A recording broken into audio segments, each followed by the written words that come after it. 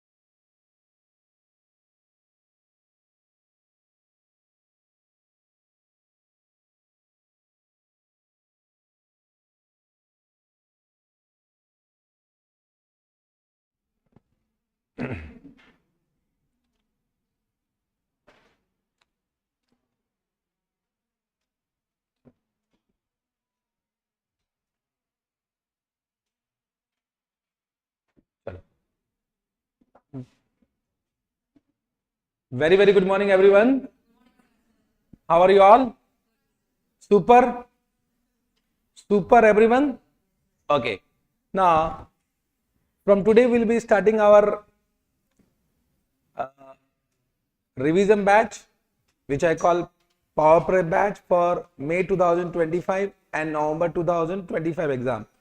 Means it will be applicable because you know there is very less changes, there is minute changes in FR syllabus. It can be applicable for any attempt. Okay. So what is the objective of this batch? The objective is what actually happen when you come to a revision class. When we come to a revision class, what should be the objective? Objective should be that with the revision class, your entire concept should be covered. Normally what happens, what I have seen in FR, you are comfortable with questions. Why you are comfortable with the question? Because you have the solution. You have the solution, yes or no? So you have the solution, so you don't require faculty. You don't require faculty for solution. Am I right or not? Are bolo yes or no? So of course practice is required, but for practice a faculty is not required. What I think? What I think, for solving a question you don't require faculty. If you want me to solve from your point of view, I will do it. But you just think from your point of view, who need to do practice? You need to do practice. If I will solve as per my concept, and you are understanding from my point of view, but you are not able to identify what mistake you can do. So what I actually think and what actually should be there, that for a revision, only concept need to be revised. Concept is more important than solution. You have the concept, any questions you can do.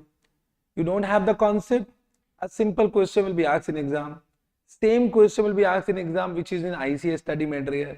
But if you forget in the concept, you will not be able to attempt it. Means you will be able to attempt it, but you will do some mistake. And you all know that if one mistake happens, suppose a consolidation question is there, and one small mistake you have done in analysis of profit only, so that will affect entire solution. Your entire working note is affected. Your entire working note affected. So 14 marks question become what? 2 marks. You will get only 2 marks on that. So to avoid that mistake, of course, practice required. But who need to do practice? I or you? You. And you need to do practice. You need to identify where you are doing mistake. When I will do practice on your behalf, so you will not be able to understand where you are doing mistake. Got this point? Correct. Of course, we will concentrate on some important questions. Nothing to worry about that. So what I have planned, that I don't know whether you have downloaded or not. So you need to download all the expected questions. In the expected question list which has been given in my Telegram channel, the link of the Telegram channel will be in the YouTube channel, YouTube video. Download first that expected question. There are 247 questions. How many questions? 247. 247 questions. Means if suppose in ICR resource there are more than 1000 questions, more than 1400 questions are there. total together. So out of that I have selected 250 questions. That much so you should do. And that is only my expectation. A disclaimer is there. It is my expectation. I am not a god. Correct? So that is my expectation as per my past experience. These are the questions from where question can be asked, and these are all important questions covering all the concepts. So if you do that much question, what will happen? You will be able to cover all the concept from examination point of view, which I think is important from exam point of view. Got this point? Now out of that 247 questions, I have selected top 95 questions. The top 95 questions, actually my commitment was that I will select top 50 questions, but I surrendered. At the end I surrendered because I understood that it is not possible to select top 50 questions, and believe me, it will be cheating from examination point of view. I will cheat you. So normally what happened ki everyone was giving top 50, top 25 questions. So I said, let me try also. And believe me, I tried a lot. Ki how to decrease the number of questions. Believe me, I have spent 4 days, but then I surrendered. I surrendered, not possible from CA examination point of view. 247 question is more than enough. That is need to be done. But then also from your point of view, as per my expectation, if you want last day questions ki, last revision ki, what are the most important questions? So that I have selected. So top 50 increase to top 95. I can't decrease beyond that. So these are the question number that also you can download from the Telegram channel. So this, suppose in framework, suppose in the expected question I have given 4 questions, suppose. So out of that 4 questions, question number 3 is under in top 95. Suppose if you see consolidation chapter, Ind AS 110, how many 1, 2, 3, 4, 5 questions I have selected in top 95. So there may be 10 questions in the 247 question. Out of that 247 question, I have selected 5 questions. Understood? So if you have, my advice is that do 247 questions. I always say this is your last attempt. Study for last time. Study as much as you can. Why you giving a chance to ICI? Don't give any chance to ICI. I always believe in that. But we also need to act like student requirements sometime. What the student think. So as if you ask me, this should be your last attempt. And last attempt will be last attempt when you are giving 100% efficiency. When you are giving 100% efficiency. Am I right or not? Am I right or not? So 100% efficiency required. Sometime I always understand the situation that due to time constraint, we need to do some smart work. Due to time constraint, of course, you might have not so much time. You might be doing some job. You might be engaged in some personal commitment, etc., etc., etc. So sometimes smart work, so with hard work, if you apply some smart work, then also CA is possible. It is possible.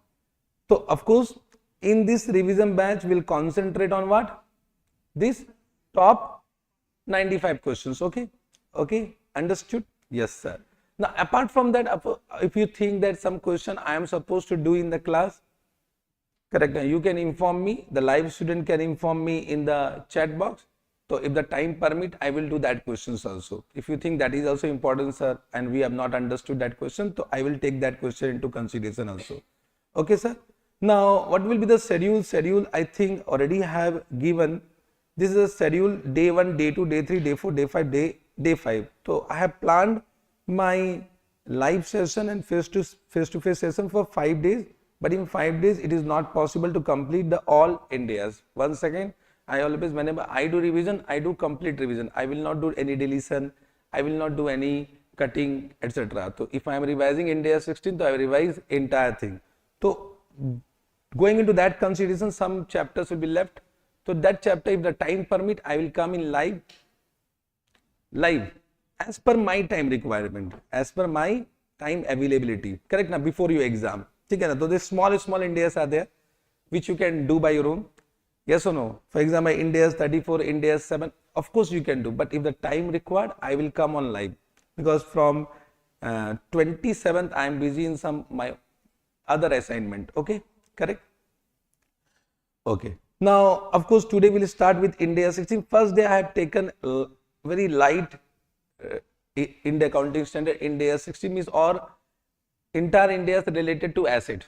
Entire India is related to asset. From my point of view, this day one will be covering of 10 to 15 marks in exam.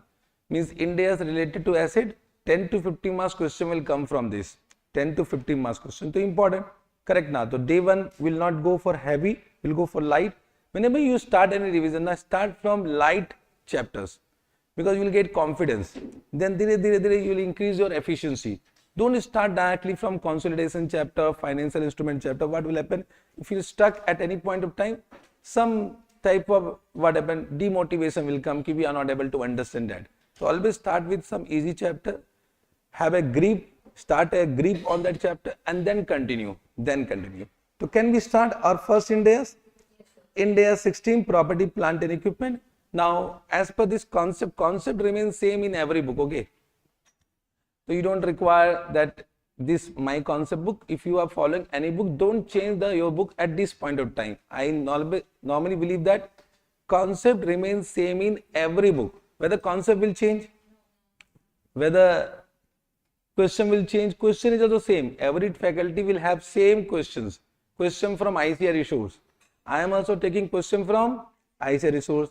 All other faculty is also taking question from ICAR resource. In exam also question will come from ICAR resource. So correct now. So question also remains same. Concept also remains same. So don't change the book. Change yourself if you want to change. If you want to become CA, so I always say don't change the book. Don't change the faculty. Change yourself. If you change yourself now, you will become CA. Because what happens, sometimes we have the limitation. We don't understand that yes, we are not doing something correct. So if you understood that, now you will become CA. This is the only difference.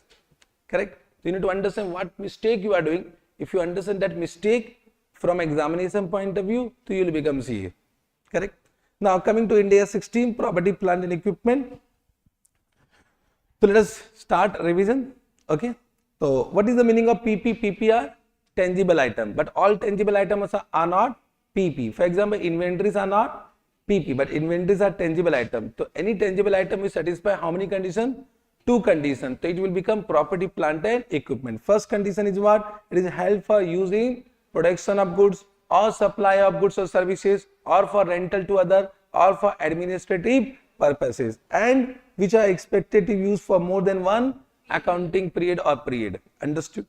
Correct. Very simple definition. Here there are some clarification is given that if any property is given on rent, not plant and equipment. If plant and equipment is given on rent for earning rental income, that will be PP. But if any property is held for earning rental income, that will become investment property and that will be covered under Ind AS 40. So this is one exception. This exception you understood.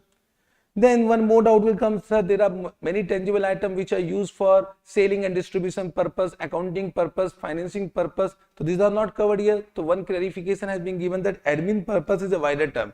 It will cover all other business purpose which are not mentioned here. So even though any business purpose is not mentioned, that will be covered where? In admin purpose. For example, any PP which is held for research and development activities, that is also property, plant and equipment. Okay. Then one more clarification has been given about treatment of spare part, standby equipment and servicing equipment.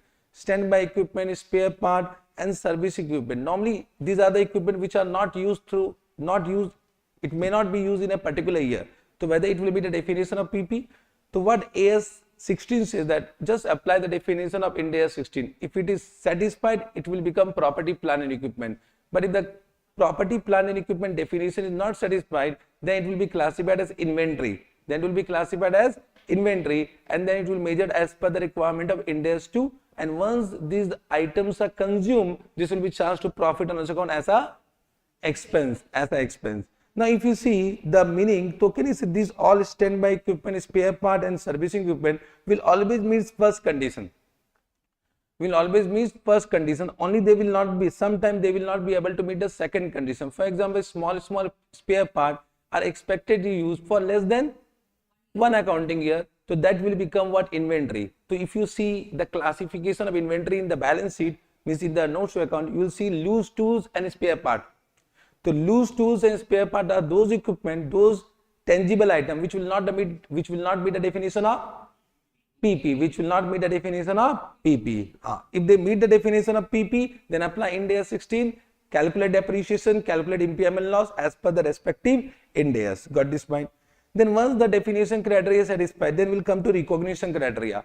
Recognition criteria means there are two conditions. If two conditions satisfied, then that item of PP will be recognized as an asset in the financial statement. What is the first condition? It is probable that future economic benefit will flow to the entity. And second condition, the cost of item can be measured reliably.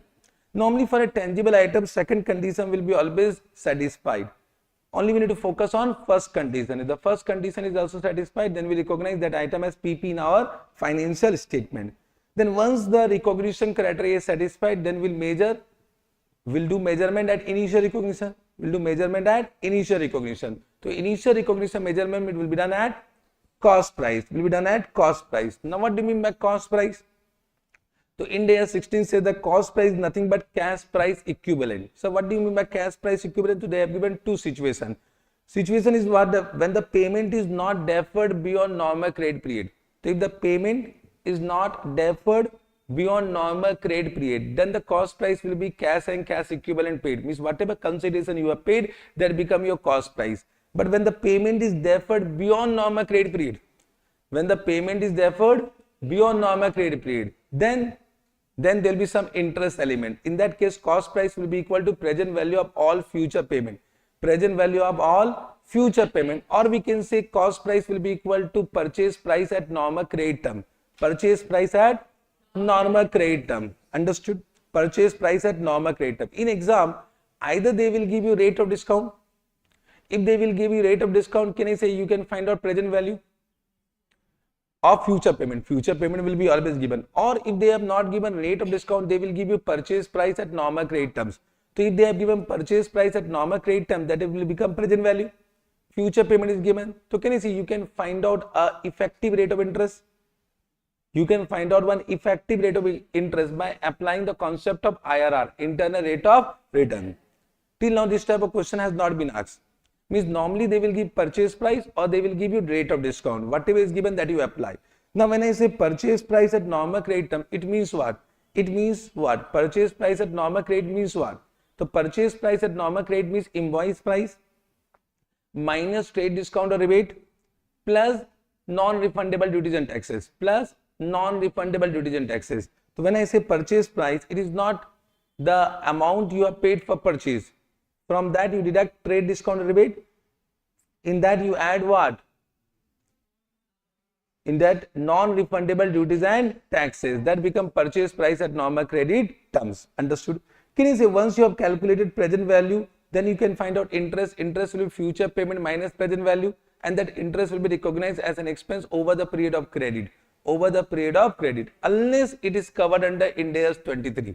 Means if the condition of Ind AS 23 borrowing cost has been satisfied, means it is a qualifying asset and all the condition has been satisfied, then that interest may be capitalized. That interest may be capitalized. Understood? A very simple example I have taken. An entity acquired a plant of 20 lakh for 2-year interest-free credit. Now you can see in the question what is given, interest-free credit. So this is the contract. Whether we'll do accounting based on contract or as per Ind AS 16. As per Ind AS 16, the contract is not at all relevant. In the contract it is mentioned it is interest free credit, but it does not mean it does not include interest. It will include interest because it is 2 year and 2 year is always more than normal credit period. So this 20 lakh become future payment, and of course they have given rate of discount. You can find out what? Present value. Present value, of course you are champion in that. Correct? So present value will come this. So this will become the cost price of PP. What will be your first journal entry? PP account debit to payable. PP account debit to payable. Then at the end of each year you recognize interest expense by applying 10% rate of interest. So interest expense you can calculate. Understood? If question is silent, always interest expense will be charged to profit and loss account. Okay, sir. Then what are the elements of initial cost? Elements of initial cost, there are 3 elements of initial cost. One is purchase price. Already I said purchase price means what? Invoice price less trade discount or rebate and add non-refundable duties and taxes. Correct?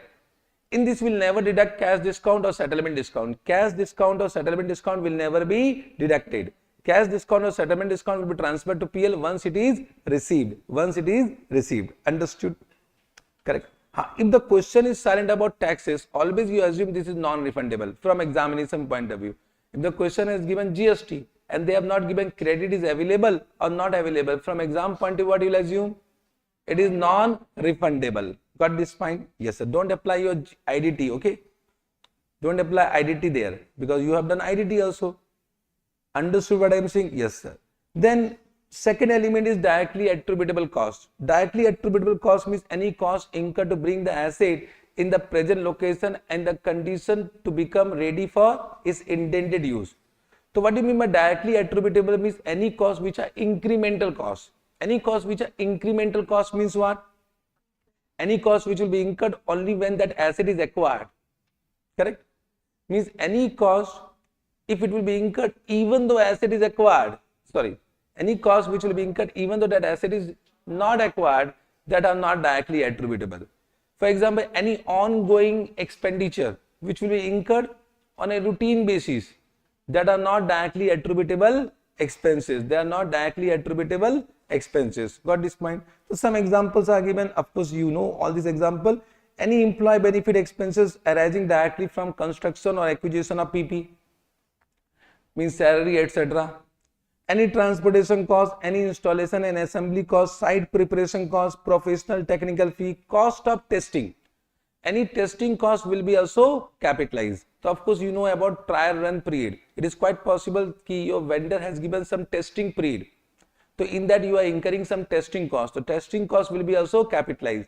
During the testing period, if some production has been produced, some unit has been produced, so of course you will sell it. So any sale proceed of the unit produced during testing period will be deducted from testing cost and net amount will be capitalized. Net amount will be capitalized. Understood? Have you understood? One clarification has been given ki suppose 1 lakh is what? Testing cost and 1,10,000 is what? Your sale proceed. So it become negative. 10,000 become negative.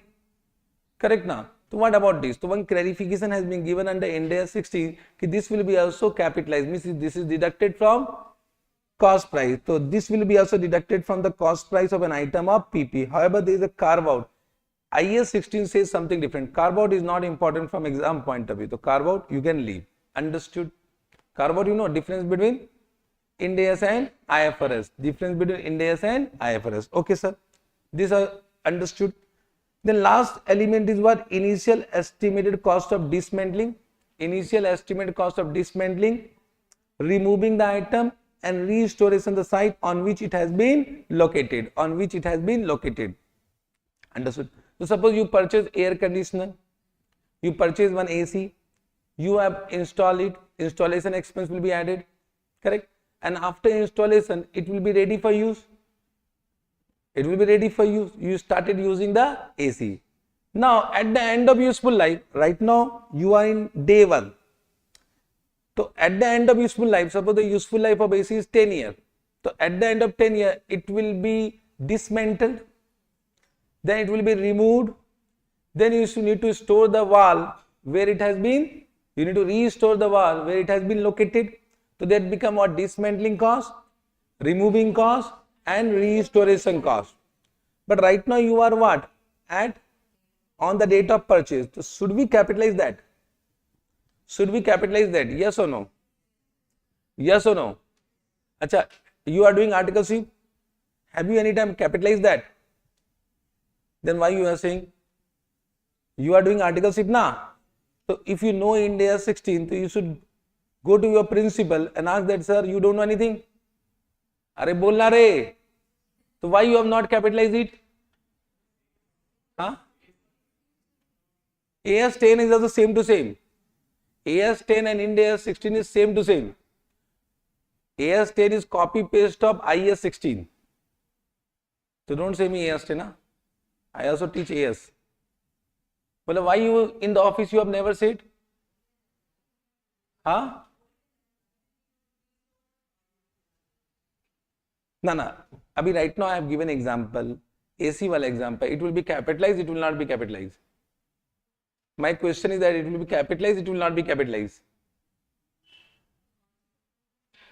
I asked one question, AC wala question, it will be capitalized, it will not be capitalized.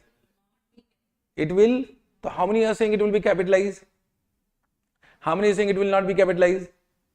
So balance what you are saying? Jai Mata Di. You need to respond. Just try to understand why you are in face-to-face class, because I can react. You can react with my question. Otherwise, no use of face-to-face. Then you can also come in what live classes na. Are bolna re? So what I am saying, I don't have so much time. Please, first you need to understand I am here to correct you wherever you are doing mistake. So I know wherever you do mistake. So first you need to commit mistake. Then only you can correct it. When you can correct it, when you are doing mistake. If you are not doing mistake, or if you don't know whether you are doing mistake or not, then you will never not able to correct it. Yes or no? Suppose you need to go to from Chennai to Hyderabad. You don't know the route. You are going, and you don't know whether you are going correct way or wrong way. So will you change it? You'll go now. Once you know it is wrong way, then only you'll change it. Are you able to understand? So first do mistake, then correct it. First identify, yes, you are committing some mistake. Once again, I'm asking last time, okay? Last time. AC wala example, the dismantling cost, removing cost and restoration cost will be capitalized, will not be capitalized. How many are saying will be capitalized? How many are saying will not be capitalized? How many are saying, sir, whatever you say? Okay, so it will not be capitalized, it will not be capitalized, and therefore in your office you are doing correct only.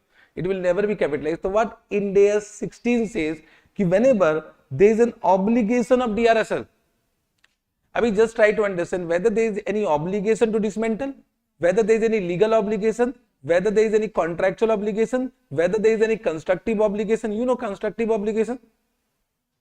Ind AS 37. Do you know about constructive obligation? Constructive obligation means the obligation which arises by the act of the entity, by the act of the entity. So can you see, we do not have done any announcement of dismantling it. So there is no constructive obligation also, correct? So there is no legal obligation, there is no contractual obligation, there is no constructive obligation, therefore it will not be capitalized. It means when there is a obligation, it can be legal, it can be constructive. It can be legal, it can be constructive. Legal obligation include contractual obligation, correct? So if there is an obligation, dear answer, correct, which has been incurred when the item of PP was acquired or during the time when it was used, then only the dismantling cost, etc. will be capitalized. First, a provision should be created as per Ind AS 37. First, we'll create provision as per Ind AS 37, and what Ind AS 37 says, that provision will be created at present value of future expenditure, and that amount will be capitalized with the cost price of PP. That amount will be capitalized with the cost price of PP. So there are 2 points. First, create provision. This provision is created as per which Ind AS? Ind AS 37. And this amount will be calculated as per which Ind AS? Ind AS 37. And then this amount will be capitalized to what? PP. As per which Ind AS? Ind AS 16. As per Ind AS 16. Understood? Have you understood? So it will be capitalized to the cost price of PP. Amount will be estimated as per Ind AS 37. If the obligation has not been incurred, means if there is no legal obligation, there is no constructive obligation, then it will not be capitalized. Understood? Yes, sir. Correct. Now, there is one special note is given from this multiple choice question may come. What they say, कि entity will apply Ind AS 2, means they will not apply Ind AS 16. Entity will apply Ind AS 2, not Ind AS 16. Correct? To the cost of obligation for dismantling, removing and restoring the site on which the item is located that are incurred during a particular period as a consequence of having using the item to produce the inventory during that period. We suppose, just try to understand, कि whatever dismantling cost etc. you are incurring for an item of PP that is used to produce the inventory. During that particular period. It means, can I say, whatever dismantling cost you are incurring, that is only for production purpose. So that will be included in the cost price of inventory. Then Ind AS 2 will be applicable. Then Ind AS 16 will not be applicable. Till now, no question have been asked, but can be asked in multiple choice question. Okay, sir? Yes, sir. This question is easy. You can do it. Then coming to self-constructed asset. Now, for self-constructed asset means any asset which are which are constructed, any PP which are constructed, so there are two type of costs. One is known as specific cost, one is known as allocable cost. So any allocable cost will be allocated as per the information given in the question. Specific cost will be entirely capitalized. So any allocable cost will be allocated as per the information given in the question. So what Ind AS 16 says, the element of cost will remain same as we discussed above. Only there are some allocable costs for which the information will be given in question for the allocation purpose. But in that case, what they are saying, any abnormal loss during the construction period will not be capitalized, that will be charged to profit and loss account. Correct? Any internal profit included in the cost, there may be some internal profit. Means one department has transferred to other department at cost plus profit. So that profit becomes internal profit. So that should be eliminated from the total cost. Of course, that is not a part of cost. Correct? So one clarification has been given that any internal profit should be eliminated from the cost price of the PP. Okay. Then one more point they have given, कि any income and related expenses of any incidental operation, any income and related expenses of any incidental operation that may occur before or during the construction and development of an item with PP will be not capitalized, it will be transferred to PL. Will not be capitalized, will be transferred to PL. The best example which they have given about, suppose this is what one construction is going in two phases, phase 1, phase 2. I mean right now construction is in phase 1. So this is idle, this land is idle, entity has given for parking purpose, So they are incurring some expenses, they are earning some income. So this income and expenses is from incidental operation, and therefore it is not directly attributable to the construction activity, and therefore it will be transferred to profit and loss account. Simple? Yes, sir. This already asked in exam. Then what are excluded from cost price? Can you say what are excluded, which are not directly attributable expenses that are excluded? Or any expenses which are incurred once the asset is ready for use, that will be also not capitalized. So there are two type of expenses which are not capitalized. One which is not directly attributable, and one which are incurred once the asset is ready for its intended use. Means can you say capitalization will cease once the asset is ready for its intended use? After that there will be no capitalization. After that there will be no capitalization. Correct? For example, they have said initial operating losses by using the asset, whether it will be capitalized, that losses incurred after the asset is ready for its intended use. For example, inauguration expenses of a factory, so that is incurred after the asset is ready for its intended use, so that will never be capitalized. For example, promotional expenses, advertisement expenses, staff training expenses. Suppose I purchase one camera and I train my employee to operate that camera, so that is nothing to do with the camera. Correct? So that will all be charged to profit and loss account as an expense. However, they have given some examples. Normally they ask these examples only in exam. Correct? These examples are given under Ind AS 16 only. Correct? You can read it. I think it is simple. Okay, sir? Correct. Now, to note is that borrowing cost will be capitalized as per Ind AS 23, and government grant may be deducted from the cost price of asset as per the requirement of Ind AS 20. So government grant may be deducted. So they have given two options under Ind AS 20. Either the government grant is treated as deferred income, or it can be deducted from the cost price of asset. It can be deducted from cost price of asset as per Ind AS 20. So that will depend upon the information given the question whether the government grant received or not. I need to apply the requirement of Ind AS 20. Okay, sir? Yes, sir. Now this next point is PP acquired in exchange of non-monetary asset. Now whenever PP acquired in exchange of non-monetary asset, there are two cases. There are two cases as per Ind AS 16. Ki exchange transaction, whatever exchange has been done that does not lacks commercial substance, or exchange transaction lacks what? Commercial substance. Now what do you mean by commercial substance? Means commercial benefit. Can you say whenever we do any transaction that is for some benefit? Means any transaction which is without commercial benefit, why you are doing? No use only. Correct? But sometimes we need to do that type of transaction also. Correct? So what Ind AS 16 says that if you have done some transaction without any commercial substance, means which lacks commercial substance, then in that case cost price of PP acquired will be equal to carrying amount of asset given up, carrying amount of asset given up plus minus cash adjustment, plus minus cash adjustment. So in that case, the cost price of new asset acquired will be equal to carrying amount of old asset, and no gain or loss will be recognized. Will not recognize any gain or loss. Understood? Because this transaction lacks commercial substance. So whenever you exchange a similar asset, same to same asset, so of course that transaction will have no commercial benefit. No commercial benefit means the cash flow will not change. Means cash flow by using the old asset and cash flow by using the new asset will remain same. In that case, this will be the case. But whenever exchange transaction does not lack commercial substance, in that case, cost price of new asset, the first preference will be given to fair value of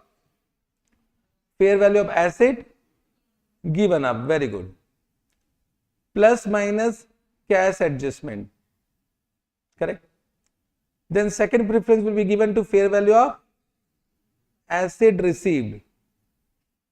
Then third preference will be given to what? Carrying amount of asset given up plus minus cash adjustment. When I am saying plus minus cash adjustment means what? Plus means cash paid, minus means cash received. Okay, sir. So this will be the order. First, fair value of asset given up. If this is not given, then fair value of asset received. If that is also not given, then carrying amount of asset given up. Understood? This will be the rule. The rule is very simple. I hope you have understood. So if the exchange transaction does not lack commercial substance, this you have understood. If the exchange transaction lacks commercial substance, then only carrying amount of the asset given up plus minus cash adjustment. Correct. Now I'll give you one case, fourth case. You'll say me what will be the answer. Okay. Suppose the fair value of old car is 6 lakh, fair value of new car is 7 lakh, and cash paid is 2 lakh. Cash paid is 2 lakh. But what is the cost price of new PP, new car?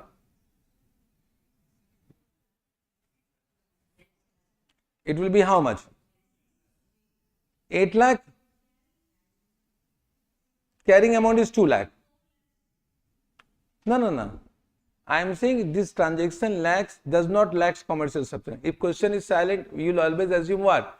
This transaction have some commercial substance. By your own, you don't assume it lacks commercial substance. Okay.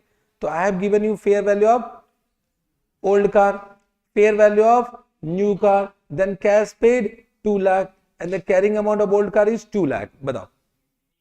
So 8 lakh is the answer. 8 lakh is the answer. What will be your journal entry? Batao. Suppose they ask journal entry. So new car account debit how much? New car account debit how much? 8 lakh. To old car how much? To old car how much? Those who have said 6 lakh, they are wrong. Understood? How many have said 6 lakh? And normally we do this mistake. Old car will be recognized at what? Carrying amount, not at fair value. Not at fair value. Understood? Mistake you have understood? Correct? This small mistake we do in exam. We know, but we do mistake. And when we do mistake, marks will be deducted. Chalega? Then how much cash paid? 2 lakh. The difference will be what? Gain or loss? How much gain? Gain is 4 lakh. This gain will be transferred to PL. Understood? This will be the journal entry. Okay, sir? Yes, sir. So this you have also understood. This is very simple also. Nothing to explain much. Now coming to subsequent cost incurred after initial recognition. Means any cost which is incurred after initial recognition. Correct? Achha, do you know about depreciation component accounting? If for each component we will charge depreciation separately. That too you know? Means any item of PP may have different component having a different useful life. So each component will be separately depreciated. That too you know? Correct. Now subsequent cost means any cost which incurred after initial recognition. So what will be the accounting treatment? So there are 3 types of subsequent costs. One is day-to-day servicing cost. One is replacement of major inspection cost. Replacement of major inspection cost. What do you mean by major inspection cost? Major inspection cost means suppose you purchase one aeroplane. Now as per National Aviation Act, that aeroplane need to be inspected after every 3 years. Major inspection means each part need to be inspected. So can you say it is a huge expenditure? It is a huge expenditure. One is routine repair. Routine repair is what? Day-to-day servicing. One is major inspection. That is what will come in this category. Okay, sir. And then there were some expenses which increases the life or the efficiency of the asset beyond the originally asset life or efficiency cost. For example, you will do renovation. Correct now? Entire building is renovated. So that is not replacement. That is not major inspection. So that will come in this category. That will come in this category. So this will be to always capitalized. This will be always capitalized. And this will be always charged to PL account. Day-to-day servicing cost will be always charged to PL account. Doubt will come in replacement cost and major inspection cost. So what our Ind AS 16 says that if there is any replacement cost, means any component is replaced, or if there is any major inspection cost, to apply recognition criteria. If the recognition criteria is satisfied, capitalize. If the recognition criteria is not satisfied, don't capitalize, charge it to PL account. Normally the recognition criteria in exam will be satisfied. In exam it will be satisfied. Understood? Means if the question is silent, it means it is satisfied only. So always capitalize. Now how to capitalize? Can you say first we'll find out the carrying amount of the asset, means PP.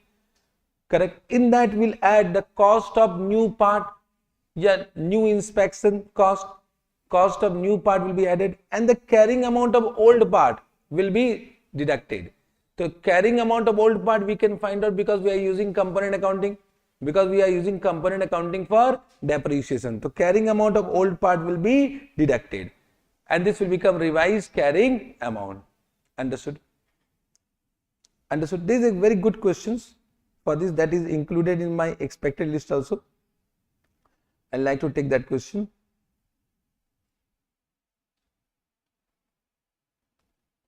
And that is in my top 95 question also. So better take that question.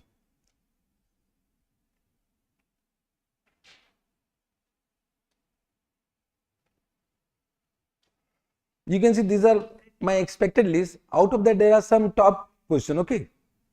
So this is in my top list. Question 9. Are you able to understand what I am saying? Yes, sir. Means this is also expected. But if you see what is the top mein, this 9 is coming from my point of view. Flying Airways Limited is a company which manufactures aircraft parts and engine and sells them to a large multinational company like Boeing and Airbus Industries. On 1st April 2001, the company began the construction. Okay, sir. Then there were costs related to the production line as follow. Cost of basic material, list price 12.5 million less to 20% trade discount. Can you see it will be capitalized? Recoverable goods and service tax, it will not be capitalized. Recoverable. Okay. Employment cost of construction staff for the 3 months. When they have given 3 months now, it is quite possible you need to find out what is the capitalization period. So capitalization period can be less than 3 months. So be careful. So it will be capitalized. One thing is it will be capitalized. But for how many months you need to find out. Then other overhead directly related construction, this will be also capitalized. Payment to external advisor, this will be also capitalized. Expected dismantling and restoration cost, this will be capitalized but at present value. At present value. The construction staff was engaged in the production line which took 2 months. You can see 2 months. Means can you say it will be capitalized only for how many months? 2 months. Means 800 will be capitalized and 400 will be charged to profit and loss account. And it become ready for use and brought to use on 31st May 2001. So it is ready for use on which date? 31st May. Means from this date depreciation will be commenced. Depreciation will be commenced. The other overhead were incurred for 2 months only. Okay. They included an abnormal cost of 3 lakh. So this 900 includes some abnormal cost. So this from this how much will minus? 300. So how much will be capitalized? 600 will be capitalized. Okay. The production line is expected to have a useful economic life of 8 years. At the end of this, they are legally required to dismantle. So they are legally required to dismantle. So already they have given dismantling cost of 2 million. Then they have given rate of discount 5%, and they have also given what? Discounting factor. So you do 2000 into what? 0.68. That too you can calculate. Yes, sir. Okay. Now, after this question has some important point. Means up to this to anyone can do. Up to this anyone can do. Okay? Means I am doing this question for this particular point. Okay? But then 4 years after being brought into use, the production line require major overall, means major inspection to ensure that it generates economic benefit for the second half of its useful life. So after 4 year inspection cost will be incurred, and that will give benefit for the remaining 4 year. The estimated cost of overall at current price is 3 million. The company computed depreciation charge on a monthly basis. No impairment of plant had occurred by this. So there is no impairment loss. You need to find out the cost price and analyze. So can you see, you can do up to this, so you can do 13,260. This will be by addition and of this point 13,260. Correct? Now what they are saying, if you try to understand, this is the date. Ready for use is what? What is the ready for use date? 31st May 2001. So can you see your useful life will start from this? The useful life is 8 years. Correct? First year will be 31st March 2002. So this is how many months? So one thing is clear, the first year 10-month depreciation will be charged. Correct? And suppose this is Y4. So at this point of time, there is some major inspection cost. Understood? And what is they given the current price of major inspection cost is how much? 3 million. 3 million means how many in thousand? 3,000. It is 3,000. In thousand, it is 3,000. So you need to convert millions in thousand. That you know how to convert. Okay. So that is incurred. Now what to do about this? Means they have asked the carrying amount in the question. They have asked carrying amount of PP as on this date. So what you will do for this 3,000?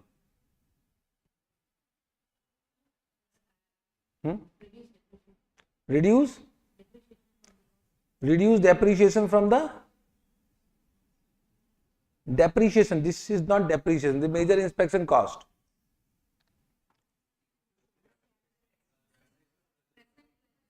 We'll take the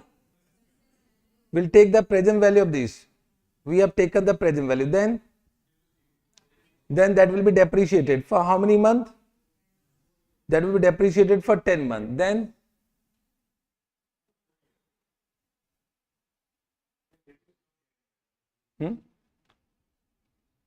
Bolo.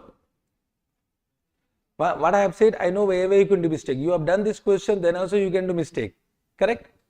You have done this question. I know this question you have done. This is a favorite question of every teacher. Okay? Batao. Then what?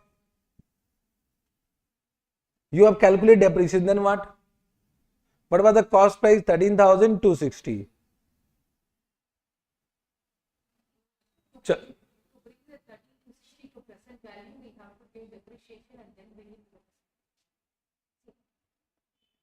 Chalo, I will explain. Okay, na? Just try to understand. First, so they have given the current price. This 3,000 is current price. Current price means this is only present value. First mistake done. I have said current price is 3,000. Current price means right now.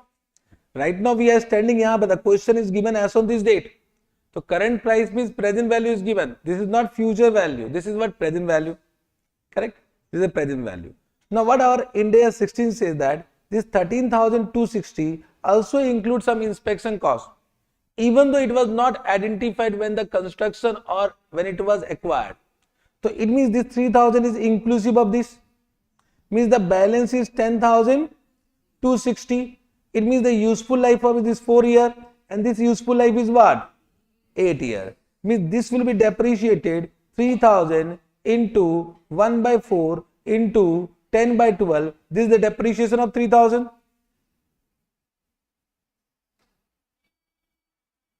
Okay? Understood? And for this 10,200 into 1 by 8 into 10 by 12, this will be depreciation of this. This become total depreciation. Then deduct 13,260. This total depreciation. This become carrying amount. This become carrying amount. Understood? Have you understood? So because in this question current price was given, there was no need to calculate present value. But suppose in your exam question, they have given the future expenditure 4,500. So first you need to find out what? Present value, and that will become what? Current price. Understood? Have you understood now? What is your doubt? Again I will repeat. I said this 3,000 they have given current price. Current price means as on today price. That is present value or future value. So present value is given.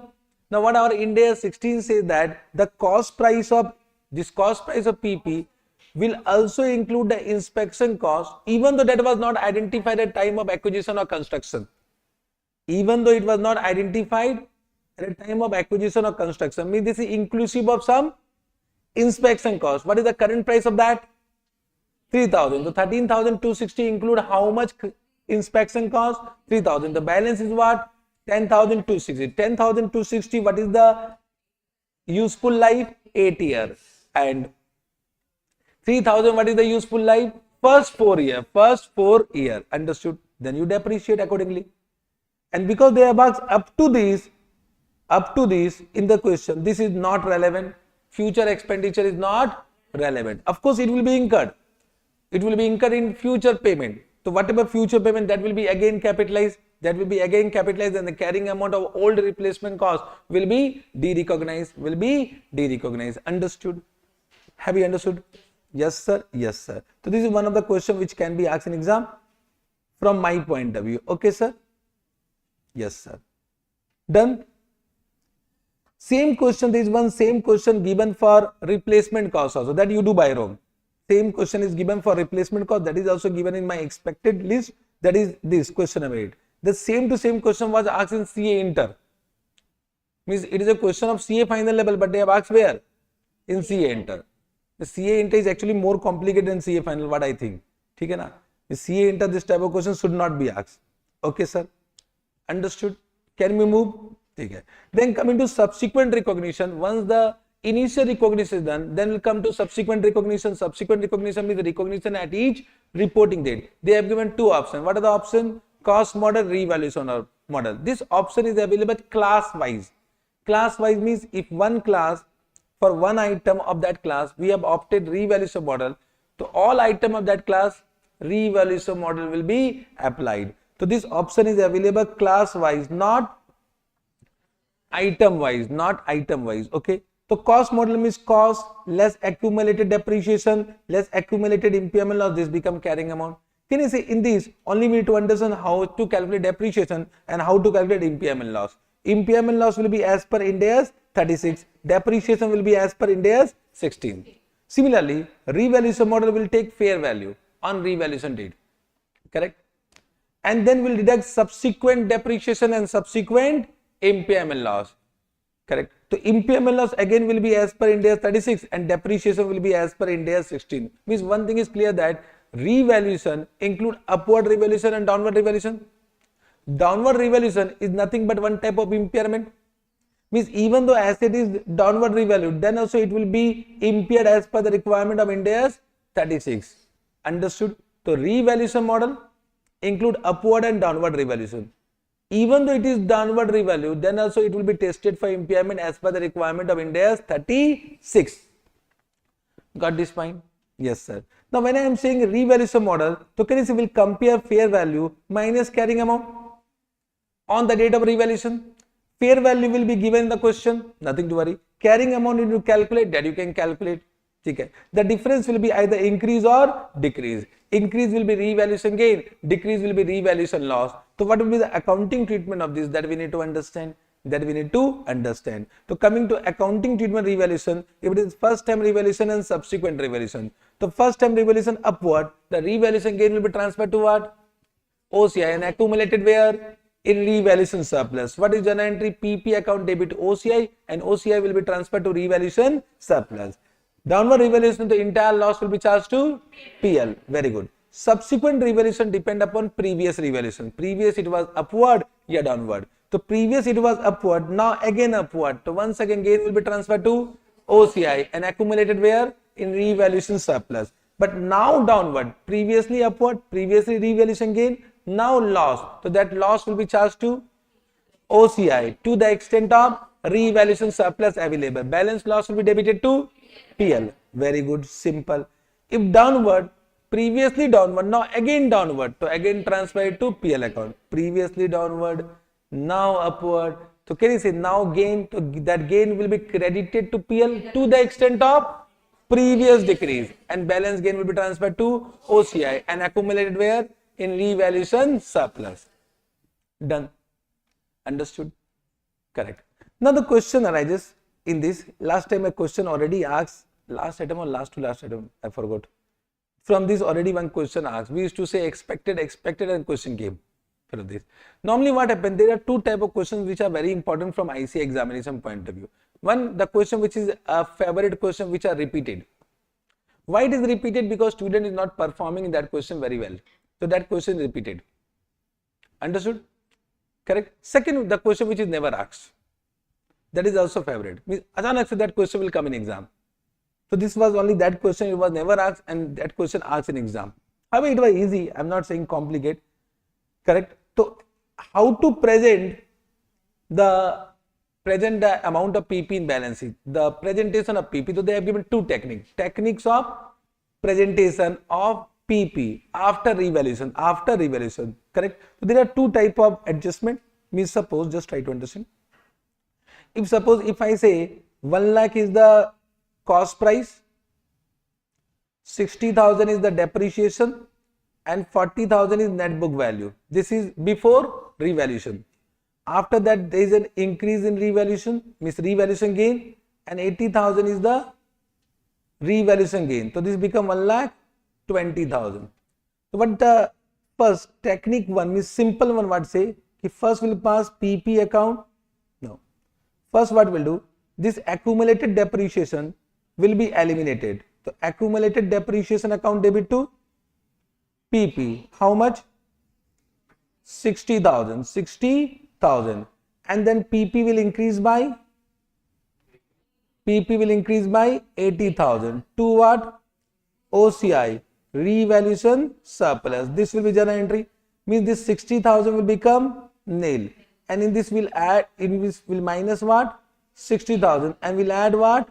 80,000. This will become 1,20,000. This will become nil. So what is the gross book value after revaluation? 1,20,000. What is accumulated depreciation after revaluation? Nil, and this become the net book value. This is one presentation. But in this case, can I say you are eliminating depreciation? So it seems that depreciation become nil. So for any user, they will think it is a new asset. So this is a wrong presentation. So for that reason, what they say, in this case, what will do?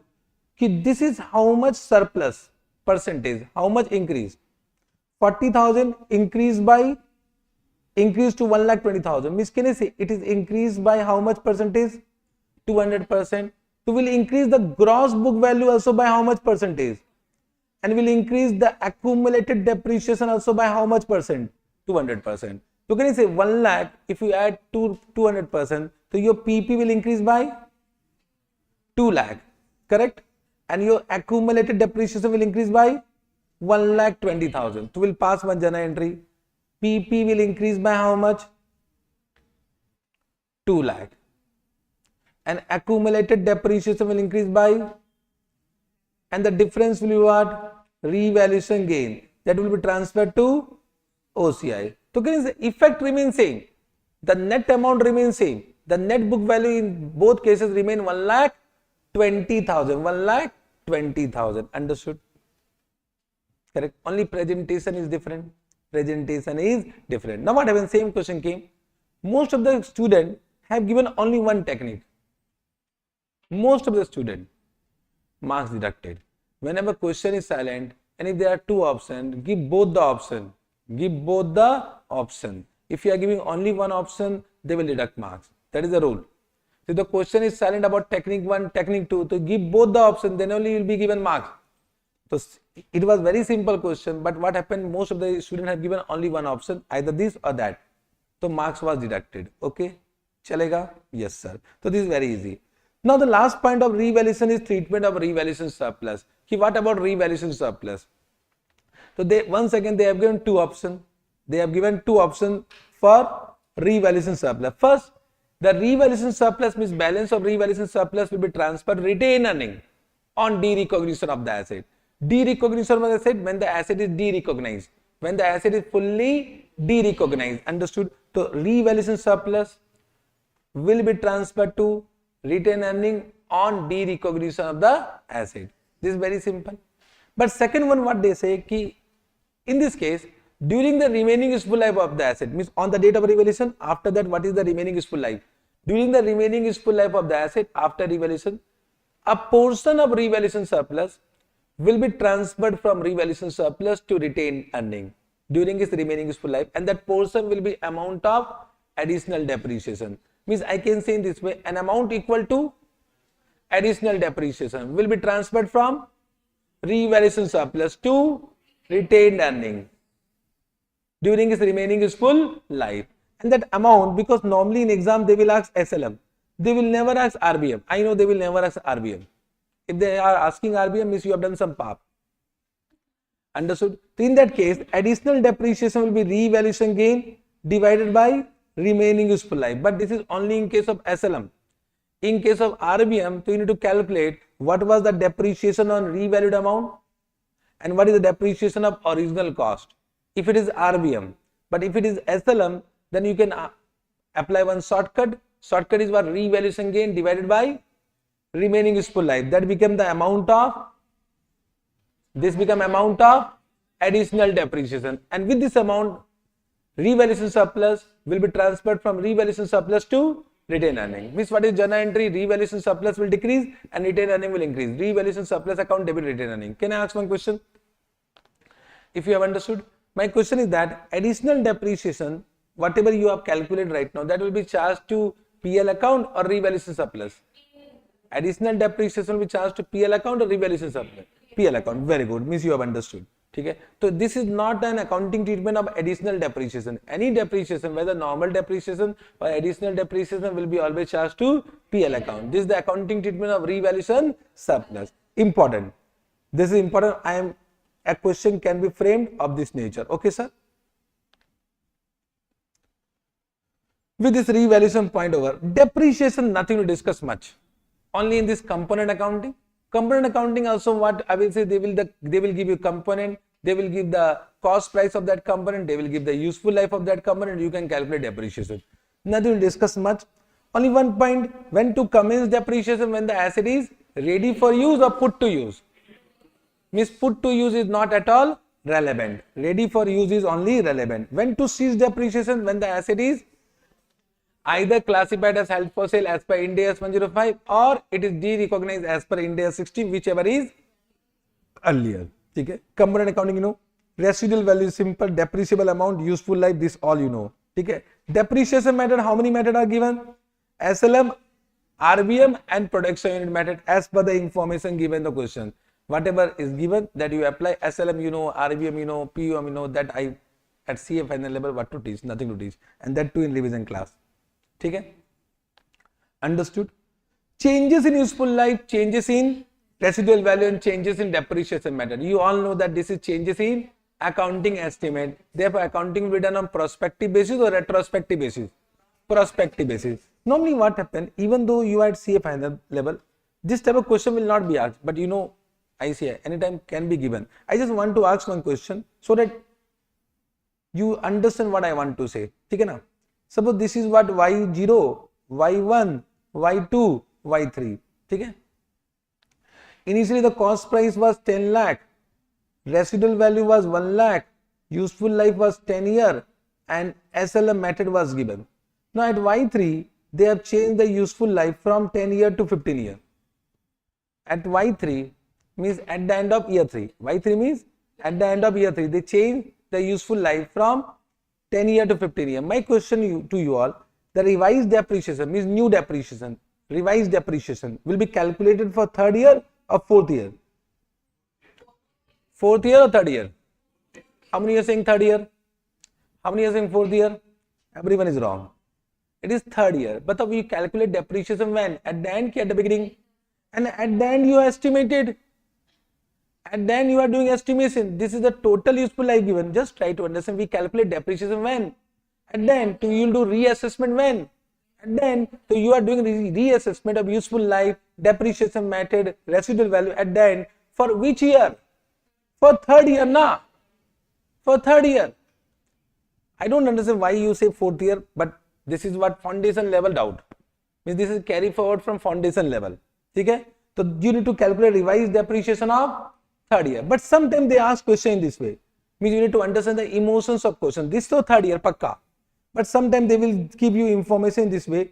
They will say, keep from the beginning of fourth year. From the beginning of fourth year, remaining useful life is 10 years. Yes, 7 years. Now, from the beginning of fourth year, it means third year depreciation has been calculated. So, this means now from fourth year. So, you need to understand the English also. Means what is the emotions of that question, that also you need to understand. Understood this point? So, at the end of third year, of course, that is for third year. But if they have given information at the beginning of fourth year, means that is for fourth year. Understood? Have you understood this point? Also understood. Land and building, you all know land and building are separate asset. Land is not a depreciable asset. Building is a depreciable asset, separated and charged depreciation on building portion. Correct? But sometimes what? Land portion is also depreciable.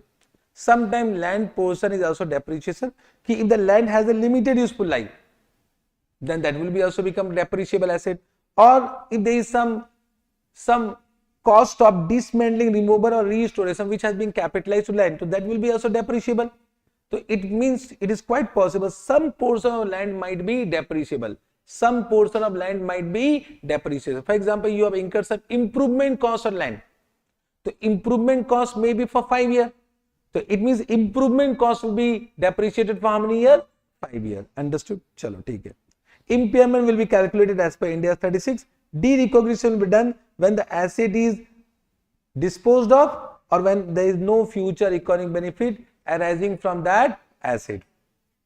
Whenever there is a disposal, we need to calculate gain or loss. How to calculate gain or loss? First, find out sale proceed, that will be given the question. Less any cost of disposal, that become net sale proceed. Then minus carrying amount of the asset sold. This will be gain or loss, and gain or loss will be transferred to PL. Let me ask you one question. Suppose there is a revaluation surplus of 1 lakh. Revaluation surplus of rupees 1 lakh. And there is a loss of 20,000 in this on the date of sale. So this loss will be adjusted with revaluation surplus. It will be transferred to PL. So will never be adjusted to revaluation surplus. This revaluation surplus will be transferred retained earning on derecognition of the asset. Very good. Excellent. Excellent. One thing is clear, this sale is not revenue. This sale is not revenue. So one clarification has been given. It is not considered as revenue as per Ind AS 115. Understood? Correct? Achha, one more point. This type of question till now not asked, but can be asked. Cost of disposal. My question is that this cost of disposal, whether it will include dismantling cost, removing cost and restoration cost. Now there are two types of dismantling cost. One which has been capitalized, one which is not capitalized. Correct? So if it is capitalized, then it will not be included. But if it is not capitalized, then dismantling cost, removing cost will be a part of cost of disposal. Understood? Understood this point? Have you understood? Yes, sir. Now there is one special point. Once again, not yet this question has not been asked, but anytime a new question can be created. What is this point? Let me explain. Suppose there is one car dealer. Now they have purchased one car, two cars they have purchased. One is to inventory and one is given on rent. So this will be Ind AS 2. Correct now? And this will be Ind AS 16 because it is on rental purpose. It is Ind AS 16. So in this they are applying either cost model or revaluation model as the case may be. Now after some time, after 2 years, they have ceased it to be given on rent. And this car is included in inventory for sale in the ordinary course of business. Quite possible because he is a car dealer only. So this was ceased to be given on rent, and after ceasing it was included in inventory for sale in the ordinary course of business. So whether it will now become inventory, it will remain PP. So what Ind AS 16 say, it will be reclassified from PP to what? Inventory. At what amount? at carrying amount, at carrying amount. So this will be included in inventory at carrying amount of PP. Understood? And now the sale of this inventory will be considered as revenue. Now sale of such inventory which was initially classified as PP will be what? Revenue. Understood? This is one special point is given. Till now no question have been asked. Understood? Scope I will not do. Scope you want to do? Scope so you can do now, and disclosure requirement also I will not do. Okay? You want me to do scope also? No, scope mein there is one bearer plant. Whether bearer plant Ind AS 16 applicable, not applicable? Applicable. For bearer plant Ind AS 16 is applicable. Means to biological asset other than bearer plant, Ind AS 16 is not applicable. Ind AS 41 is applicable. Correct? Only exception is what? Bearer plant Ind AS 16 is applicable. So what is bearer plant? Bearer plant are those living plant which satisfy how many conditions? 3 conditions. First condition is what? It is used in production or supply of agriculture produce and which are expected to be produced for more than one accounting period and has a remote likelihood of being sold as an agricultural produce. Means the plant itself is not an agricultural produce. If all these 3 conditions satisfied, then that plant become bearer plant, will be covered under Ind AS 16. Correct? So annual crop is not a bearer plant. Annual crop is not a bearer plant. Plant cultivated to be harvested as an agriculture produce. Means plant itself is what? An agriculture produce. For example, tree grown for only wood. Wood. That is what? Itself an agriculture produce. That is not a bearer plant. A plant cultivated to produce agriculture produce when there is more than a remote likelihood that the entity will also harvest and sell the plant as an agriculture produce. Means plant will be also sold as an agriculture produce. Even though they have an agriculture produce, but the plant itself will be sold as an agriculture produce, then it will not be a bearer plant. Understood? Correct. Disclosure you can do. Okay? You can read by your own. Disclosure is okay. Now there is one last point. Appendix A to Ind AS 16. This might be important from examination point of view. Till now no question have been asked but can be asked. Now any changes in DRSL? DRSL you understood, decommissioning, restoration, similar liability. Any changes? Can you say? Of course it can change due to the requirement of Ind AS 37. Ind AS 37 says do reassessment of provisional amount at the end of each year. So future expenditure estimation might change. So of course DRSL may change. So if DRSL changes, what will be the accounting treatment? For that we have an Appendix A. Correct? So if the related asset is as per cost model, then any increase in the liability will be added to the cost price of asset. Any decrease in the liability will be deducted from the cost price of asset. Simple. Very easy. But if it is revaluation model, so any increase in the liability will not be added to the cost price. Then that increase in liability loss. So that loss will be first charged to revaluation surplus available and balance loss will be transferred to PL. Understood? Correct? But if it is decrease in liability, that is gain, so that gain will be transferred to OCI as revaluation surplus. But suppose there is a previously downward revaluation, previously there is some decrease in liability now. So previously if suppose there is some downward revaluation, then this gain will be first credited to PL to the extent of previous decrease and balance gain will be transferred to OCI as revaluation surplus. Means this treatment is similar to subsequent revaluation. Similar to subsequent revaluation. Till now no question have been asked, but in MCQs this type of question can be easily asked. Multiple choice question. Okay sir. With this the chapter is over. Okay. So what are the top 95 questions? Let's see.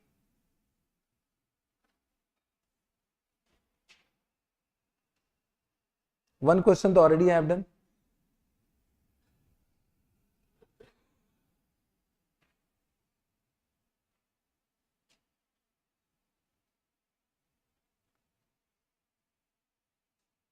Ind AS 16. Question number 1. Question 9 we have done. Let us do 1. 1 also I am expecting from many times, but till now not asked. But good question. Okay. On 1st April 2001, an item of PP is offered for a sale at 10 million with the payment terms of being 3 equal installment of 33,33,333 over a 2 period. Payment are made on 1st April 2001 then 31st March 2002, then 31st March 2003. Okay, sir? Yes, sir.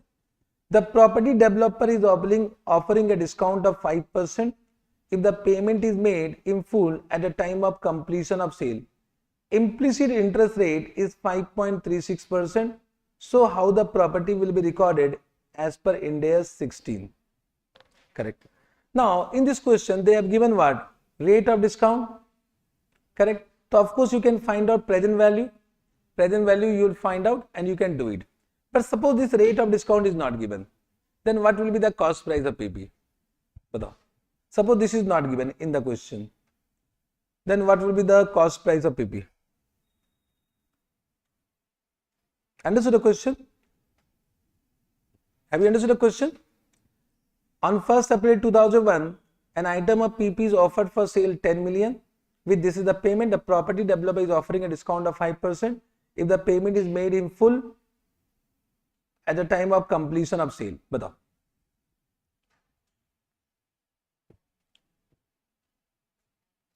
How much? It will two options, either 100 lakh or 5% discount on 95 lakh. 95 lakh. So this is trade discount now. This trade discount. So 95 lakh is the correct answer. Understood? I was just checking whether you have understood or not. In this case, what is given? Rate of discount is given. So you can find out present value and that will be also equal to what? 95 lakh only. So both are same. Both the purchase price is same as well as present value is same. So your cost price of PP will be 95 lakh. How much payment you have done immediately? This. So this will be the amount payable. Now on this amount you need to calculate what? Interest. Super easy. Okay. One more question which I am expecting is question number 32. Come to question number 32.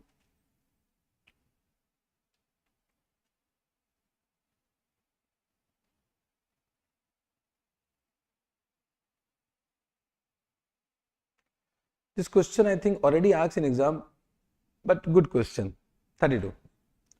On 1st May 2002, Sanskar Limited purchased 42 lakh worth of land for construction of new warehouse for stocking new product. So they purchased land 42 lakh. The land purchase had an old temporary structure which was demolished for the purpose of construction of warehouse. The salvage material from demolition was to be sold as scrap. The company started a construction work of the warehouse on 1st June 2022. They purchased land on which date? 1st May 2022.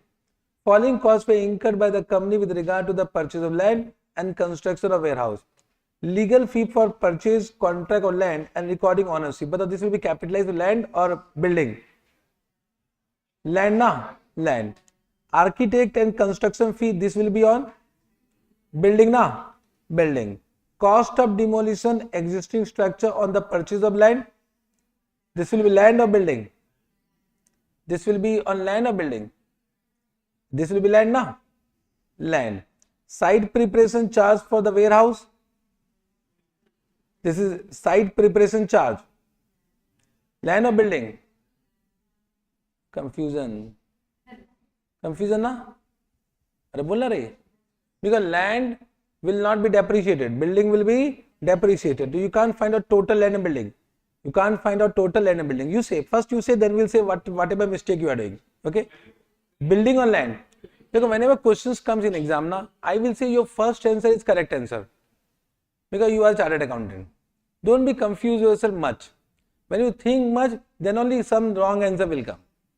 Okay? So what is the answer? Building na? Building. Purchase of cement and other material for the construction including GST of 1 lakh and GST credit is 50%. So 15 lakh will be capitalized building, but out of that how much is refundable? So minus what? 50,000. Employment cost of construction work, building. General overhead cost will not be capitalized. Overhead cost incurred directly on construction of warehouse per month. This is per month. So this will be capitalized now. We need to know for how many months. Income received from the land used as temporary parking during construction phase. It will not be capitalized. It will be transferred to PL. Additional information. Receipt of 35,000 being proceed from the sale of salvage and scrap material from demolition of existing structure. Means this was the demolition cost 1,35,000 minus you will do 35. So from this minus what? 35. Understood? Material cost 40,000 was wasted and further 1,20,000 was spent to rectify wrong design work. So material is how much given? They have given material where? 15 lakh. So from this how much deduct? 35,000 and 40,000 and 1,20,000. Deduct it. The employment cost of for 10 months, that is from 1st June till 31st March 2023. So we don't know what is the construction period till now. We need to wait. We need to wait for the construction period. Okay. The construction of factory was completed on 28 Feb 2003, which is considered a substantial period of time. Means interest cost will be capitalized. So this is for how many months? 1st June to 28 Feb. How many months? 9 months. So it means we'll do into what? 9. This will be into 9. The use of warehouse commence on 1st March. This is bakwas, not at all relevant. Put to use is not relevant. The overall useful life of factory building was estimated at 25 years from the date of completion. However, it is estimated the roof of warehouse will need to be replaced 15 years after the date of completion, and the cost of replacing the roof at current price would be 25% of total cost of building. Means building you find a total cost, 25% will be allocated roof and 75% will be allocated to balance portion. For balance portion, what is the life? 25 years. Roof, what is the life? 15 years. At the end of 25 years, Sanskar Limited is legally bound to demolish the factory and restore the south to its original condition. The directors of the company estimated the cost of demolition in 25 year time. It will be 80 lakh. 80 lakh is what? Future. Annual risk adjusted rate is given how much? 10% per annum, and discount, they have given discounting factor also 0.092. But in this one doubt is there. Just let me ask you one question. The building construction was started on which date? Means you will not do mistake in exam. But if they will change the question now, you may do mistake. I just asking one conceptual point. Building construction started when? 1st June. Ready for use when? 28 Feb. Put to use when? 1st March. These are the information given. So my question to you, present value you will calculate at this point of time. At this point of time. At this point. We need to calculate present value of DRSN. Present value you can calculate. But this will be at 1 June. On 28 Feb. 1st March. 28 Feb. 100% correct. 100% correct. Understood? 100% correct. Because your useful life will start from this date. Very good. Excellent. So from 28 Feb. However, you will not do mistake in exam even though you don't know this point. Because you will multiply by 0.092 only, and that is only the correct. Okay. If it is not given, then you might be confused. Sanskar Limited raised a loan of 60 lakh at a rate of 10% per annum at an interest rate. Okay, on 1st June. They have taken loan on what? 1st June. Construction started also on 1st June. Okay, very good. The building of warehouse meet the definition of qualifying asset in accordance with Ind AS 23. So, and Sanskar Limited receive an investment income of 25,000 on temporary investment. I think that you know that as per Ind AS 23, if there is some specific borrowing, investment income will be deducted from borrowing cost and net amount will be capitalized. So here 60 lakh into 10% for how many months? 9 months. Very good. 9 months. You can calculate your borrowing cost, and from that borrowing cost, investment income deducted, net amount will be capitalized. Assume that cost of demolition of old structure directly attributable to the cost of let. It is given. Even though not given, we'll do that only. And you have said also correct. Yes, sir. The company follows straight line depreciation method. They have asked you this. Okay? I think most of the point you have said correct only. Okay. So purchase of land is 42 lakh. Legal fee will be capitalized and net case of demolition will be capitalized. This will come and balance. I think you have done 100% correct. You can calculate it. Everything is correct. Depreciation, of course, you can calculate. Land portion, no depreciation. Building 25% roof and 75% will be balance portion. For that, life will be how much? 25 years. For roof, the life is what? So for current year, you will charge depreciation from which date? From 28 Feb. Means for how many months? 1 month, 2 months? 1 month. This is 2, this is 1. 1 month. 1 month depreciation will be calculated. Correct? 28 Feb, then is Feb, March, 2 months will come, but it is what? 1 month. You can do it. In this now they have taken two assumptions for this point. Means I will say whatever you have done that is correct, but if you see the solution now, so for this point they have taken two assumptions. This is the point now.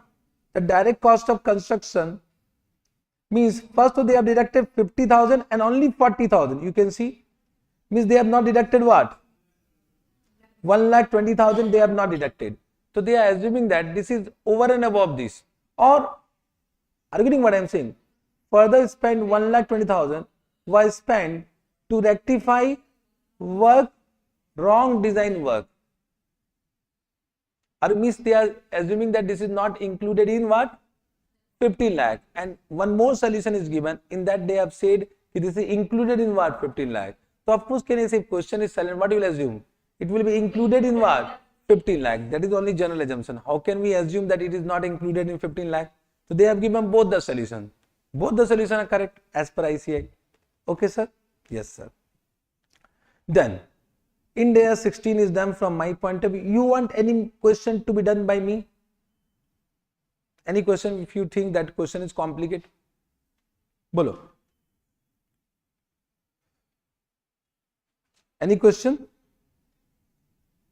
Chalo, one question I will take, which I think thoda sa concept is required in that question, and that question is also not yet asked in exam. This 19 one.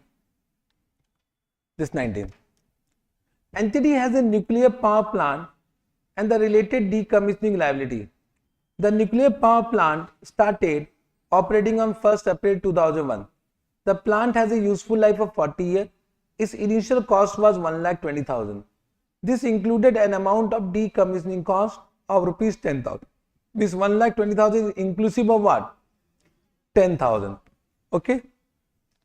Which represents 70,400 in estimated cash flow payable in 40 years discounted at 5%. Means 70,400 is future expenditure. The present value at 5% will be 10,000. The entity financial year end on 31st March. Assume that market based discounted cash flow valuation of 1,15,000 is obtained at 31st March 2004. So market based discounted cash flow valuation, this is one of the method to find out fair value. This I think you have done under Ind AS 113 by using income approach, discounted cash flow method. So fair value is measured as per the requirement of Ind AS 113. So can I say they have given fair value? We can say 1,15,000 is what? Is fair value. Correct now. This valuation is after deduction of an allowance of 11,600 for decommissioning cost, which represent no changes to the original estimate after the unwinding of 3-year discount. Means just try to understand, you purchase on 1/4/2001. Right now the date is 31st March 2024. Means 2004 you can say. So means 3 years. So if you add 10,000 May 5% interest, 5% interest, 5% interest, how much it will come? It will come approximately 11,600. So what they are saying, this 1,15,000 is after deducting 11,600, which is not yet changed. Means it is only by unwinding the provisional amount. Got this point? Then on 31st March 2005, the entity estimated as a result of technological changes, advances, the present value of DRSL has decreased by 5,000. So now there is changes in DRSL. Appendix A to Ind AS 16, changes in DRSL. The entity decided that full valuation of the asset is needed at 31st March 2005 in order to ensure that carrying amount does not differ materially from the fair value. Means once again they will do revaluation. Once again they will do revaluation. Asset is now valued at 1,07,000, which is net of an allowance for the reduced decommissioning obligation. But now they have not given the amount of reduced DRSL. That we need to find out. How the entity will account for the changes in DRSL if it adopt what? Revaluation model. Correct? Now whenever this type of questions come now, first there are so many dates. With dates only you will be confused. Because in exam, when a questions come now, even though you have done that question 10 times, but in exam that question new. And they may slightly change the question. So you can't accept the same to same question is coming. They may change 1 or 2 points. Yes or no? It means you read the question once again. What I am saying, you need to read the question once again. And there are so many dates. So with the dates you are confused in exam. Why? Because in exam mind will not work. Your mind will not work. So everything write into. I will say everything write into. So when you are reading the question now, start drawing the timeline. This is the best way to understand the question. So what was the first date? 1/4/2001. In this 1,20,000. This include what? 10,000. 10,000 is what? Present value. Present value of DRSL. Then they have given on 31st March 2004.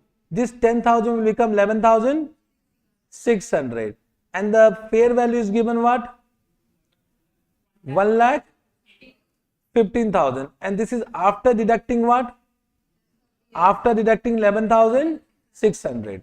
Then they have given on 31st March 2005.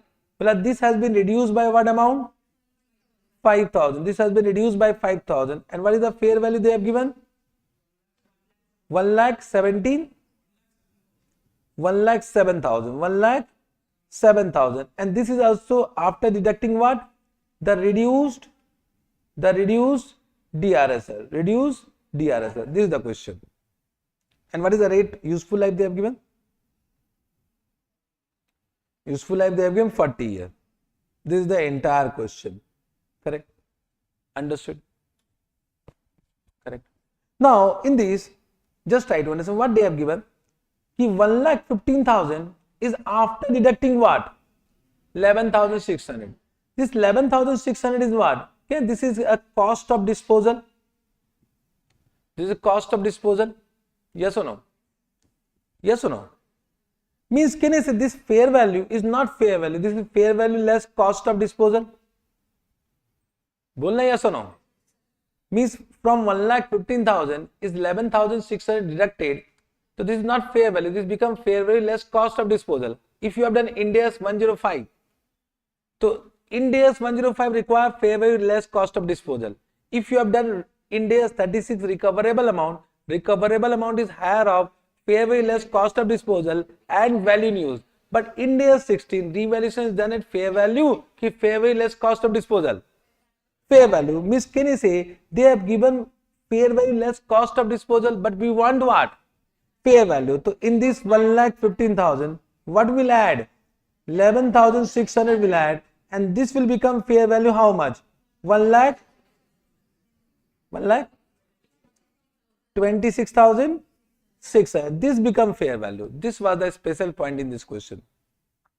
Similarly, can I say 11,600 you will multiply by 5% to find out a carrying amount as on this date of DRSL.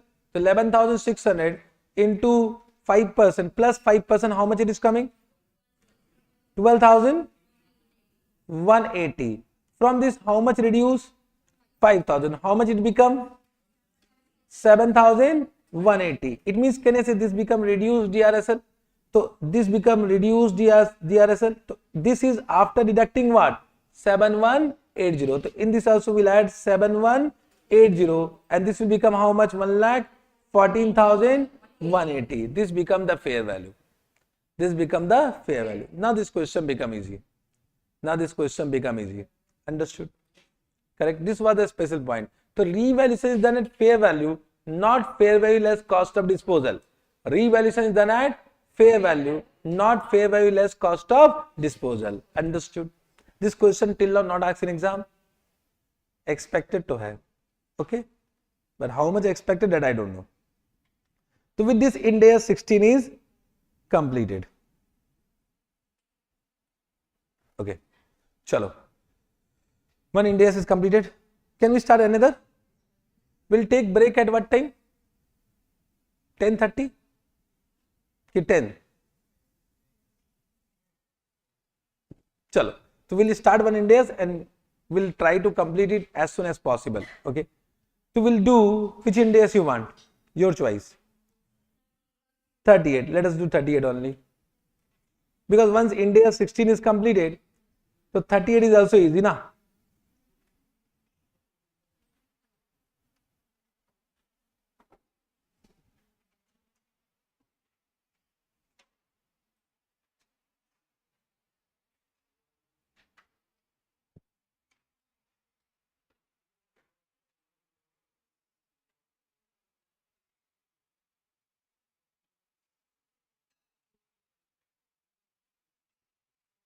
Come to Ind AS 38.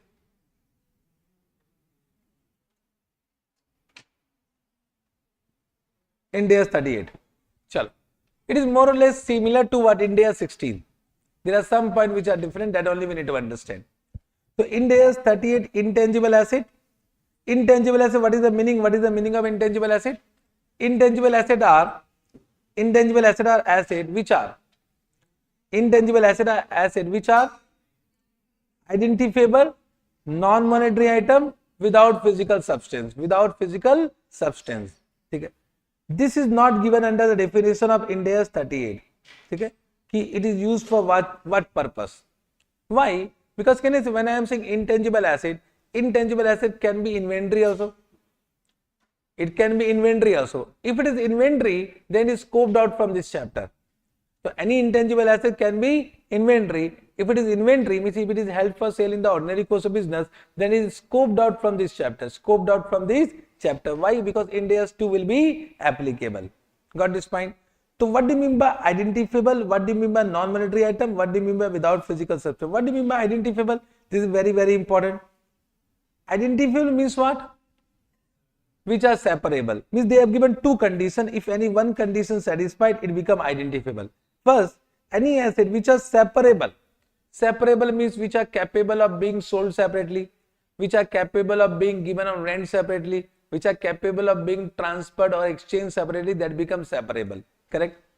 Or it arises from a contractual or any other legal right.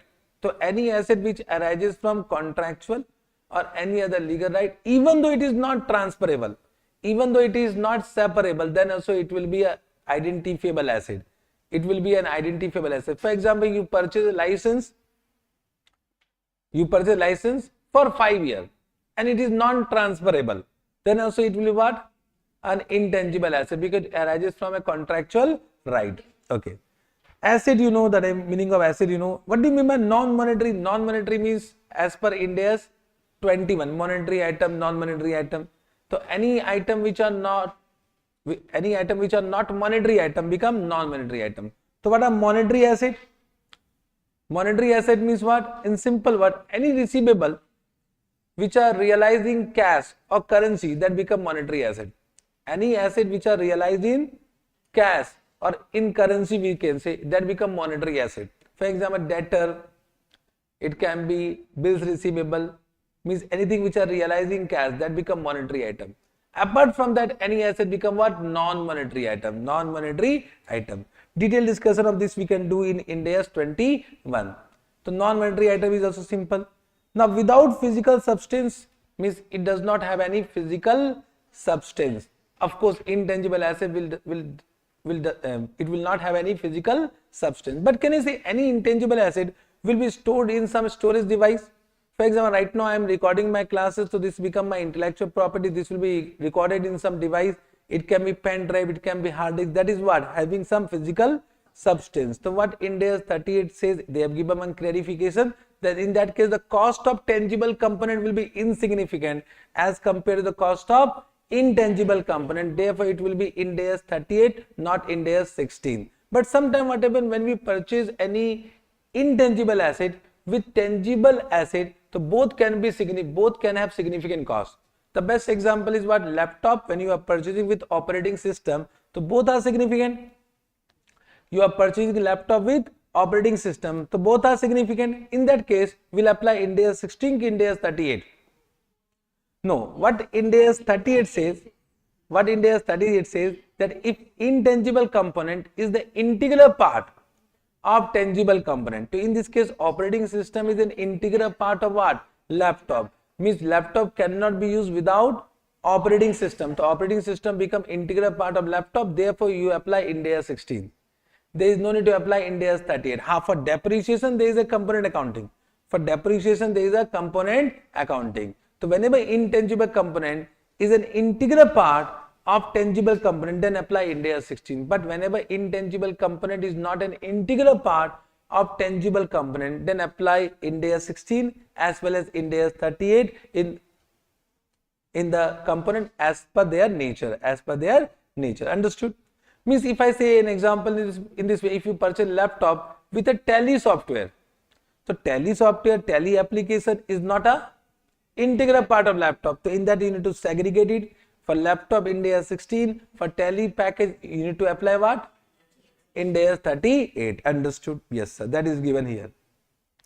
Now, recognition criteria is same to same. Whatever we have done under Ind AS 16, that it is probable that future economic benefit will flow to the entity and cost can be measured reliably. Can you see in this second condition is very, very important, because there are many internally generated intangible assets for which cost cannot be measured reliably. So that will not be recognized in our books of account. The best example is what? The self-generated goodwill. So self-generated goodwill will never be recognized in our books of account because second condition is not satisfied. Second condition is not satisfied. Got this point? Yes, sir. It means, can I say any intangible item which do not meet definition criteria as well as recognition criteria will be recognized as an expense. Will be recognized as an expense immediately as and when they are incurred. So they have given a simple point कि any intangible item which do not meet recognition criteria as well as definition criteria will be charged to PL as a expense. It will be charged to PL as a expense. Example, there are many examples. For example, use advertisement expenses. Can you say it will not meet the definition criteria because it is not identifiable? It will be charged to PL as an expense. Preliminary expense will be charged to PL as an expense. Staff training expense, use training expense of the employee will be charged to PL. Reorganization cost, restructuring cost will be charged to PL as an expense because it will not meet the definition criteria only. So if it is not intangible asset, it will not meet the definition, charge it to PL as a expense. Got this point? Understood? Yes, sir. Then initial measurement, once again very simple, as per Ind AS 38, it is cost. Cost means similar to Ind AS 16. So if it is a separate acquisition, so it will be purchase price plus any directly attributable cost. Can you say, of course, for a intangible asset, there cannot be any DRSL. There is no decommissioning or restoration cost. So therefore, that point is not given here. So it is point number A and point number B, and there is no point number C. Correct. These are the example of directly attributable cost of employee benefit expense, which are directly attributable to bring the asset in working condition. Professional fee paid, cost of testing, if there is any testing cost, that will be also capitalized. Yes, sir. Example which are not a part of intangible cost of introducing a new production service, because inauguration cost, if you are being cut, that is once the asset is after, that cost is incurred once the asset is ready for use. Correct. Cost of conducting business in a new location with a new class of customer, this is also not included. Staff training expense will never be capitalized. Admin and other general overhead will never be capitalized. Deferred settlement terms, similar to Ind AS 16. If the payment is deferred beyond normal credit period, in that case cost price will be equal to present value of all future payment, or it is equal to purchase price at normal credit term. Interest will be the difference between present value and future value. The interest will be recognized as an expense unless it is covered under Ind AS 23. Similar point. Okay. When to cease capitalization? When the asset is ready for its intended use. After that, whatever expenses incurred will never be capitalized. Understood? Yes, sir. Then acquired in exchange of non-monetary assets, same to same point. Case 1, if the exchange transaction does not lack commercial substance, cost price will be equal to fair value of asset given up plus minus cash adjustment, or fair value of asset received, or carrying amount of asset given up plus minus cash adjustment. Okay, correct. If the exchange transaction lacks commercial substance, then cost price will be equal to carrying amount of asset given up plus minus cash adjustment. Super easy. Acquisition as a part of business combination, I will say we need to do this point where Ind AS 103. Correct? Understood? So what they want means, what Ind AS 38 says that any asset, any intangible asset acquired in case of business combination will be recognized if it meet the definition of intangible asset. If it meet the definition of intangible asset, even though it does not meet the recognition criteria, so this become a special point. Normally, as per Ind AS 38, means if it is not acquired in case of business combination, so it need to meet definition as well as recognition criteria. But if any intangible asset is acquired in case of business combination, so only what is required? Definition need to be satisfied. It will be recognized in the books of acquirer, even though it does not meet recognition criteria. This become one special point. Okay? And therefore, one question is very popular, can be asked in multiple choice question. Suppose this is A Limited, absorb B Limited. A Limited, absorb B Limited. So 103 will be applicable. Correct? Now B Limited has some research and development project. So they have applied 38.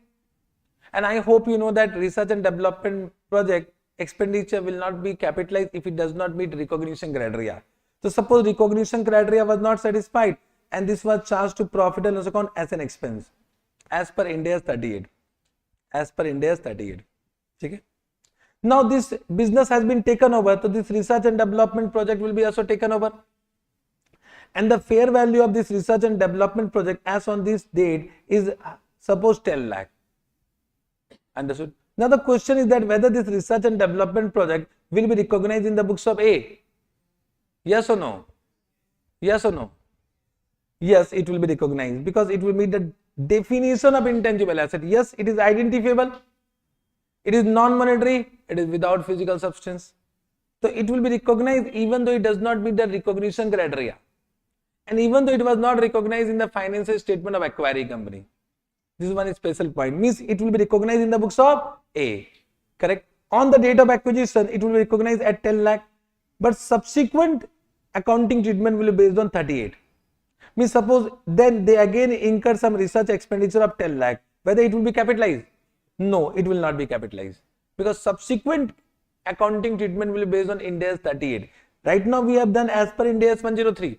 So Ind AS 103 on the date of acquisition, subsequent accounting treatment will be based on Ind AS 38. Ind AS 38 says that research expenditure will never be capitalized. It will be charged to PL. And development expenditure, if it meets some recognition criteria, will be capitalized. So suppose it is 40 lakh and suppose recognition criteria satisfied, it will be capitalized. So they will ask you in exam what is the carrying amount of this intangible asset. So carrying amount will be 10 lakh plus 40 lakh in the books of A. In the books of A. Super important question for multiple choice question. This will definitely come. Understood? Have you understood? That is only given in this research and development, this point. Okay, this point. Understood this point? Balance point will do under Ind AS 103. Balance point will do under Ind AS 103. Okay, sir. This, of course, you know as per Ind AS 103 how to calculate goodwill or gain on bargain purchase. Correct? Now, any intangible asset acquired through government grant, so Ind AS 20 will be applicable. Ind AS 20 will be applicable. So, as per Ind AS 20, Ind AS 38 says that intangible asset can be recognized either at fair value or at concessional value or nominal value. Means two options has been given. Such intangible asset can be recognized at fair value or such intangible asset can be recognized at nominal value if acquired at free of cost, or concessional value if acquired at concessional value. Understood? Correct. Now just try to understand, suppose, try to understand this type of question has been given. Ki intangible asset acquired whose fair value is 100 lakh and the concessional value is 10 lakh. So you have two options. Option number 1, option number 2. Here intangible asset will be recognized at fair value means 100 lakh. Here intangible asset will be recognized at what? 10 lakh. These are two options. Two options, you understood? Bolna rahe? Means here the journal entry will be intangible asset account debit to government grant 100 lakh. And how much payment done? Payment done 10 lakh. So here the journal entry will be 90 lakh will be government grant, payment done 10 lakh. Understood? Here the journal entry will be intangible asset account debit to bank. How much? 10 lakh, 10 lakh. This too you have understood? Okay. Now what happened? Intangible asset acquired. Now there is some installation expenses. So installation expense of 1 lakh. But what you will do for this? Installation expense incurred 1 lakh. That will be charged to PL or it will be capitalized? Capitalized in 100 lakh or 10 lakh? In both. 100 lakh or 10 lakh or both? No, it is at fair value, therefore no further capitalization. And in this case, this 1 lakh will be charged to PL, but it is at cost price, means it is whatever amount you have paid, So with 10 lakh, you have also paid 1 lakh for installation expense. In this case, expenditure will be capitalized. Expenditure will be capitalized. Understood? Therefore, it is given here at fair value, only at fair value. But in this case, plus what? Any expenditure directly attributable to prepare the asset for its intended use. Understood this point? Okay. These all points are relevant for multiple choice question. Now, internally generated intangible asset, I hope this is very easy. Research phase, development phase. Research phase will be charged to PL account as an expense. Development phase will be capitalized if all the 6 conditions are satisfied. Means once the 6 conditions satisfied, then only we can capitalize the development expenditure as an intangible asset. Means any expenditure incurred during development phase before the recognition criteria is satisfied will be charged to profit and loss account as a expense. Okay, sir? Correct. So what are the 6 conditions? There must be technical feasibility for completing the intangible asset. There must be intention to complete the intangible asset. There must be ability to use or sell the intangible asset. There must be existence of market. There must be availability of adequate financial or technical resources. Means can I say this is nothing but probable future economic benefit? Means we need to demonstrate what? Future economic benefit. And the last one is what? The ability to measure the expenditure reliably. Means cost can be measured reliably. Means this is nothing but recognition criteria only. But we need to demonstrate the recognition criteria in this case. Means for development expenditure, they want to become more sure about what? Future economic benefit. Understood? There is one question in this, which is very popular question, have been asked in exam. And I think it is in my expected list also.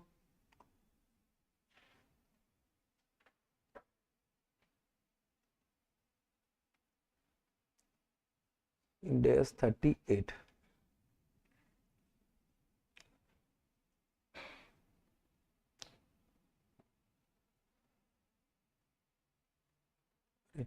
Is not.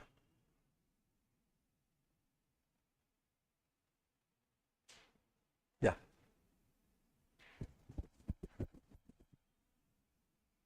This question 25 have been asked in exam but can be repeated, again repeated, and I am expecting also. X Limited is engaged in developing a computer software. Developing the expenditure incurred by X Limited in purchase of development of software is given below. Paid 2 lakh towards salary of program designer. Incurred 5 lakh toward other cost of completion of program design.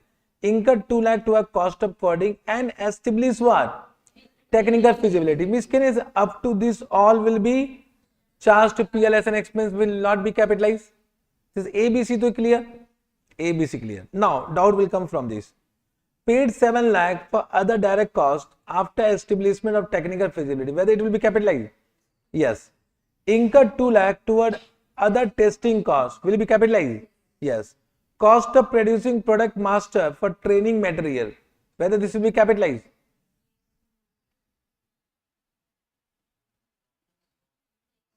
I said a doubt will come from this only. So I know your nervous system. I know your nervous system. So I know where you can do mistake. Even though you have done this question many times, it is quite possible because this is a very famous question. But it will be capitalized, it will not be capitalized. It will doubt है ना, doubt question mark. ठीक है, doubt आ गया. And this doubt only will affect you in exam hall. देखो what happened, just try to understand. This question is a ICS study matrix question. Every student will do this question. But when you are doing question, what happened? You know, you are reading the solution and you say, oh, I know everything. If you have the solution now, a CA final student can understand any solution even they don't know Ind AS. This much capability, this much power you have, you know. And this is a fact I am saying. I was also CA final student. I have not taken any coaching, then also I passed. I have not taken any coaching, then also I passed. So I understood by my only, maja aa raha. But I know how much conceptual I was that time. Abhi to chalo, I have done research. Now I become expert in Ind AS. Now, okay, but that time when I was student, I know now what was my concept. Just right, a CA final student can understand any solution, but in exam we don't have solution. In exam we don't have solution now, you have question. And they only, and this is fact I am saying. This only happened. So normally what happen when you are doing revision now, when you are doing practicing, so you are reading question, you are doing start audit. Acha, this is, acha, this is. Okay, understood. Concept. Yeah. So one thing is, now I need to explain. This is doubtful, and here it is doubtful only. Cost of producing product master for training matter. You are confused with training matter, you know. I mean, till now, whatever I have said, training expense will not be capitalized. You are doubtful about that. But this is not training material expense. This is cost of producing product master. Means what happened? Just try to. Suppose I am right now recording my classes. So after recording, I will do testing, etc. Then I will create one master file. So once the master file is created, my intellectual property is ready for use. Now I'll copy master file, I'll give to the student. Give to the student. Understood? So whatever I am giving, that become my sale. But this is my intellectual property. So to produce that master file, whatever cost is incurred, that is my capitalized expenditure. Understood? And therefore it will be capitalized. Understood? So 3 lakh will be also capitalized. Then cost of conference will not be capitalized. Any inauguration expense will not be capitalized. Correct? And then this is, so nothing is given. So this all three, 7 lakh plus 2 lakh plus 3 lakh, how much? 12 lakh will be capitalized. Same question can be now asked for 2 marks. When there was no multiple choice question, this question was asked for 5 marks. Now the same question will be asked for 2 marks. With MCQ, difficulty increases. Because question of 5 marks, now they will ask for 2 marks. Understood? So number of question now increases. Scope increases. Scope of asking question increases. Understood? Yes, sir. So this also you have understood. Chalega. Then subsequent recognition is same to same as per Ind AS 16. Therefore, I am not discussing. Don't write on as per Ind AS 16. Huh? It is as per Ind AS 38. I am not doing because it is similar to Ind AS 16. Means cost model, revaluation model, then revaluation gain, revaluation loss, subsequent revaluation, treatment of revaluation surplus, technique of presentation, all are same. Okay, so this you already done. Amortization. Now amortization, they have divided intangible asset in 2 types. Intangible asset having finite life, intangible asset having indefinite life. So any intangible asset having indefinite life will not be amortized. Any intangible asset having finite life will be amortized.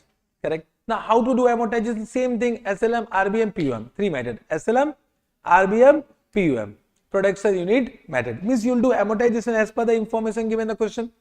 As per the information given the question, nothing to say. As per exam point of view, they will give you SLM or RBM or PUM, production unit method. Normally for intangible asset, they use production unit method. Normally they will give production unit method. But you can do it now. Nothing to explain much. Correct? Now, one of the question was asked in exam. Sunna. Just try to understand. I said SLM, RBM, PUM. One point is given. If we cannot estimate the pattern of future economic benefit, then always apply SLM. Means if nothing is given in exam, then we'll apply SLM. Understood? Now you know SLM, you know RBM, you know PUM. So I am not explaining that. Okay, sir? Yes, sir. Now one of the questions came in exam. What you will do? Explain me. This is the intangible asset acquired at rupees 10 crore. Now they have given projected sales. First year 10 lakh, second year 20 lakh, then 30 lakh, then 40 lakh, then 50 lakh. This is a projected sales. Means projected revenue they have given. Projected revenue. But what is the amortization of first year?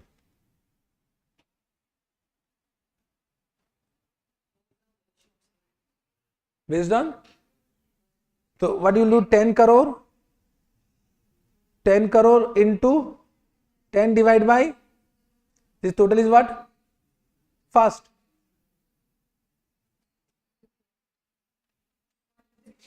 160. This though you can calculate because you have calculator. Don't calculate. I don't want amount. This you have understood. Anyone want to change the answer? Everyone is wrong. Huh? Now you are saying na. Now time, attempt gone. Attempt gone na.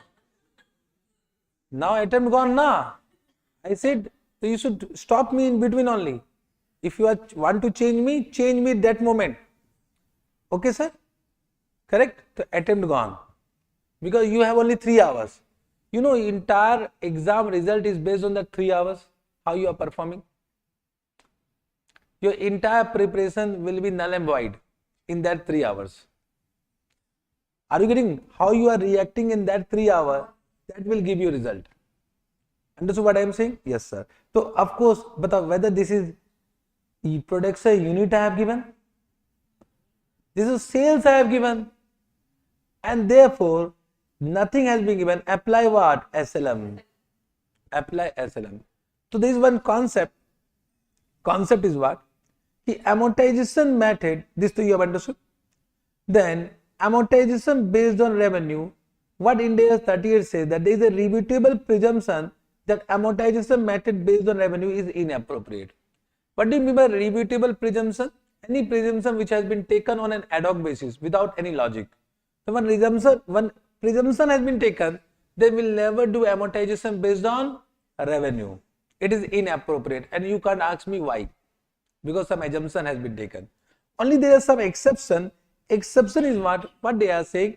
Ki if you purchase any intangible asset and there is some objective to achieve some revenue, means the objective of that intangible asset to achieve some revenue, then amortization will be done based on revenue. For example, suppose you purchase some coal mine to extract what? Coal.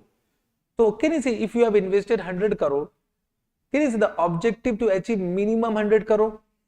It means the revenue you should get minimum 100 crore. In that case, your amortization will be based on revenue. For example, right to explore and extract natural resources or right to operate toll roads.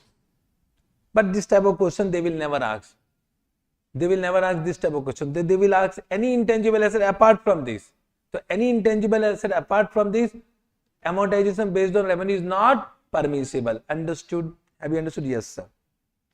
Then intangible asset with indefinite useful life, it will not be amortized, but it will be impaired. It will be impaired.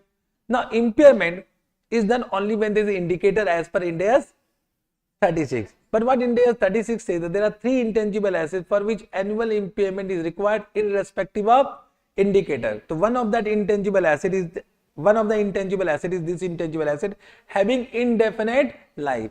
So any intangible asset having indefinite life will not be amortized, but will be annually impaired as per the requirement of Ind AS 36 irrespective of indicator. Chalega? Yes, sir. Impairment will do under Ind AS 36. Derecognition is same as per Ind AS 16. Nothing to say. Scope you can do. Disclosure you can read. Disclosure I am not doing. But if they ask, you can't blame me. Yeah? Disclosure is not no concept na. Only you read it. Okay? Okay, sir. So disclosure part you do by your own. Now there is one question. This question, I like this question personally. Okay. Can be asked in exam, already asked in exam for 10 marks. Then after that it was not repeated. It was asked in Jan 2021 paper. Super Sound Limited had the following transaction during the financial year 1920. On 1st April 2019, Super Sound Limited purchased the net asset of Music Limited for 13,20,000. So you can say it is a business combination. Correct? Achha, one point I have not said. In the scope it is given that goodwill arising from business combination is outside the scope of Ind AS 38. That is covered under Ind AS 103.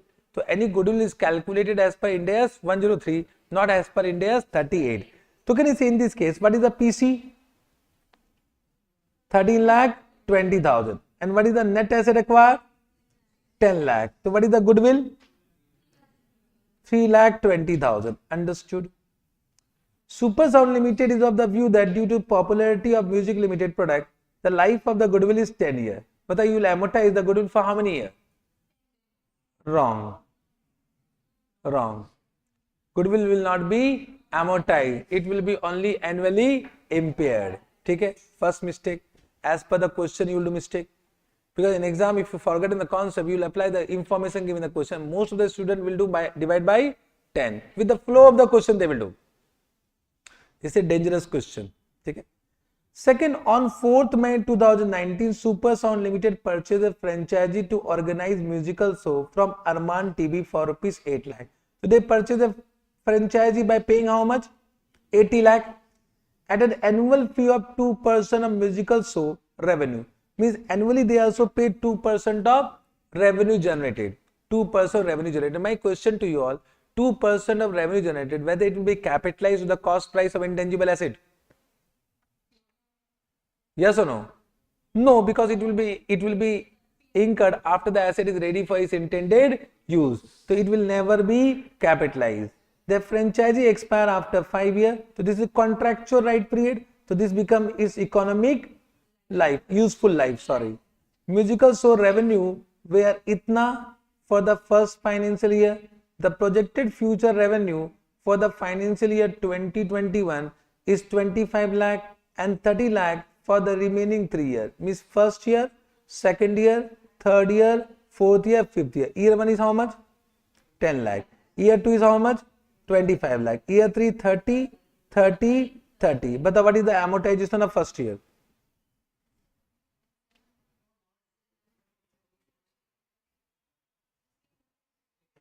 Means what will be 80 divided by 5. Can you say this is not relevant? This was the only question. Only one time they have asked, they have given revenue, but revenue is not considered for amortization. So you will do SLM. What? 80 lakh divided 5. But it was purchased on which date? So of course we should do proportionately. But in the question it is given, so we will respect the information given the question, that taking full year amortization in the year of acquisition. So we will respect the information given the question. So even though it was purchased on 4th May, we will do amortization for the entire year. On 4th July 2019, Super Sound Limited was granted a copyright that had been applied for the musical by Music Limited. So they purchased one copyright. During financial year 1920, Super Sound Limited incurred 2,50,000 as a legal cost to register the patent. So what is the amount paid? 2,50,000. And 7 lakh additional cost to successfully prosecute a copyright infringement suit against a competitor. But whether it will be capitalized? It will not be capitalized. So any legal expenses paid for any legal cases will never be capitalized. It will be charged to profit and loss account. The life of the copyright is 10 years. Super Sound Limited follow an accounting policy to amortize all intangible on SLM method or any appropriate basis over a maximum period permitted by relevant Ind AS. Can you say Ind AS has not given any maximum period? That was AS 26 has given the maximum period. Ind AS 38 has not given any maximum period. So this will be amortized for how many years? 10 years. We can do it easy. No, we can do it. So in this they have asked the notes to account. So you should disclose how the intangible asset will disclose in the financial statement. You can do it by own now. Now it become easy. Okay. Understood? But you need to prepare what? Notes to account. Correct? Means you need to present in this format. This format you know na? Ki first gross book value, then opening balance, then add addition during the year, then less sale during the year, then any revaluation gain, revaluation loss, this become closing balance. Then accumulated amortization, opening balance, add any depreciation during the year, less depreciation adjustment on sale, less depreciation adjustment on revaluation. This become closing balance. This become net book value, opening balance and closing balance. This will come in the balance sheet. This total will come in the balance sheet. This should disclose in this way. Chalega? Understood? Done. Ind AS 38. Let me see what are the top 95 questions. Ind AS 38. 25 I have done, 25 and 31. I think both I have done. 25 also I have done, 31 also I have done. Balance question, of course you can do it. One question which I am expecting in multiple choice question is this. Let me do this also. This is also very easy. Expenditure incurred on a new production process is how much? From 1st April to 31st December, 2,700. From 1st Jan to 31st March, 900. Total is what? 3,600.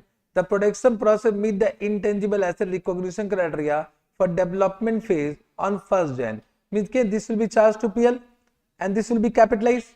This will be capitalized. The amount estimated to be recoverable from the process is 1000. So what is the carrying amount? 900. What is the recoverable amount? 1000. And therefore there is no impairment loss. There is no impairment loss. For the first year there is no impairment loss. Then they have asked again in the second year what they have given, expenditure incurred in the second year is 6000. So this will be also capitalized. 900 plus 6000. Now it becomes 6900. At 31st March 2003, the amount estimated to be recoverable from the process 5000. So what is the recoverable amount? 5000. So what is the impairment loss? 900. What is the revised carrying amount? 5000. So this type of question can be asked in multiple choice question. Multiple choice question, what will they will give big question. They will try to waste your time for reading only. Solution will be easy, but it will take time to read. So you will become frustrated because you are reading, your time is going. So they want that. So multiple choice question, they will give big question but simple. So when you are reading, your time will be wasted. So you will think about a time because you need to write descriptive question also. So you will panic. If you are taking more time, you will panic and they want that. Understood?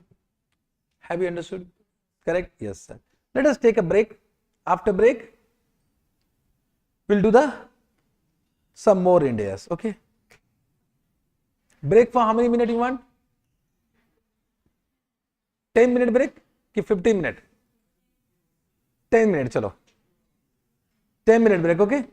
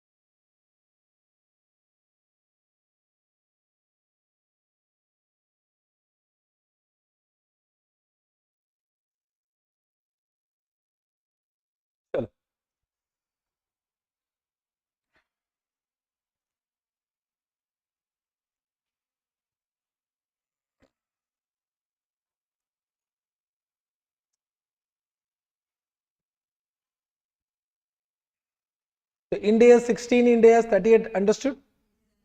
Acha, what I am saying that if you have some questions which you think that question you have not understood, that question also you can ask me. Okay, so I will take that question in the class, because what happened, that question only came in an exam on then. So any question, every questions are important. Whatever I say, whatever question they are asking exam, that is important. That we don't know what question that they will ask. We have one expectation. Okay, sir. So from your point of view, if you think that that question should be taken into consideration, I will take.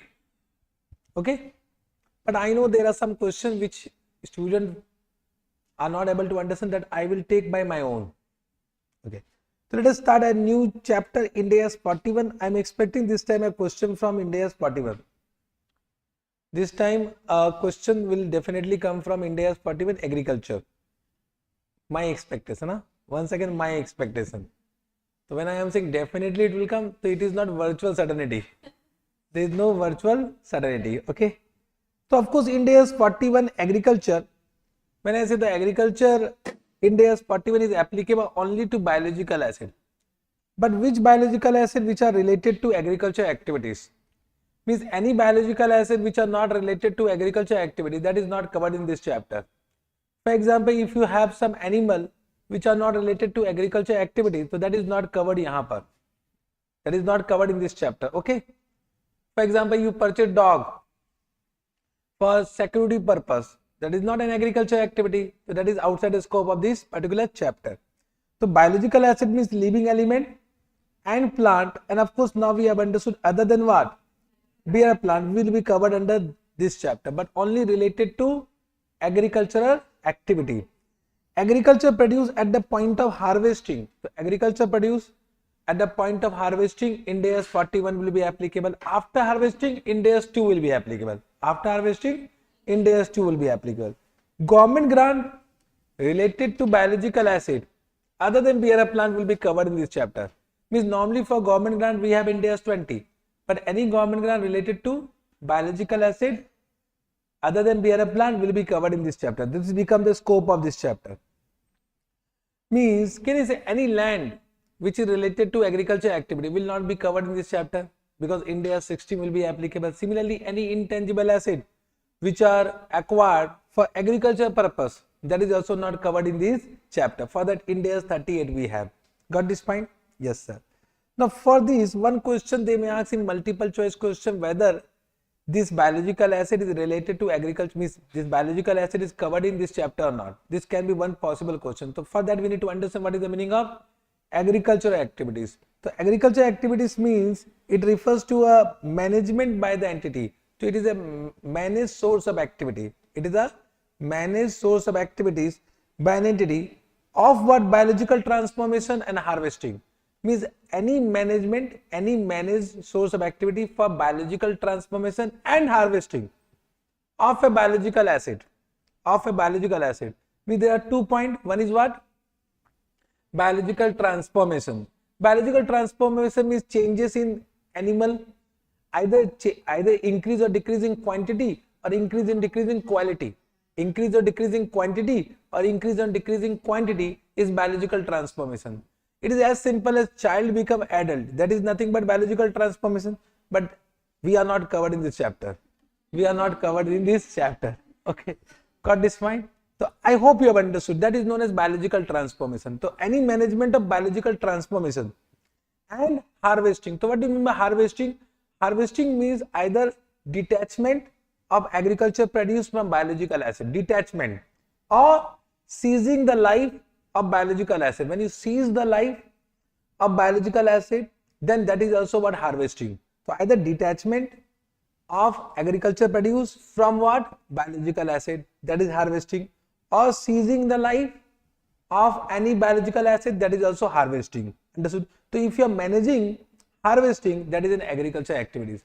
So managing 2 things. What are? Biological transformation and harvesting. That become agriculture activity of biological acid for 3 purpose. For how many purpose? 3 purpose. For sale, it can be sale in the ordinary course of business also. So any biological acid, if you are holding any biological acid for sale in the ordinary course of business, Ind AS 2 is not applicable. Ind AS 41 is applicable. Understood? For conversion into biological acid and for conversion into additional biological acid. So for conversion into additional biological acid or for conversion into agriculture produce, these are the three purpose: sale, agriculture produce and additional biological acid. If this is the purpose, this become agricultural activity. Understood? Correct? Now once you have understood biological transformation, I have explained, harvesting I have explained, biological acid you know, bearer plant already I have explained, bearer plant under Ind AS 16 I have already explained. Now this can be one particular question in exam, whether it is covered or not covered under Ind AS 41. Okay? So you can hide this one and you will say manage breeding program animal, applicable, not applicable? Applicable. Growing plant for producing drugs, applicable. It is not maintaining, it is managing. Yeah, maintaining also. Maintaining livestock, applicable. Forestation, applicable. Forestation, applicable. Forestation means this is not natural forest. Means you are managing artificial forest. So forestation. But deforestation, not applicable. Deforestation means there is no biological transformation, because that you are cutting. So there is no biological transformation and therefore deforestation is outside the scope of agricultural activity. Annual cropping or perennial cropping. Annual cropping means you are growing maize, rice, wheat. Of course, applicable. Floriculture, applicable. Aquaculture. Aquaculture means this is artificial. There will be some artificial pond, etc. In that you are growing what? Sea animal. It can be any sea animal now. Correct now? It can be any sea animal. So that is known as aquaculture. So that is applicable. But fishing in the ocean, why not applicable? Because there is no management of biological transformation. There is only harvesting. There is no biological transformation. Very good. Development of living organism such as cells, bacteria, viruses for research purpose. Means you are growing bacteria, virus for research purpose, for research and development activity, not covered. But for sale or use in dairy product, applicable. If the question is silent, what you will do? Not applicable. So you will say it is for research purpose. Correct? Managing animal related recreational activity, not applicable, because it is recreational activity, not covered. Nature breeding of animal in zoo. Zoo is not for sale. Zoo is what? Of course for recreational activity, not applicable. Purchase of drug for security purpose, not applicable, not applicable. So this type of question can be asked for 2 marks or 5 marks, whatever. Okay? Understood? Then recognition is super easy for this chapter, recognition. So recognition, initial recognition will be done at fair value less cost to sale. Subsequent recognition will be also done at fair value less cost to sale. Super easy. Correct? But then also life is not so simple. Correct? Now I always say easy means not easy. Easy will become easy when you are doing correct. Correct now? So any complicated question is easy if you are doing correct. Any simple question is not easy when you are doing wrong. Correct? So that exam hall, that 3 hours is very important. That 3 hours is very important. And you have, I hope you have also experienced that. Sometimes simple question become difficult. Sometimes difficult question become easy. Yes or no? So fair value, what they have said, fair value less cost to sale. Here also fair value less cost to sale. So initial recognition at fair value less cost to sale, subsequent recognition at fair value less cost to sale. But what is this fair value? So fair value means what? Can you say fair value means market price for sale purpose, means at what price it can be sold in the market. So fair value is measured as per Ind AS 113. Fair value will be measured as per Ind AS 113. So what Ind AS 113 say? Fair value is the price which will be obtainable on sale of acid. So they will give you market price on sale of acid. Correct? That will be given. From this you will deduct what? Transportation cost. You will deduct what? Transportation cost. So once you deduct transportation cost, it becomes fair value. So when you deduct transportation cost, it becomes what? Fair value. And when you deduct transaction cost means cost to sale. Means what are the expenses incurred for selling that acid. So that is known as transaction cost. So transportation cost and transaction cost are two different costs. They are two different costs. So when you deduct transportation cost, what will come? Fair value. When you deduct transaction cost, what will come? Fair value less cost to sell. Understood? Means for this chapter, deduct both to find out fair value less cost to sell. Means simple what I can say, because we need to find out fair value less cost to sell. If it is fair value, then deduct only what? Transportation cost. Don't deduct transaction cost. Means if I am under Ind AS 16, revaluation is done at what? Fair value. So if you are calculating only fair value, deduct what? Transportation cost. Don't deduct what? Transaction cost. Therefore, in that question, nuclear power plant wala question, they have deducted cost of disposal. So we have added back to find out fair value. Are you able to follow me? Are you able to follow me? Yes, sir. Now, this transportation cost will be from seller point of view or buyer point of view? This transaction cost will be seller point of view or buyer point of view? Seller point of view. Seller point of view. Correct? Understood? Are you able to understand? But who is buying? Buyer. Correct? So there is a lot of confusion. If you are not able to understand, there is a lot of confusion what actually happened. Now, suppose they have given, better I will take one question. Better I will take one question. From that question I will explain. But this point you have understood? Yes. This point you have understood? Any doubt? Same thing, fair value less cost to sell. Here will be also what? Same thing. But this will be at reporting date. This will be on the date of purchase. Okay? So let me take one question. Ind AS 41. I have taken as an expected question, and that is also in my top 95 question. 9. Okay? On 1st November, it seems very easy, but 1-2 point you have not understood, exam hall, mistake will happen. Okay, na? On 1st November 2001, C Agro Limited purchased 100 goat of a spacer breed from a market for rupees 10 lakh with a transaction cost of 2%. Goat fair value decreased from 10 lakh to 9 lakh on 31st March 2002. Determine the fair value on the date of purchase. One thing, they have not given transportation cost in this question. They have not given transportation cost. Now, just try to understand. On 1st November, what happened? What is the purchase price? 10 lakh. What is the transaction cost? This is TCS transaction cost, 2%. And here on 31st March, what they have given? The market price is how much given? 9 lakh. Understood? Correct. Now their question is silent about this 2% transaction cost. They said with transaction cost. Now the question arises, this is incurred by buyer or incurred by seller? Don't read the entire question. Don't read the entire question. I am saying this transaction cost is incurred by buyer or incurred by seller? Incurred by seller, but not incurred by buyer. How you have understood?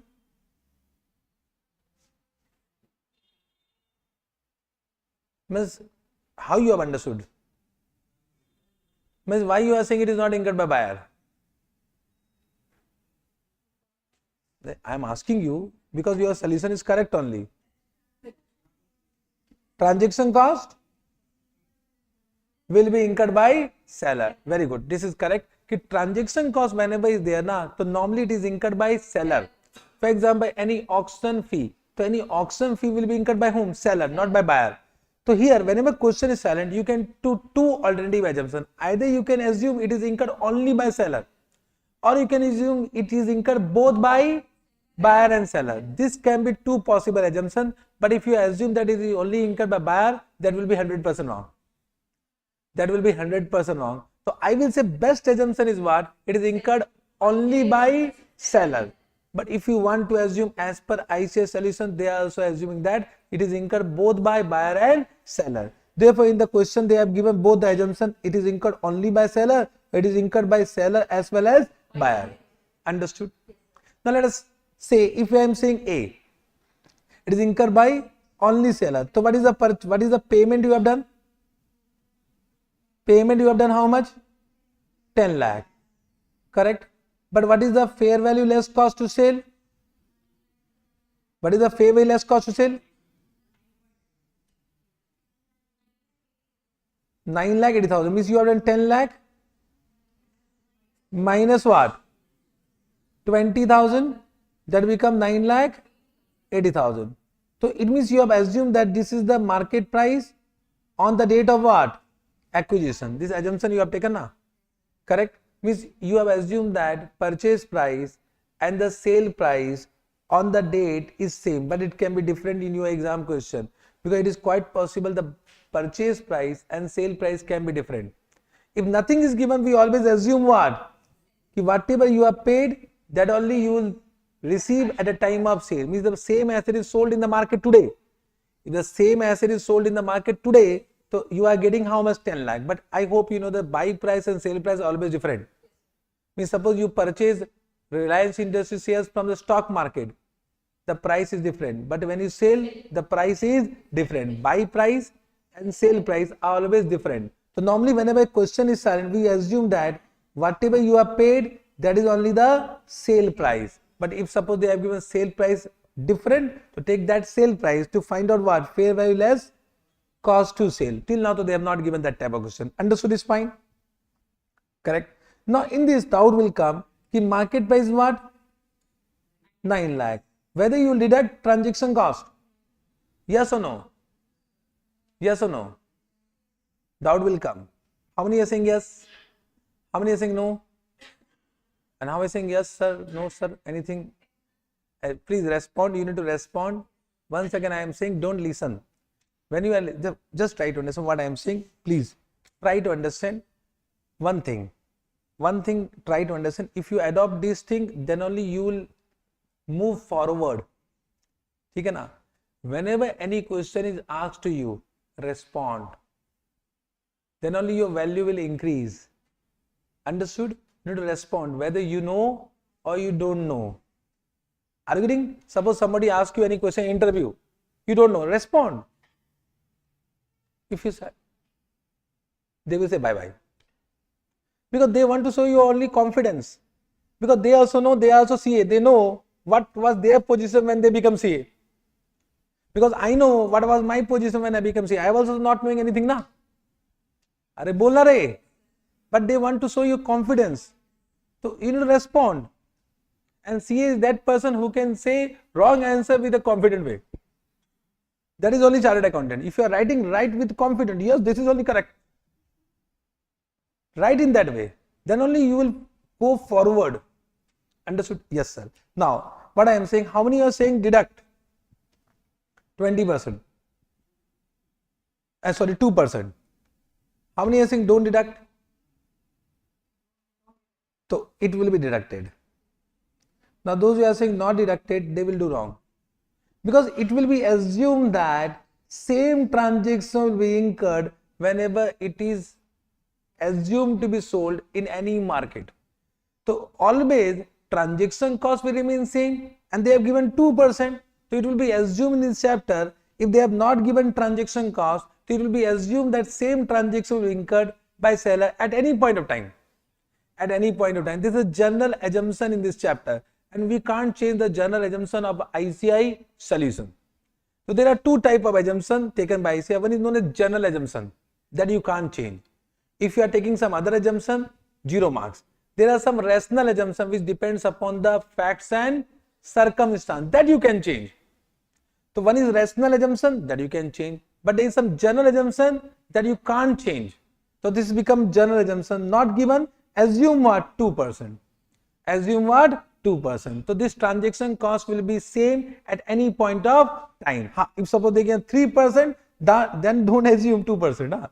Then it will be 3% at different point of time. Understood? Yes, sir. So it will be deducted. How much? Minus 2%, how much? How much? 8 lakh? 82,000. So what is the difference? The loss is how much? 98,000. This will be transferred to PL. This will be transferred to PL. So what will be your first journal entry? Batao. Biological asset account debit 9 lakh 80,000. Payment how much you have done? Payment you have done 10 lakh. And loss transferred to PL how much? Loss will be transferred to PL. Okay. Then second journal entry on 31st March, there is a loss. Loss transferred to PL how much? 98,000. Your biological asset will decrease by 98,000. Okay. Now same question if they ask, we assume that 2% is incurred by both the party. So can you say in this will add 2% because payment will increase. So buyer is also paying and seller is also paying. Seller is also paying, buyer is also paying and seller is also paying. So in this case 10,20,000. So your payment will increase. But again this will remain same.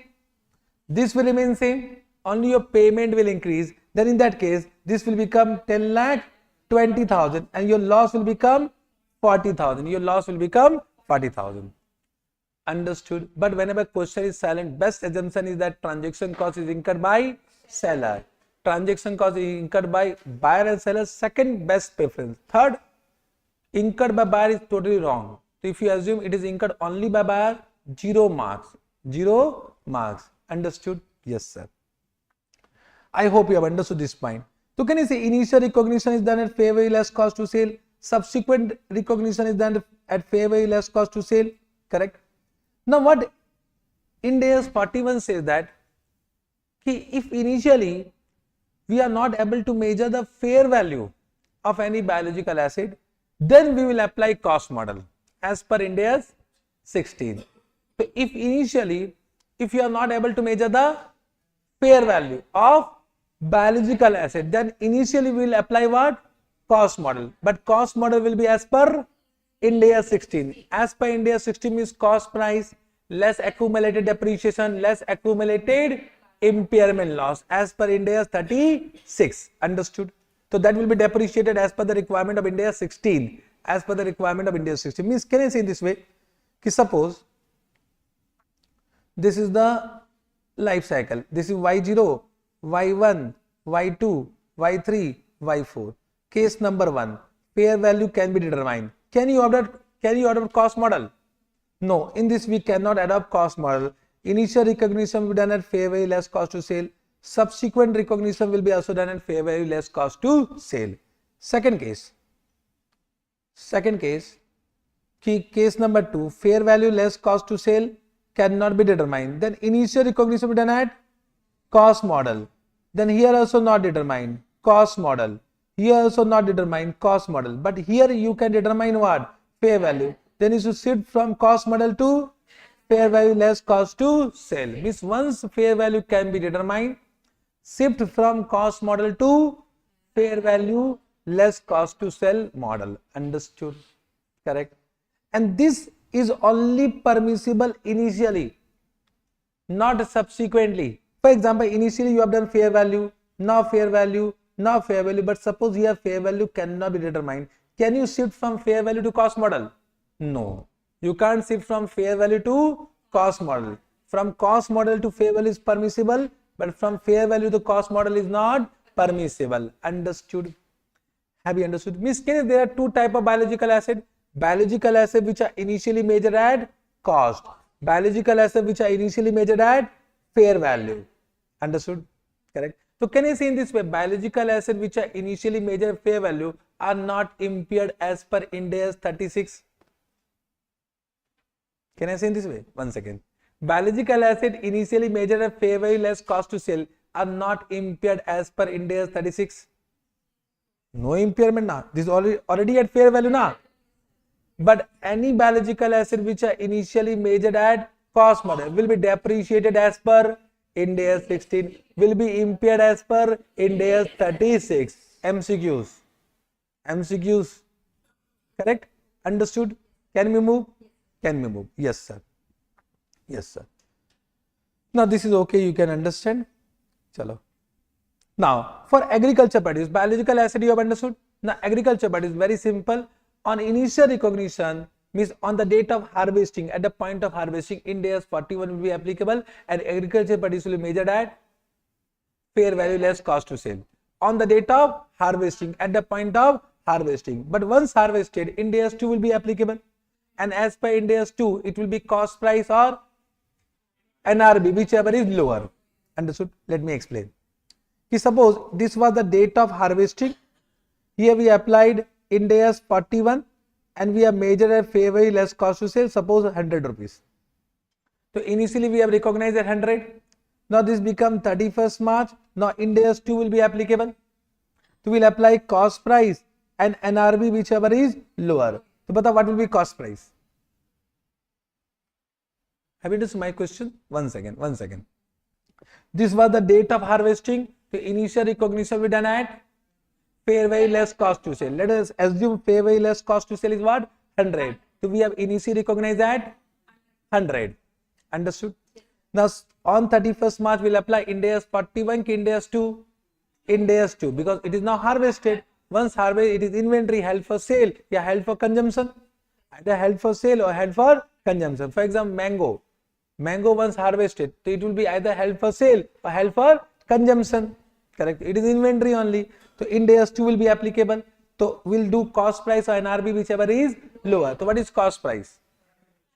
Yes. So what Ind AS 41 says and what Ind AS 2 also says, कि cost price will be fair value less cost to sell at the point of harvesting, and NRV we need to estimate as per the requirement of Ind AS 2. Whichever is lower, that becomes the valuation at each reporting date. MCQ question important.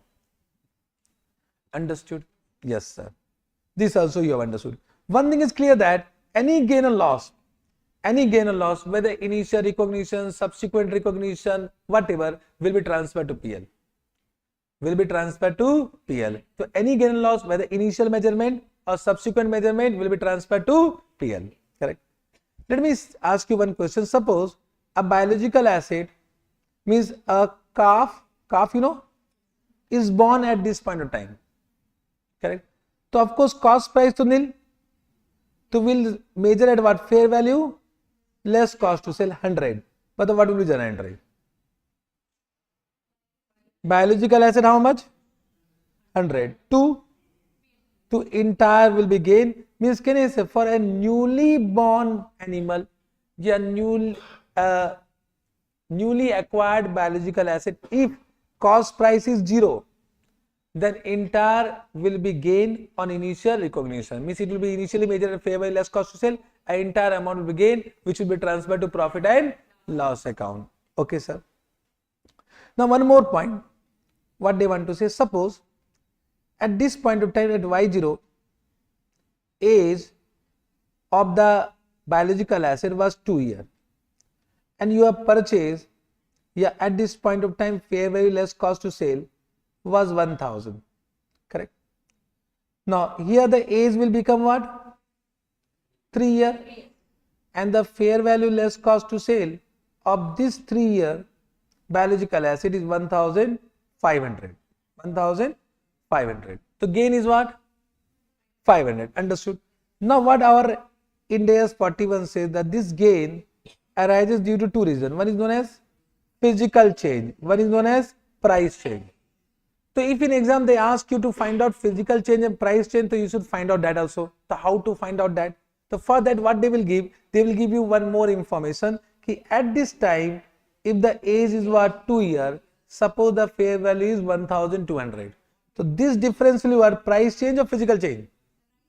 This is price change, and this difference will be physical change. Understood? Have you understood? So it means 200 will be price change, 300 will be physical change. So if they ask, then calculate that also. If they are not asking, ignore. So they will inform you in exam कि calculate price change as well as physical change. If they ask, then only do, otherwise no requirement. Understood?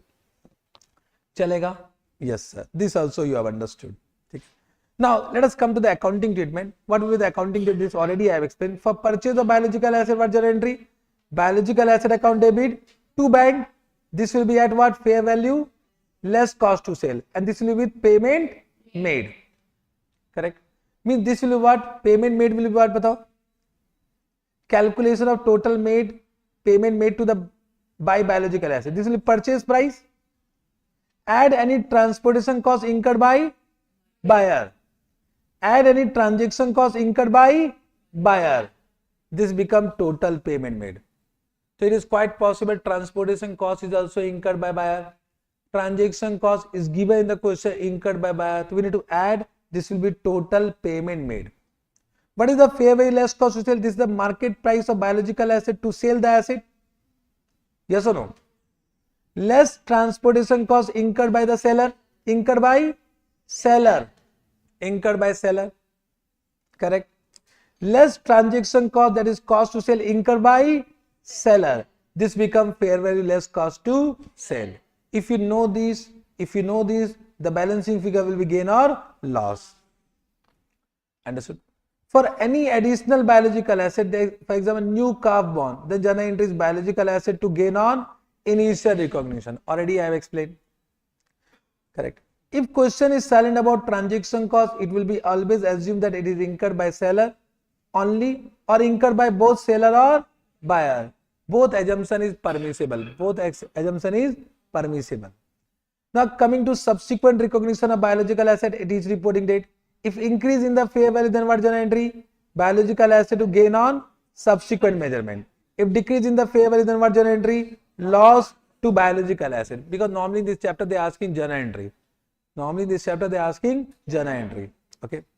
Then on sale of biological asset, means you have sold the biological asset. You have done sale of biological asset. So a sale of biological asset, because if it is an agriculture activity, it will be your ordinary course of business. So it will be your revenue.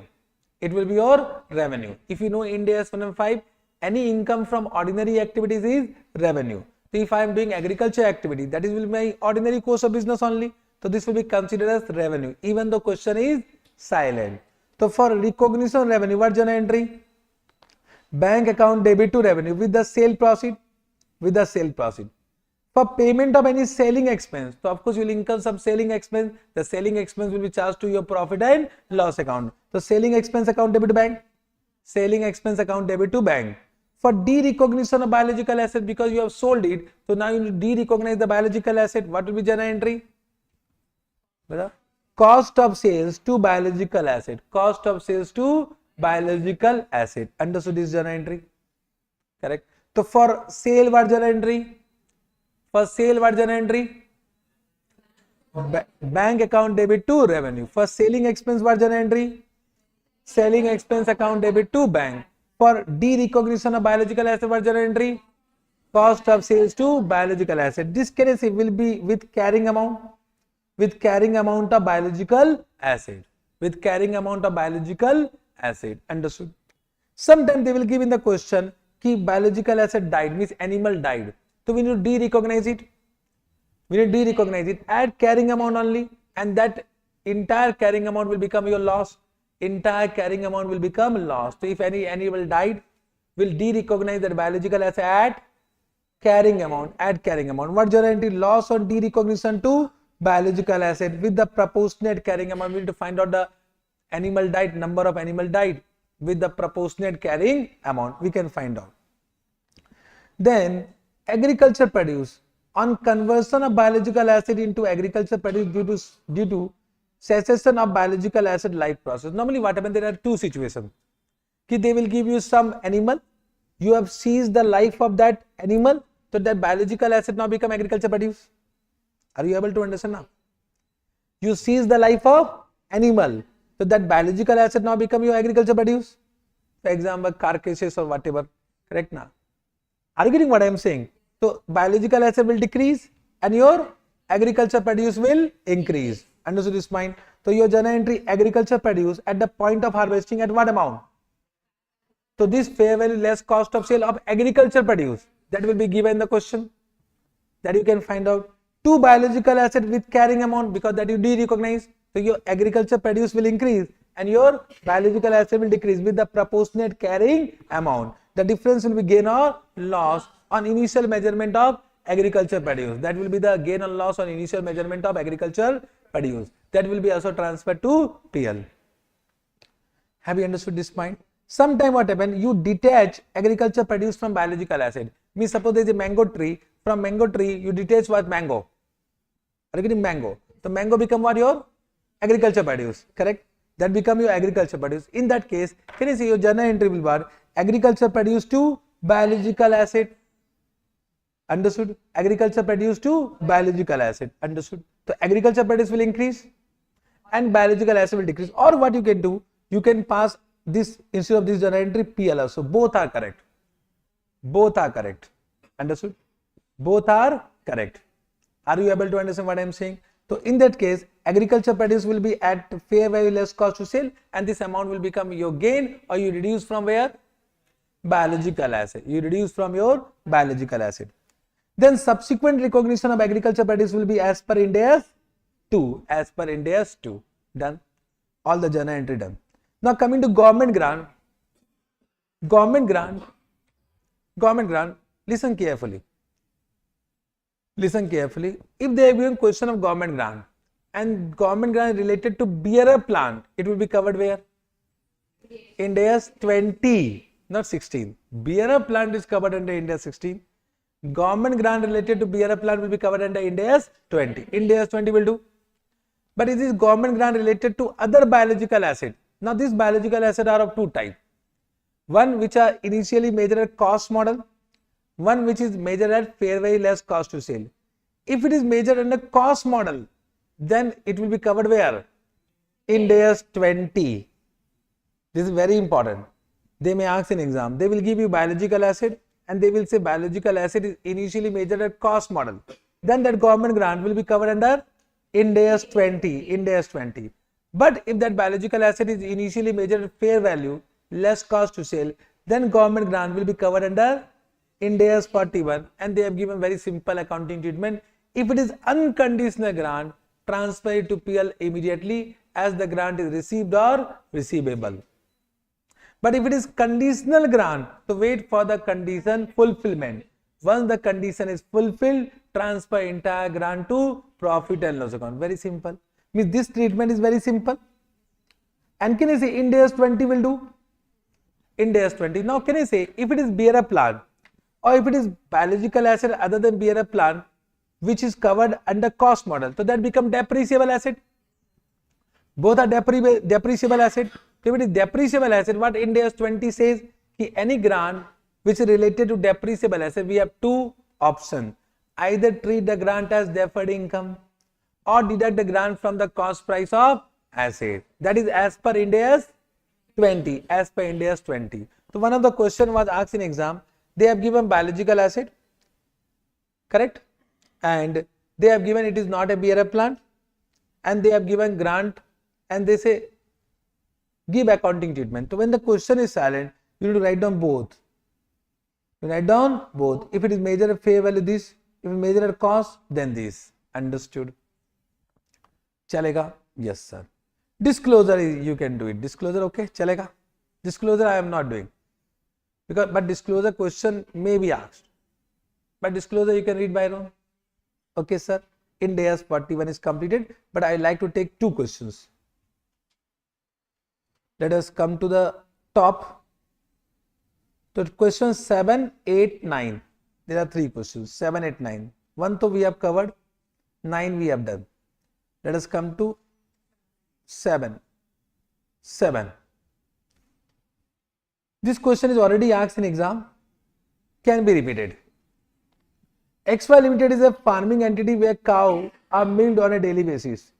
Milk is kept in a cold storage immediately after milking and sold to retail distributor on a weekly basis. On 1st April 2001, XY Limited had a herd of 500 cows, which were, what is the age?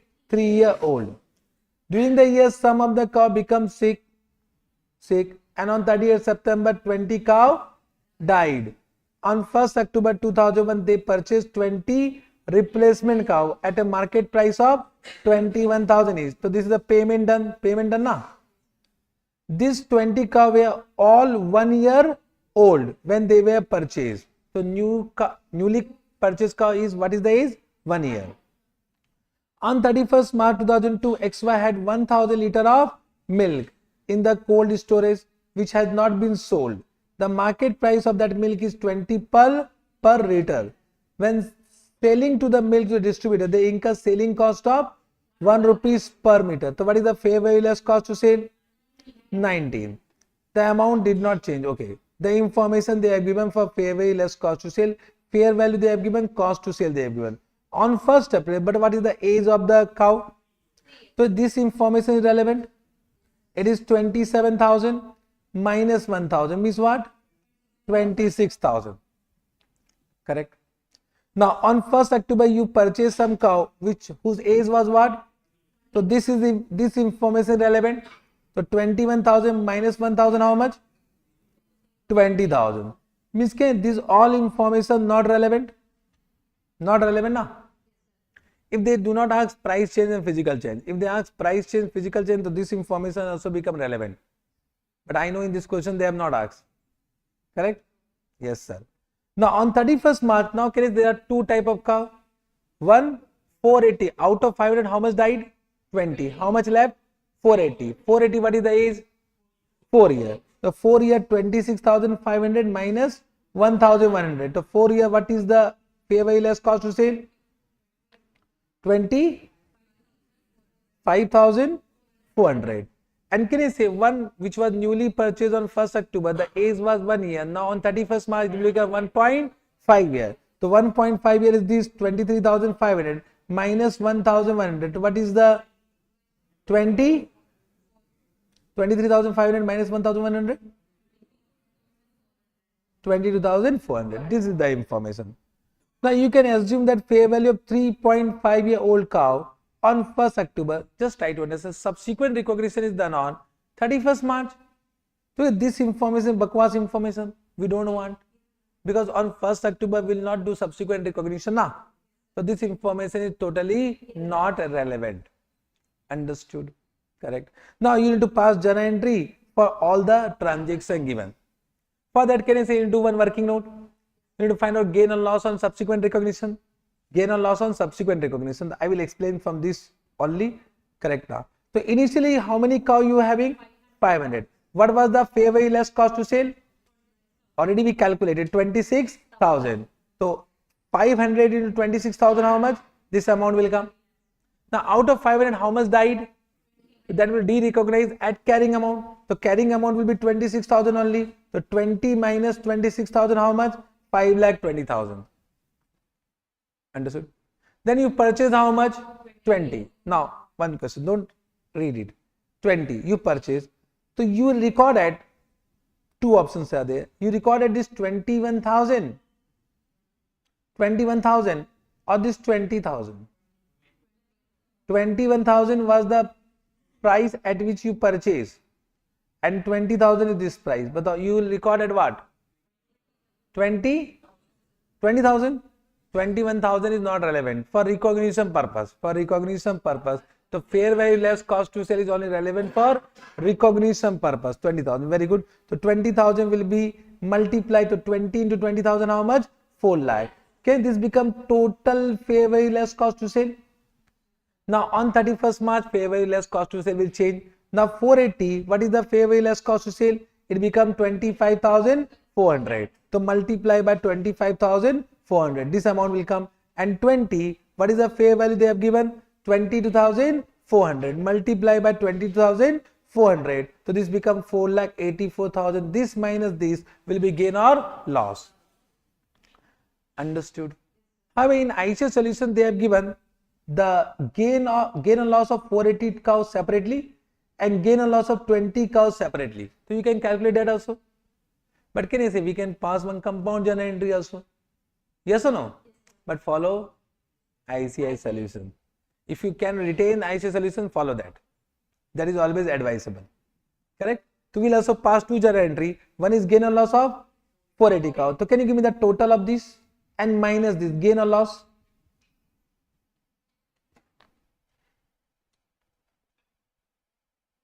How much? Means this total minus this. 2,80,000. It is gain or loss? Gain. And 4 lakh is, I think, loss. Gain or loss? Say correctly. Loss. And this 4 lakh minus 4,88,000, 4,48,000 is the gain. Gain of how much? 48,000 gain. Understood? Now what will be journal entry? Let's see. First, can you say 20 cow died? You will de-recognize it. What is journal entry? Loss on de-recognition to biological asset, and de-recognition will be done at carrying amount. Already we calculated carrying amount how much? 5,20,000. So this journal entry will be done at 5,20,000. Then we have purchased 20 cow. The biological asset to payment means to bank. The biological asset will be at what amount? 4 lakh. Initial recognition will be done at 4 lakh. But payment how much done? 21,000. So 20 into 21,000. How much? 4,20,000. The balancing figure will be 20,000. That will be loss and transfer to PL. Correct. Two simple journal entry. Then subsequent recognition, that gain or loss. So you can see for 480 cow there is a loss and for 20 cow there is a gain. So they have passed the subsequent journal entry. This question was asked for how many marks? 8 marks. Means question cannot be easier than this. 4 journal entry, 8 marks. What do you want from ICI? But then also in exam now, most of the students do small mistake because of lack of concentration. They will take wrong amount, wrong figure. Means, what do you think? This question is simple or difficult? I will say super simple. Super simple. Abhi I was taking CA Inter Marathon batch. So last attempt they asked one question from AS20. If I will give you to you now, you will be not able to do it. CA Inter difficult question. CA final they are directly asking from book. Means out of 10 questions, only 1 question will be new in CA final level. But CA Inter out of 10 questions, 9 questions will be new. And you pass that exam. Are bolna re? Yes, believe me, CA Inter question they will always change. CA final they are not changing only. This is all repeated question or from ICI resource. Correct? So you only say if out of 8, you should get 8 out of 8 na. And if you are not able to score 8 out of 8, it is whose mistake? So it means practice conceptually, think conceptually, ki what plus, what minus, what plus. If you have understood that, you will never do mistake in exam. Okay. Now one good question, this is a good question till now not asked in exam. Means good question they are not asking. This is a good question. Company X purchased 100 beef cattle at an auction of rupees 1 lakh on 30th September 2001. Subsequent transportation costs were how much? 1,000. That is similar to the cost X would have to incur to sell the cattle at the auction. My question to you are, this transportation cost is incurred by buyer or seller? Buyer or seller? How many are saying only buyer? Read the question carefully. First to read question carefully because I am not saying, you need to say. This, read the question carefully, then say.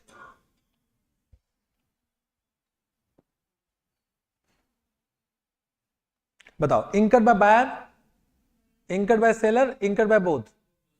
How many are saying buyer? How many are saying seller? How many are saying both? Both is correct. Subsequent transportation cost were 1,000. So of course, if you see, if that is given, company X purchased 100 beef cattle. After that is given, subsequent transportation cost is 1,000. This is incurred by whom? Buyer. That is similar to cost X would have to incurred to sell the cattle at the auction. Means if they would have sold the asset at the same point of time, the selling expense would be, this transportation expense would have been how much? 1,000. Means if today they will sell, so they need to incur again transportation cost of how much? 1,000. So incur both by buyer, both by seller. Understood? Correct. Additionally, there would be 2% selling fee on the market price of the cattle to be incurred by seller. But this is transaction cost incurred by whom? Buyer or seller? Both.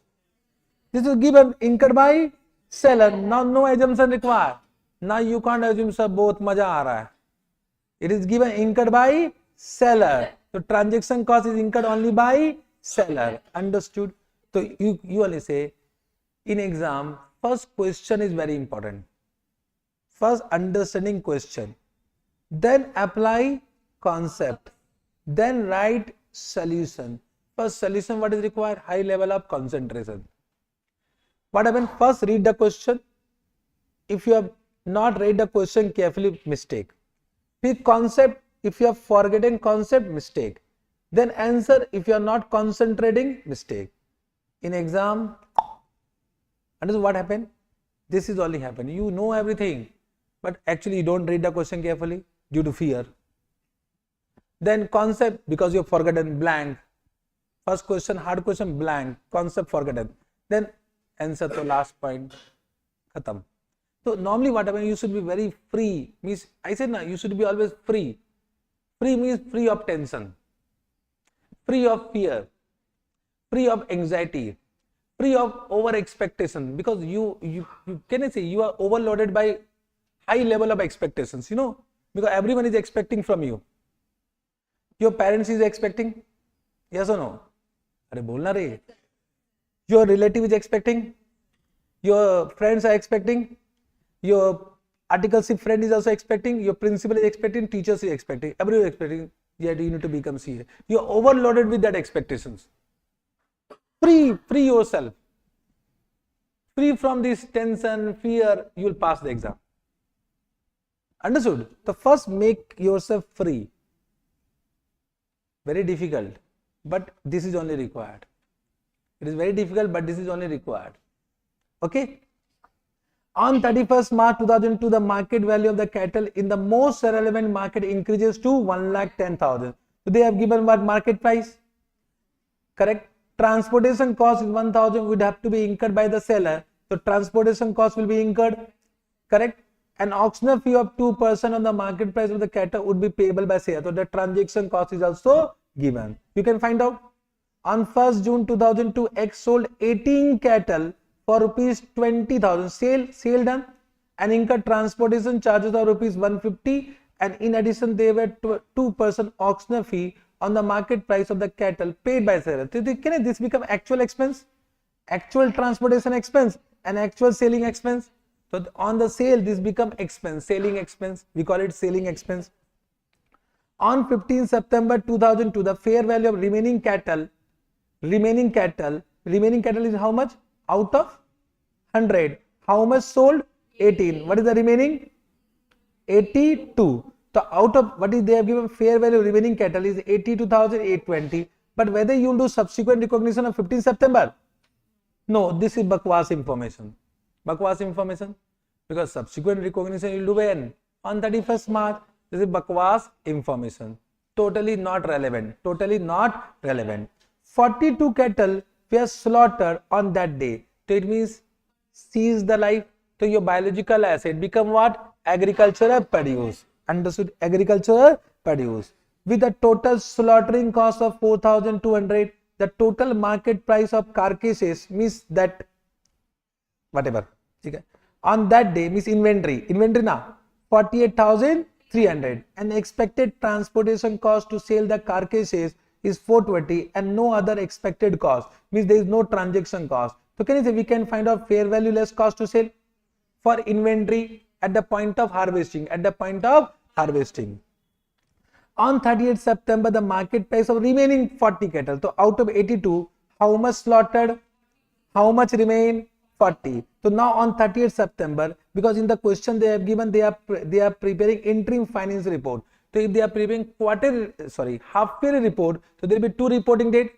So 2 recognition, one in 1 year. So there are 2 subsequent reporting dates. So 30th September and 31st March. So this becomes subsequent recognition date. Market price of remaining, they have given fair market price. The expected transportation cost they have given, expected transaction cost they have given. We can find out fair value less cost to sell. We can find out gain or loss. Super easy if you have understood. Difficult if you are not able to understand what to plus, what to minus.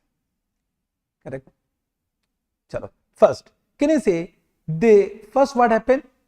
They purchased 100 beef cattle. So what journal entry? Biological asset account debit to bank. The payment how much? Batao, you will calculate fast. Payment how much? 1 lakh plus 1,000. 1 lakh plus 1,000. Very good. 1 lakh plus 1,000. Now find out fair value less cost to sell. So 1 lakh minus what? 1,000 minus 1,000, and 2% of 1 lakh means how much? 2,000. So it become what? 97,000. So fair value less cost to sell become 97,000. So biological asset 97,000 to bank 1 lakh 1,000. Loss how much? 4,000. You got 2 marks if this is a question of 10 marks. Each marks is important. So I will think what? Marks. These 2 marks you got, that is also very important. So in exam, don't think about doing entire question correctly. Means if you are doing partially also correct, good na re, 50% is the marks. The target is what? What is ICI expectation? If you are getting 50%, you are CA. Means 50% is also CA, 51% is CA, 70% CA, rank 1 is also CA. All are CA in the eyes of public. In the eyes of public. So think about that. You are not there to prove yourself. You are there to score marks. So don't become emotionally full.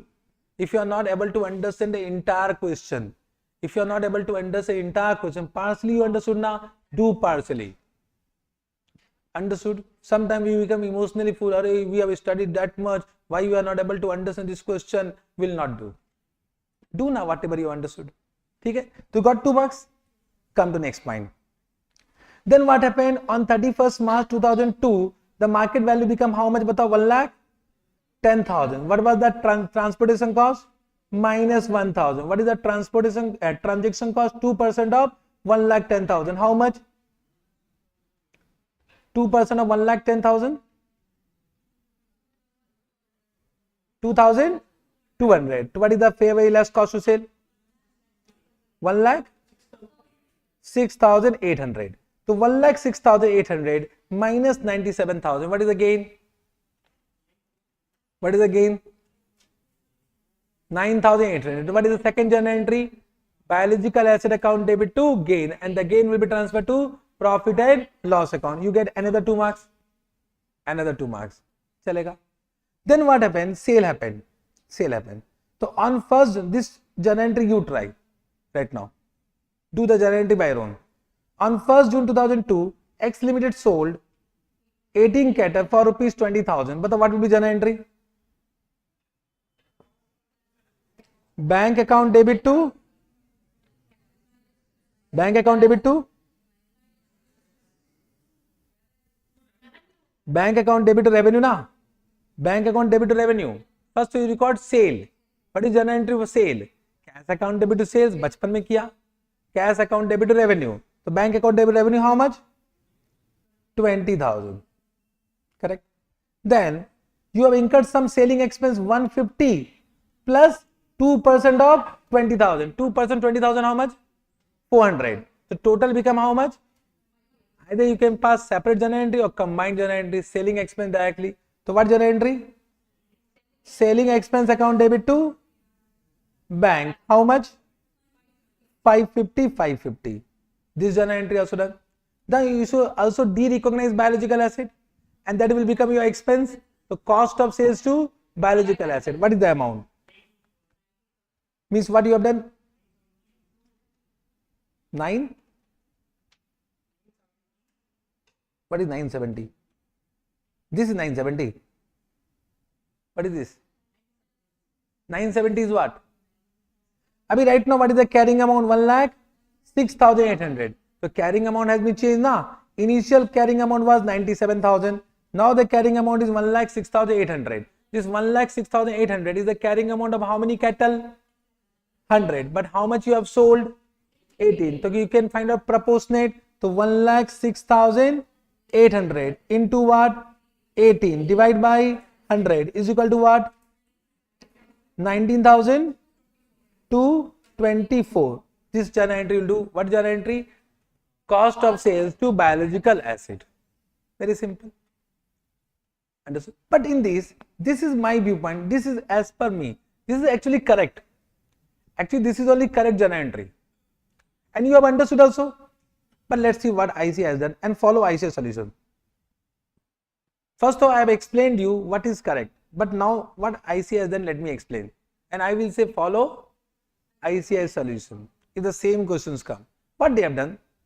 If first they have calculated gain or loss on this date due to subsequent recognition. But what was the carrying amount we calculated? 19,224. 19,224. Correct. What was the fair value? 20,000. And what was the selling expense? 550. 19,450. This minus this how much? So 226 gain. So first they have calculated gain. What is journal entry they have done? Biological asset to gain 226. 226. Understood? Okay. Then now can you see this become the carrying amount? This become the carrying amount. So they have de-recognized by this amount. Check karo. Cost of sales to biological asset 19,450. 19,450. Understood?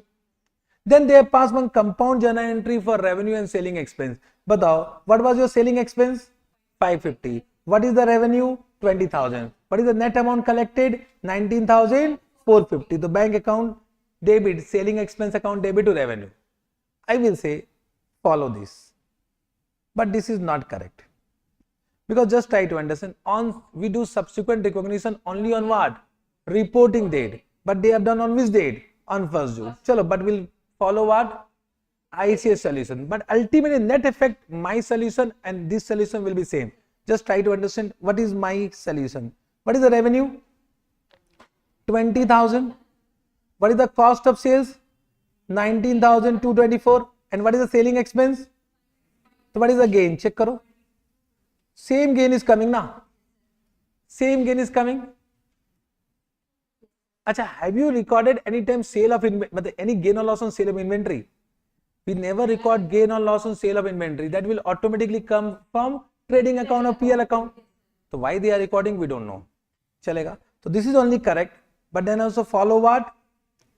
ICS solution. Have you understood this? Have you understood this? Now next point. Now what happened? Out of balance 42 was slaughtered. So your inventory will increase and biological asset will decrease. So inventory will increase by what amount? Inventory will increase by what amount? Fair value less cost to sell. So what is the fair value less cost to sell of inventory? Batao. It is, what was the carcasses? How much? 48,300. And what is the transportation cost? 420. How much? 48,300 minus 420. It comes 47,880. Now you will decrease biological asset by what amount? Carrying amount.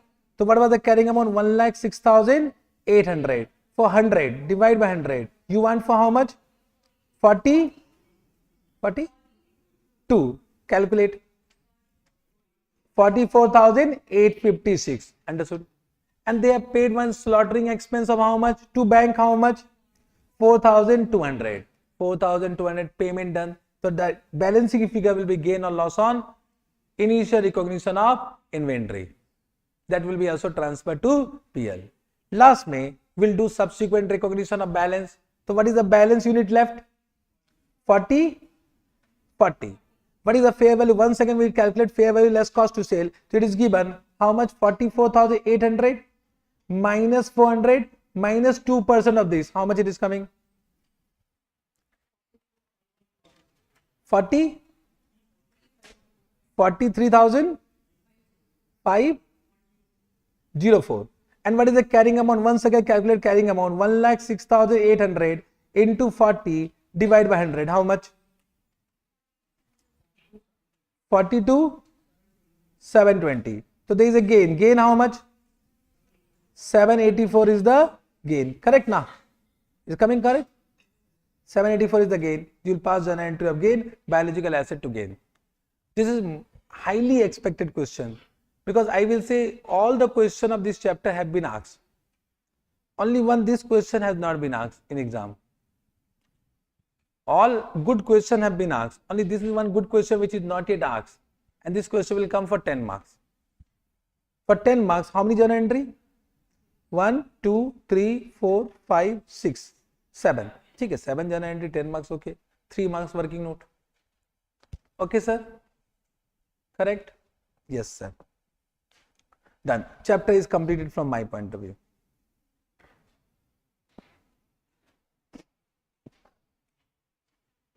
Balance question you can do by your own.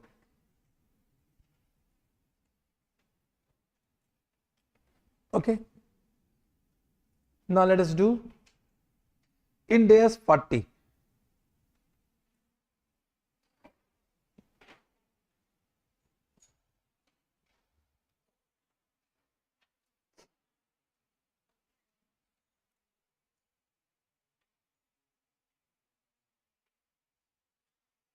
Ind AS 40. Investment property, of course, can be asked in exam. Investment property, Ind AS 40, investment property is the simple chapter. This is also very simple. Only some point you need to understand. Now, what do you mean by investment property? What do you mean by property? Property means land or building or part of building or land and building together. That is property. Now, any property which is held by owner, means legal owner, or held by lessee as ROU asset, correct? For earning rental income or for capital appreciation or for both will become what? Investment property. Means, can I say, if you are, means any entity can have a owned property or can have ROU asset property, correct? So if this is held for sale in ordinary course of business, then this will be what? Inventory. If this is used for production or supply or for admin purpose, this will become PP. But if it is for earning rental income or capital appreciation, then this will be what? Investment property. Similarly, any entity which is holding property as a ROU asset, if it is used, it cannot be sold. It is practically not possible. It is held for sale in the ordinary course of business. So it can be either used for production, supply or admin purpose. Then it will be classified as PP. But if it is held for earning rental income, because it will not be held for capital appreciation, it will be held for earning rental income, means it is sub-lease on operating lease. It means it is given on operating lease. So it has been sub-leased as operating lease, means for earning rental income. Then it will be classified as what? Investment property. It will be classified as investment property. Have you understood this point? Not able to understand? Repeat once again. Chalo, clearly. What they are saying, there can be two situations. Any entity, either they can have owned property, owned property I am saying, not investment property, owned property, or that can be property as ROU asset, means they are lessee na. So this entity become lessee in this case. Lessee na? You know Ind AS 116, correct? Yes, sir. Now, if this owned property is held for sale in ordinary course of business, then apply Ind AS 2. If this is for production purpose or supply purpose or admin purpose, then it is for Ind AS 16. If it is for earning rental income or for capital appreciation, then apply Ind AS 40. Now understood? Correct. Now, if this is ROU asset held by lessee, correct? So if it is, of course, ROU asset held by lessee cannot be held for sale in the ordinary course of business. Practically impossible. I can write, but practically impossible. So it can be used only for production purpose or supply purpose or admin purpose. Then it will be classified as PPE. Correct? Or it is held for earning rental income. When I say held for earning rental income, means it is given on operating lease or finance lease. Operating lease means it is given on operating lease. So any asset which is ROU asset and given on what? Operating lease, it cannot be held for capital appreciation. Okay. So earning rental income, then it will become your investment property. Understood? Correct. Now batao, for this measurement will be done as per Ind AS 2. For this measurement will be done as per Ind AS 16. For this measurement will be done as per Ind AS 40. For this measurement will be done as per 16. For this measurement will be done as per, no, measurement will be done as per Ind AS 116. Understood? Because ROU asset is measured as per what? Ind AS 116. Understood? Clarification. I am here to give you what mistake you can do. It is classified as PP. Is it classified as investment property? But Ind AS 40 says go to what? Ind AS 116 for measurement purpose. Are you getting? If it is in balance sheet, this will come under investment property. But for measurement, go to what? Ind AS 116. Means investment property are of two types. I am in investment property. I am not in Ind AS 16. The investment property are two types: owned property, owned investment property, and ROU asset investment property. ROU asset investment property measurement go to which chapter? Ind AS 116. But for this measurement will be as per Ind AS 40. This point have you understood? Have you understood this point? Correct. So in the meaning it is given because this will be classified as what? Investment property. So any ROU asset held by lessee, if it is held for earning rental income or capital appreciation both, it will be classified as investment property. Measurement will be as per Ind AS 116. Correct? This much you understood? Correct? Now you will say any land held for capital appreciation, which Ind AS? You will say me 40. Any land held for sale in the ordinary course of business? 2. Any land held for currently undetermined future use, means you don't know for which purpose, then it will be deemed to be held for capital appreciation. Agricultural land, I was knowing you will say 41. Khatam. Abhi in 41 I said land related to agriculture activity is not covered under Ind AS 41. Land in India, it is for business purpose, means production purpose na. Land related to agriculture activity, which AS, which Ind AS? Ind AS 16. Intangible asset related to agriculture activity, Ind AS 38. These are all MCQ question, multiple choice question. Building owned and leased out under operating lease. No, abhi measurement not. Abhi classification. Measurement I am coming soon. Means it is Ind AS investment property or not. Abhi first it will come to Ind AS 40, but measured as per what? Ind AS 116. Means Ind AS 40 will say go to what? Ind AS 116. But this is owned property, right? This is the owned. The owned will be Ind AS 40 only. Then building owned and leased out under finance lease. Can I say it is not applicable? Because once it is given under finance lease, it will be de-recognized. To de-recognize, the question of classification will not arise. Property held as a ROU asset and leased under operating lease. Batao. Ind AS 40, Ind AS 40 will go to Ind AS 116 for measurement. Property held as ROU asset and leased out under finance lease, not applicable because that will be also de-recognized.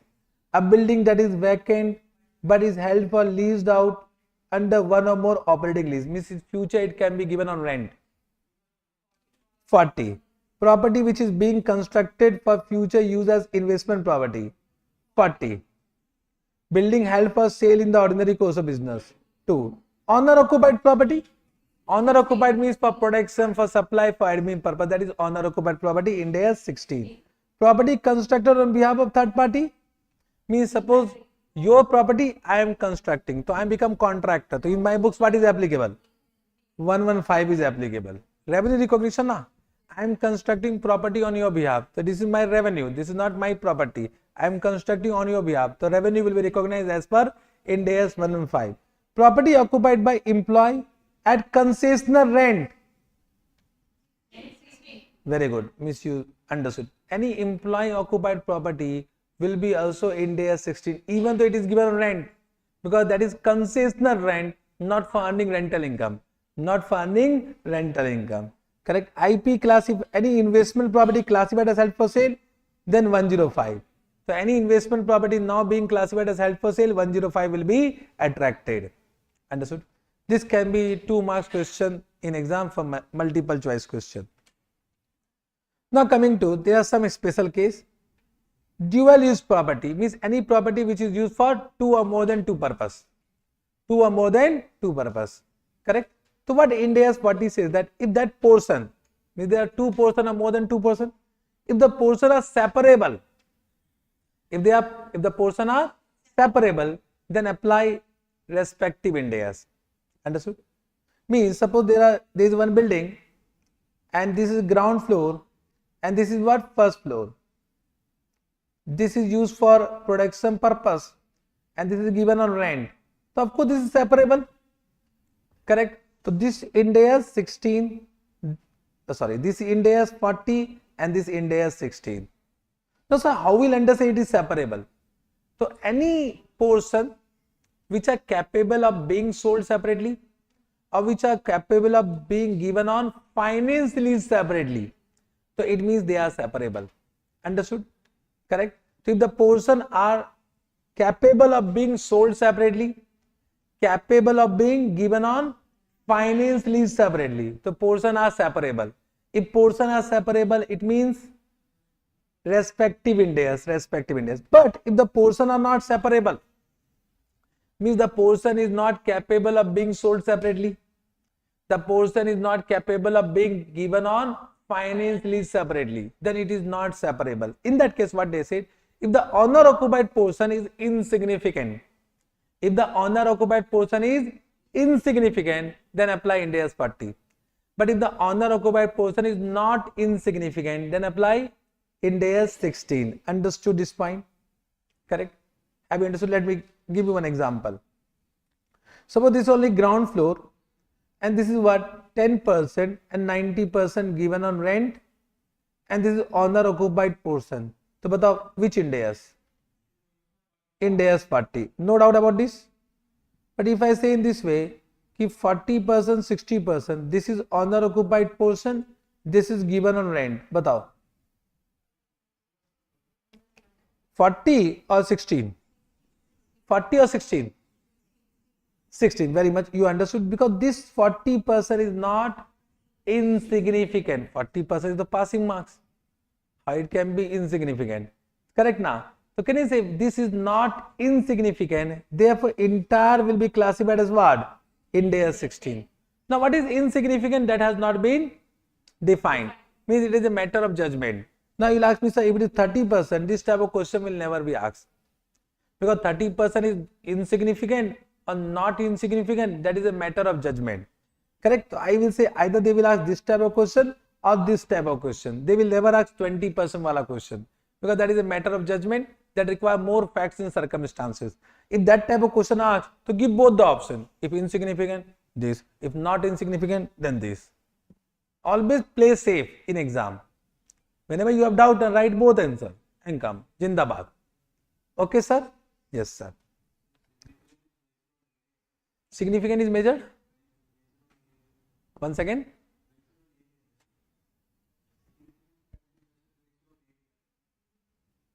No. So this 40% is area only.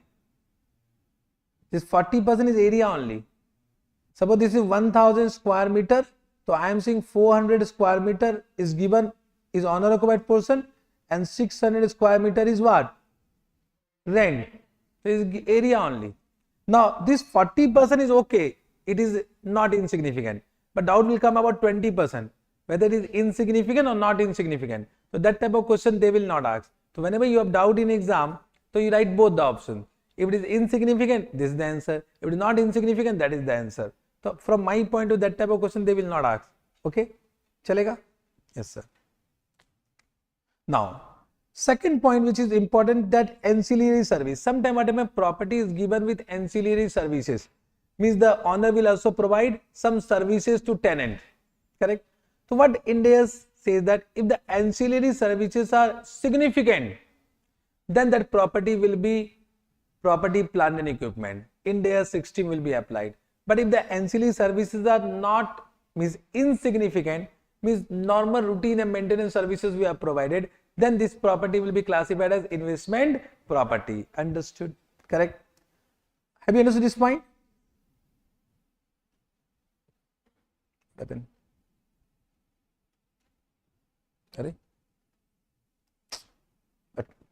understood? This is very simple. Now this is important from exam point. If property leased out to group entity, sometime what happen? Insignificant is 40% insignificant. Now 40% in exam, always assume it is not insignificant. 40% in exam, always assume it is not insignificant. Okay, don't assume it is insignificant. So they have given 40% in exam, always assume it is not insignificant and apply Ind AS 16 only. Okay, what you are saying? Acha, you are saying insignificant 40. No, one thing. What is what Ind AS 40 says? If it is insignificant, then 40. If it is not insignificant, then Ind AS 16. Are you getting? So they have not used the word significant. They have used the word if it is not insignificant. Not insignificant. English is a funny language, huh? It not insignificant does not mean significant. So 40% is not significant. 40% is not significant, but it is not insignificant also. Are you able to understand what I am saying? So what is if it is not insignificant? So 40% will say it is not insignificant and Ind AS 16 will be applicable. So significant is something different. Not insignificant is something different. Insignificant is something different. So they have used the word insignificant and not insignificant. Understood? Chalega? Yes, sir? Yes, sir. Now, this is important from exam point of view. So, whenever property is given on lease within group entity. So, what will be the classification criteria? Let me take one example. Suppose parent company, this is S1, this is S2. Means this is subsidiary, this is also subsidiary. And there was one owned property of parent company which is given on operating lease to S1. So can you see this will become ROU asset for S1. This is again given on operating lease to S2. So this will also become ROU asset of S2. Correct. Now this is used for protection purpose. Understood? So in IFS of S2, can you see this ROU asset will be what? PP will be classified as PP. In IFS of S1, it will be ROU asset, but given on what? So this will become investment property. In SFS of parent company, this is owned property and is given on what? Rent. This will be also investment property. Have you understood? But in CFS of parent company, this is owned property. This will be what? So because this property is within group and help for protection purpose, so this will be classified as property, plant and equipment. Have you understood this point? This point have you understood? So in these books, it will be what? In S2 it is what? In S2 it is what? PP. In S1 it is what? Investment property. In parent company separate financial statement is what? Investment property. But in consolidated financial statement is what? Property, plant and equipment. Understood? Let me change the question. Suppose out of this ROU asset, 50% is given to some X Limited and 50% is used for admin purpose. And suppose these are separable. It is separable. Separable means this is dual use property and it can be separated. So you need to apply respective Ind AS for separable portion. Okay? Now you say for S2, for this 50% what? Investment property. And for this 50% what? Property, plant and equipment. For S1, this will be what? Investment property. For parent company, in separate financial statement, this will be what? Investment property. But in consolidated financial statement, 50% will be what? Investment property. 50% will be what? PP. Understood? So this type of question they may ask. Already asked in exam one time. Only one time. Okay? Yes, sir. Done. Now recognition and measurement is super easy because most of the point is similar to Ind AS 16. Correct? Now, in a separate acquisition, they can be owned investment property. If it is owned investment property, so it will be measured at cost price. Cost price means purchase price, and any directly attributable expenses will be added. So cost will be purchase price. Purchase price means what? Invoice price minus trade discount plus non-refundable duties and taxes, and all other directly attributable expenses will be added, as similar to AS Ind AS 16. Okay. This is similar to Ind AS 16. Correct? If it is acquired at deferred credit, means deferred settlement terms, means the payment is deferred beyond normal credit terms. Same thing as per Ind AS 16. Cost price will be equal to what? Present value of all future payment. Interest will be the difference between these two, and interest will be charged to PL account unless it is covered under Ind AS 23. Similar, the investment property held by lessee as ROU asset, then measurement will be done as per Ind AS 116. Understood? Correct? If IP acquired through exchange, same thing. If the transaction does not lacks commercial stuff. First preference, fair value of asset given up plus minus cash adjustment. Second preference, fair value of asset received. Third preference, carrying amount of asset given up plus minus cash adjustment. If lacks commercial substance, then carrying amount of asset given up plus minus cash adjustment. Done. Chalega. Then subsequent recognition. The subsequent recognition will be only at cost model. Revaluation model is not permissible. Revaluation model. So for investment property, revaluation model is not permissible. Why? We don't know. Why? We don't know. It should be permissible now. Why not permissible? We have not understood. There is some reason I will not say right now. Correct? Because we need to go as per Ind AS 40 requirement. So as per Ind AS 40, only what? Cost model. High chances you will forget. High chances you will forget. So Ind AS 16 cost model, revaluation model. Ind AS 38 cost model, revaluation model. Ind AS 40 only cost model. Understood? Okay. So can I say, in this case, subsequent recognition will be done as per what? Cost model. So if it is classified as held for sale as per Ind AS 105, then to apply Ind AS 105. If it is a ROU asset held by lessee, then subsequent recognition will be done as per Ind AS 116. For any other asset, you need to apply cost model as per the requirement of Ind AS 16. So once again, cost model as per Ind AS 16. So depreciation as per Ind AS 16. Impairment as per Ind AS 36. Got this point? Correct. Understood? This subsequent cost to same is there. You can read. It is not important also. This para is very important. Transfer from exam point of view.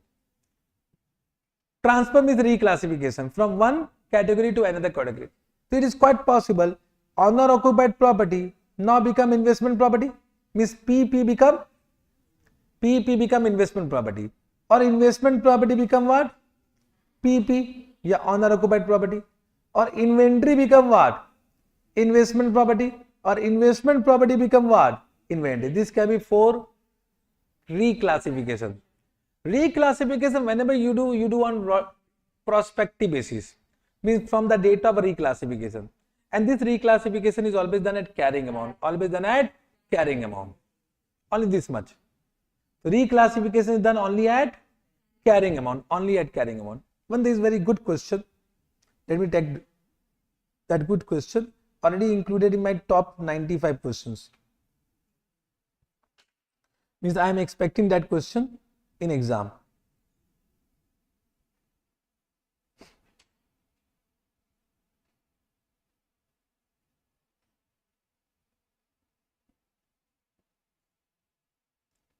This question.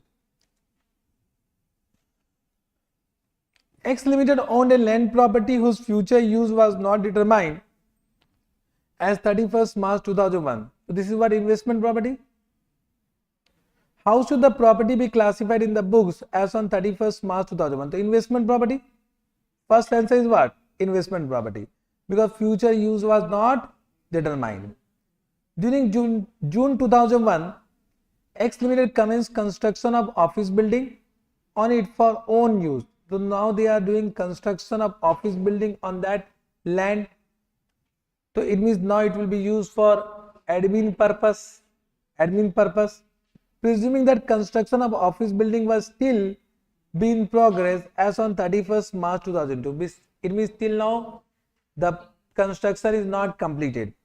How should the land property be classified by X in the financial statement as on 31st March 2002? So now the land will be reclassified to PP. So now it will become property, plant and equipment. Will there be any change in the carrying amount of property resulting from any change in the use of investment? No, the carrying amount will remain same. Means the PP will be now carried at same carrying amount. So reclassification will be done at carrying amount. Whether the change in classification to or from investment property is a change in accounting policy. Means initially it was what? Investment property. Now it become PP. So initially we were applying Ind AS 40. Now we will apply Ind AS 16. So whether it is a changes in accounting policy? No. So it is not a change in accounting policy. This is given under Ind AS 8. So when I will do Ind AS 8, I will say any reclassification wala example is not a change in accounting policy. So this is as per Ind AS 8, it is not a changes in accounting policy. Then this point number D is very interesting. Would you answer to A? Means this A.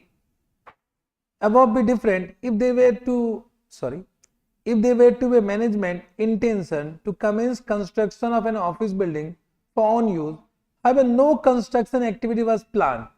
Means they are thinking that they will construct office building after some years, but till now no construction has been planned. So whether you will do reclassification? Yes or no? So reclassification will be done only once the construction started. Mere assumption will not do reclassification. So here no reclassification, it will be still classified as what? Investment property. Can you see 5 marks question, 5 point. Let's see a final level. One second, batao, easy or difficult? Say you are taking only easy question. No. I am taking good question only. Correct? So very simple na. What do you expect from ICI? We should not expect less than this na. Yes or no? So easy question. I will take good question also, don't worry. So one good question was for this and that I am expecting again. We can see mere management intention for use of property do not evidence change in use. Change in use of property should be actual. Understood? Correct? D recognition is same to same, no point is there. Disclosure is same to same, but disclosure in one of the questions they have asked disclosure requirement, and that question is already asked in exam. Correct? Now just try to understand. There are two type of disclosure. I am explaining something. Just try to. We need to be very much smart for this. One disclosure is reconciliation. So in that you need to prepare a statement of reconciliation. Just for example, gross book value, then accumulated depreciation, then what? Net book value. That is the statement. Correct? One is what? Disclosure of facts. Disclosure of fact. Disclosure of fact means what? In this Ind AS 40, the fair value revaluation model is not applicable, but we disclose fair value. So we disclose fair value of each investment property in the notes to account. Can you see if that will be given, then only we can disclose now. If that is not given, can we disclose? Means these are the facts. So if that is given in the question, disclose it. So as per the information, disclose now. Are you able to understand? But this disclosure depends upon the calculation. So reconciliation or disclosure depends upon calculation. But this fact wala, this will depend upon the information given the question. Whatever given, write down as it is. Write down as it is. Are you getting to? Even though you have forgotten, write down the question and disclosure. Yes or no?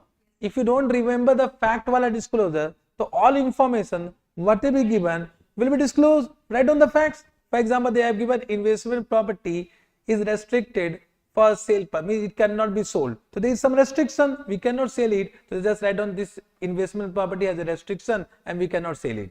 Disclosure ho gaya. Are you getting what I am saying? Suppose the revaluation has been done by independent valuer. Correct now? So that is the disclosure required. So revaluation has been done by independent valuer as per this method that will be given in the question. Correct? Understood. So these are the disclosure. Can you read by roll? Below.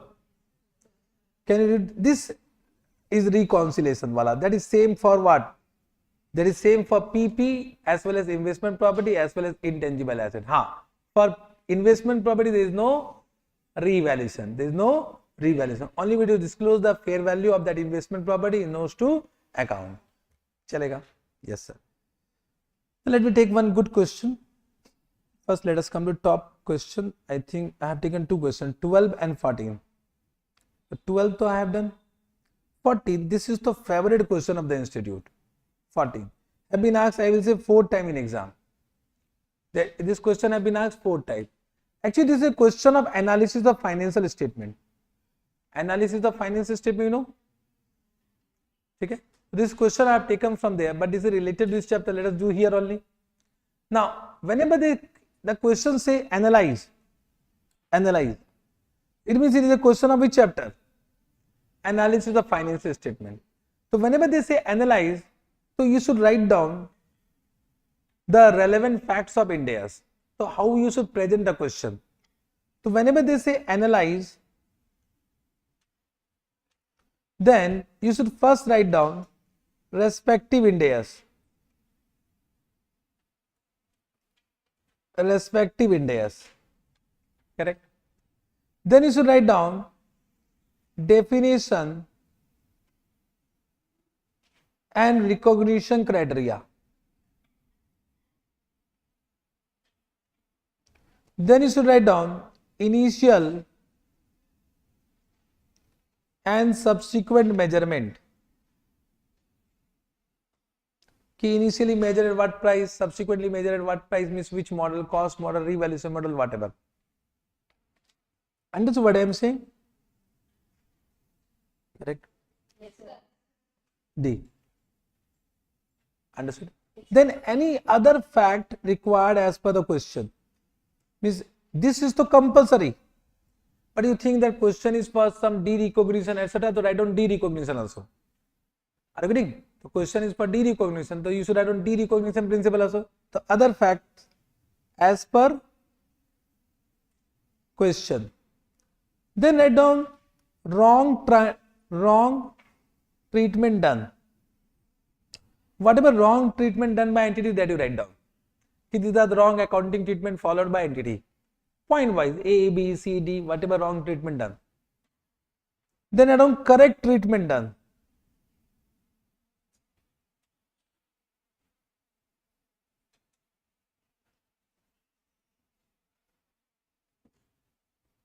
Correct treatment required. Okay. Then last point, you need to prepare what? Extract of financial statement with working note. You will prepare extract of financial statement with working note.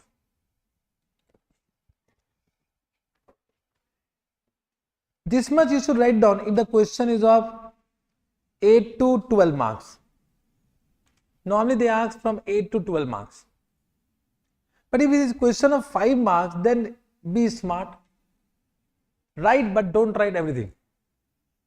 Write, but be smart in the exam hall. 5 marks, how much you write down, right? Correct now? So if it is a question of 5 marks, so this last one to required, just try to become smart in exam hall. Try to decrease the writing part.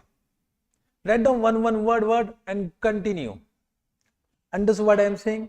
Correct. The same question, however, this question will not come for 5 marks, but similar question can come for 5 marks where they are given analyze.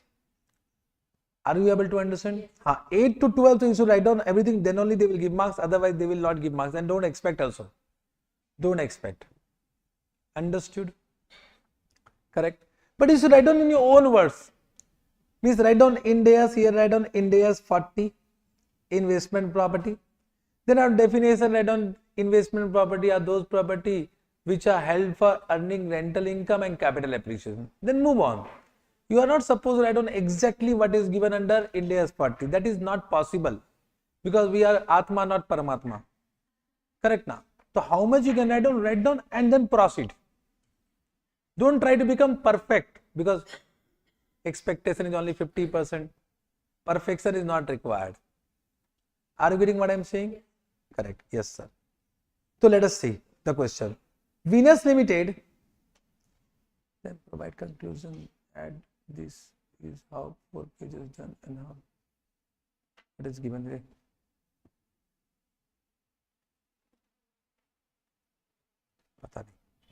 Venus Limited is a multinational entity that owns 3 property. Okay. All 3 property were purchased on 1st April. The details of purchase price and market price is given. You can property 1, property 2, property 3, factory let out. So this is PP. This is what? This is what? Investment property. So in this there are 2 Ind AS, Ind AS 69, Ind AS 40. And for presentation, because when you are preparing extract, to Ind AS 1 is also applicable. So whenever they ask extract, write on Ind AS 1 also. Because Ind AS 1 is for presentation.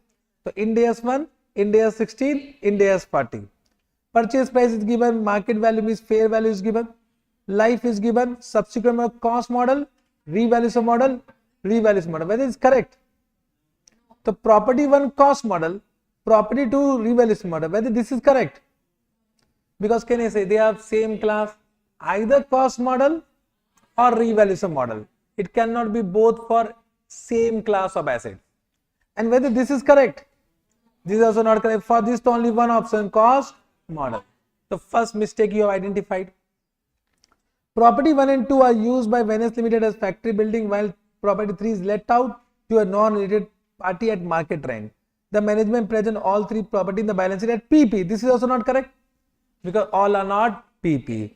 The company does not depreciate any of the property on the basis that fair value are exceeding carrying amount. This is also not correct. Yes or no? But the property 1 will be depreciated. Property 2 will be depreciated. Whether property 3 will be depreciated. Property 3 will be depreciated. Yes or no? Why? Why property 3 will not be depreciated? Huh? It is let out now. So let out property will not be depreciated. Right now we have done. Dekho what happened now. Just try to. This revision class will not be effective if you continue to do whatever you are doing. I was expecting you will say mistake and you have done mistake. Means all are same. First of all. In exam hall, though, everyone becomes same. Just try to understand. Right now I said investment property which model? As per which Ind AS? Ind AS 60. Ind AS with cost price less, accumulated depreciation less, accumulated impairment loss. I said depreciation as per Ind AS 16, impairment loss as per Ind AS 36. The property they have given useful life, the property they have given useful life, it will be depreciated or not. Whether it is let out or not let out, it will be always depreciated. It is building. If it is only land, so if they have given property, you can't assume land if they have given useful life because land does not have useful life. If they have given useful life, this is building portion. This is a building portion. Understood? Are you able to understand? Correct? All will be depreciated. All will be depreciated. Then subsequent model, cost model, revaluation model, revaluation model. If it is Ind AS 105, yes, right now I am not doing Ind AS 105. You are confusing me also. Only Ind AS 105 once applicable, then depreciation will be ceased. That too we have understood. Correct? Don't go forward. Abhi we are into Ind AS 16, Ind AS 40. Okay. So understood. Then what? Recognize the difference between purchase price and fair value in SOPL. Now when I say SOPL, it is PL plus OCI both. So they have not mentioned that revaluation gain has been transferred to PL or OCI. So it means another mistake. It will be transferred to what? OCI. If revaluation model is opted. Understood? Correct. So you can see how they have written. First they have written Ind AS 1, Ind AS 16, Ind AS 40. You can write down. Then they go for property 1 and 2. They have written PP defined. Definition they have given. Correct? Understood? Then they have given that we have cost model and revaluation model, and that is for class wise. Correct? Understood now? Then they have given if an item of PP is revalued, correct now? Then entire class of property will be revalued. That is class wise they have given. Then depreciation recognized even when the fair value is exceeding carrying. This you can leave also. There is no need to write down this. But this you can add on if there is an increase in the asset value, the difference will be transferred to OCI as revaluation surplus. This much can I say? You can write on your own words. There is no need to write down exactly. Write down as much as you can. Okay. Then property 3, investment property definition they have given. Then they have given only cost model. Correct now? Understood. Then as per presentation Ind AS they have given, in balance sheet PP and investment property will be disclosed separately. Then they give a wrong treatment as per the information given the question. These are the wrong treatment. Write down point wise. Write down point wise. Then they given correct treatment. Correct treatment you can write down. Depreciation will be charged. It will be for property 1 and 2. It will be either cost model, revaluation model. For property 3, only cost model as per the requirement in Ind AS part T. You can write down in your own words. Then they give an extract of financial statement. Now in this extract of financial statement, they have given 2 answers. Because the question is silent about the management intention about PP. So it can be either cost model or revaluation model. So they have given both alternative solutions. If for PP, they have opted cost model. If for PP, they have opted revaluation model. Correct? Understood? Now cost model, what will be the carrying amount for PP? So it is 15,000 divided by 10 minus 1500. How much? 13,500. This is 10,000 divided by 10, 9,000. So total PP will be how much? 22,500. And this is 12,000 divided by 10, 10,800. Understood? Correct? That is given. Check karo. For PP 22,500. For investment property 10,800. It is only a matter of 1 minute. You can do it. Correct? Now revaluation model, I just want to ask you one question. Let's see, it might happen you will do mistake. In revaluation model, can you give me what is revaluation gain for property 1 and property 2? Revaluation gain.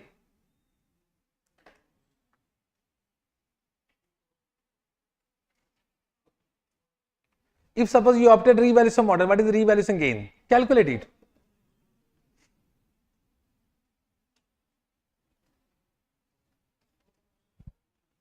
Revaluation gain of property 1, 2,500. And for property 2, 2,000. Everyone saying same? Huh? Good. How? What you are saying? Another answer is there, no? How many are saying 1,000 and 1,000? 1,000, 1,000, no? You are saying 1,000? 1,000 and 1,000, no? Are bola re. How many are saying 1,000, 1,000? Only 2-3%, na?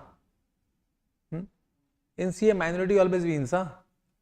So don't think about others. This is not correct, huh? I was expecting that some of you will do this.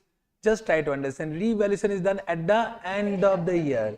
First depreciation, carrying amount, compare carrying amount with what? Market price.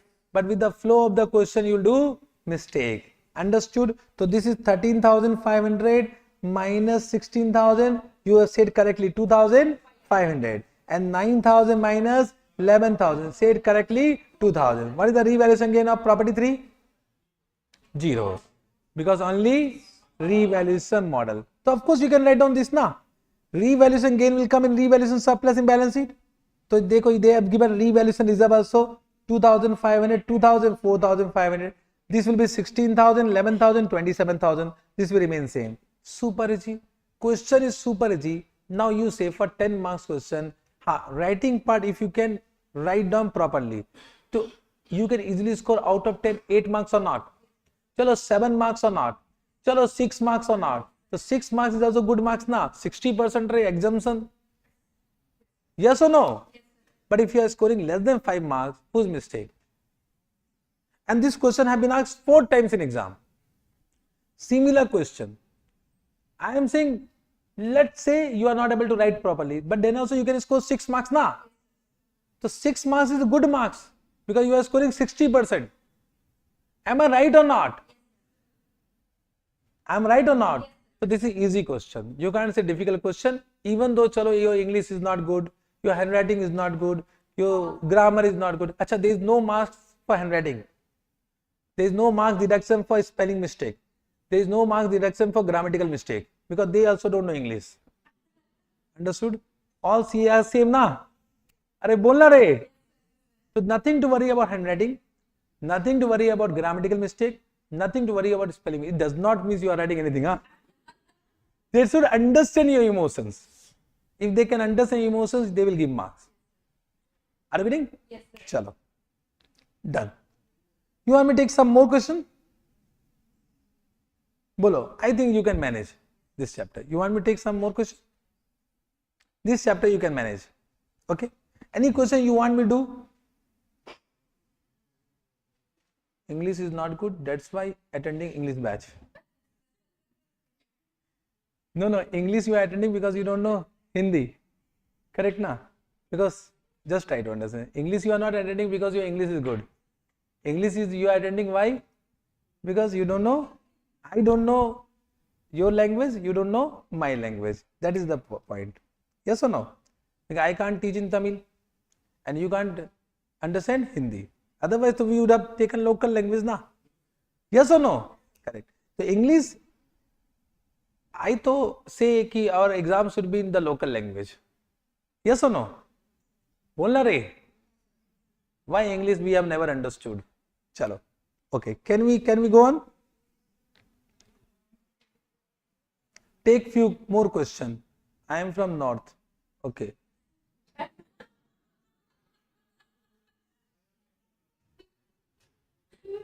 I am from north.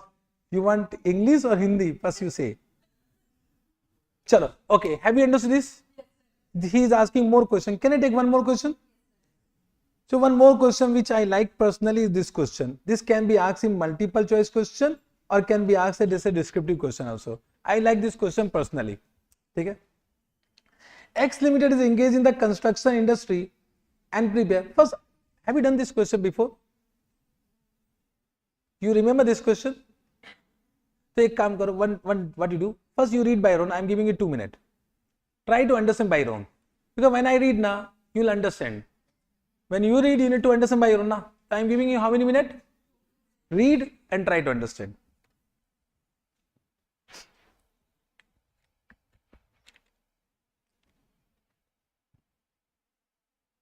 Take doubts after lunch break.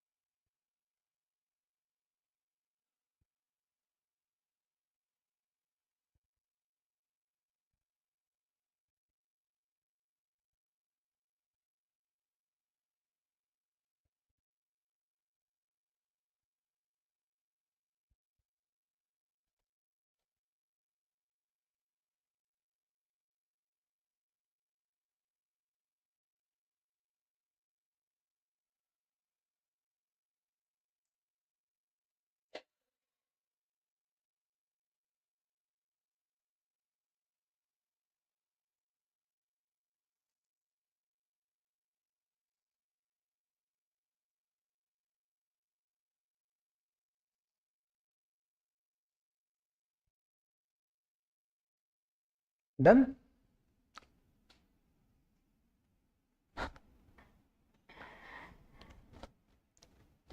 Done? Chalo. First reading done. ठीक है. Reading done. Now how many feel that you can proceed? How many feel that you can proceed? Correct. Means proceed means you can start writing solution. You can start writing solution. Acha, how many feel that you can't start? Everyone can start? So let us start. But what happened, just right, when I was observing you, most of you are reading the question. Now, while going to solution, once again read the question. Means how many times you read the question? Just try to understand. You need to find out the amount. You need to find out the amount. And can you say, this is 2 crore, this is 20 lakh, this is 2 crore 60 lakh. In exam, what happened now? You have understood. But when you are picking the information, again, you take wrong amount. Why you take wrong amount? Just try to understand. You have understood initial recognition of this land will be at 2 crore. That you have understood. That you have understood by reading the question. But now you are writing the solution. You see the question, you will take a chart, this is the amount, and you will take this amount. And this happens in exam hall. Why? Because you are at what? You are at which situation? Your mind is now totally, I will say, disturbed. Why disturbed? I don't know. And suppose before this question there was one question which was not able to done, you are not able to do it, then to high level of inefficiency will come. And therefore I always suggest that whenever you are reading the question, that moment start writing everything. Start writing everything in your way. Means there is nothing to write down full. Suppose you have written, just can you give me all the information? On which date? On 1st April 2013. They purchased at what price? Written 2 CR. Don't write down full 2 crore. 2 CR. Okay. Then what happened? What is the date? On 31st March 2017. The fair value become what? 2 crore 60. Then it was given on rent also initially. What was the annual rent? 20 lakh was the annual rent. And this is a land now. It is a land, so there is no depreciation required. Now this become 31st March 2018. But at the mid now, on 38 September, can you say it was vacated and this was converted, investment property was converted into what? Inventory. Then what is the cost of construction incurred? 60 lakh incurred. On the plus what? On this date, what is the cost to complete they have given? 40 lakh is the given. And what is the expected sale price? 50 lakh. 50 lakh into what? 10 means how much? 5 crore. These are the information given. Correct? I think all these info. Achha, they have given one more fair value yahan par bhi. What is the fair value given? 2.90. All the information written. Now you will never do mistake for the amount. And can you see you can proceed date wise? Now they have asked the accounting treatment for this year. If you read the question carefully, what they have asked, first to examine means you need to conclude what need to be done. Write down answer as per the requirement of Ind AS 40 and Ind AS 2. So how the 3 event would be reported in the financial statement for the year ended 31st March 2018. Means they have not asked from the beginning. They have asked only for this year. There are 3 events. First this event, then this event, then this event. Correct? Now on this date, you record at what price? Means whether revaluation model is permissible? No. Therefore this information is not relevant. So here the carrying amount will be 2 crore. On this date reclassification happened. Can I say during this year 6-month rental will be recognized as income? So 10 lakh will become what? Your annual income. 6-month income. So this 10 lakh will be transferred to PL account of this year. 10 lakh will be transferred to PL account of this year. Now can you see here reclassification happened? Reclassification will be done at which amount? Carrying amount. What is the carrying amount? 2 crore. So once again this fair value is not at all relevant. Now it become what? Inventory. Apply Ind AS 2. And can you say till now it is not yet completed, means this is WIP, work in progress. So you'll add the construction cost, how much? 60 lakh. So what is the cost price? 2 crore 60 lakh. Now we need to find out NRV. NRV will be equal to what? 5 crore minus Cost to complete, how much? 0.40. So what is the NRB? 4.60. We'll take this or this, whichever is lower. So value is equal to what? 2.60. Perfect question for multiple choice question. They will give this para, they will ask 3 MCQs for 2 marks, 2 marks, 2 marks, 6 marks question. Already this question has been given in one of the ICI not in exam, in ICI multiple choice question. So can be asked in exam. Okay. If it is descriptive, then write down descriptive answer. Prepare one extract, whatever is the event, write down as per the solution. Solution you can read. Chalega? Yes, sir. I think done from my point of view. One question already asked in, one question was also good question, but already asked in recent attempt. That will not be repeated. If you want to do, I can do that question also. But you can do that question by your own. Okay? Okay. So Ind AS 40 is completed from my point of view. Okay? Ind AS 40 also done. What is the time? Chalo. Half an hour is left. Let us come to Ind AS 23. Ind AS 23. Ind AS 23 is important.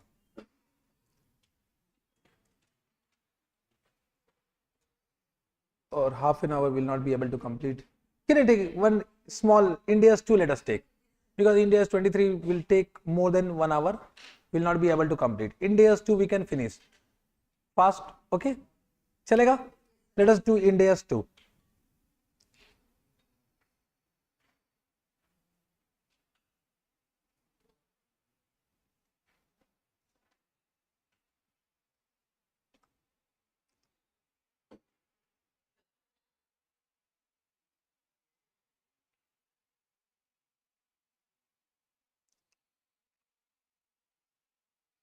Ind AS 2.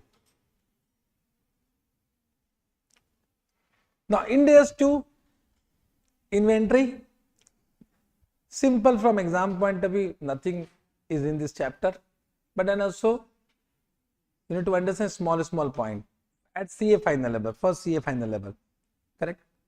Now what is the meaning of inventory? Meaning of inventory is very easy. Inventory are assets which are held for sale in the ordinary course of business, which are held in the process of production and held in the form of,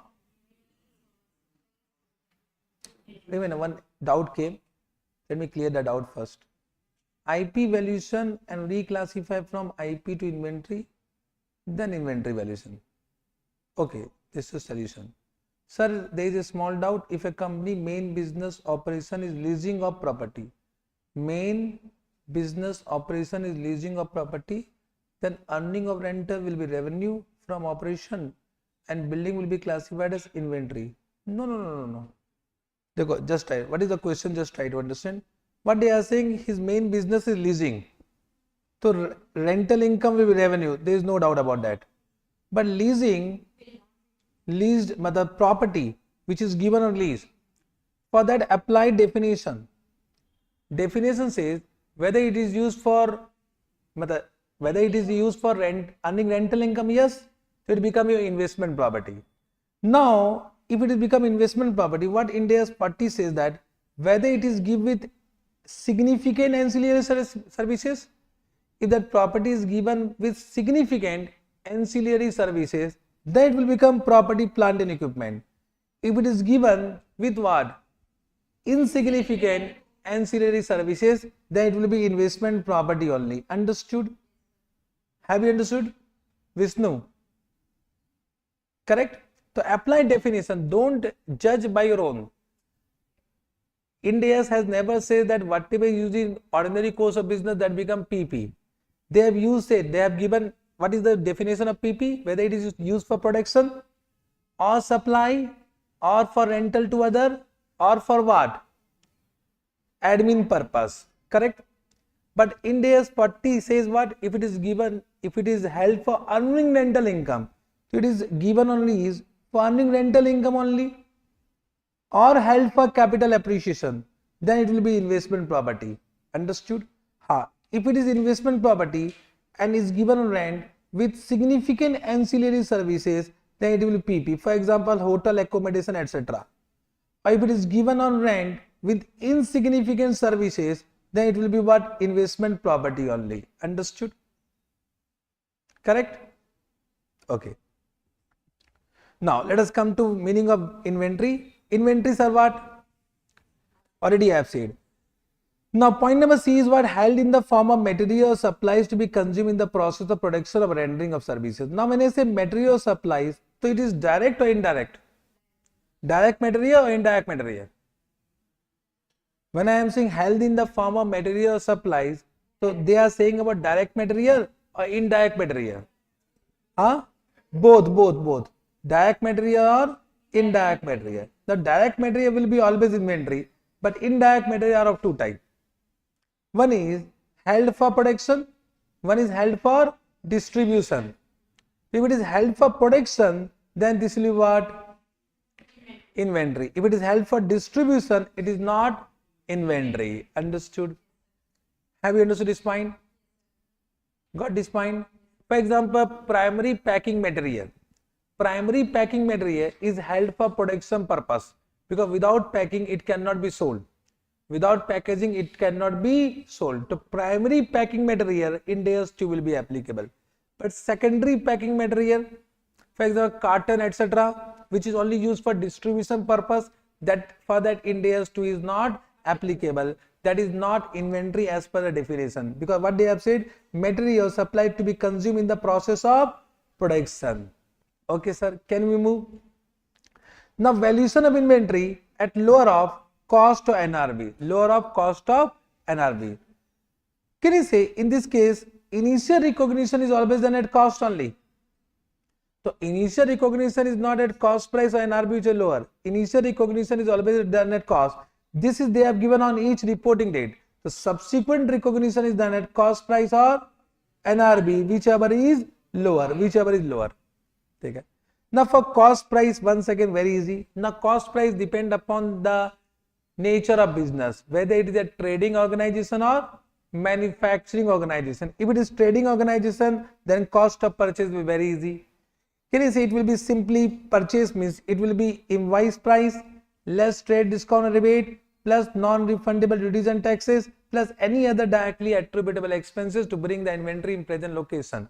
Means all the directly attributable expenses which are incurred to bring the inventory in present location will be added. For example, loading charges, unloading charges, insurance in transit, any transportation cost will be added. Okay sir? If it is finished goods, so can you say first you will purchase raw material, so that is the cost. You need to find out cost of purchase of raw material. Then it will be converted into finished good, so you need to incur some cost of conversion, and there can be some other cost also. So when there is a manufacturing, there can be three components. One is cost price of purchase of raw material, then cost of conversion, then other cost. So cost of purchase of raw material is same thing. It is invoice price minus trade discount rebate plus non-refundable duties and taxes plus any other expenses which are incurred to bring the inventory in present location. Correct? After that you will add what? Cost of conversion. The cost of conversion are of two types. One is direct labor, one is production overhead. So direct labor means manufacturing wages will be added. So as per the information given in the question, all the direct labor costs will be added. Now production overhead means what? What do you mean by production overhead? Production overhead means what?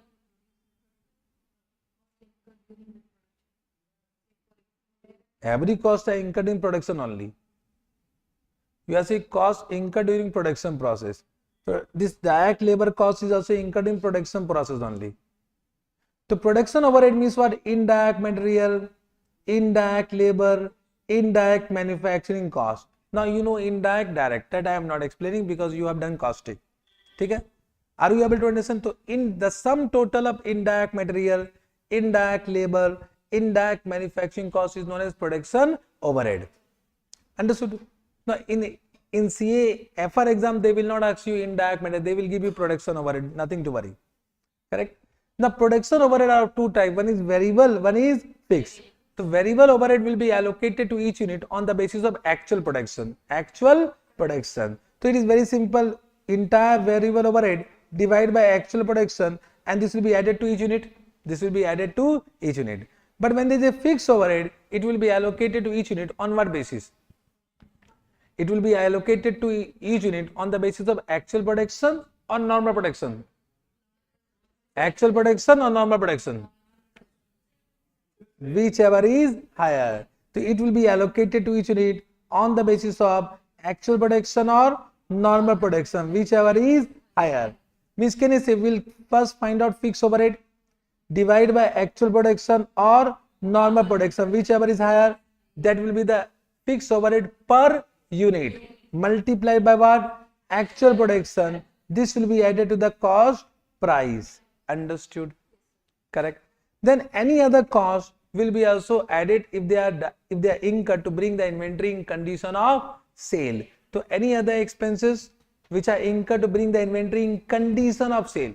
For example, any transportation cost from factory to warehouse. For example, any packaging expenses.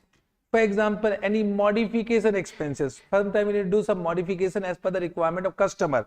That will be also added. Understood? So this will be what? Total. This will be become the total cost price of finished good. Understood?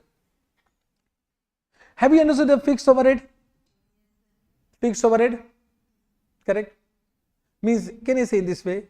If suppose fixed overhead is 10 lakh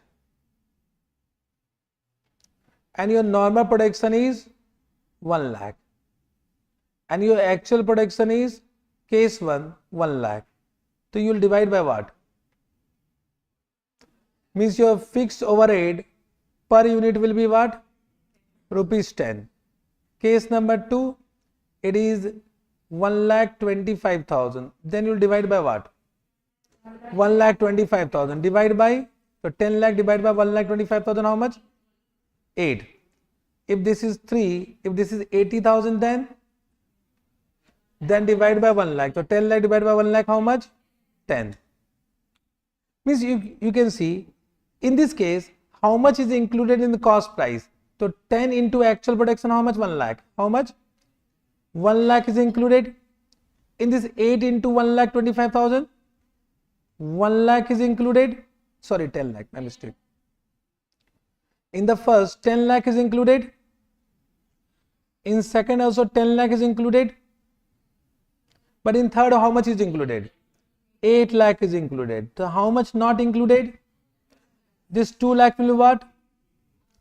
Abnormal loss. And this abnormal loss will be charged to PL. So sometimes they ask you to calculate abnormal loss. So this will be the amount of abnormal loss. Understood? Okay, sir. Already have been asked at CA final level for 5 marks. 5 marks this question have been asked. Okay. Can we move? Yes, sir. Now what are excluded from cost price? Very simple. What are not included? All are excluded. For example, abnormal loss, any storage cost, but storage costs are of two types. Any storage costs which are needed, means which are necessary for production process, will be included. But any storage costs which are not necessary for production process will not be added. For example, storage cost of raw material will be added, but storage cost of finished goods will not be added. Understood? Then any admin cost, normally it will not be added, but sometimes they say admin overhead which contribute to bringing inventory to their present location, then that will be added. So as per the information given in the question, normally admin cost will not be added. Okay. Selling and distribution cost will never be added. Borrowing cost will not be added, subject to the requirement of Ind AS 23. If it is a qualifying asset, it can be added, but as per the requirement of Ind AS 23. Correct? This cash discount you have understood will never be deducted from cost price. Achha, this much you understood? Now my question to you all, this much you understood? My question is that depreciation of asset, whether it will be added or it will not be added. For example, let me take one example. This question is also ICS study material question. Suppose you purchase one intangible asset of rupees 10 lakh. Useful life of this intangible asset is 10 years. And this is used for producing inventory. For example, car. For car, this is technical know-how and it is used for producing car. Batao, this amortization whether it will be included in the cost price of car. Will not be included in the cost price of car. Will not be included in the cost price of car. Q will be included. How many are saying included? How many say not included? How many are saying not included? How many are saying included? So it will be included. It will be included. Just try to understand. If you have done costing, so your production overhead also include depreciation and amortization. But depreciation and amortization of the asset which are directly used in what? Production process. So depreciation of plant and machinery will be added. But depreciation of furniture and fixture will not be added. Similarly, this technical know-how was used for producing car only. So directly attributable now. So therefore, this amortization of technical know-how will be added to the cost price of car. The same similar question has been given in ICA study material. Means ICA resource, RTP, MTP. Understood? Have you understood? Correct. This much also understood. Okay, sir. Then in special case, joint product and byproduct. Now joint product you know, byproduct you know. Joint product you know, byproduct you know. Whenever joint product question, so first you need to find out joint cost. Joint cost. How to calculate joint cost? Joint cost will be what? Can you say we need to first add raw material, then labor, then production overhead, then from this will minus what? NRV of byproduct. From this also will minus what? NRV of any scrap material. This will become the total joint cost. Joint cost. Understood? Now what our Ind AS 2 says that any byproduct will measure at NRV. Will measure at NRV. And it will be deducted from the cost price of main product or joint cost. So it will be deducted. Similar treatment is for scrap material. So scrap material and byproduct are different.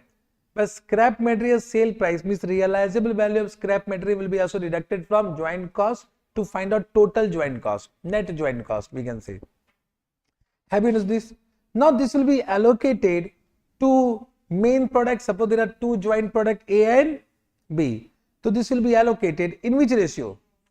In the ratio of sales value. Sales value.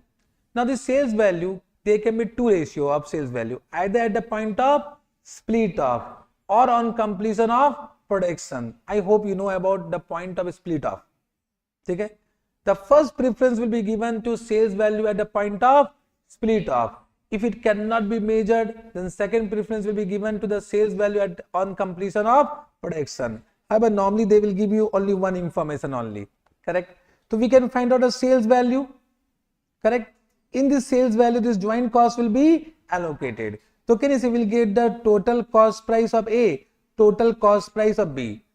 Correct? From this we'll divide number of units produced.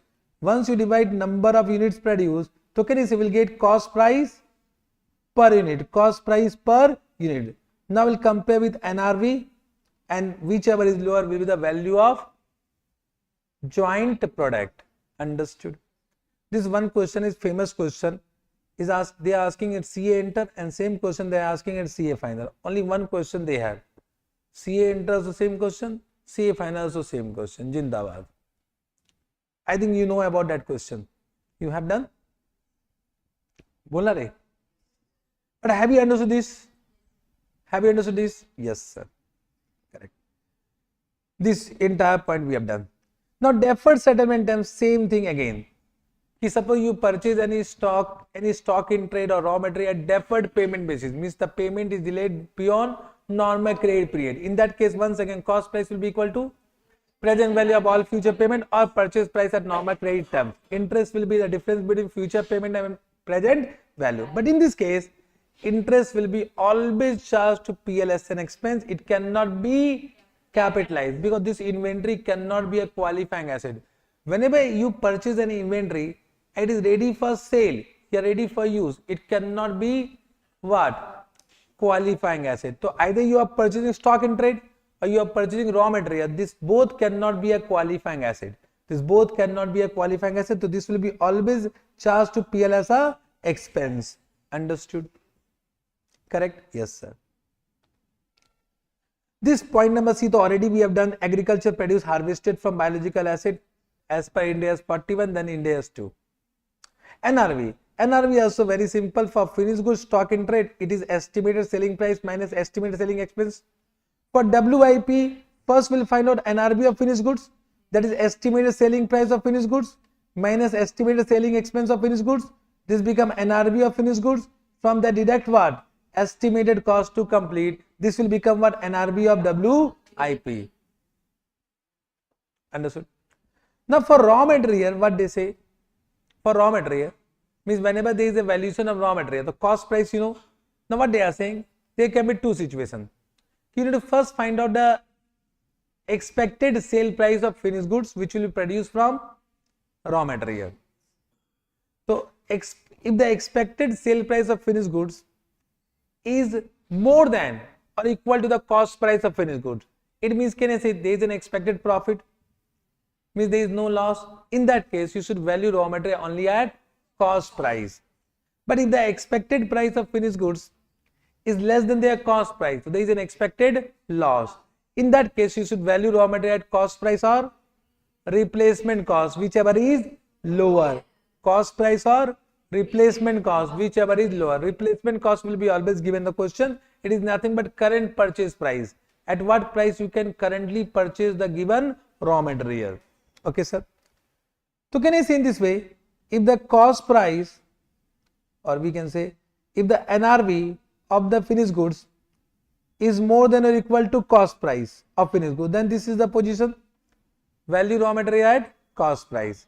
If NRV of finished good is less than what? Cost price, then this is the situation. Correct? Okay, sir? Yes, sir. Then coming to cost formula, this to okay, in CA final level they will not ask this type of question. If they are asking, then we need to go to foundation level. Okay, you know about FIFO, you know about weighted average, you know about standard costing, you know about adjusted selling price. But one point, they may ask this question in multiple choice question. Let me do only, because one question has been given in ICS study material. Okay, na? We are doing cost formula. For the purpose of cost formula, all the inventories are divided into two categories. First, inventory which are not ordinary interchangeable. For example, expensive item. All the expensive item are not ordinary interchangeable. Okay, correct? So for that we have a specific identification method. For example, you are doing construction of aeroplane, so that will be customized. So each aeroplane will be different. So can you apply average cost? No. So you need to find out what specific identification method means, specific cost for the production or construction of that aeroplane. Okay, sir. If inventory are ordinary interchangeable, means I will say small item which are normally similar type of units. For example, if I am producing this mobile, so can you say we'll produce 1 lakh unit together and all will be same only, all will be same. So this become all are similar, a homogeneous unit, correct? In that case, if the actual cost can be identified, then we have two formula, FIFO or weighted average method. But sometimes what happens, we are not able to identify the actual cost. We are not able to identify the actual cost. In that case, our Ind AS 2 said then calculate approximate cost. So for calculation of approximate cost, they have given two techniques of inventory valuation. One, they have given adjusted selling price for trading organization, and for manufacturing they have given what? Standard costing. This they may ask in MCQs. Means they will give one case study. They will say cost cannot be identified.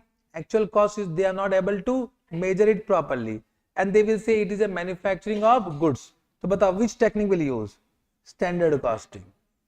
And if they will say it is a trading business, then which method will use? Adjusted selling price method. Standard costing, you know. Standard costing, they will never ask a question in FR exam, because that is totally a costing chapter. But they may ask a question of adjusted selling price, but at CA final level, so they will not ask, because that is at CA inter level tak theek hai. But let me say what is adjusted selling price. First, you need to find out sale price of closing stock. Means you need to first find out a unit of closing stock, then multiply by sale price per unit. So that becomes sale price of closing stock. From this minus GP margin. So if we do minus GP margin, what will be left? Cost price of closing stock. This is the indirect way to calculate what? Cost price. So whenever you are not able to identify the actual cost, then use the indirect method, find out the closing stock unit, multiply by sale price per unit, that becomes the sale price of closing stock minus what? Gross profit margin, whatever given in the question, that will become the cost price of closing stock. But this can be used only when actual cost cannot be estimated, cannot be calculated. Okay, yes sir. Comparison of NRV and cost price comparison will be done on item by item basis, means each item find out cost price, find out NRV and then compare. Okay, nothing to discuss much. Reversal of write down and recognition of expense. This thoda sa I like to explain. Reversal of write down.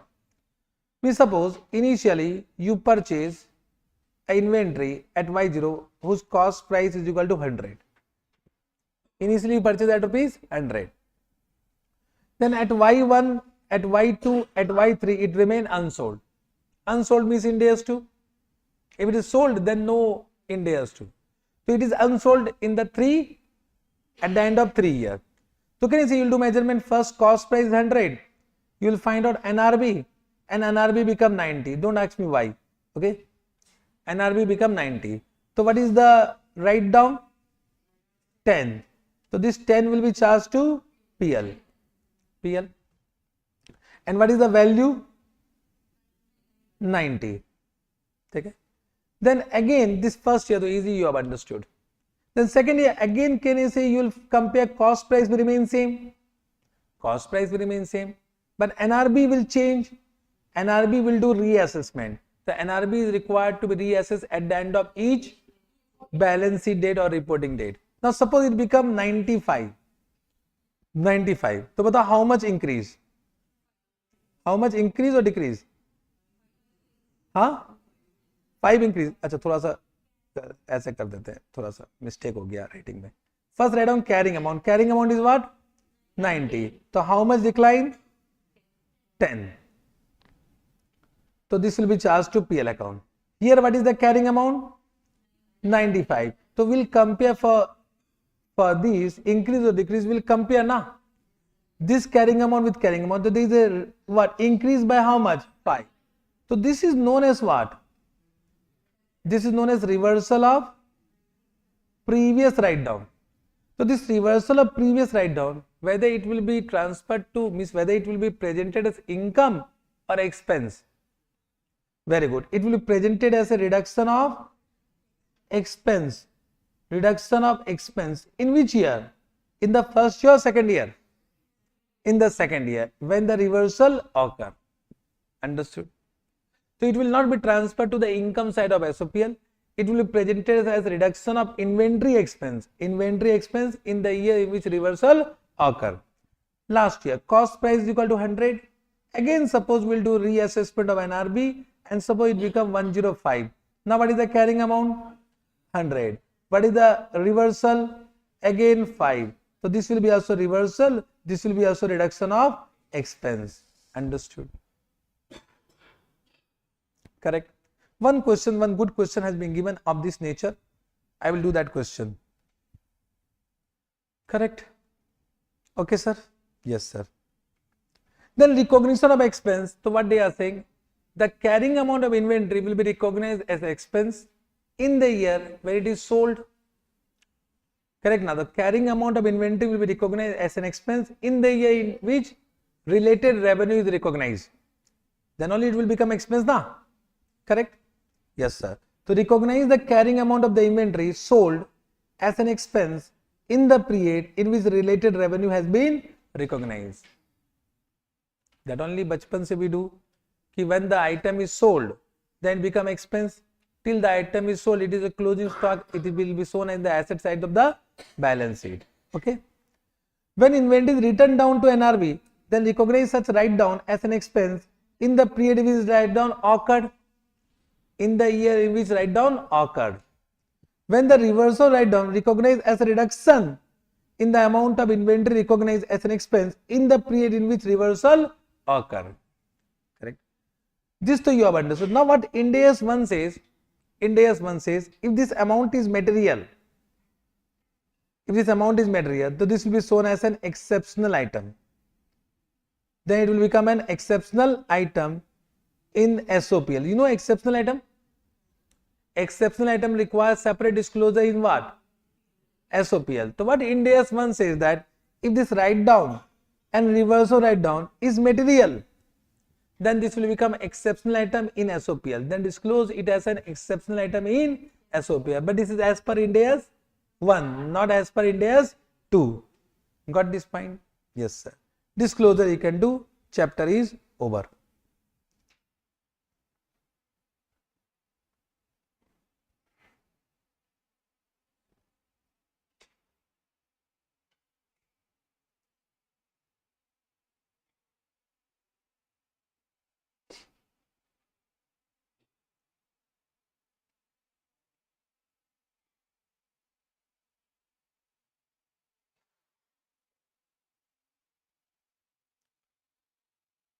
I'll take some few questions. This is one question which is a good question. On 31st March 2001, the inventory of ABC includes spare part which it has been supplying to a number of different customers for some years. The cost of the spare part was 10 million and based on retail price, the expected selling price of the spare part is 12. On 15th April, due to market fluctuation, expected selling price of the spare part in the stock is reduced to 8 million. The estimated selling price required to make the sales would be 0.5 million. Financial statement was authorized by Board of Directors on 20th April. So this is a question of Ind AS 2 in combination with Ind AS 10. The question is that on 15th April, due to market fluctuation, the NRB decreased from 12 million to what? 8 million. But the adjusting, non-adjusting. Adjusting, non-adjusting. Means you will take NRB, you will take for NRB you will take 12 million or 8 million. Everyone saying 8 million? Is everyone saying adjusting? Now what is my question? Now just write what is my question, what they said. Let me write down. Please once again, everyone is not responding. This is what your 31st March and this is your date of approval. Here there was an inventory whose cost price was how much? 10 million. And they have estimated at this point of time, estimated selling price what? 12 million. But due to market fluctuation here, it become how much? 8 million. Correct? So this will be adjusted or not adjusted? How many are saying adjusting event? How many are saying non-adjusting event? Chalo, doubt to hai. It is adjusting or non-adjusting? So it will, those who are saying adjusting event, why you are saying adjusting event? Huh? What condition was there? What condition was there? What condition? Chalo, I will give you this example. I don't understand why you have said adjusting event is correct. Adjusting event is correct. Okay, now I am giving you second question. Let's see what you are saying. This is adjusting event is correct. Correct, but let's see whether you have understood conceptually or not. Same question I am giving. 31st March, cost price is what? 10 million. NRB is what? 12 million. On this date, fire occurred and NRB become what? 8 million. Correct? But the adjusting, non-adjusting. Adjusting or non-adjusting? No, non-adjusting. Huh? So this you were saying on this also they have said na कि on which date? On 15th April. On 15th April due to market fluctuation this became 8 million. So this was adjusting. चलो ठीक है. You have understood or what?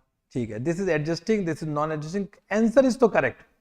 अच्छा, if I say in this way, now the answer is correct. What can I do? चलो. But let me change the question. Let's see what you are saying. Because I need to understand first you have understood Ind AS 10 or not. NRV is equal to 12 million, correct? And it was sold at 8 million. But the adjusting, non-adjusting, it was sold at 8 million.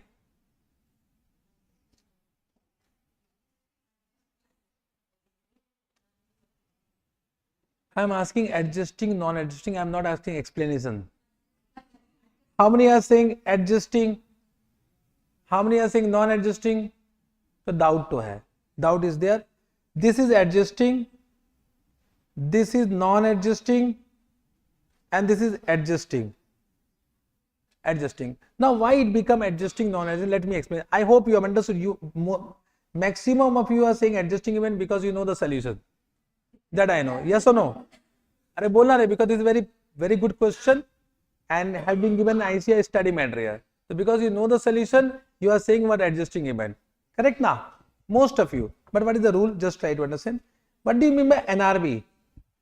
NRV means estimated selling price minus estimated selling expense. It means, can I say we need to estimate the selling price? Estimate the selling price means what? At what price it can be sold in the market? At what price it can be sold in the market? Based on the current information. Based on the current information. So if fire occurred, so can I say, of course the sale price will be different, but can I say the fire was not at this point of time? Means, can I say it was a good unit, it was a good unit at this point of time, it become damaged unit at this point of time, so of course NRV will change. So as per current information, there was no condition of fire was available, therefore it is a non-adjusting event and will not consider that NRV for calculation of, for preparation of this financial statement. But just try to understand, when I am saying estimated selling price, the market fluctuation will happen. And just try to, market fluctuation means what? Any businessman know that this market changes is going to happen. For example, for me, if suppose the syllabus change, so can I say my stock of study material, the price will decrease or not? Because there is no buyer now. So that information is known to me or not? So every market information is always available on balance sheet date. There is no businessman who don't know about market fluctuation. Correct? It means, can I say at this point of time we need to estimate the selling price based on market fluctuation only. Are bolna re ki at what price it can be sold before approval of financial statement? And can I say if you estimated 12 lakh, but due to market fluctuation it become 12 million, it become 8 million. So that information was available, that condition was available yahan par bhi. So we need to estimate the selling price based on market fluctuation only, ki at what price it can be sold in the market before approval of financial statement. Before approval of financial statement, and therefore it will be considered as adjusting event. And in this case, just try to understand, you estimated what? And actual sale is what? It means it was wrong estimation. So it means, can I say we need to estimate at what price it can be sold, and this provide a further evidence of the estimated price, and therefore it will also become adjusting event. Understood? So these all three questions are important from exam point of view. Correct? So this will be considered as adjusting event, and therefore your NRV will become how much? NRV will become 7.5, and your cost price was how much? 10. So what was the decline? 2.5. Then what happened? As on 31st March 2002, means in the next reporting date, director noted as such inventory still unsold and lying in the warehouse of the company. Directors believe that inventory is in sellable condition and active marketing would result in immediate sale. Since the market condition have now improved, the selling price become 11 million and selling expense 0.5. Now it become 10.5. So cost price how much? 10. NRV is how much? 10.5. So value is equal to what? 10. So entire 2 point whatever you have written down will be reversed in the second year as a reduction of expense. That is the only question which we have done. Good question, till now not asked, highly expected in MCQs to can be asked. In multiple choice question to can be asked. This type of question they are given in MTP, but they are not asking. I don't know why. This is a question of what? Fire. Now you will understand. Fire will be non-adjusting event. Correct now? Now you will say, फटाफट बोलना, whether it will be added, it will not be added. I think you can do mistake. So be careful. Whatever you are saying, be careful. A limited began operation in the year 2001-2002. The same question was asked in exam. I think, not yet asked. This is a very good question. The whatever is asked in exam, that was simple question. This is not yet asked in exam. This is a good question. Okay. In 2001-2002, they incurred the following expenditure on purchasing the raw material for its product.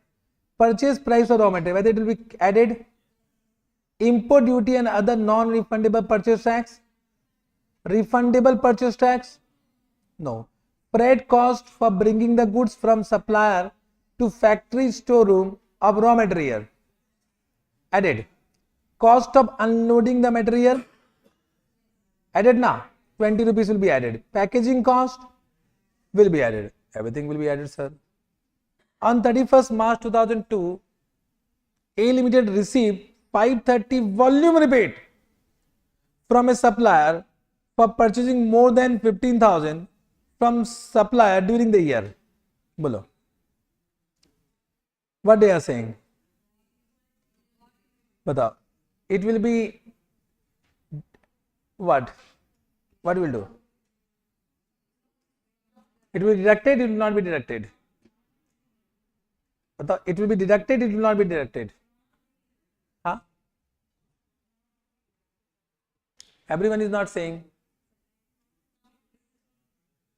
Means it will be deducted, it will not be deducted.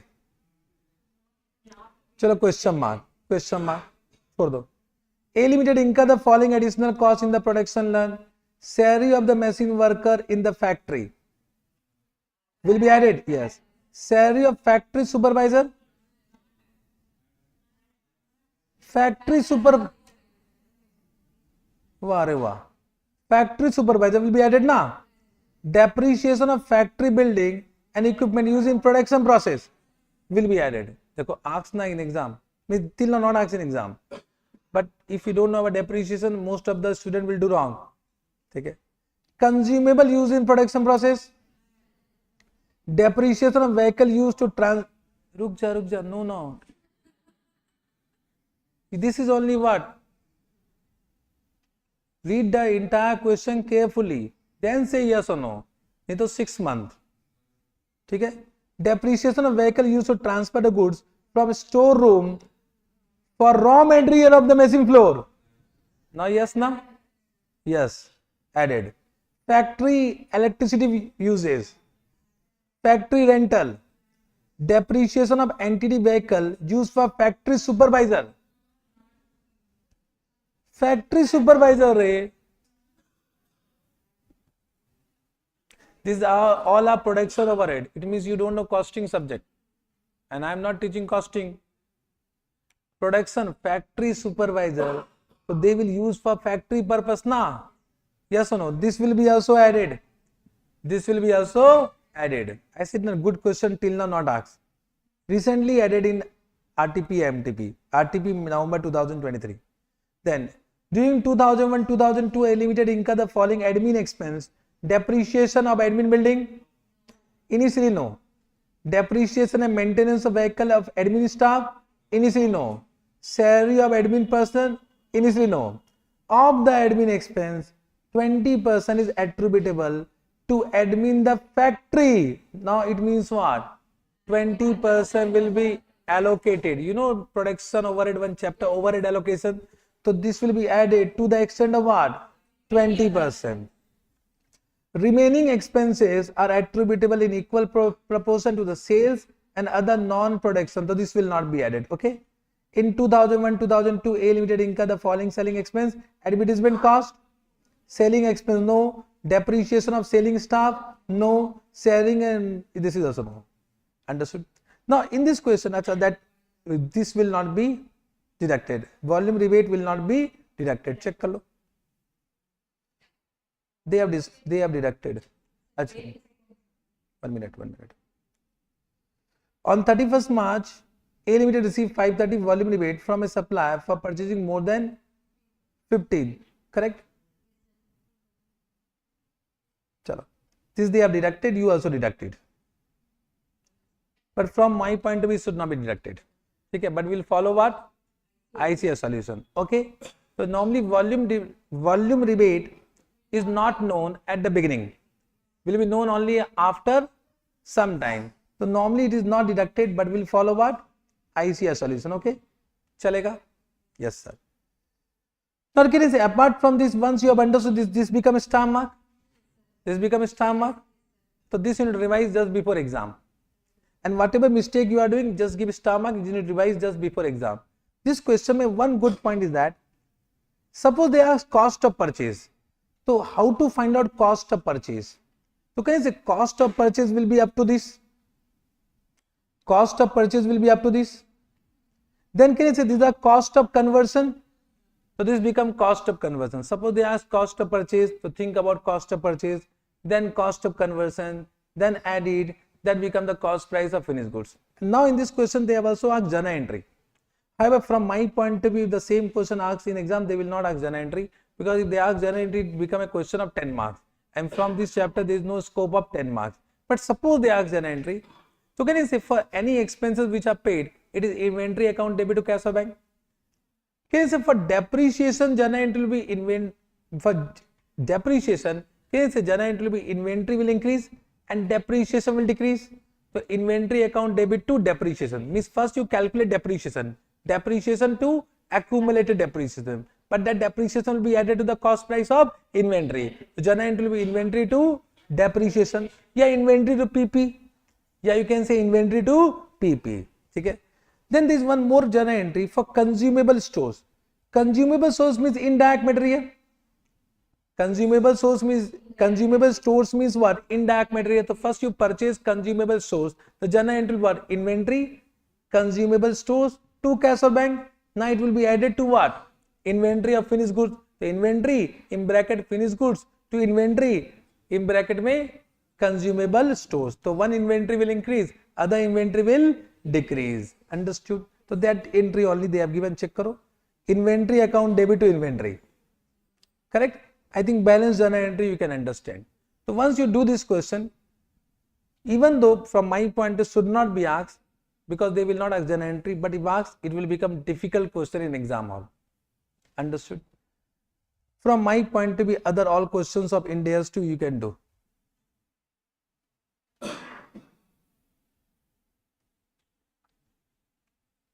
Now volume rebate just said, they have given trade discount and rebate.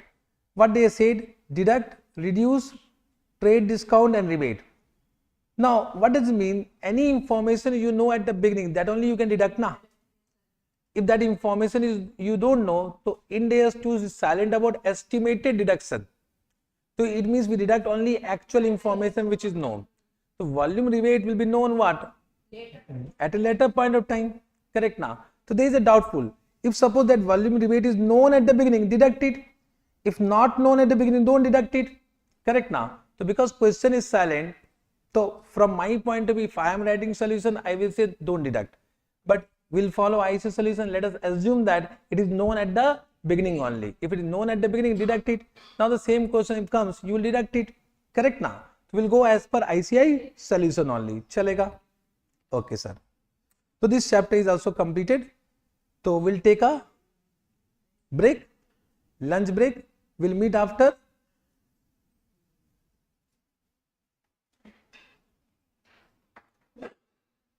Okay, sir. We'll meet after. How many hour break you want?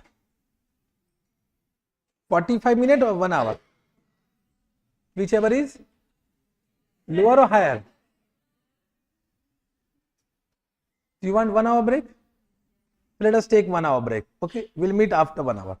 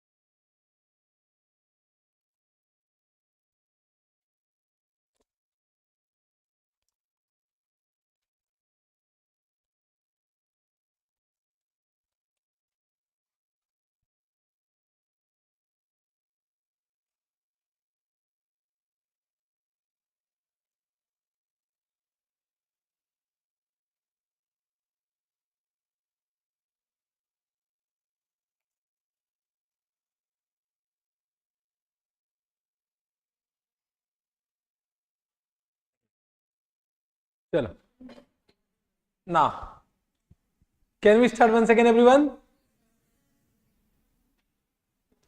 Okay, so we'll take Ind AS 23. Now, Ind AS 23, Ind AS 20, Ind AS 105, 3 Ind AS are left for today. Okay. Now, Ind AS 23, borrowing cost. What do you mean by borrowing cost? Borrowing cost are interest cost and any other cost in connection with the borrowing of fund. Any other cost in connection with the borrowing of fund. So, when I say in connection with the borrowing of fund, means can I say any cost of equity will not be considered? Means any cost of equity. Equity means, when I say equity means equity instrument. Equity instrument. Now we all know that preference shares can be classified either as equity or financial liability. So if preference share capital has been classified as financial liability, then dividend will be also considered as what? Borrowing cost.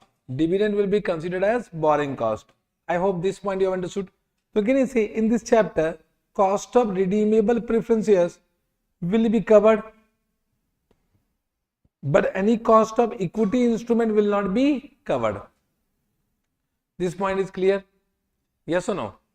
So preference share capital classified as equity instrument, that cost will not be covered. Means any preference dividend paid to preference share capital for preference shares capital which has been classified as equity will not be covered in this chapter. Got this point? Yes, sir. Now, what borrowing costs include? So, borrowing costs include interest expense calculated by using effective interest method. Effective interest method. So, of course, now after financial instrument chapter, you all know what do you mean by effective interest rate. So, in this chapter, interest expense is which interest expense which is calculated by effective interest method as per Ind AS 109. Means the calculation of interest is as per Ind AS 109.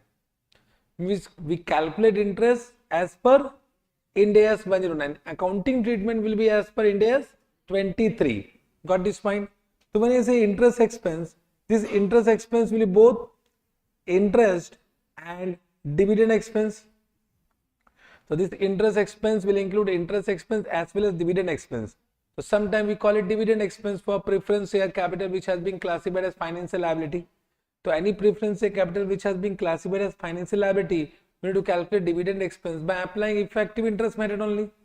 By applying effective interest method only. Are you able to follow me? Yes, sir? Correct. Now it will also include any interest expense in respect of ROU asset held by lessee in respect of as per Ind AS 116. So if we are into Ind AS 116 chapter, so of course in the books of lessee we are calculating interest expense, that will be also covered in this chapter for accounting purpose. And it will also include any exchange difference arising from foreign currency borrowing to the extent it is regarded as an adjustment to interest cost. So of course the first point and the last point will take some question in this chapter, but the second point of course it will be automatically covered under Ind AS 116.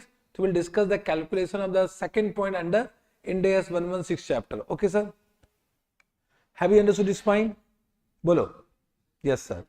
Now coming to the accounting treatment. For accounting treatment, very simple. Now first we need to find out the borrowing costs which are directly attributable to the construction, acquisition or production of a qualifying asset. These borrowing costs will be capitalized. So any other borrowing costs which are not directly attributable to construction, acquisition or production of a qualifying asset will not be capitalized. That will be charged to profit or loss account as a expense. Now the question is that what is the qualifying asset? What is the qualifying asset? So it means we need to find out which asset will be qualified to become qualifying asset.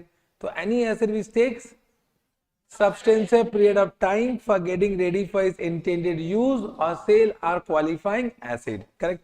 Very simple. The definition is very simple. The keyword is what? Substantial period of time. Now this has not been defined.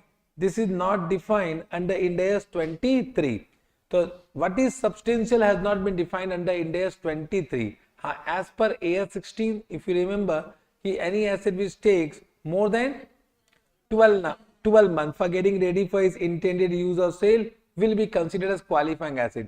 Means any asset which takes less than 12 months for getting ready for its intended use or sale will be also qualifying asset, but that depends upon facts and circumstances. So from exam point of view, here also we'll use that same explanation, whatever is given under AS 16. So in this final exam also, if any asset is taking more than 12 months for getting ready for its intended use or sale, we'll assume it is a qualifying asset.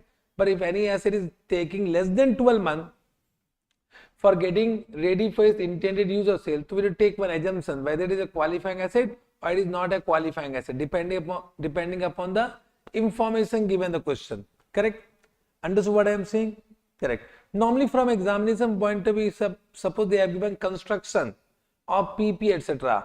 So even though 9 month, 12 month, 9 month, 8 month, 10 month, we'll assume it is a qualifying asset. Correct now. But suppose they are saying purchase, they are purchasing, to in that case we can assume it is not a qualifying asset. Got this point? So I will say that depends upon the information given the question for less than 12 months. For less than 12 months, that depends upon the assumption. What assumption you are taking in exam. Okay. However, Ind AS 23 has specifically excluded two types of asset from the definition of qualifying asset. Any asset which is measured initially at what? Fair value. So any asset which are initially measured at fair value will be outside the scope of this chapter, means that will not be a qualifying asset. The best example is what? Biological asset which is initially measured at fair value less cost to sale. I said initially measured. Initially measured means any property, plant, equipment for which we have opted revaluation model that is not initially measured at fair value. So for that will be always a qualifying asset. That will be always a qualifying asset. Understood? The word is what? Which are initially measured at its fair value, that will be not a qualifying asset. Got this point? Correct. Similarly, they have given one more point. Any inventory that are manufactured, or otherwise produced in a large quantity. Any inventory which are produced or manufactured in large quantity on a repetitive basis, that will be not a qualifying asset. That will not be a qualifying asset. Understood this point? So any inventory which are manufactured or otherwise produced in a large quantity on a repetitive basis. Repetitive basis means what? Means it is a routine process of manufacturing. In that case, it will not be a qualifying asset, even though it takes substantial period of time for getting ready for its intended use or sale. So these are two types of asset which are specifically excluded from a definition of qualifying asset. Got this point? Can you say, when I say the meaning substantial period of time, so from that meaning it is understood that any asset which are ready for its intended use or sale at the time of acquisition only. Means at the time of acquisition it is ready for use or ready for sale. That will be not a qualifying asset. That is the understood point. Correct? So if you acquired any asset that are ready for its intended use or sale when acquired are not a qualifying asset. Simple. Correct? Yes, sir. Now coming to the amount of capitalization, how to calculate amount of capitalization. In that case, for that purpose, there are two types of borrowing. One is known as specific borrowing, one is known as general borrowing. So specific borrowing, can you say, we need to first find out borrowing cost for that specific borrowing, correct? And the entire borrowing cost will be capitalized. So for specific borrowing, entire borrowing cost will be capitalized irrespective of expenditure.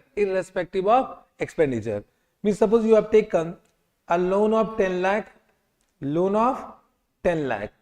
at a rate of 10%, and let us assume this 10% is only EIR. Means if in exam nothing has been given about transaction cost, etc. So can you say contractual rate of interest will be always equal to EIR? So normally in this chapter, Ind AS 23, contractual rate of interest will be always equal to EIR, because normally they are not giving that type of question what we have done in financial instrument, correct? But you know what is EIR. If you don't know, we'll do revision of what? That chapter in financial instrument, okay? But this rate of interest should be EIR, am I right or not? This rate of interest should be EIR. So suppose we have taken a loan of 10 lakh and suppose EIR is 10%, so our borrowing cost is what? 1 lakh. And suppose out of this 10 lakh, we have done expenditure of 2 lakh. Correct? So my borrowing cost will be 1 lakh or my borrowing cost will be 20,000. Sorry, my Wrong question. Borrowing cost is 10 lakh. ठीक है ना? My question is that what will be the borrowing cost will be capitalized. Capitalized borrowing cost will be 1 lakh or 20,000? 1 lakh or 20,000? 1 lakh. Irrespective of expenditure, expenditure is not at all relevant because this specific borrowing, the entire borrowing cost will be capitalized even though you have not used that for expenditure on qualifying asset. Understood point? Yes, sir. Correct. I think understood. But what they say that if you have taken a loan of 10 lakh and you have used only 2 lakh, it is quite possible that you have invested 8 lakh temporarily outside your business. Quite possible. So any interest income earned on temporary investment will be deducted from the borrowing cost and net amount will be capitalized. Net amount will be capitalized. So actual borrowing cost incurred, calculate from the deduct income earned from temporary investment. This will be the amount of capitalization. Got this point? Simple? Yes, sir. So what will be the amount of capitalization for general borrowing? For general borrowing, for this, let me take one question. Let me take one question.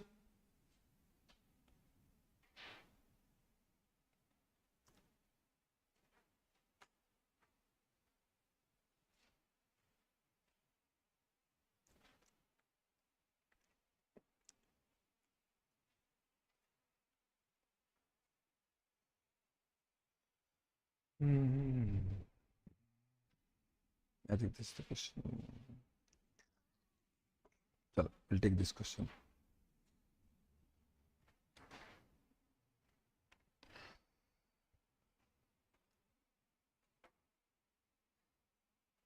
Let me read. LT Limited is in the process of construction of building. The construction process is expected to take about 18 months from 1st Jan 2001 to 30th June 2002. The building meet the definition of a qualifying asset. LT Limited incurred the following expenditure for construction for 1st Jan 2001 5 crore. Achha, this is not a question. Look, this is the I will take. Where is that question? So I'll create one question. Okay, that type of question is not given. I'll create one question.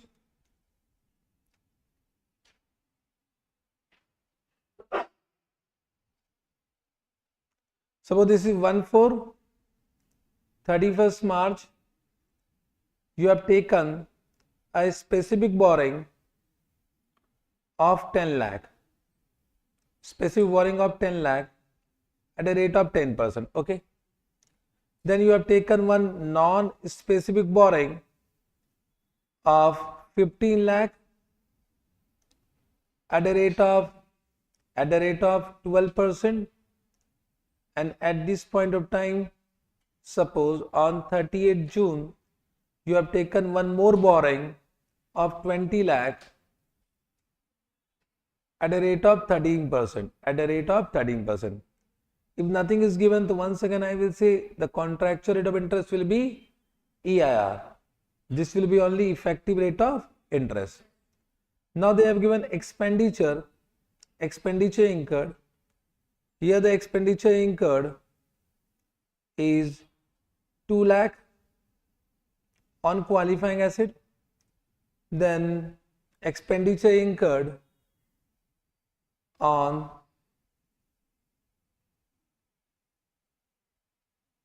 one-five is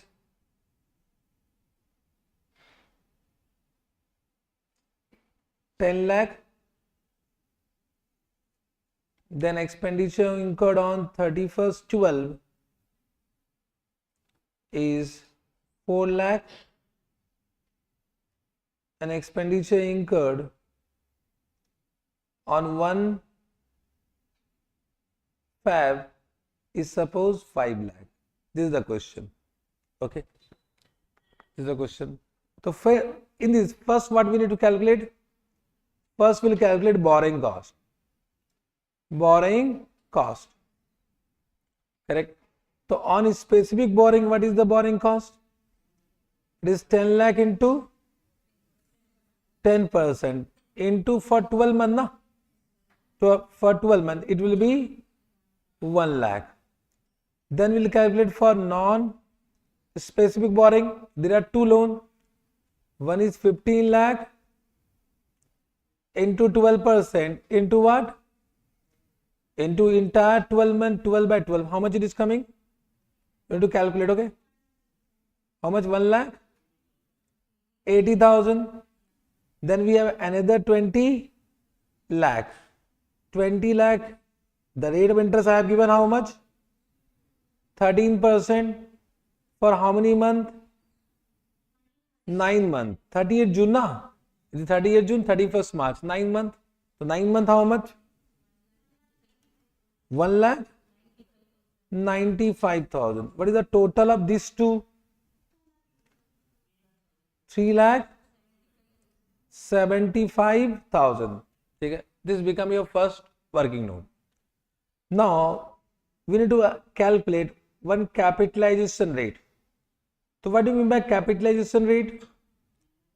Capitalization rate we calculate for non-specific borrowing. For which borrowing? Non-specific borrowing. So what will be the formula? The borrowing cost incurred 3,75,000 divided by what? Divided by how much? It is 475. 374. This don't add 1 lakh. This will not be added. 1 lakh 80 plus 1 lakh 95. How much?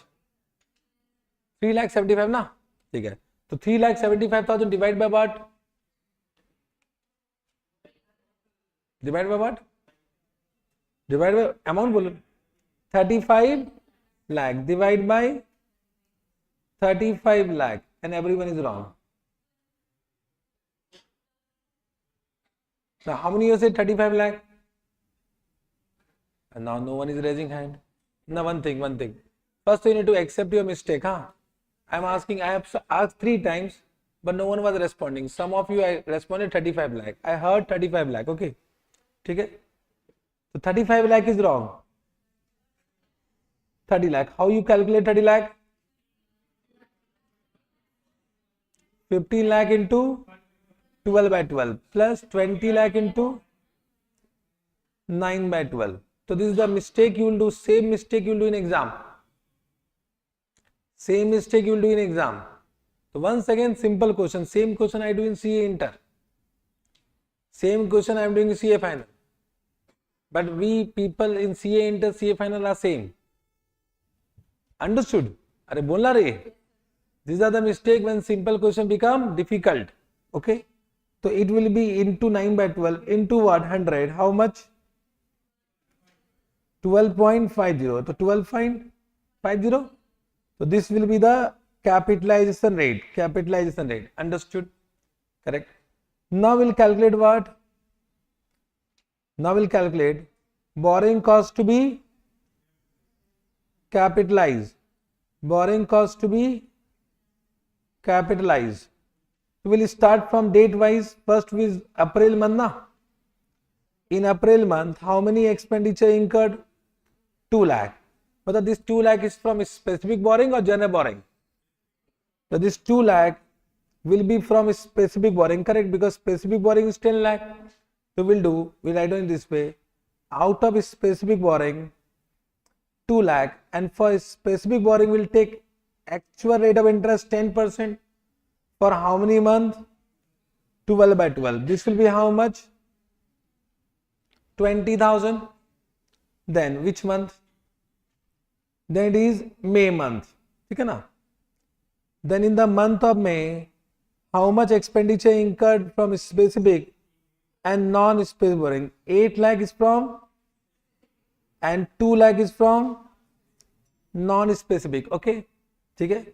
So you can understand that the total is 10 lakh, 2 lakh already incurred. Now out of this 10 lakh, 8 lakh is what? From specific and 2 lakh is from non-specific. Are you able to follow me? Correct. Calculate. Calculate everyone interest. Why I will always write? You write. Calculate. The one thing, I am also writing an array. I don't understand. You came for observing movie. I am also writing now. So you also write. No, calculate. Write. Write. You learn when you write. You are a student, you are not CA. You are a student or CA. Don't become auditor. We become auditor before becoming CA. Correct now? You always see and you give reason, yes, correct, wrong. Writing will make you pass. Till you write, you don't understand. Write and practice. Write and practice, huh? I am also writing now. I am to CA. I am CA, huh? ठीक है? So I am writing now. Calculate. But this is how much rate? 10%. For this what? 12.5%. Can you give me the month? How much? 11 by 12. This is 11 by 12. How much it is coming? 73, 333. Then 947. Correct.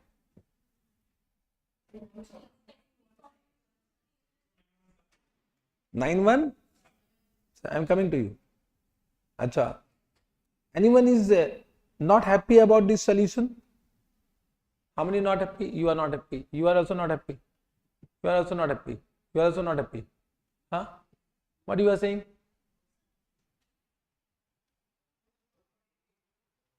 $12.5 na? 12.5. So you are happy only.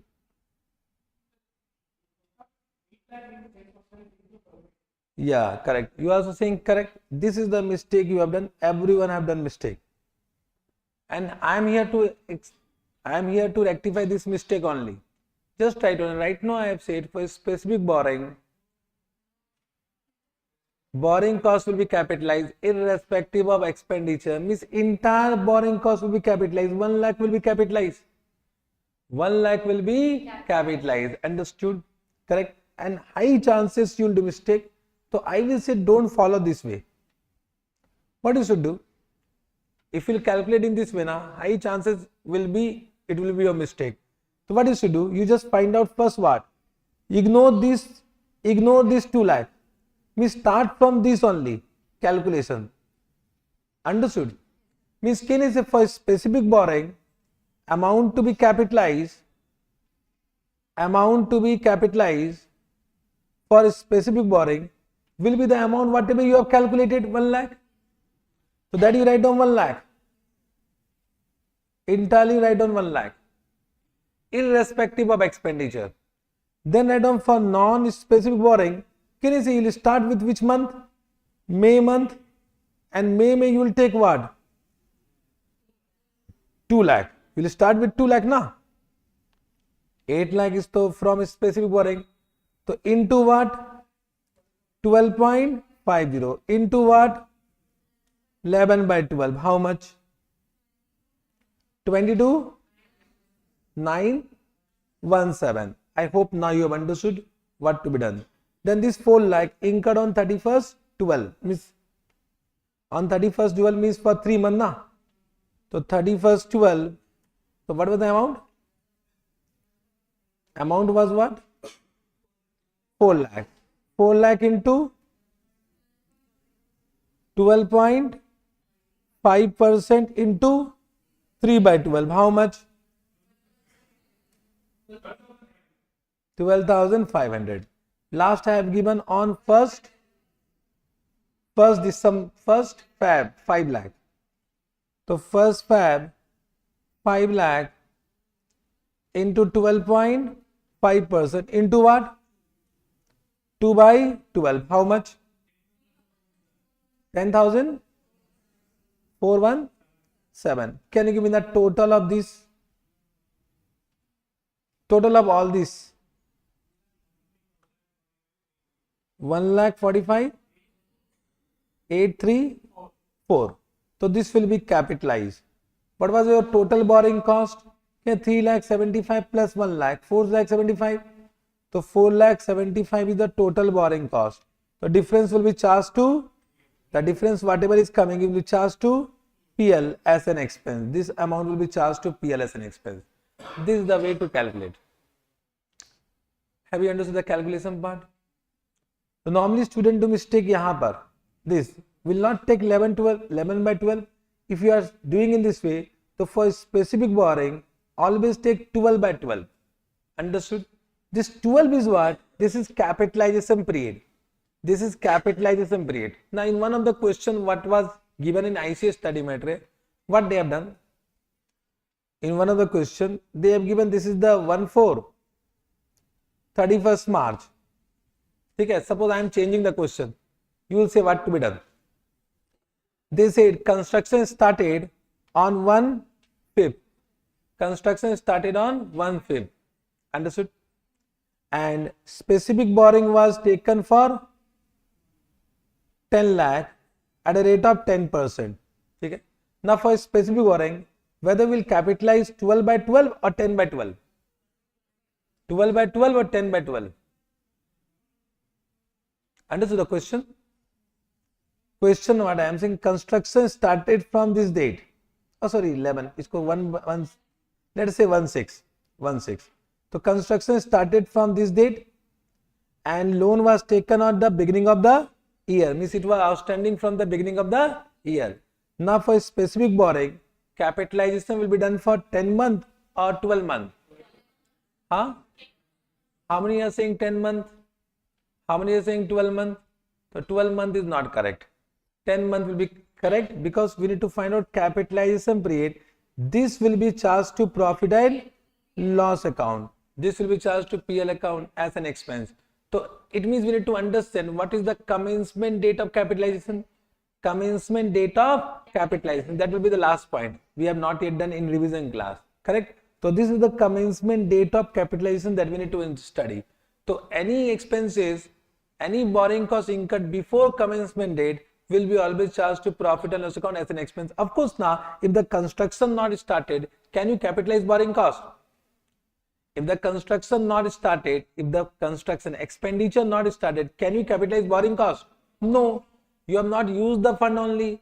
What is, if you have not started using the fund, then any borrowing cost will never be capitalized. It will be charged to profit and loss account as a expense. Understood? Have you understood this point? Yes, sir.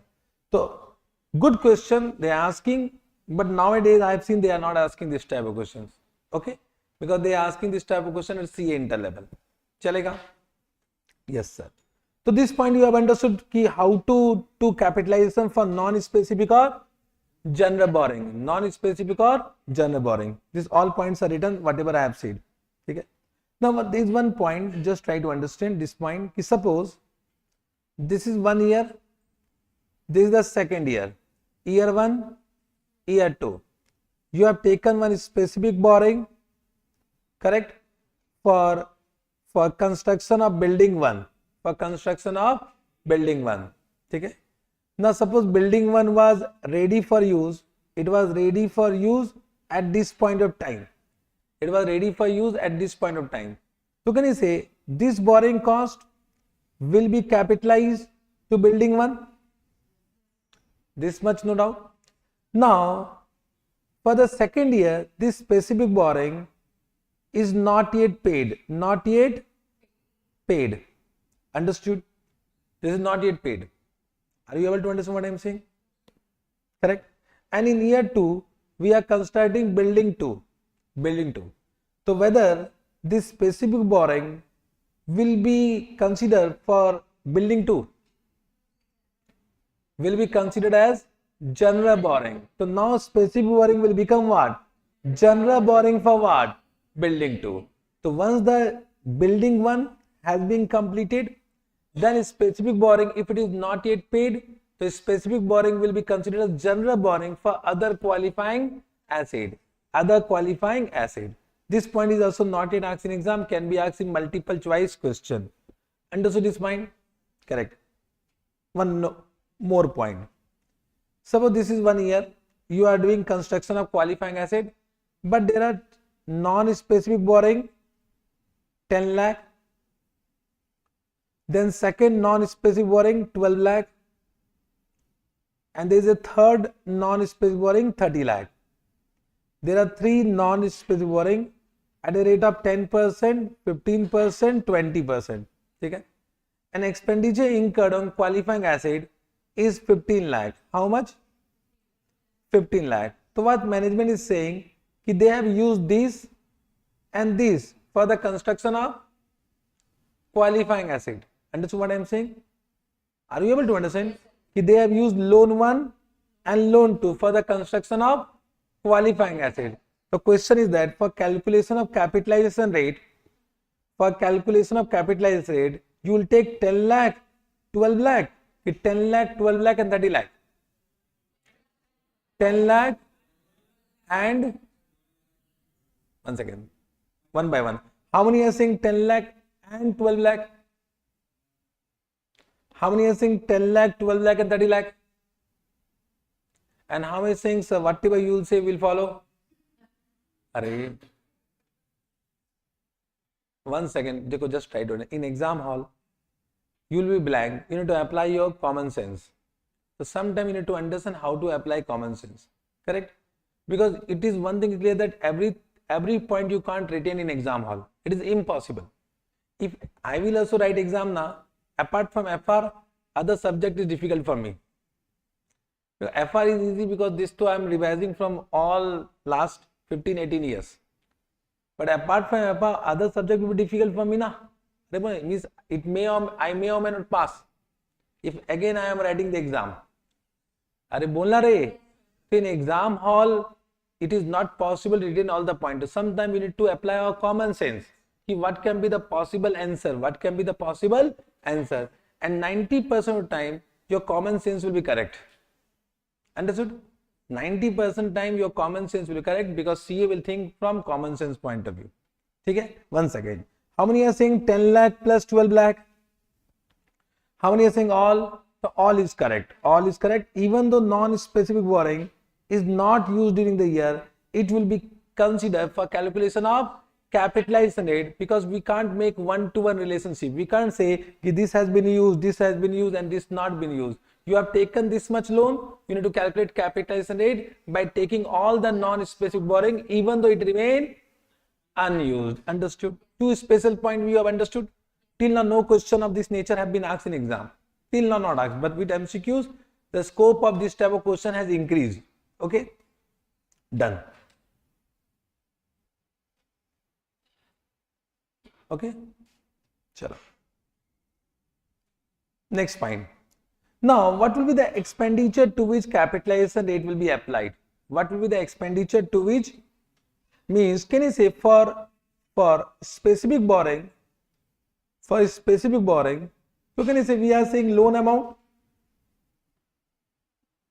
multiplied by EIR. So, for specific borrowing, expenditure is not relevant. This point have you understood? But for general borrowing, we say expenditure multiplied by capitalization rate. It means we need to find out what is expenditure for the purpose of applying capitalization rate. Now, can you say expenditure can be accrued and paid. Means suppose your expenses incurred during the year is 10 lakh. So we do accounting on accrual basis or payment basis. So it means this much you have recorded, but actual payment is 8 lakh. Understood? Now for Ind AS 23, this expenditure is 10 lakh or 8 lakh? 10 lakh ki 8 lakh. Understood the doubt? Doubt you understood? One second. I said we are calculating expenditure on which capitalization rate will be applied. Now expenditure accrued in the year is 10 lakh. So we do accounting on accrual basis. Even though not paid, it will be accounted. Means suppose we have purchased some raw material, so raw material to payable, inventory account debit to payable will do na. Are bolna? So accrued is what 10 lakh, but out of that how much payment done? 8 lakh. For Ind AS 23, it will be 10 lakh, 8 lakh. Everyone is wrong. It is 8 lakh. Already one question of this nature has been given in ICS study material. New question introduced. New question introduced. Not yet asked in exam. It will be 8 lakh. It will be 8 lakh. Understood? Have you understood this point? Are bolna rahe? Yes, sir. Once again, nothing to worry. Abhi right now, just identify where you can do mistake. Where you can do mistake. So it will be 8 lakh. If nothing is given, so whatever expenditure is given, we'll assume it is paid. It is paid. Okay? It means, what is the para? The amount of expenditure on a qualifying asset include only those expenditures that have resulted in payment of cash or transfer of other asset. What do you mean by transfer of other asset? Means if you purchase any asset in exchange of other asset, so that will be also considered. However, this will not be given in the question, I know. They will ask this point. Or it will also include any expenditure that have resulted in assumption of interest bearing liability. Interest bearing liability is what? Interest bearing liability. Understood now? Interest bearing liability means what? Interest bearing liability means what? Yeah. Means abhi we have done Ind AS 16. We have done Ind AS 16. Okay, I'm just combining with Ind AS 16 what they want to say. We have done deferred settlement terms. If the payment is not deferred beyond normal credit period, suppose that is the case. That is the case one. If the payment is not deferred beyond normal credit period, and suppose the amount is 10 lakh, means you will pay within normal credit period. So what will be your journal entry? PP account debit to payable na. PP account debit to payable. So this is liability including interest, excluding interest. So there is no interest here, par. There is no interest. So this will not be considered. This will not be considered expenditure because this is not an interest bearing liability. Till the amount is not paid only. Till the amount is not paid, so this is not an expenditure. This is not an expenditure. But can you say if the payment is deferred beyond normal credit period, then what will be your cost price? Suppose you are paid 10 lakh. So you need to find out present value. Present value, let us suppose present value is 9 lakh. Present value is 9 lakh. So 1 lakh is what? Interest. So what our Ind AS 16 says, that this interest will be charged to PL as an expense unless it is covered under Ind AS 23. So here what journal entry we are doing? PP account debit to what? Payable only, same journal entry. But can you say it is interest bearing liability? It is interest bearing liability. In this case 10 lakh will be what? Expenditure. In this case 10 lakh will be expenditure, but I know this type of point they will never ask in exam. Till now, though, they have not given this type of question, but only to explain. This point can be asked. Payment of cash. Payment of cash. This is important. Correct now? This point, I don't think so they will ask in exam. They have not given any question of this nature. But have you understood what I am saying? Correct? Have you understood what I am saying? Interest bearing liability. If that has resulted in assumption of interest bearing liability, then that will be included in expenditure. The entire expenditure, whatever you have calculated in this para, will be reduced by any progress payment received. So suppose you receive some progress payment from your customer, then that is already received. If that is already received, that will be reduced. Or any government grant received in connection with the asset, so that will be also reduced to calculate expenditure. So suppose your expenditure is 10 lakh. Out of that you have received 2 lakh government grant. 2 lakh government grant. So your expenditure for in this chapter will be 8 lakh. Correct? Understood this point? Correct? Now, last point. Try to understand what I am asking. Suppose this is the first year, second year. First year your expenditure is 10 lakh. You have applied capitalization rate 10% and you have capitalized 1 lakh as borrowing cost to be capitalized. This has been capitalized. Correct? In the next year, can you say this 10 lakh will be taken into consideration? Because till now asset is not ready for use. Till now the asset is not ready for use. Correct? 10 lakh will be taken. Whether this will be taken into consideration? 1 lakh for expenditure? Have you understood my question? In the second year also you will find out borrowing cost to be capitalized now. So in the second year, if the asset is not ready for use, you need to again apply Ind AS 23. You need to again find out expenditure. So expenditure, this will be again expenditure 10 lakh. Correct now. Whatever interest you have capitalized in previous year, whether it will be included in expenditure? Yes or no? Yes, very good. Yes, this will be added, and any further expenditure will be also added, and then you apply what? Capitalization. One question is already given of this nature. Let us take that question, and that is highly expected in exam. What is that question? I think you have done that question now. This question 23, highly expected in exam. LT Limited is in the process of construction of building. The construction process is expected to take about 18 months from 1st Jan 2001 to 30th June 2002. You can see in this, actually there are 3 years.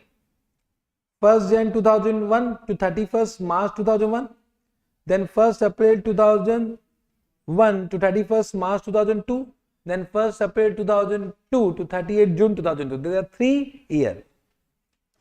The building made a definition of qualifying asset. LT Limited incur the following expenditure for construction. Date is given, expenditure is given. On 1st July 2001, LT Limited issued 10% redeemable debenture of rupees 50 crore. The proceeds from the debenture form part of company's general borrowing. There is a general borrowing which it uses to finance the construction of qualifying asset, that is building. LT Limited had no borrowing, general or specific, before 1st July 2001 and did not incur any borrowing cost before that date. LT Limited incurred 25 crore of construction cost before obtaining general borrowing on 1st July 2001 and 25 crore after obtaining general borrowing post borrowing expenditure. For each of the financial year, 3 years, we have to calculate the borrowing cost permitted to be capitalized. Have you understood the question? So let me draw the timeline. This is the 3 year. First they have given 1st Jan 2001. 1st Jan 2001, what is the expenditure income? 5 crore. Correct? Then this become 31st. Suppose this is 31st March 2001. This is 31st March 2002 and this is 1st June 2002. Correct? Sorry, 30th June 2002. Okay? Then expenditure incurred is what? 30th June 2001. So 30th June 2001 will come यहाँ पर.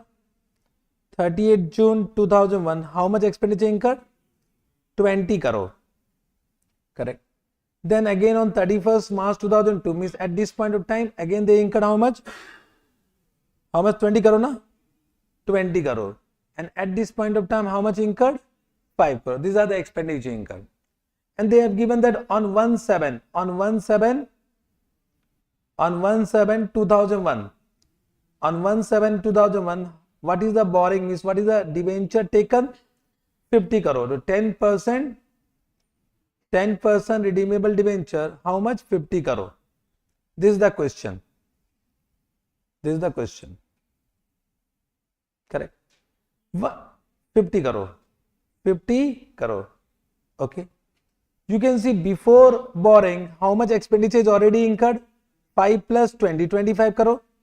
And after debenture, how much expenditure incurred? 25 crore. Correct. Now, one thing is clear that as per Ind AS 23, borrowing cost will be capitalized only when the borrowing cost incurred.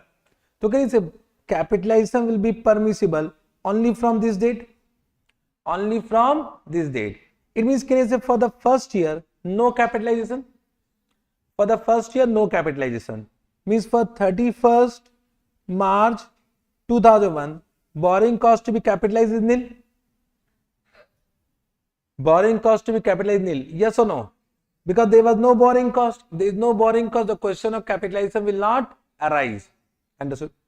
Now, in the second year means this year, for the year ended 31st March 2002. For the year ended 31st March 2002. Correct. Now, can you say we need to take expenditure from this date to this date? All expenditure will be taken into consideration. But capitalization will be for how many months? Capitalization will be for how many months? 9 months. Capitalization will be for 9 months. Understood. तो how much expenditure incurred यहाँ पे 5 crore. For this capitalization will be for how many months? 9 months. So can you say 5 crore? We'll say 5 crore into what? 10% into what? 9 by 12. How much?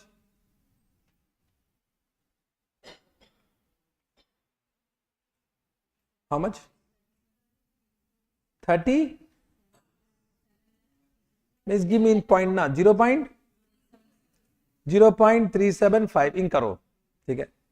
Then again they have incurred 20 crore यहाँ पर. For this also 9 month capitalization. So we'll do 20 crore into 10% into 9 by 12. How much? 1.50. 1.50.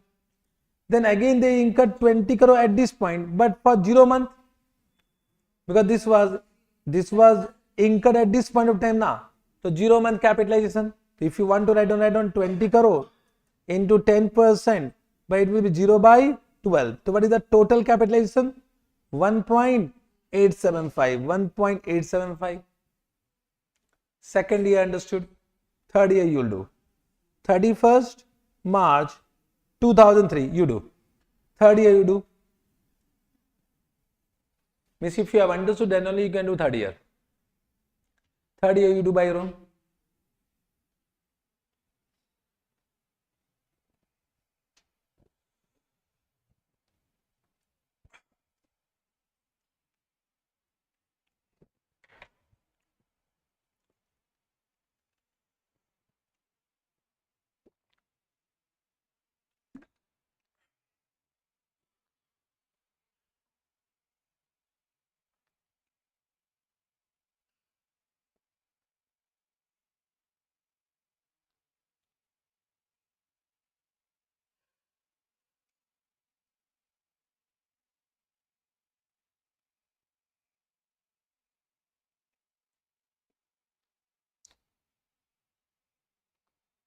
Done.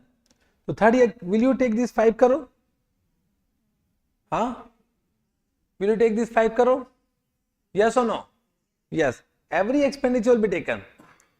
Means you need to find out cumulative expenditure. On that, qualifying asset, so 5 crore. But capitalization will be for how many months?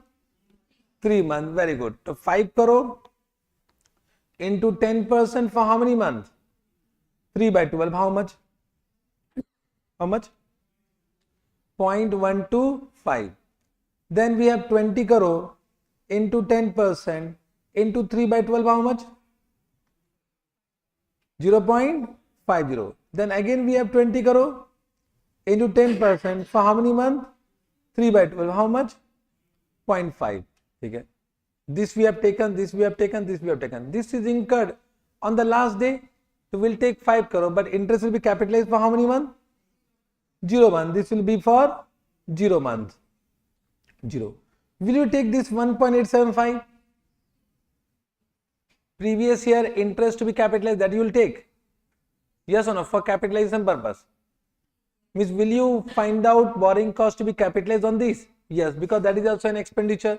So previous year borrowing cost to be capitalized will become expenditure of the third year into 10% into what? 3 by 12. 3 by 12. How much?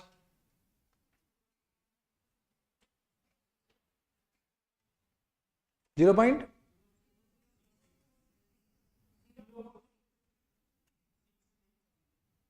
What is the total? 1.1718. Answer is correct. Okay. Highly probable question in exam. Highly probable. Can be asked in exam with different amount, different company name. Only they will change the amount. Okay. This you have understood? Can we proceed?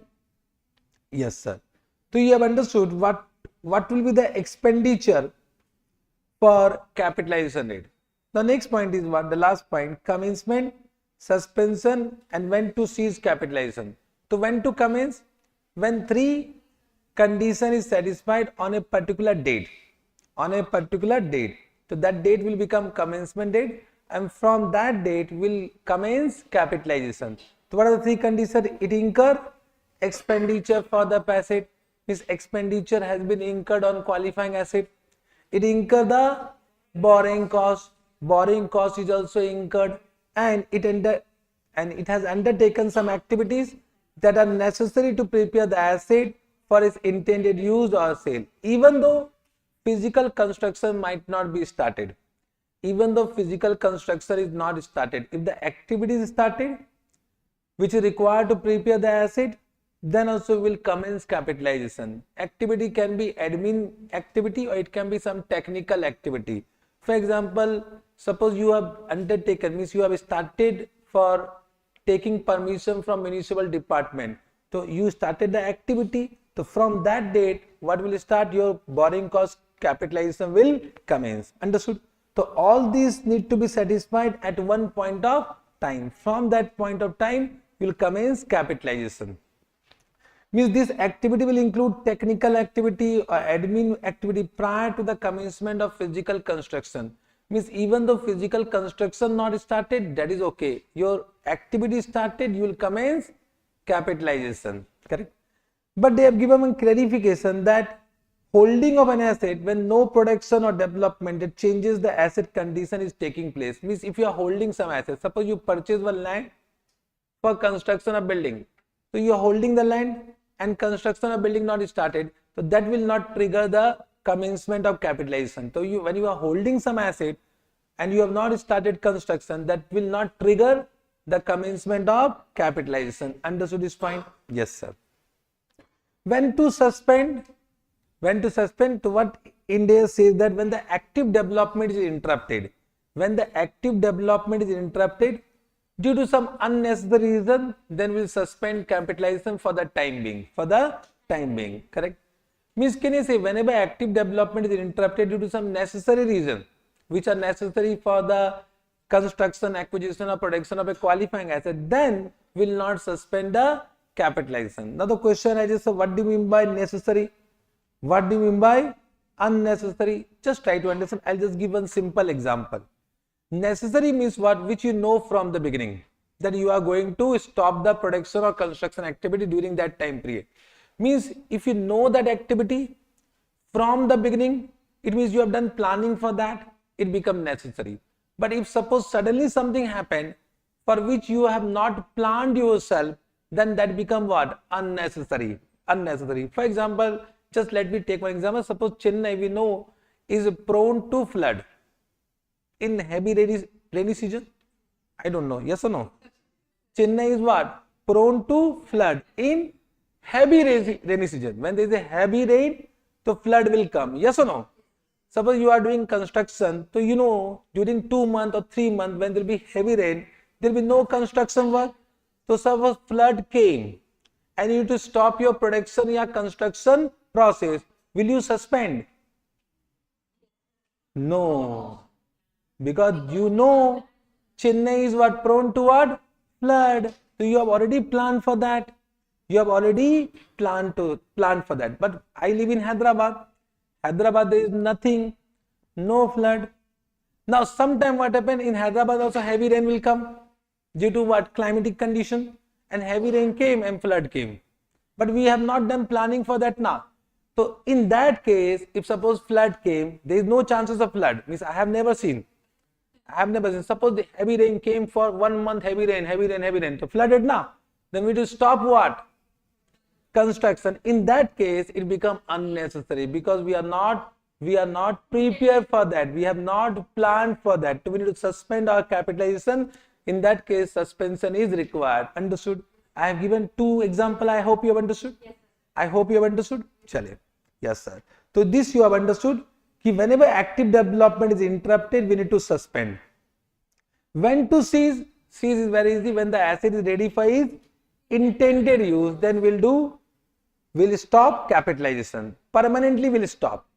Correct? Now if you read Ind AS 23, what they have given substantially all the activities, when substantially, not entire, when substantially all the activity necessary to prepare the qualifying asset for its intended use or sale are complete, then we will cease capitalization. So what do you mean by substantial? So what what clarification is given about Ind AS 23 ki if suppose only minor work is left, admin work is left, then we can stop capitalization. But if suppose major work is left, then we'll never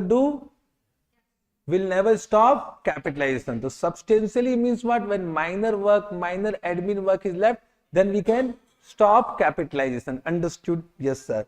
So they have given one clarification that it will be ceased even though routine admin work might still continue. Understood this point? Then one more part is there. Suppose there are two buildings, building 1, building 2.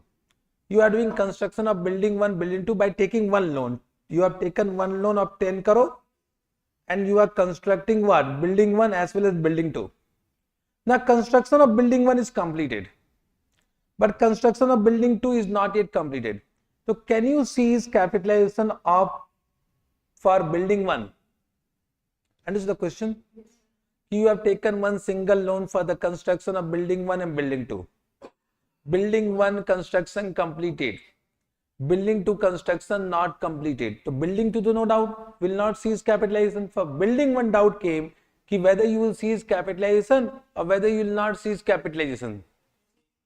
You will cease capitalization, but when building 1 can be used or can be sold even though construction of building 2 is pending. Correct? Means you can use it, you can sell it, means it is ready for its intended use. Then only you can cease. But if you cannot use it, you cannot sell it until the construction of building 2 is completed, then you can't cease the capitalization for building 1 also. Understood? For this there is one question. Let me take that question.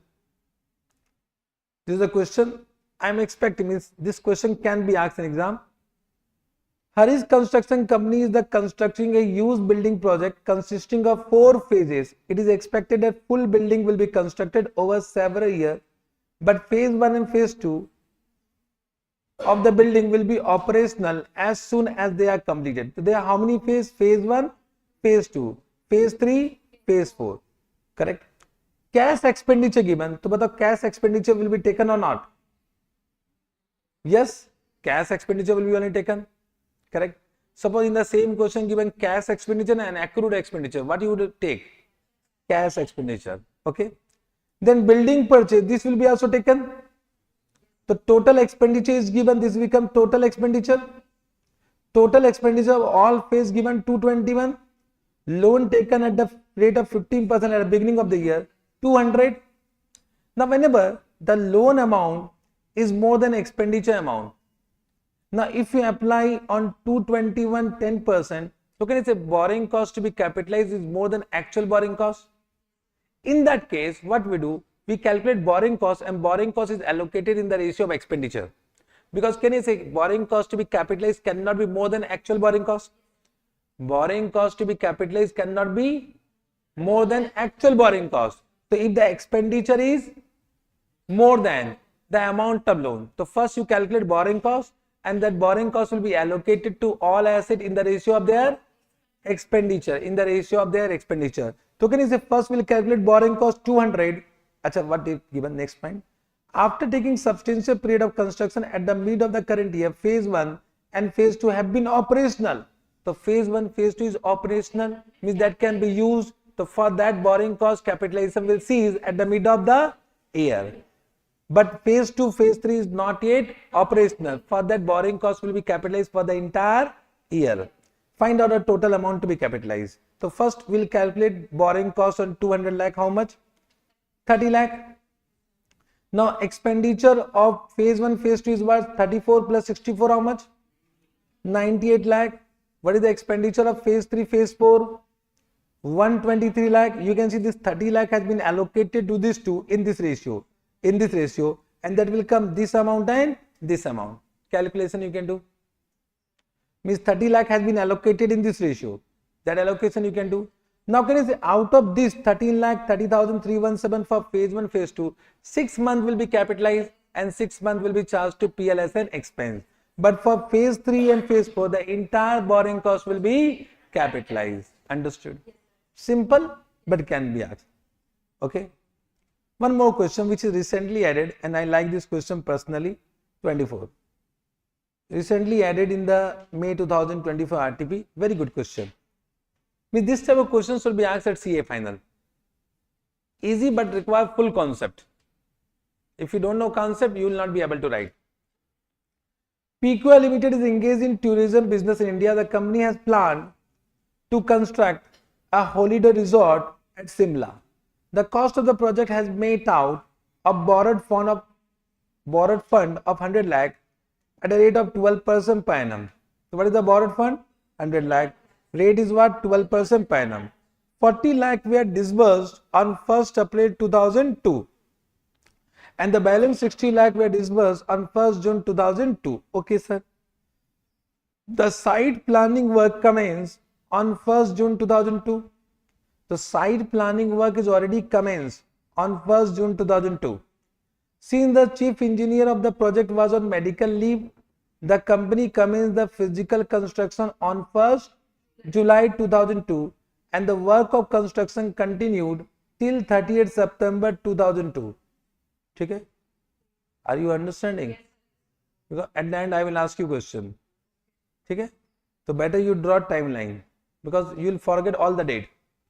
This type of question require high level of concentration and in exam concentration is 0. Okay? So draw it, write down the date, what happened at which date. Write down a small thing, don't write full. Okay? So what happened? The site planning work commenced on 1st June 2002.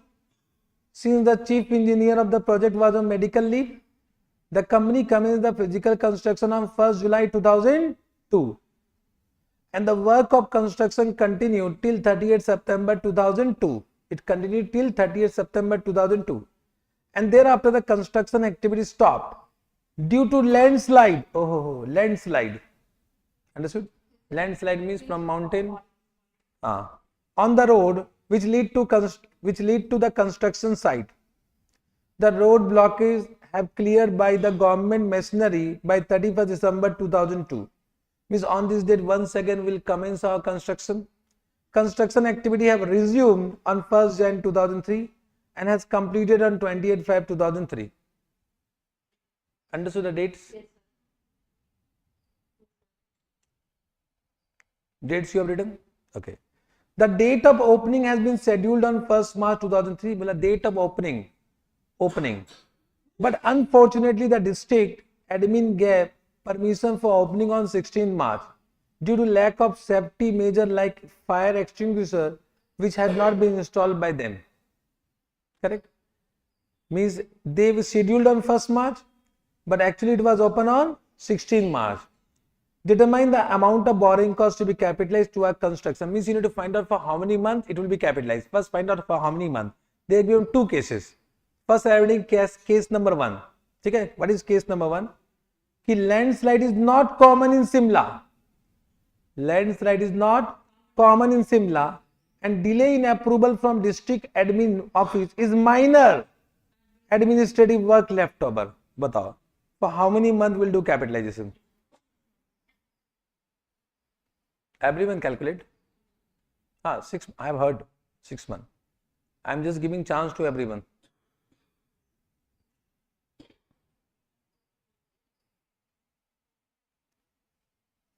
No, I don't know Telugu. Re.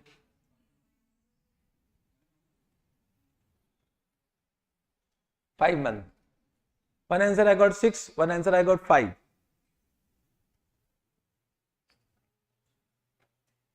Six or 5? Any alternative answer? How many are saying 6? How many are saying 5? What is this? 5. The others are not saying, responding. You need to say now. Whatever you have understood, say 10 months, 11 months, 25 months, say something. Acha batao. What will be the commencement date? First doubt will come. Commencement date is 1st June ki 1st July. 1st June or 1st July? So 1st June, because can I say the site planning work commence? Means can I say site planning work commence? The activity started, even though physical construction not started, will commence what? Capitalization. Will commence capitalization. So this commencement date, I think here there was one doubt. Those who have taken 1st July, the answer is coming 5 months. Am I right or not? So commencement date will start from 1st June. Then can you see, because landslide is what, common or not common? Not common. Therefore, we need to suspend. So suspension will be for how many months? From which date to which date? From which date?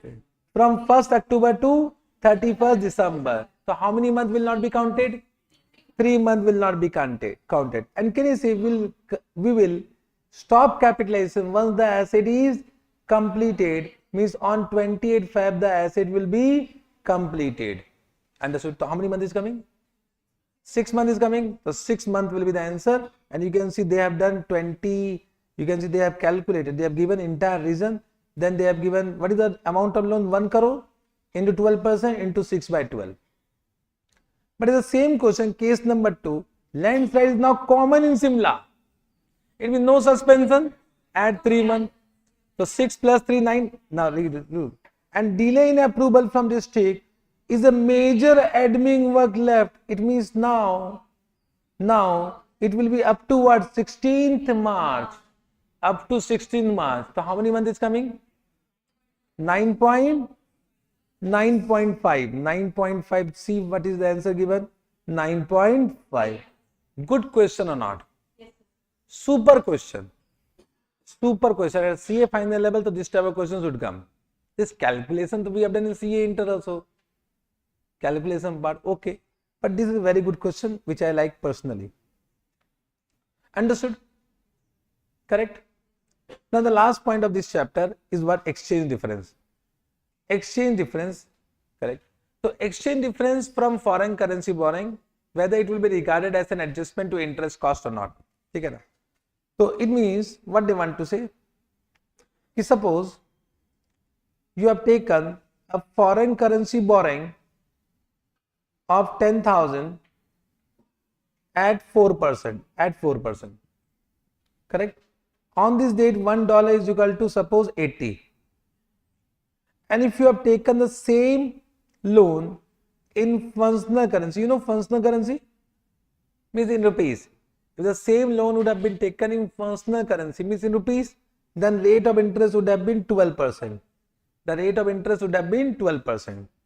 And the exchange rate on 31st March, suppose become 85. So how much will be the amount of borrowing cost that we need to calculate? So can I say, first we need to calculate borrowing cost. On foreign currency borrowing means interest cost. First calculate interest cost. So interest cost will be how much? Interest cost will be 10,000 into 4%. You will multiply by 80 or 85? 85 na? 85. How much?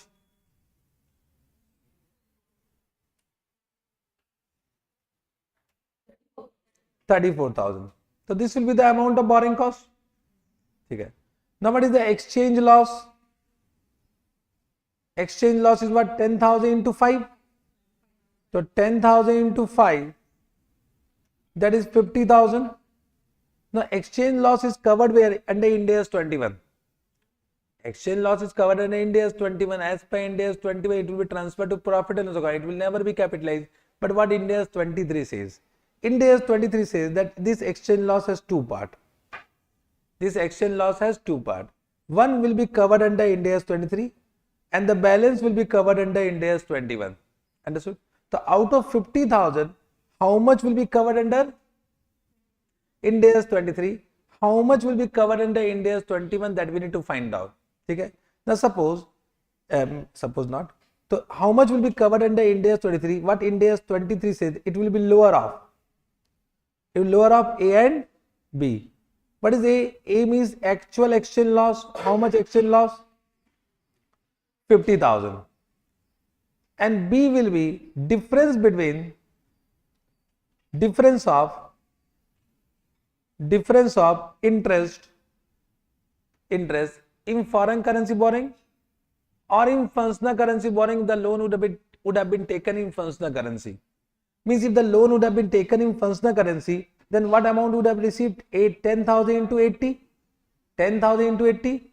So 10,000 into 80. And what is the rate of interest? 12%. So what will be the interest? How much? 96,000. Correct. And what is the interest in the foreign currency borrowing? 34,000. So what is the difference? Difference what? 62,000. So we'll take lower of these two. So what is the lower? A is what? A is 50,000 and B is what? 60,000. What is the lower? So lower will be 50,000. So it means out of 50,000, how much will be covered under Ind AS 23? 50,000. And how much will be covered under Ind AS 21? Nil. Understood? Means what will be the total borrowing cost?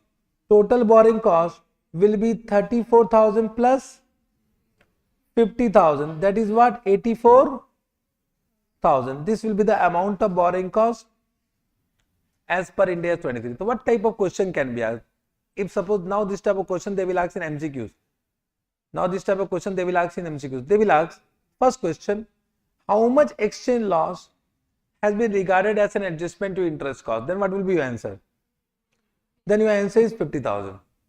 How much exchange loss will be transferred to PL? Nil. This is second. Then they will ask last, what is the amount of borrowing cost? 84,000. So these three questions can be asked. In MCQs, you need to understand what they are asking. What they are asking. Understood? Have you understood this point? Correct. Now suppose, if I say in this way, suppose the rate of interest, this is not 12%. Suppose this rate of interest is what? Let's say, how much? 8%. Rate of interest is 8%. Let's say. Okay. So now it is coming 10,000 into 80 into 8%. How much? 64,000. And what was the interest? 34,000. Correct. So what is the difference? 30,000. Then lower will be what? 30,000. Then lower will be 30,000. Means out of 50,000, how much will be covered under Ind AS 23? How much will be covered under Ind AS 21? 20,000 will be covered under Ind AS 21. Understood? Easy? Correct. This you have understood. Now let me change the question. Suppose same question is given, but it is not 85, it is 78. Then there is an exchange gain. Exchange gain. Then exchange gain how much? 10,000 into 2 is the exchange gain, 20,000. So what will be the treatment of exchange gain? So exchange gain will never be regarded as an adjustment in interest cost. That will be always covered under Ind AS 21 and that will be always transferred to PL. The exchange gain will never be regarded as an adjustment to interest cost. That will be always covered under Ind AS 21. Understood? This type of question till now not asked in exam, but with MCQs can be asked. Okay? One last question. Try to understand this question. They will give year 1 and then they will give year 2. Year 1, year 2. Okay? Now suppose the same question, if I continue with 10,000, 4% foreign currency borrowing is there. Now functional currency borrowing, it is rate of interest is 12. At this point of time, $1 is equal to 80 and here $1 is equal to 85, but here $1 becomes suppose 82. Okay? So can you see this becomes same example? So what is the interest cost? Interest cost is what? 34,000. And how much exchange loss will be covered under Ind AS 23? 50,000. So what is your borrowing cost? 84,000. This so you have understood. Now coming to second year. What will be the interest cost? Interest cost will be 10,000 into 4% into 82 how much? 8 how much?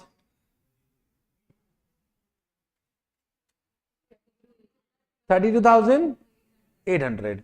Now what is the exchange gain? Exchange gain is 10,000 into 10,000 into 3. 10,000 into 3. Now in this case, whether exchange gain, whether it will be regarded as an adjustment to interest cost? Huh? whether it will be regarded as an adjustment to interest cost. Yes. Now in this case, if subsequently there is an exchange gain, so it will be regarded as an adjustment to interest cost, but to the extent of previous exchange loss, which was considered as a borrowing cost. Means out of 30,000, you can only adjust to the extent of 50,000. Means entire will be adjusted. Entire will be adjusted. So this will be adjusted as a borrowing cost. So in this case, what will be your borrowing cost? 32,800 minus what? 30,000. So this become how much? 2,800 will be the borrowing cost, which will be covered under Ind AS 23. Till now, this type of question has also not been asked in ICS study matter. Means in exam also not asked, in ICS study matter also not asked. Understood? But can be asked. Chalega. So this is only given in this. You can read it. Chalega. Now capitalization of borrowing cost in group financial statement. Capitalization of borrowing cost in group financial statement means in consolidated financial statement. What will be the how to calculate borrowing cost? So can I say it is quite possible parent company has given loan to what subsidiary company? Parent company has given loan to subsidiary company. In that case, what need to be done? Correct? What we'll do, I'll take one question only because there is only one question and that question can be asked. This is the question not yet asked in exam, can be asked. In a group of parent company P, there are 3 subsidiaries with the following business: A, real estate company, B, construction company, C, finance company. Parent company has no operating activities of its own. Okay. Financing activity and cash management in the group are coordinated centrally. Okay. Finance company is a vehicle used by the group solely for raising finance. Okay. All entities in the group prepare Ind AS financial statement. Okay. The following information relevant for current reporting period 2001-2002. Real estate company. So real estate company is a subsidiary. So they has a borrowing of how much? 10 lakh with an interest rate of 7%. They have an expenditure on qualifying asset during the period amounted to rupees 15,40,000. All the construction work were performed by construction company and amount invoiced in to the real estate company include 10% profit margin. Means can you say this 15,40,000 include profit of which company? Real estate company. But can you say elimination will do in consolidation statement? In the individual financial statement will not eliminate any unrealized profit. Correct? Means for individual financial statement, this is the expenditure for real estate company and this is the borrowing for real estate company. So of course we'll do capitalization because there is a borrowing as well as expenditure on qualifying asset. So they will, and here expenditure is more than borrowing. So we'll say 10 lakh into 7%, that is 70,000 will be capitalized for real estate company. Yes, simple. Next. Construction company, there is no borrowing used during the period. There is no borrowing. So there is no borrowing, so there is no borrowing cost. If there is no borrowing cost, the question of capitalization will not arise. Even though they have some expenditure on qualifying asset, but there is no capitalization. Okay. Then finance company, they raised 20 lakh at 7% externally, means they have taken loan from external market and issued a loan to parent company for general corporate purpose at a rate of 8%. So they have taken at 7%, but they have given to parent company at 8%. So there is no expenditure on qualifying asset. There is no expenditure on qualifying asset. There is no capitalization. Now coming to parent company. Use the loan of finance company to acquire a new subsidiary. Okay. No qualifying asset apart from real estate company and construction company, and parent company did not issue any loan to the other entity during the period. Means whenever they ask in this type of question, so for parent company, will calculate borrowing cost to be capitalization from consolidation point of view, from group companies point of view. So if you see parent company, what actually happened? In the CFS of parent company, can I say there will be 2 qualifying asset? One is for real estate company. The expenditure is how much? 15,40,000. But this 15,40,000 includes some internal profit that should be eliminated. So how much will be eliminated? 10 by 110, because they have earned 10% profit. So 10 by 110, correct now. So I think deduct what? 1,40,000. So this will be 14 lakh. This so you have understood. And there is one more expenditure which is for construction company, how much? 10 lakh. So this will be also come 10 lakh. So this will be also second qualifying asset. And can you say they will have two borrowing? They will have two borrowing. One borrowing which was for real estate company, how much? 7% loan. So 7%, it is 7% loan. How much is the amount?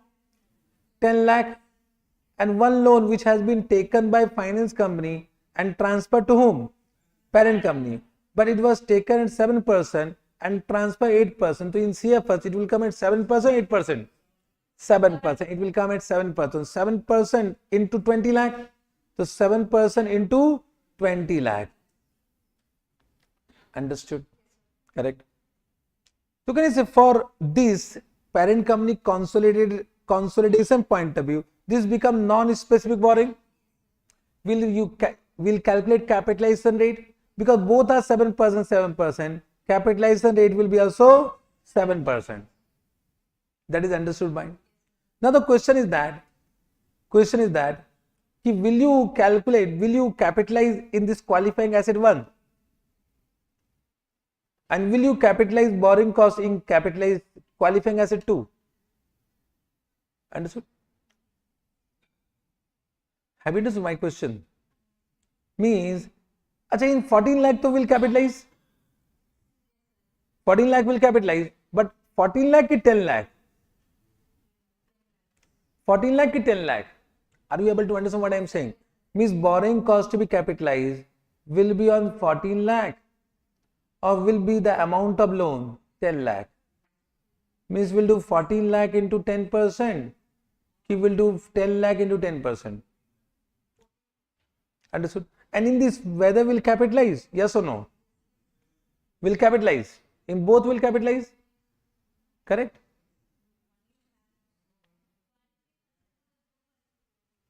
Will capitalize, will not capitalize. Will capitalize. Just try to understand. If you if I'll give you the concept, actually what happened, just try to understand. If you see this loan has been received from external market and they have used this amount for purchase of subsidiary. Means, can I say, suppose this is construction company. So can I say this amount will be transferred to construction company and this will become cash and bank and this will become equity share capital of construction company or not? It means this amount will be diverted to whom? Subsidiary company, and this amount will be used for which purpose? Qualifying asset only. Means any loan which has been taken by parent company and that is used for the purchase of subsidiary, indirectly that fund is used by the subsidiary company for the construction, acquisition or production of qualifying asset only. Therefore in parent company will not make any rule. What will do? Will calculate capitalization rate, and this capitalization rate will be applied on this 7% this, 7% this, and this will be the borrowing cost to be capitalized. Borrowing cost to be capitalized. Understood? Yes, sir. Have you understood this point? Correct? Yes, sir. Correct. One more example. Suppose this is parent company. This is subsidiary company. Correct? Parent company, subsidiary company. Now parent company has given loan to subsidiary company 10 lakh at a rate of 10%. Okay? Correct? Means they have first issued equity share capital, so there will be cash now. So this cash is given as a loan to whom? Subsidiary company. Understood? So this loan become borrowing of subsidiary company at a rate of 10%, and they have used this for the purpose of qualifying asset, and they have constructed a qualifying asset of 10 lakh. Okay? So can you see in the IFS of subsidiary company there is a borrowing and there is a qualifying asset. Of course Ind AS 23 will be applicable and they will capitalize borrowing cost. How much? 1 lakh they will capitalize. This will be capitalized. Understood? In this, so there is no loan. So no borrowing cost, so there is no question of capitalization. Now in CFS what will happen? In CFS what will happen? Okay, this is kata kata. This is kata kata. Means there is a qualifying asset of how much? In this how much we have capitalized?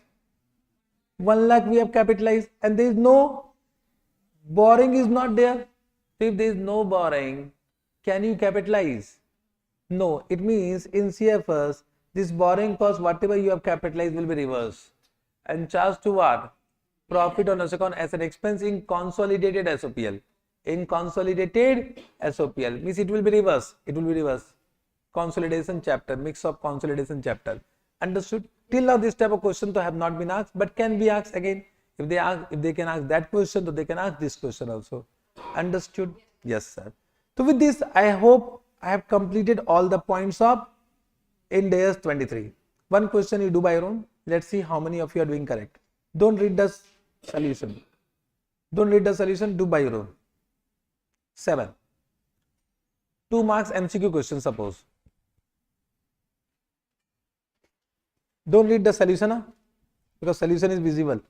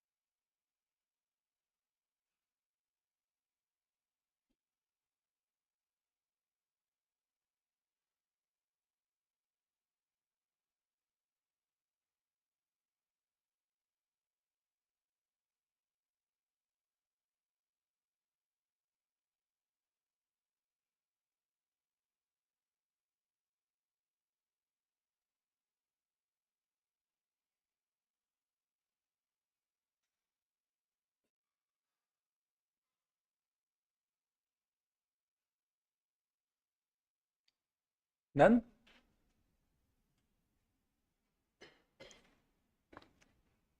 What is the answer?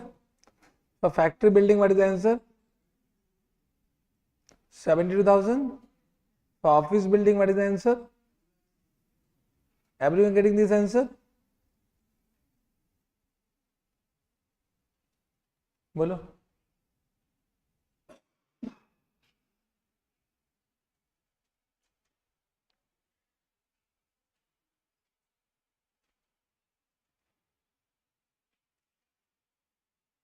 Done.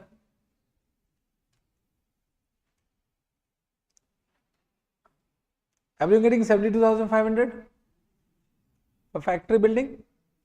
Not getting?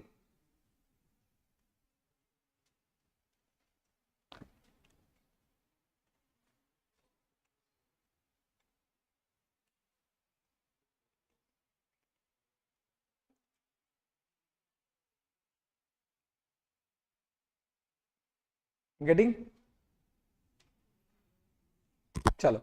I think if you are not getting means you are doing mistake. Now just try to understand. First, this is specific borrowing or general borrowing? Specific borrowing. Now what they have said in the 1st April, how much expenditure incurred on factory building? On 1st October, how much expenditure incurred on factory building? 5 lakh. And that office building 10 lakh, 10 lakh. Understood?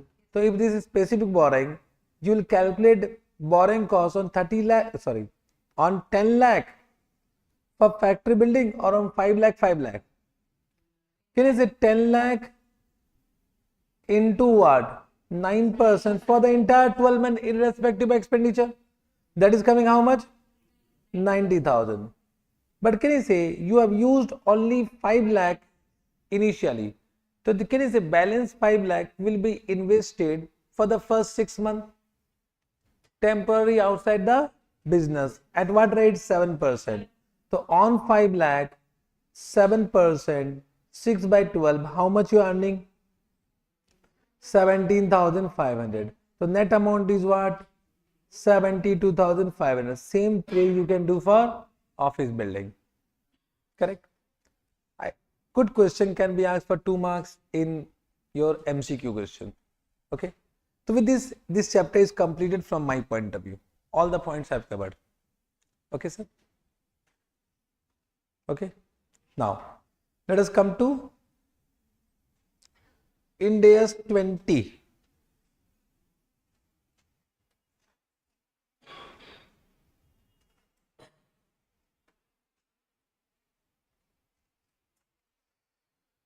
Ind AS 20 is simple. Accounting for government grant and disclosure of government assistance. What is the title? Government grant and disclosure of government assistance. It means this chapter deals with accounting of government grant and disclosure of other form of government assistance. Now the question arises, what is the difference between government assistance and government grant? So all government grant are government assistance, but all government assistance are not government grant. So government grant is included in what? Government assistance. So what do you mean by government assistance? It is an action by the government designed to provide economic benefit to one or group of entities. Means any action by the government which help entity will be government assistance. But all government assistance will not be government grant. So what do you mean by government grant? The government grant are those government assistance which are in the form of transfer of resource, When I say transfer of resource, it means can I say either cash or any asset correct? Transfer of resource. So cash is also an asset. So either it is transfer of cash or non-cash asset to an entity for past or future compliance. So it can be for past purpose or it can be for future purpose with certain conditions relating to operating activities. So that government assistance meet the definition of government grant. Means simple what I will say, any government assistance which cannot be expressed in monetary value, means which are not in the form of transfer resource. It may be in the form of transfer of services, then it will not be a government grant. For example, any free advice or free technical advice given by the government. So can you see it is a transfer of services, but there is no transfer resource. So that will meet the definition of government assistance, but it will not be a government grant. Understood? Correct. So what Ind AS 20 says that government assistance which are to public at large, it is outside the scope of this chapter. So any government assistance to public at large, for example, infrastructure development, correct now? Any type of development for public at large, that is outside the scope of this chapter. But any government assistance to a specific entity or group of entity will be covered in this chapter. Now that can be of two types. If it meet a definition, then Ind AS 20 is applicable. If it meet the definition of government grant, then Ind AS 20 will be applicable for accounting as well as disclosure. But if it does not meet the definition of government grant, then only to the extent of disclosure requirement. So any government assistance which do not meet the definition of government grant will be required to be disclosed in notes to account. Okay. Now coming to the recognition of government grant, my question to you are whether government grant can be recognized on accrual basis. Means it will be recognized on accrual basis or received basis. Accrual or received? No, wrong. Huh? So that why I am saying my question was accrual or received. Always accrual. Always accrual. Correct? We do accounting on accrual basis only. How can you say receive basis? We do accounting on accrual basis na. Are bolna re? We do accounting on accrual basis. So always accrual. Now the question is when to recognize. When to recognize government grant? So when the two conditions are satisfied, then we recognize government grant. So what are the two conditions? If it is reasonable, means where there is a reasonable assurance that entity will satisfy the condition and the grant will be received. Means when there is a reasonable assurance. What do you mean by reasonable assurance? Means the chances are more than 50%. Whenever chances are more than 50%, that entity will comply with the condition and the grant will be received. Means even though not received, it can be recognized. Even though it is not received, if these two conditions are satisfied, we can recognize government grant. Correct? So can you say if both the conditions are satisfied, then what will be our journal entry? Grant receivable account debit to grant. Correct? But if any one of the condition is not satisfied, so can you say we need to wait for the actual receipt? Then what journal entry will pass? Bank account debit to government grant. Understood what I am saying? Correct? Only one question of this nature has been given in ICA study material. When the government grant is not received, then also we have recognized the government grant. So important from examination point of view, even though not received, we can recognize government grant. Understood? When the two conditions are satisfied. Only first time they have given and that question have been asked in exam. Have you understood this point? Correct? Now once you have done this journal entry, whether receivable or received, that is not a matter. The objective is to understand the accounting treatment of this grant. Correct? So what our Ind AS 20 says that this grant can be accounted either by following capital approach or income approach. Capital approach or income approach. However, Ind AS 20 do not permit capital approach. Capital approach means grant will be transferred to capital reserve. If you remember, as per AS 12, some grant we used to transfer to capital reserve. So Ind AS 20 says that this is totally bakwas, means this will never be transferred to capital reserve, it will be always be transferred to PL only. Now only income approach is applicable as per Ind AS 20. Only income approach is applicable as per Ind AS 20. Now as per income approach, either it will be transferred to PL immediately or it will be deferred. It will be treated as deferred income. Now we need to understand when it will be transferred to PL immediately and when it will be deferred income. That we need to understand.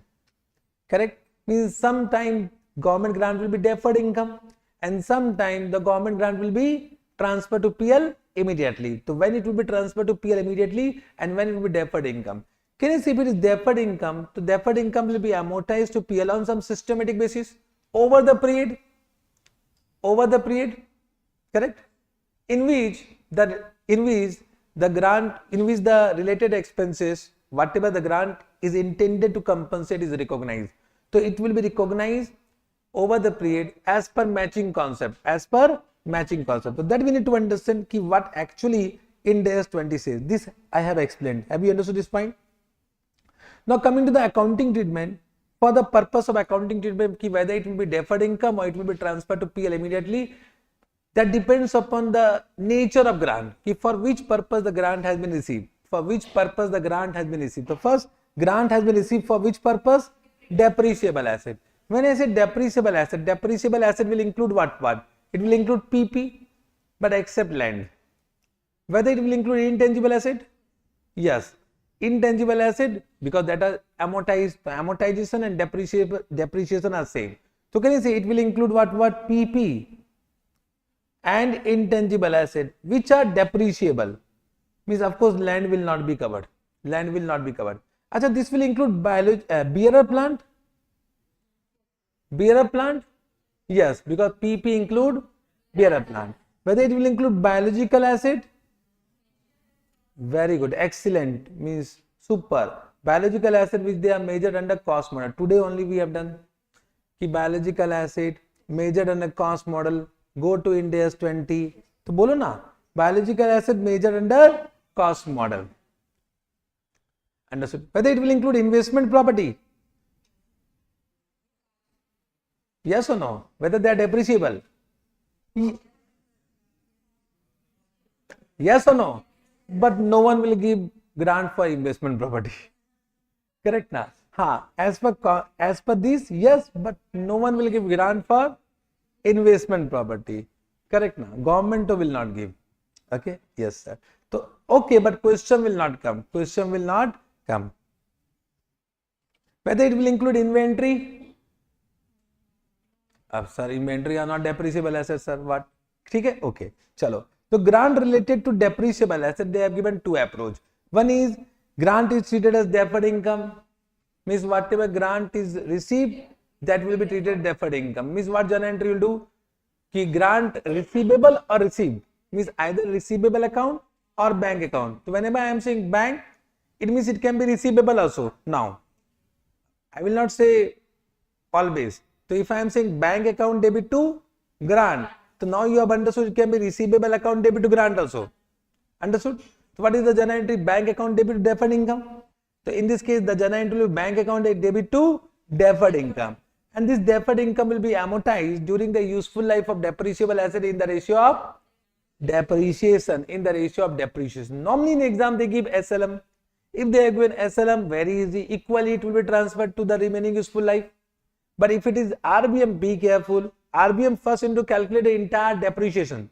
In the ratio of that depreciation, allocate deferred income over the useful life of the asset. But normally they don't ask RBM. Understood? Second is what? That grant will be deducted directly from the cost price of asset. The grant will be deducted from the cost price of asset. So bank account debit to asset, bank account debit to PP. Correct now? So directly we reduce the cost price of asset. Understood? Now in this case what they are saying, suppose the cost price of PP is 100 and grant is also 100, then the cost price becomes 0. In that case, what our Ind AS 20 says that we need to disclose the property, plant and equipment or depreciable asset at nominal value. Nominal value means what? Very insignificant value. 1 rupees, 10 rupees, 100 rupees, whatever you like, you write down. Okay? Okay. Then grant related to non-depreciable asset. So only one example we have land. Only one example we have land. So suppose you have received grant for agriculture land or industrial land. Correct? Understood? Yes, sir. So in that case, what they say, you need to just check whether government grant requires fulfillment of certain condition, certain obligation. Whether grant requires fulfillment of certain obligation. If no, then entire grant will be transferred to PL immediately. So if there is no obligation, there is no condition, so unconditional grant will be transferred to PL immediately. So in this case, entire grant will be transferred to PL immediately. But if obligation exists, so what they said, then it will be treated as deferred income and it will be allocated over the period of obligation. And it will be allocated in the ratio of the cost of meeting that obligation. Till now, this point has not been asked in exam, nor this type of question has been given ICS study matter. Let me take one example. Suppose you have received a grant for agriculture land with a condition that you need to develop irrigation facility over 5 years. So you need to develop what? Irrigation facility in how many years? 5 years. Now, of course, in exam, they will give you the cost of meeting that obligation. It is given that year 1, year 2, year 3, year 4, these are the costs, 1 lakh, 2 lakh, 3 lakh, 4 lakh, 5 lakh. So, entire grant will be transferred to PL on systematic basis over this ratio, in this ratio. Understood? Till now, no question has been given. Means, normally in ICS study matter, they have given this type of question, which will be transferred directly to PL. Okay. Then non-monetary grant. Non-monetary grant means you have received in kind, means you have received either PP or you have received either intangible asset or land you have received. So in that case, two options are there. Either recognize at fair value, or recognize at nominal value or concessional value. Recognize at nominal value or concessional value. Can you say when you are recognizing at nominal value or concessional value, actually you are not recognizing any grant? You are not recognizing any grant. Yes or no? Means suppose you received property, plant and equipment at rupees 10 lakh and the fair value is equal to 100 lakh. Correct? So what journal entry you are doing in second option? PP account debit to bank 10 lakh, 10 lakh. So you are not recognizing grant only. But in this case, what journal entry will do? PP account debit how much? 100 lakh. To bank how much? 10 lakh, and to government grant how much? 90 lakh. So in this case you are recognizing grant, and therefore this grant need to be treated. So this grant will be treated as per the nature of asset. If it is depreciable asset, then over the useful life in the ratio of depreciation. If it is non-depreciable asset, then it will be transferred to PL like this. So as per the nature of asset. Understood? Have you understood this point? Yes, sir. Then grant related to income. Grant related to income means for revenue expenditure. Means you receive some grant to meet your revenue expenditure. In that case, simple, it will be treated as deferred income and transferred to PL on systematic basis over the period to match the related expense which they are intended to compensate. Means in the ratio of expense, the ratio of expense will be given in the question. Ratio of expense will be given in the question. Correct? For this, I will take one question after some time. Okay? Chalega? Now, for this grant related to income, they have given two options for presentation in SOPL. So what they are saying, whenever you have received grant for some expenses, so it can be shown, the grant can be shown either separately as an income, or by way of deduction from expense, as per your choice. If suppose question asks presentation and the question is certain, give both the option in exam. Now if you see, they have written presented in PL as a separate income or under other income. What does it mean? Separate income is revenue. So whether grant can be revenue?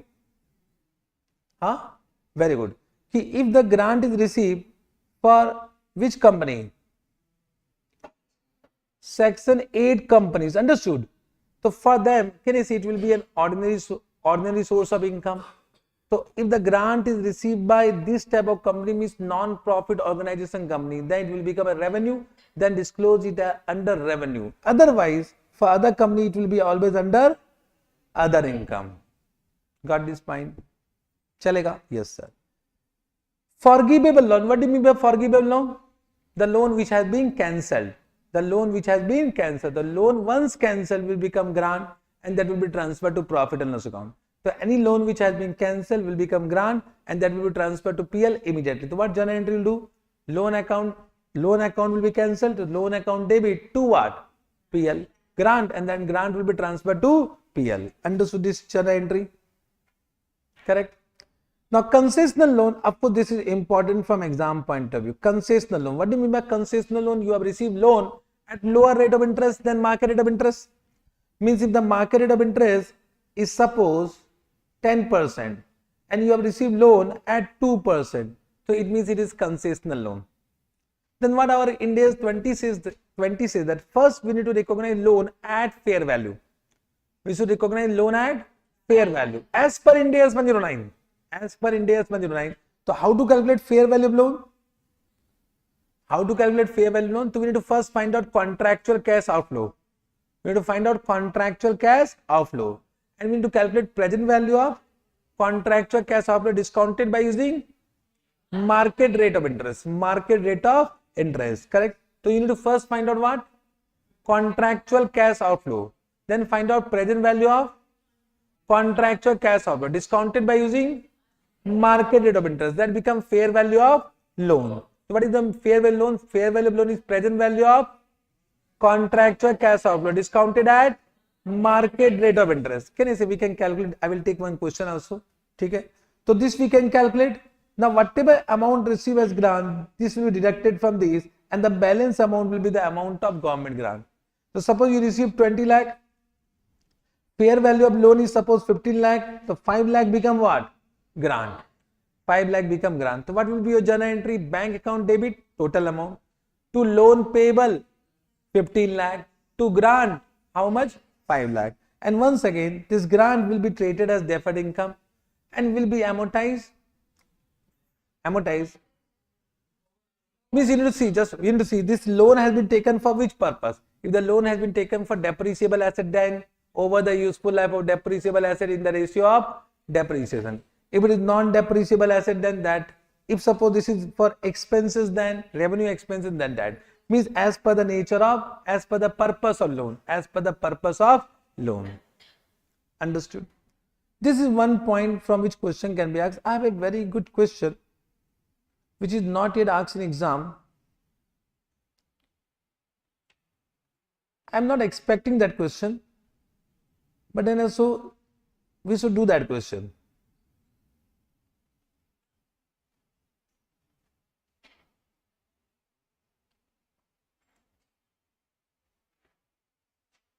Ind AS 20 na. I would like to take that question.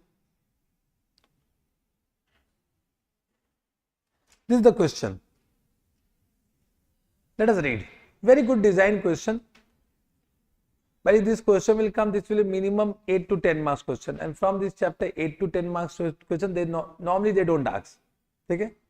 But can be asked. You don't know ICI. Huh? A Limited is engaged in the manufacturing of certain specialized chemical. During the manufacturing process, certain wastewater is produced which is released by A Limited in the nearby river. To reduce pollution of the river, the state government has introduced a scheme with the following salient features. If the manufacturer installs certain pre-approved wastewater treatment plant, the government will provide interest-free loan to 50% equal to 50% of the cost price of plant. Correct? Means if they have done this, so some loan will be received that is interest-free at 50% of the cost price of plant. Such loan will be repayable to the government after 5 years. Correct? Achha, this question now I should do after refund. So I'll come back to this question, okay? Because refund is not yet completed. With this question I will do after refund because refund point is pending. Okay? But this point have you understood? Correct. Now coming to exception. I mean till now whatever point we have done, can I say in all cases the government grant is treated as deferred income? So what Ind AS 20 says that there are two situations in which government grant will be always transferred to PL as and when it is received or receivable. Only in 2 points. First, government grant received or receivable as a compensation of past losses or past expenses. So if the government grant received to compensate past expenses, it will be transferred to PL immediately. Second, when the government grant received or receivable as a reward for the purpose of giving immediate financial support to any company with no related cost. With no related cost means without any condition. So some grant has been given to support any company for financial support with no condition, without any condition, that will be transferred to PL immediately. That will be transferred to PL immediately means that will not be treated as deferred income. Understood this too? Correct? Yes, sir. Now coming to repayment of government grant. So repayment will when the repayment will arise? When the condition is not satisfied. So if the entity has defaulted some of the condition, of course the repayment of grant will arise. Whenever there is a repayment of grant, so what Ind AS 20 says that this will be changes in accounting estimate and therefore accounting will be done on prospective basis. So this will be considered as changes in accounting estimate. This is important for MCQs कि government grant refund will be changes in accounting estimate. Correct? And accounting will be done on prospective basis. Now what is the accounting treatment? Accounting treatment is very simple. See, initially it was credited to which account? So initially if it was credited to PL, not debit PL. Initially if it was credited to asset, not debit asset. Initially if it was deferred income, not credited to deferred income, not debit what? Deferred income. Correct?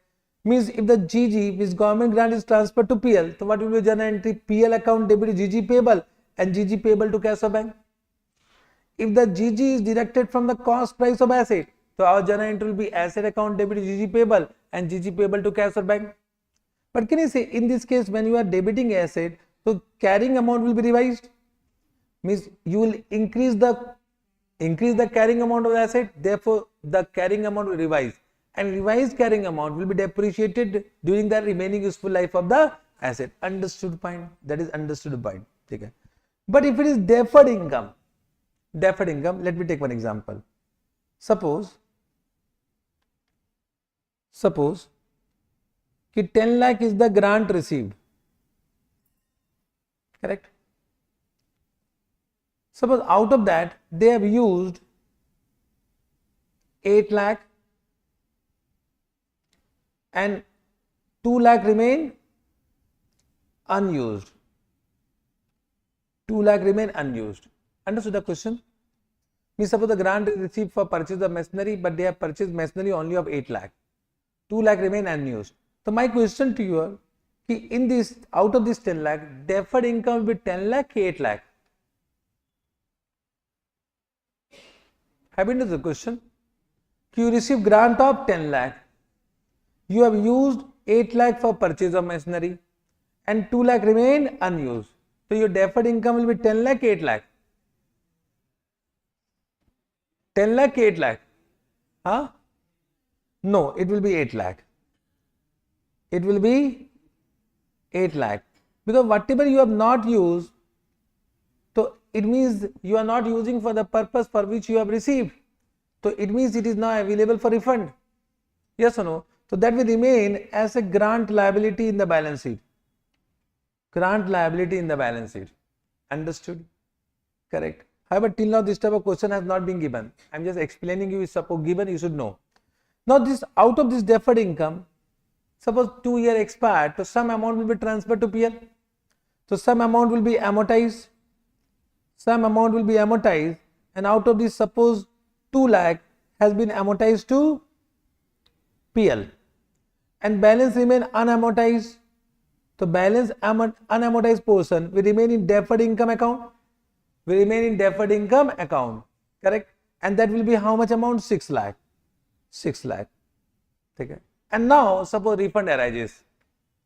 Suppose refund arises and government says refund is only 9 lakh. Means out of 10 lakh they have given relaxation of 1 lakh and you refund how much? 9 lakh. So what will be your journal entry? So what our Ind AS 20 says? You need to first debit which account? Grant liability. First debit grant liability account. How much? 2 lakh. Then deferred income account. How much? 6 lakh. And balance will be debited to which account? PL. Balance is how much? 1 lakh.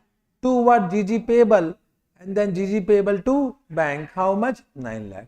This will be the order. So first what? Unused grant. Then unamortized deferred income. Then unamortized deferred income. And then amortized deferred income. Amortized deferred income. In this order, you will debit the account. Got this point? That is only given here. Ki first GG account means unutilized, then unamortized, then amortized to GG payable, then GG payable to cash or bank. Understood? Correct. Last point of this chapter, ki any government assistance, if you remember you have done under AS 12, government grant in the nature of promoter contribution. You remember? Government grant in the nature of promoter contribution. You might have forgotten. You don't remember CA final only. So AS 12 used to say there is grant in the nature of promoter contribution and they used to say it will be transferred to what? Capital reserve. But Ind AS 20 is silent regarding that.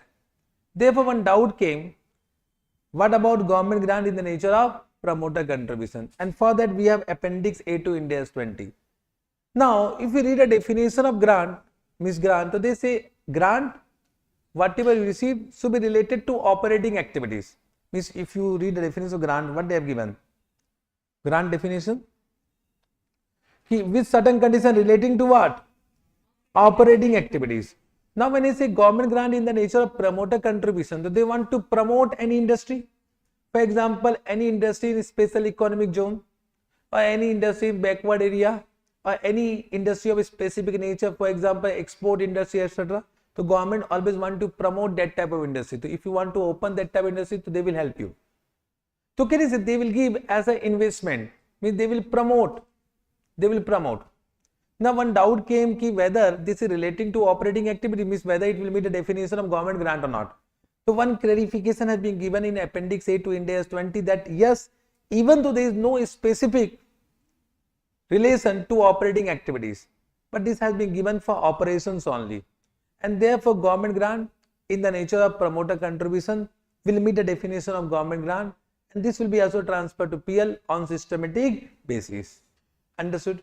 Correct? So any government grant in the nature of promoter contribution will be also transferred to PL as per Appendix A to Ind AS 20. Acha, as per Appendix A to Ind AS 20 in exam, you can't write on as per Ind AS 20. If it is as per Appendix A, so better you don't write, or write as per Appendix A to Ind AS 20. You can't write as per Ind AS 20. Okay, sir? So Ind AS 20 is different and Appendix A to Ind AS 20 is different. Got this point? Yes, sir. Chapter is over. Now there are two questions which I am expecting. What are the question number? 18 and 21. Let us do 18 and 21. 21 though I was reading. First I will do 18. 18 is also asked in exam, I think so. Yeah, this question. It was asked in May 2022 for 4 marks.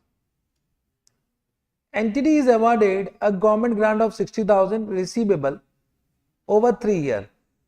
40,000 in year 1, 10,000 in each year 2 and year 3. Contingent on creating 10 new jobs and maintaining them for 3 years. The employer recruited at a total cost of 30,000. Means this is the recruitment cost, and the wage bill for the first year is 1 lakh, rising by 10,000 in each of the subsequent year.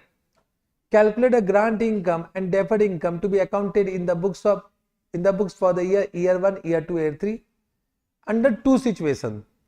First, there is a reasonable assurance that entity will comply with the condition attaching to the grant and grant will be received. Means both the conditions are satisfied. Correct.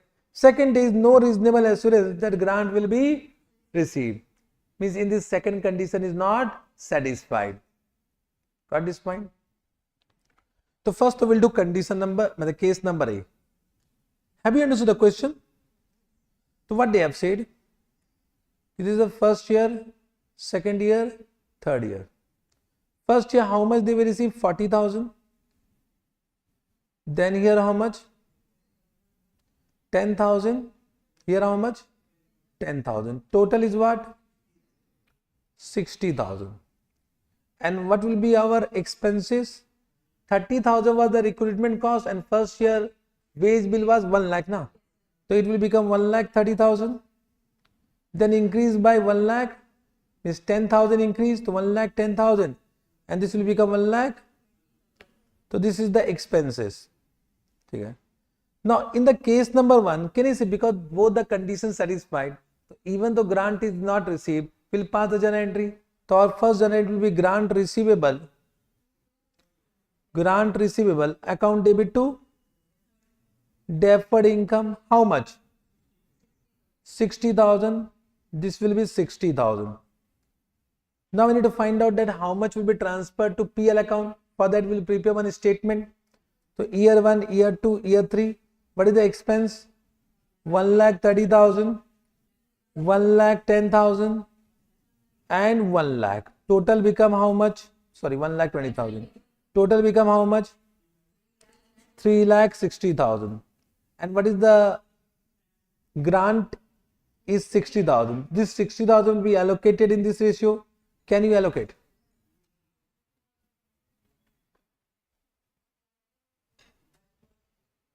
How much?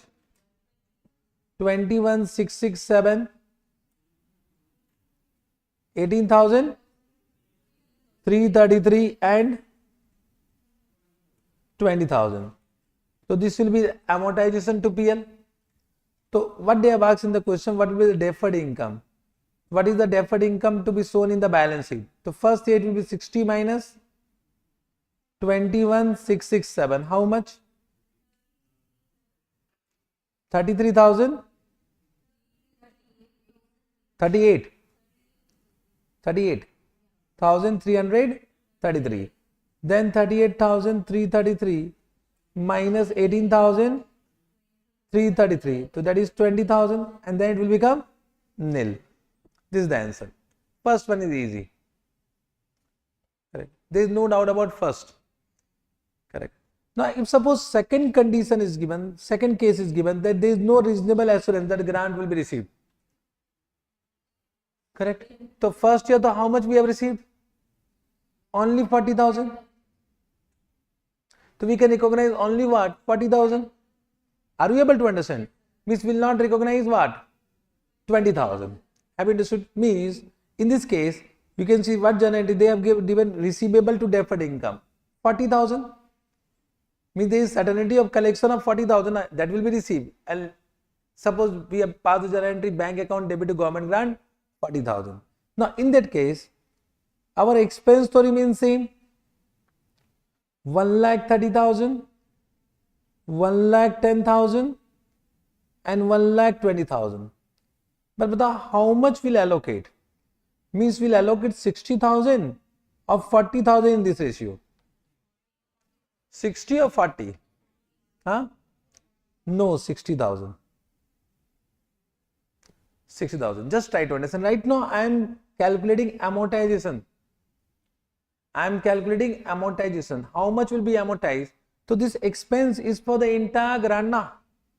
So first we'll do amortization. If suppose that is not received, that become changes in accounting estimate. This is just like depreciation. This is just like depreciation. So suppose the second year 10,000 not received, so we need to change the amortization. But right now, just try to understand 40,000, 10,000, 10,000 as per the contract that will be received. As per Ind AS 20, we have recognized 40,000 because the condition was not satisfied. Correct? But we will amortize entire 6,000 in this ratio because this expense is for all now. So amortization will be same 21,667, 18,333 and 20,000. But your deferred income will change. Now your initial deferred income is what? 40,000. Out of that, how much will be transferred to PL? So how much is the deferred income? 18,333. This is the deferred income of first year. Now second year, can you say again 10,000 received? We'll assume 10,000 received only. Again 10,000 received, to 18,333 plus what? 10,000 and minus what? 18,333. So how much left? 10,000. And the third year 10,000 opening balance. How much again received? And how much will be amortized? So this will become what? Nil. Understood the way? Have you understood? Correct?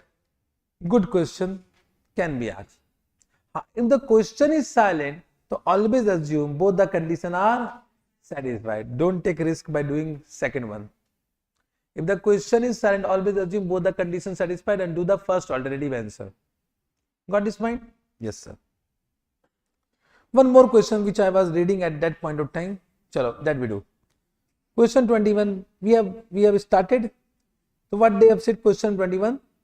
If a manufacturer installs certain pre-approved wastewater treatment plant, the government will provide an interest-free loan of 50% of the cost. This point you have understood. Second, such loan is repayable to the government in 5 years from the date of disbursal. Okay. The manufacturer availing the benefit of the scheme must treat the wastewater of his factory using the specified plant before releasing it to the river. If the condition is violated, the entire loan shall become immediately repayable to the government along with the penalty of 10 lakh. So amount refundable will be the amount of grant plus penalty of 10 lakh. Cost of wastewater treatment plant is installed to avail the benefit of the scheme is 50 lakh. What is the cost of plant? 50 lakh. So grant will be 25 lakh. Grant will be government loan, means government loan, concessional loan will be 25 lakh, interest free loan. A Limited decided to use the scheme because if it were to obtain the similar loan from the bank, it would be available at a market interest rate of 12% per annum. So indirectly they have given what? Market rate of interest. Accordingly, the A Limited applied for and obtained the government loan of 25 lakh on 1st April 2001. A Limited purchased and installed the plant such that it become ready for use on the same date. It become ready for use on the same date. Okay, sir. A Limited has an accounting policy of recognizing government grant in relation to depreciable asset in the proportion of depreciation expense. Means they will treat grant as a deferred income. Deferred income. It has determined that plant will be depreciated over a period of 5 years using straight line method in the month of March 2003. Means in which year? It is in the second year, na? March 2003 means second year. So in the month of March 2003, government official conducted a surprise audit and it was found that A Limited was not using the water wastewater treatment plant as prescribed. This condition was violated. Accordingly, on 31st March 2003, the government ordered A Limited to repay entire loan along with penalty. A Limited repaid the loan amount with interest and penalty as per the order on 31st March 2003. Measure the amount of which they have asked the question. Good question. Correct. Not yet asked in exam, but they have given RTP, MTP. Correct. But not yet asked in exam. Good question or not? Correct. So first you need to calculate what? Fair value loan. So first we'll do calculation of fair value of loan. Correct. Understood. So we need to find out contractual cash outflow. The amount of loan is 25 lakh and it is interest free loan.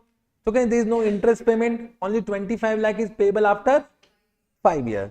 So we'll find out present value of contractual cash outflow discounted at market rate of interest.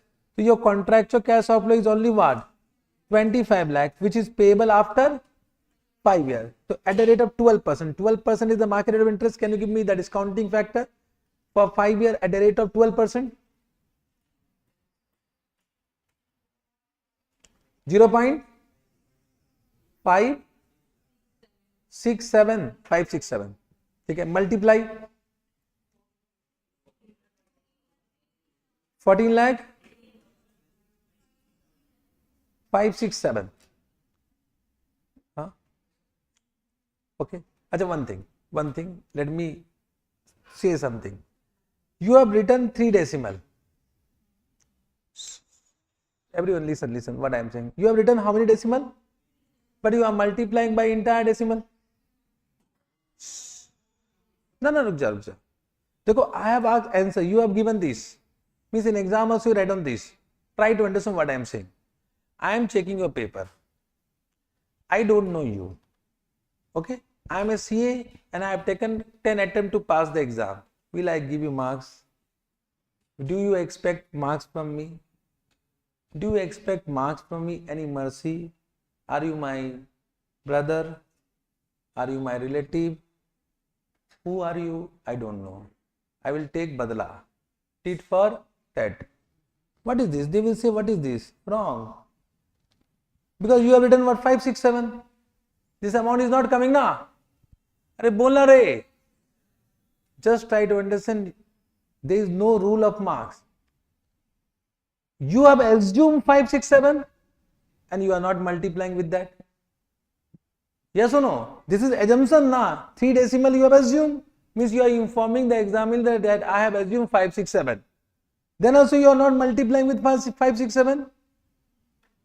Dekho, if I am checking, I will give you marks. But I am not checking your paper na. Who is checking your paper? Who has taken multiple attempts. And here only marks are deducted and you fight. How much you can fight? No one is going to listen to you. You want to fight, you want to make video make. Nothing will happen. Because there is some rule and they will follow the rule. Yes or no? Arey bolna re. So this to super dangerous. Why you are writing 5, 6, 7 then? One thing, whatever you have written, multiply with that. You check any ISA solution, they will do in this way. They have written 5, 6, 7, they will multiply with 5, 6, 7. Understood what I am saying? Correct. So here multiply with what? 14 lakh 17,500. This is a blunder mistake and believe me, marks can be deducted and they are deducting in this case. Don't take risk because this is your last attempt. Don't take risk. Understood? Are you getting what I am saying? Suppose just try to understand, you know that if you will go outside this room, there is a tiger. Will you go? Will you go? Ki maja aa raha chal. Arey bolna re. You will not go na. So if you know they can deduct why you are writing. Simple. Understood what I am saying? Simple. Avoid this type of mistake. Normally marks are deducted. Okay? Understood? Yes, sir. So 14 lakh 17,500. Very good. Now what is the loan amount? 25 lakh. So what is the grant amount? 10 lakh 82,500. Okay, correct. Now this become loan. Can you see on this you will calculate interest expense. So calculation of second working note, interest expense and amortized cost as per Ind AS 109. So you write down year. I am just explaining first working note, year, opening liability, interest at what rate? What is EIR? 12%. Very good. Contractual cash outflow and then closing liability. So we have 2 year, year 1, year 2, because after that refund arises. So don't do after that. So it will be 14 lakh 17,500. Can you give me interest of first year? 1 lakh 70.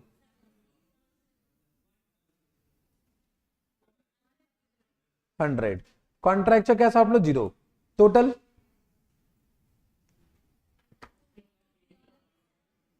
50 lakh 600. 15 lakh 87,600. Then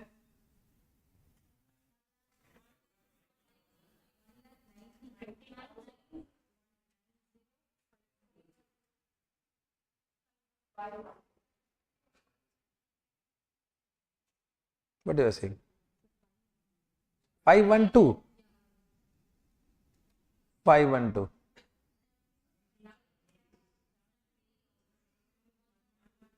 17 lakh 78 112. Okay, this you have understood, correct? Now can you say now we'll start passing journal entry. The first year it is 1/4/2001. First journal entry what? How much you have received? 25 lakh. Correct. 2. Your financial liability will be how much? 14 lakh 17,500. And your deferred income will be how much? 10 lakh 82,500. Okay. Then on the same date you will purchase PP. So PP account debit to bank.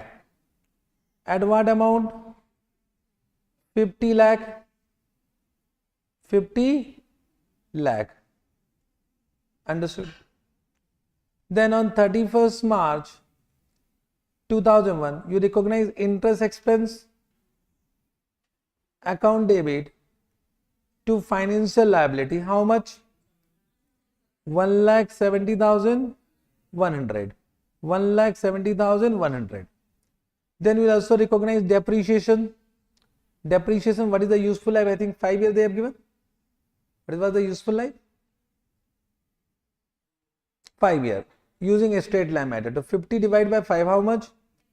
So depreciation to accumulated depreciation, you can say 10 lakh.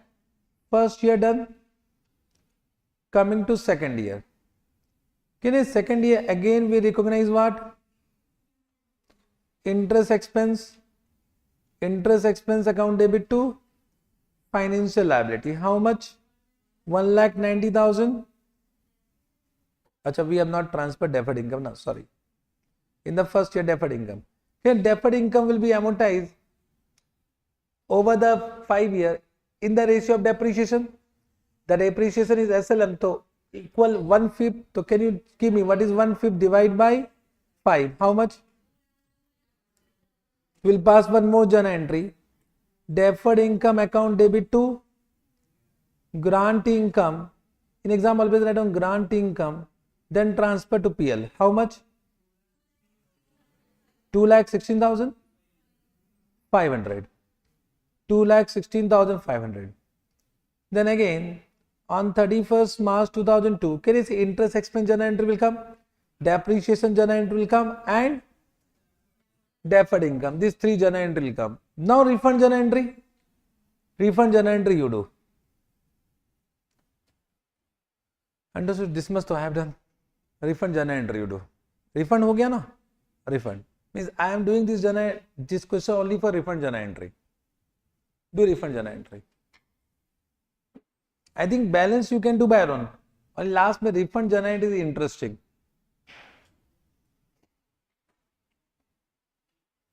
This is the loan amount. Means loan outstanding amount.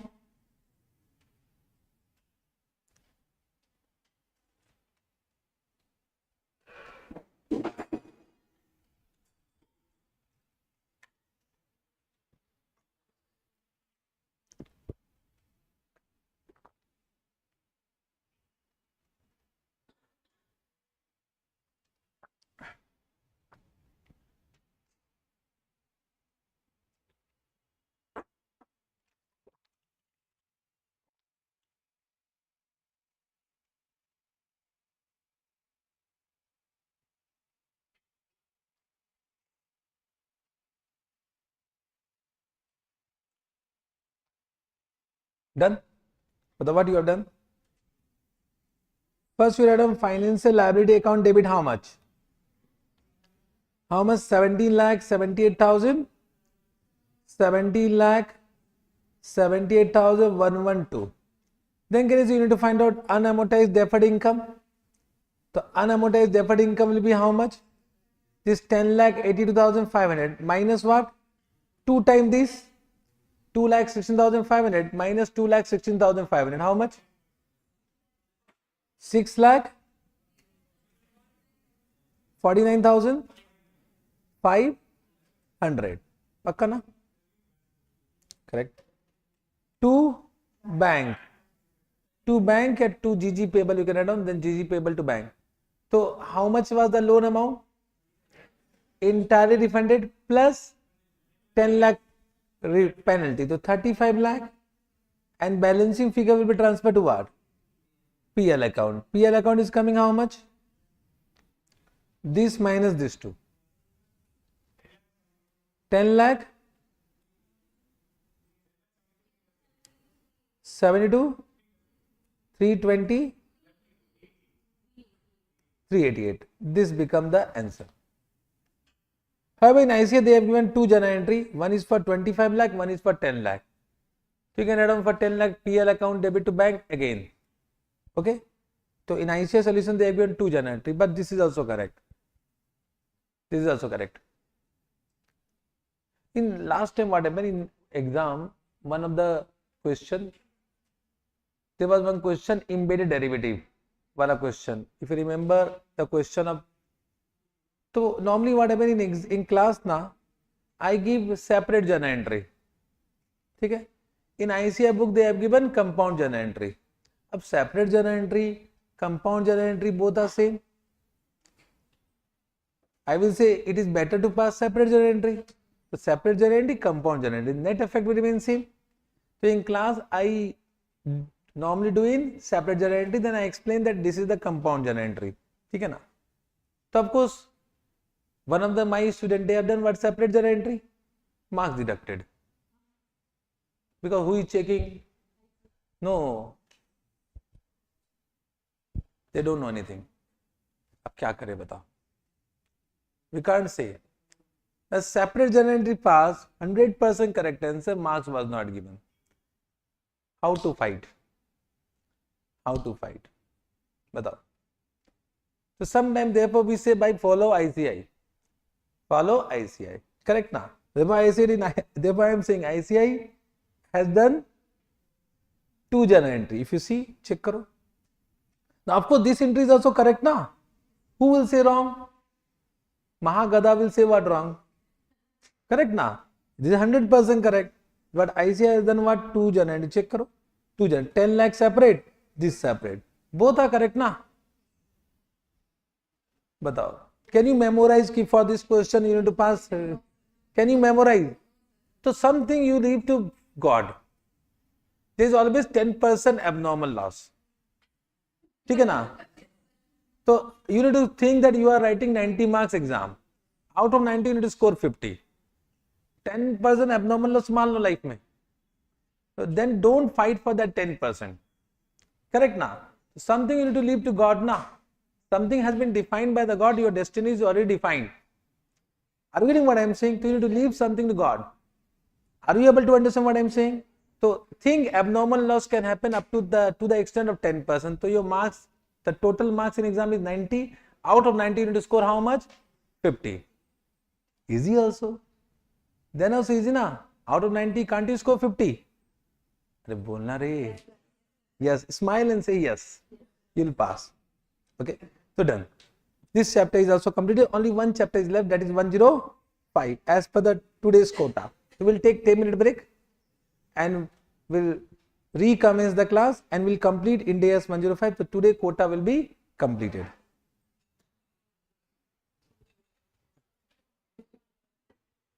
Only 10-minute break, okay?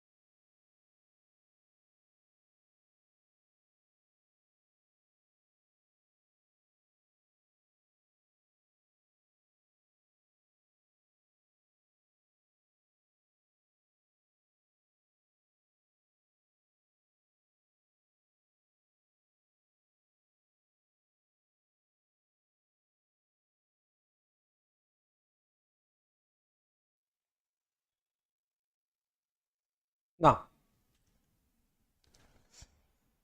chalo. Can we start once again? So let us take the last chapter of today, Ind AS 105. You can see all the asset related Ind AS will complete. Ind AS 16, Ind AS 38, Ind AS 2, Ind AS 40, Ind AS 41, Ind AS 23, Ind AS 20 and Ind AS 105. Apart from Ind AS 36, impairment is not yet done. Impairment is a big chapter, so today of course it will not be able to complete, so we'll do in some other day. So apart from Ind AS 36, all the asset related. And normally from asset related chapter, we normally from exam point of view, you can expect 15 marks, 15 to 20 marks question from this. Sometime 15, sometime 20. Correct? We have done a coverage of 15 marks on a conservative basis. 15 marks coverage done. Now, in Ind AS 105, there are two topics. One is non-current asset or disposal group held for sale, and one is what discontinued operation. Discontinued operation. So, Ind AS 105 deals with classification, presentation, measurement and disclosure of non-current asset or disposal group classified as held for sale or held for distribution to owner. Normally, no question of this nature has been given in ICS study material. So, normally we expect they will give only what held for sale. However, held for sale or held for distribution to owner, the measurement principle remains same. So, measurement principle remains same for held for sale or held for distribution to owner. Are you getting what I am saying? So, suppose in exam they ask you non-current asset held for distribution to owner, don't be confused. Whatever you know about held for sale, same thing will be applicable for held for distribution to owner. Understood? Second, they also deal with the disclosure requirement of discontinued operation. So, first we will start with the non-current asset disposal group held for sale. So, non-current asset, you know what is non-current asset, but what is the meaning of disposal group? So, disposal group is a group of assets and liability. So, when I say group of assets and liability, it can be any asset, any liability. It can be current asset, non-current asset. It can be current liability, it can be non-current liability. Correct? So, disposal group is a group of asset and liability to be disposed of by means of sale together as a group in single transaction. Together as a group in single transaction. So, any group of assets and liability which are to be disposed of, means till now it is not disposed of by way of sale, but together as a group, then that group of assets and liability will be disposal group. Disposal group. Got this point? Now, when I say non-current asset, so in this chapter, all non-current assets are not covered. In this chapter, all non-current assets are not covered. So, what are covered? Only PP, intangible asset, investment property, ROU asset held by lessee, ROU asset held by lessee, and investment in subsidiaries, associate and joint venture are covered. Only these. Balance non-current asset are not covered. So, only PP, intangible asset, of course, goodwill arising in case of business combination also, because intangible asset will be this, investment property, investment in subsidiary, associate and joint venture, and ROU asset held by lessee. Understood? Correct. So, this is the coverage. Means apart from that, any other non-current asset is outside the scope of this chapter. So, any other non-current asset is outside the scope of this chapter. So, what are coverage? PP, intangible asset, investment property, investment in subsidiaries, associate and joint venture, goodwill you can say arising in case of business combination, and ROU asset held by lessee. Can I say PP will also include bearer plant? So, bearer plant will be also covered. Understood? Means can I say, just try to understand, if I say in this way, कि non-current asset,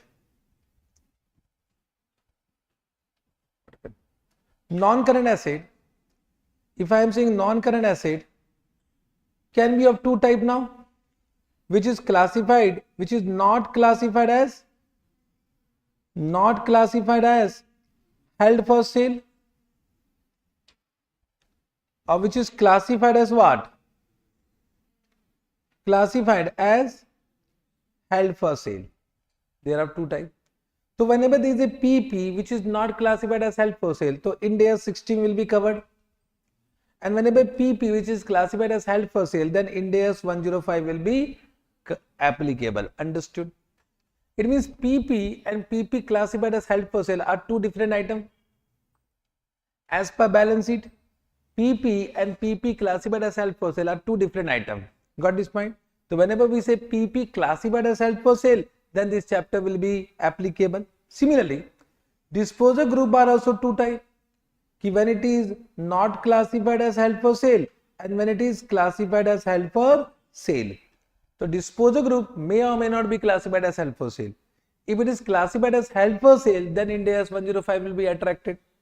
Then Ind AS 105 will be attracted. Understood? So when I am saying disposal group, it does not mean Ind AS 105 is applicable. Disposal group which is classified as held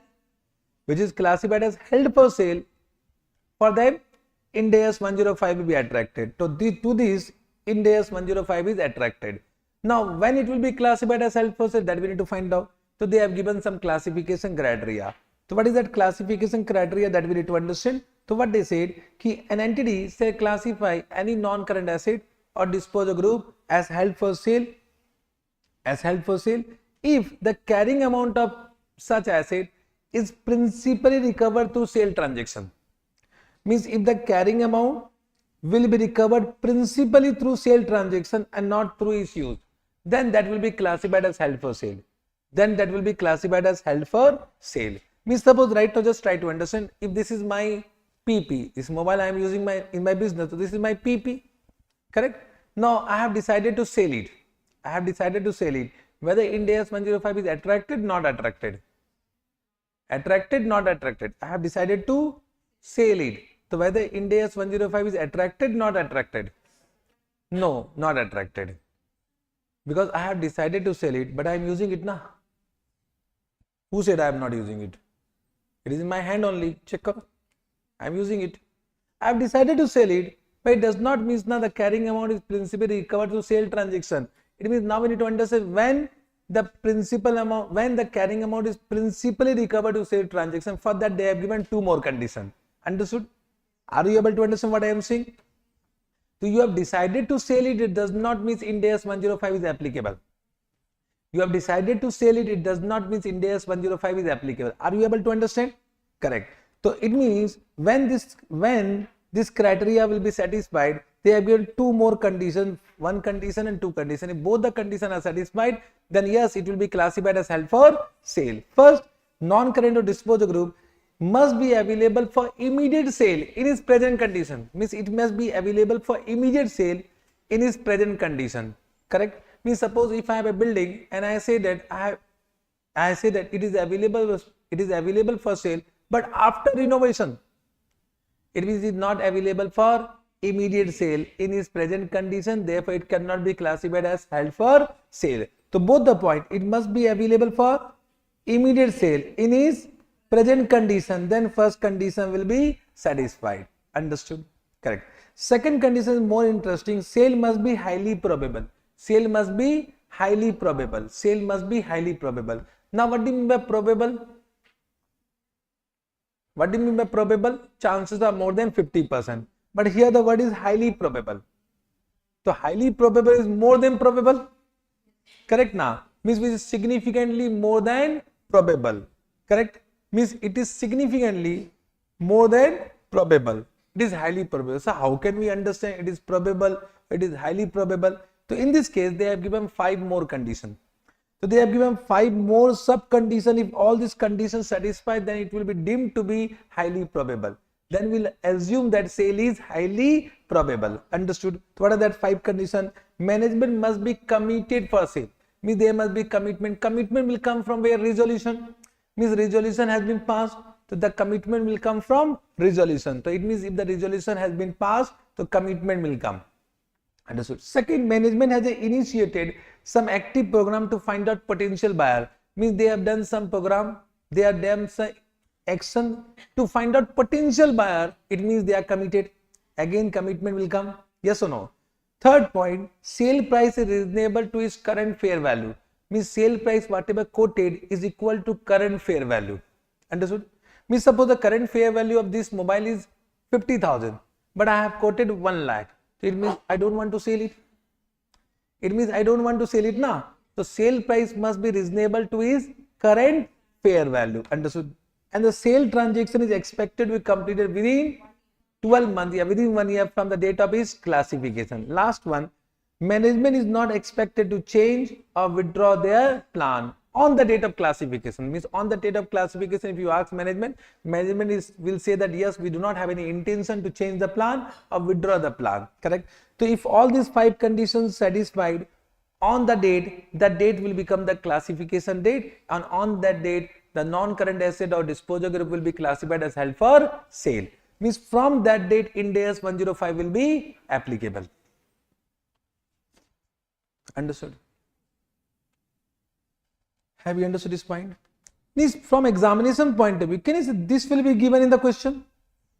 Commitment will be given in the question. Can you say this may be also given in the question? Correct? And normally point number D is given in the question. And of course this will be also given in the question. The last point will not be given. So we'll assume that there is no intention. We'll assume there is no intention to change the plan. So if suppose some information is not given, so we'll assume it is satisfied. It is satisfied. Correct? Normally in exam one question may ask to do the assessment whether it is classified as held for sale. Then in this case you write down this first condition and second condition and prove it that all the condition is satisfied. Then identify the date of classification. Date of classification. And from the date of classification, can I say you will do measurement as per Ind AS 105? You will do measurement as per Ind AS 105. So measurement principle is very easy, that once it is classified as held for sale, it will be measured at lower of carrying amount or fair value less cost of disposal. Very easy. So carrying amount, fair value will be given in the question. However, it is measured as per the requirement of Ind AS 113. So in this chapter, fair value will be given, cost of disposal will be given, deducted, that become fair value less cost of disposal. Correct? Correct. Understood? I think nothing to explain. Sometimes what happens, the newly acquired assets, suppose I purchase one camera, and camera on the date of acquisition, means on the initial recognition it is classified as held for sale. Quite possible. Is possible, not possible? Possible. Correct? He acquired any newly acquired PP, and on the date of initial recognition it does not satisfy the recognition criteria of Ind AS 16. So it means it is classified, means it might be now held for sale and both the conditions satisfied. So on initial recognition it is quite possible any PP or any other asset can be classified as held for sale.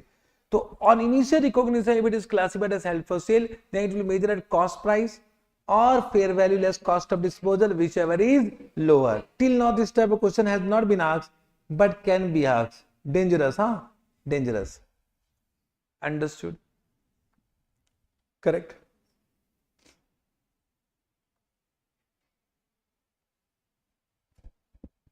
Sorry.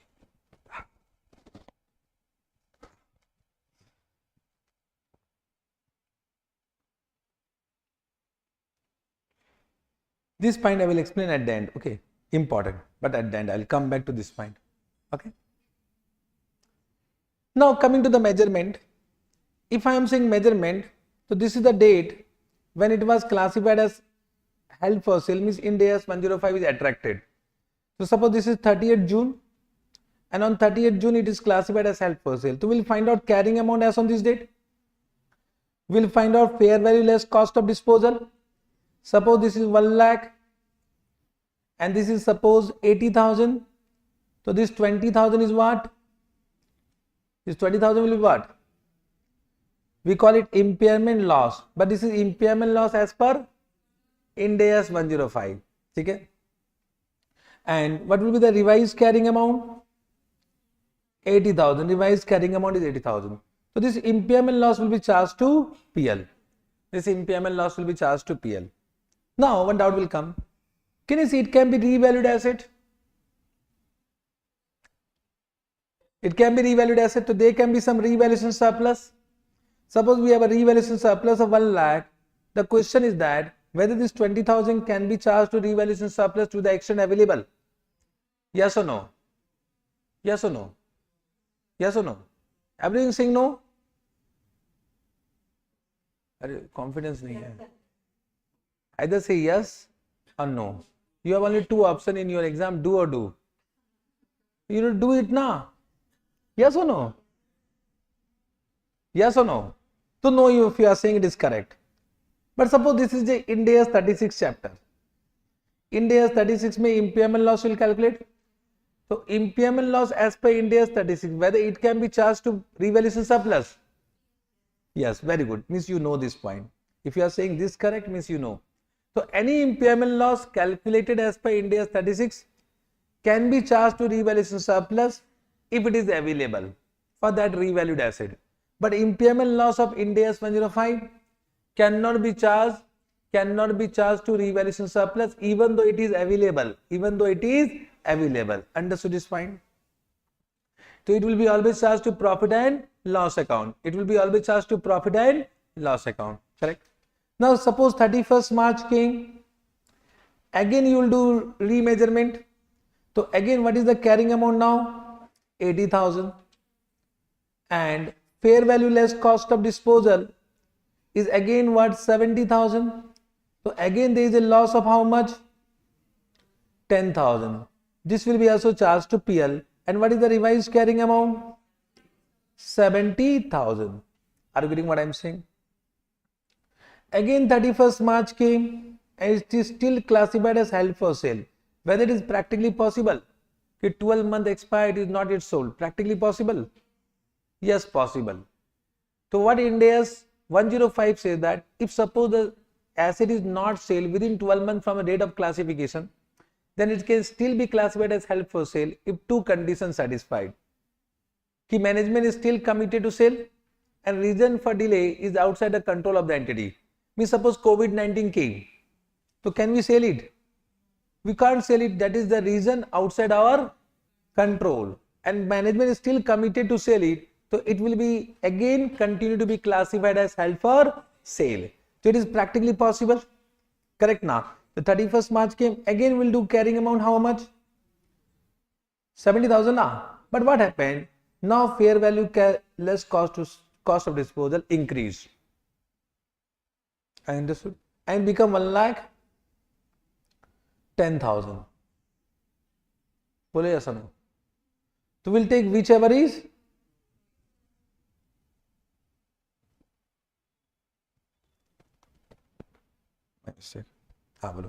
now it what happened? If fair value less cost of disposal become 1,10,000. But it is possible or not? So now to it increased. Now to it increased now. Bole yes or no?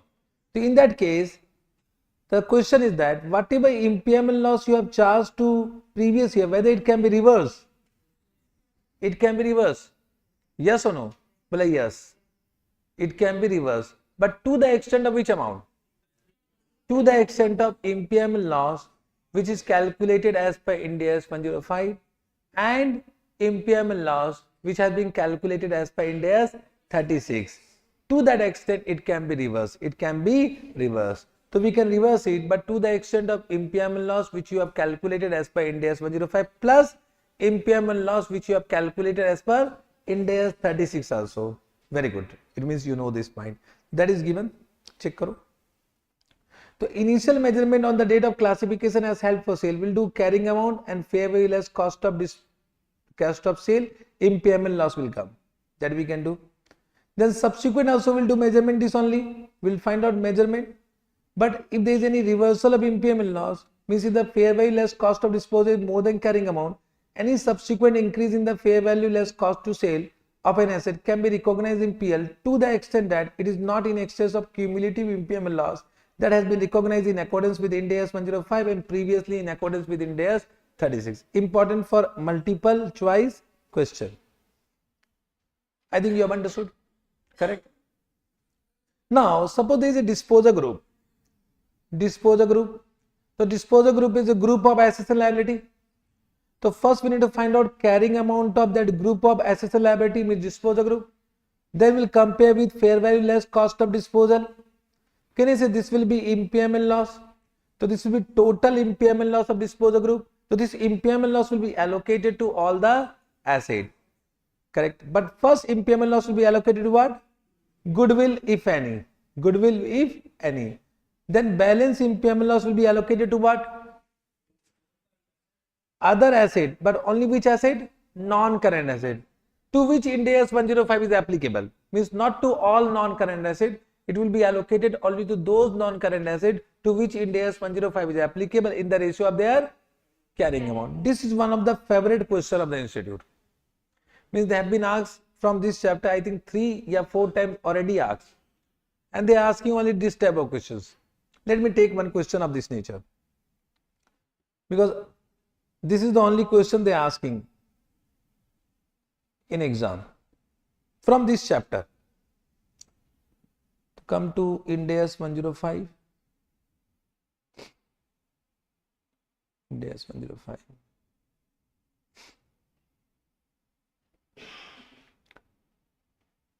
This is the question. Following is the extract of consolidated financial statement of A Limited for the year ended, and they have given assets and liability as on 31st March 2001. They have given assets and liability. You can say goodwill. Can I say covered in this chapter? Intangible asset covered in this chapter. Financial asset measured FBTOC are not covered in this chapter.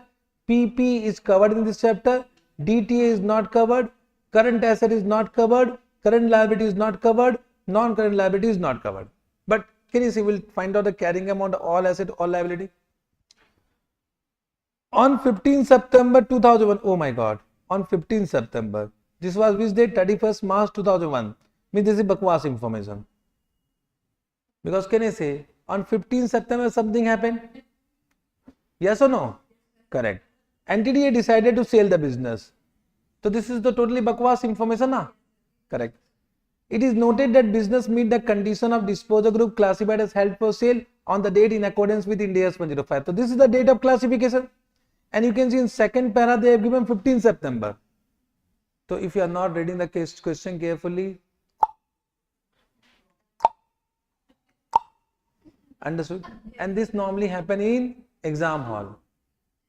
Understood what happened? Abhi to right now I am with you and I know this question na. I know this question because I have done 1000 times. So don't compare with me. If I am also writing exam, same thing will happen with me. Correct? Because I need to prove that I need to pass the exam, I will be also under pressure. So CA exam is like that. CA exam is like that. Means when I was student na, so one of my teacher from where to whom I used to follow, he said me, if I will again go to exam hall na, I will fail. So I said, sir, why you are doing jokes, sir? You are such an intelligent. Then I now realize the fact. Believe me, if you ask me now, if I will go to exam hall, I will fail. Because CA exam is like that only. So it means on that exam day, how you are performing. If you are in good condition, you will pass. If you are not in good condition, you will not be able to pass. So I will say the first and primary condition is that have confidence on your ability. Have full confidence that yes, this time you are going to pass. That confidence should be there. Thoda sa idhar udhar, lack of confidence, high level of what? Demotivation will come. Correct? And that affect the exam. With Ind AS 105, however, it does not meet the condition to be classified as discontinued operation. This is coming soon in this chapter. Disposal group is stated in the following. So can you say now this is important and they have given total? Yes, sir. Entity A proposed to sell the disposal group at 19 lakh. Its estimated cost to sell is 70,000. 19 lakh minus 70,000 how much? 1830 na? In thousand. So what is the impairment loss? 2160 minus 1830. How much? 330. It will be first allocated to what? So entire 200 will be allocated to goodwill. Balance is what? 130. 130 will be allocated to intangible asset and PP in the ratio of their carrying amount 930 and 1020. Can you allocate 130 in this ratio?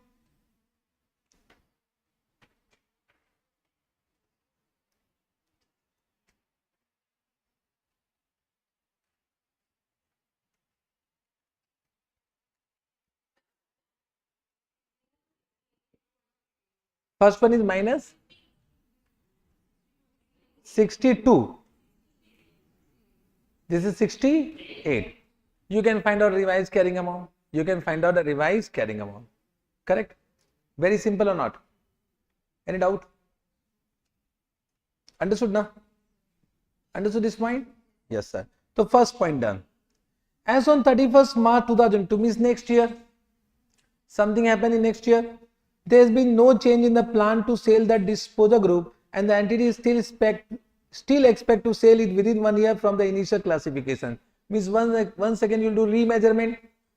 Mr. X, an accountant of the entity, remeasure the following assets and liability. Can you say this will be, means other assets and liability which are not within the scope of this chapter will be remeasured as per respective Ind AS. Financial assets will be remeasured as per Ind AS 109. Deferred tax asset as per Ind AS 20, as per Ind AS 12.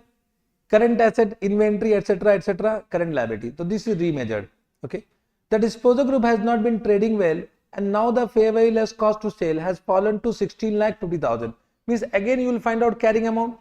Can you say in this you will add what? PP. PP will come how much? 1020 minus 68. How much?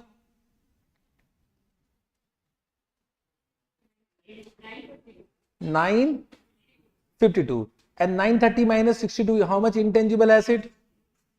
868. Now can you give me the carrying amount? Do it carefully. Yeah?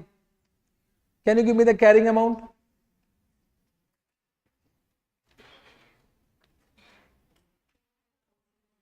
How much? 4010. 4010. Pakka. How many of you added this to? How many added? Jo bolenge sach bolenge, means whatever you will say true. How many have added this to? Understood? If in class you can do mistake, what will happen in exam? And I was knowing you will do add. You will add it. Once again, concentration to required. Plus will become minus, minus will become plus, and exam will be affected. You know everything, but then also we are doing mistake. Means most of the time we are doing mistake which the point which we know. Avoid that mistake. Avoid that mistake, okay? Okay. So now minus kar. Minus this 2. How much? 1710. What is the fair value? 1650. So again, what is the impairment loss? Only 60. 60. This 60 will be allocated to these two assets again in this in the same ratio, in this ratio. You can allocate or not, and then find out a revised carrying amount. Then find out a revised carrying amount. Understood? But if you see ICA solution, because ICA solution is dangerous, we should follow or we should not follow, that is a question mark. Okay? Can you say everyone will do like this only? Means I will say everyone will do like this only. But what is the ICA solution? First, this two you have understood. You can see this answer is correct. First part is correct. But in second part, what they are doing? Second part, what they are doing? First, they are writing this amount. You can see. And that these three is, means they are writing, sorry, my mistake. First, they are writing this amount. Check karo. They are adding this amount. Then other assets which are not covered in this chapter, the amount is changed. Means if the financial asset 360, now it become what? 410. So there is an increase. How much increase is there?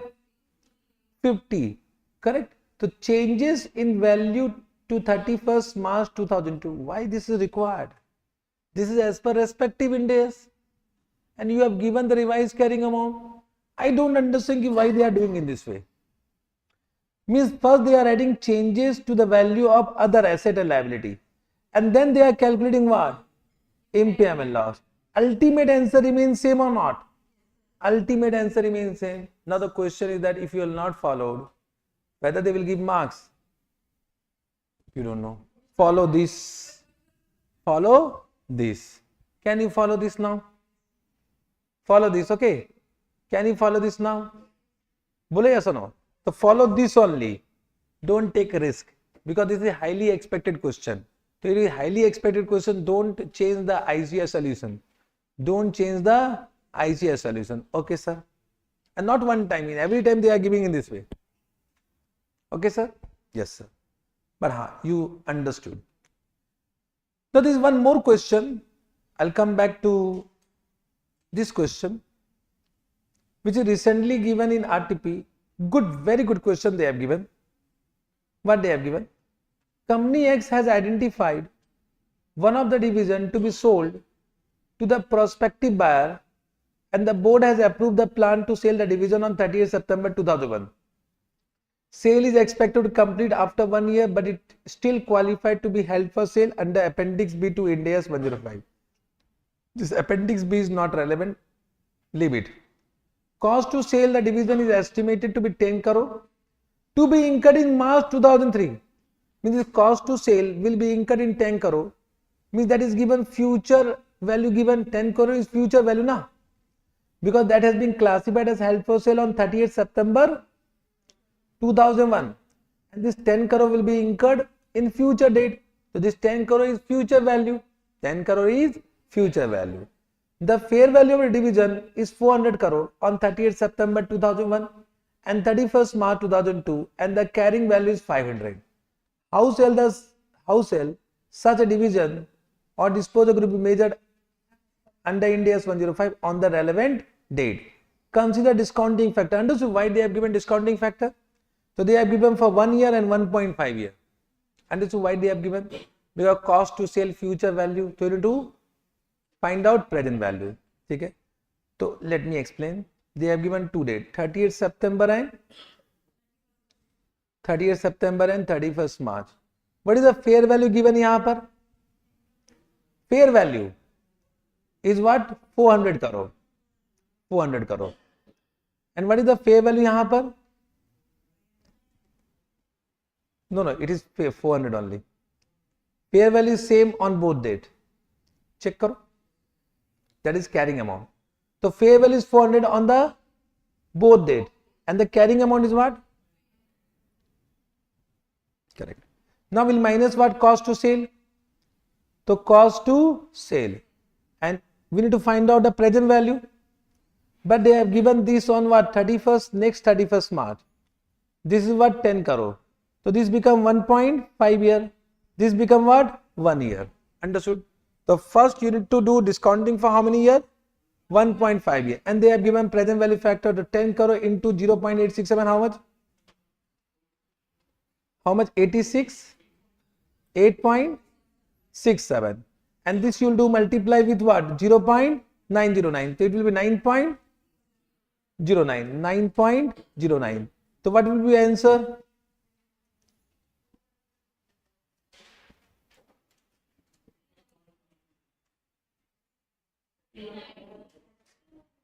Three zero.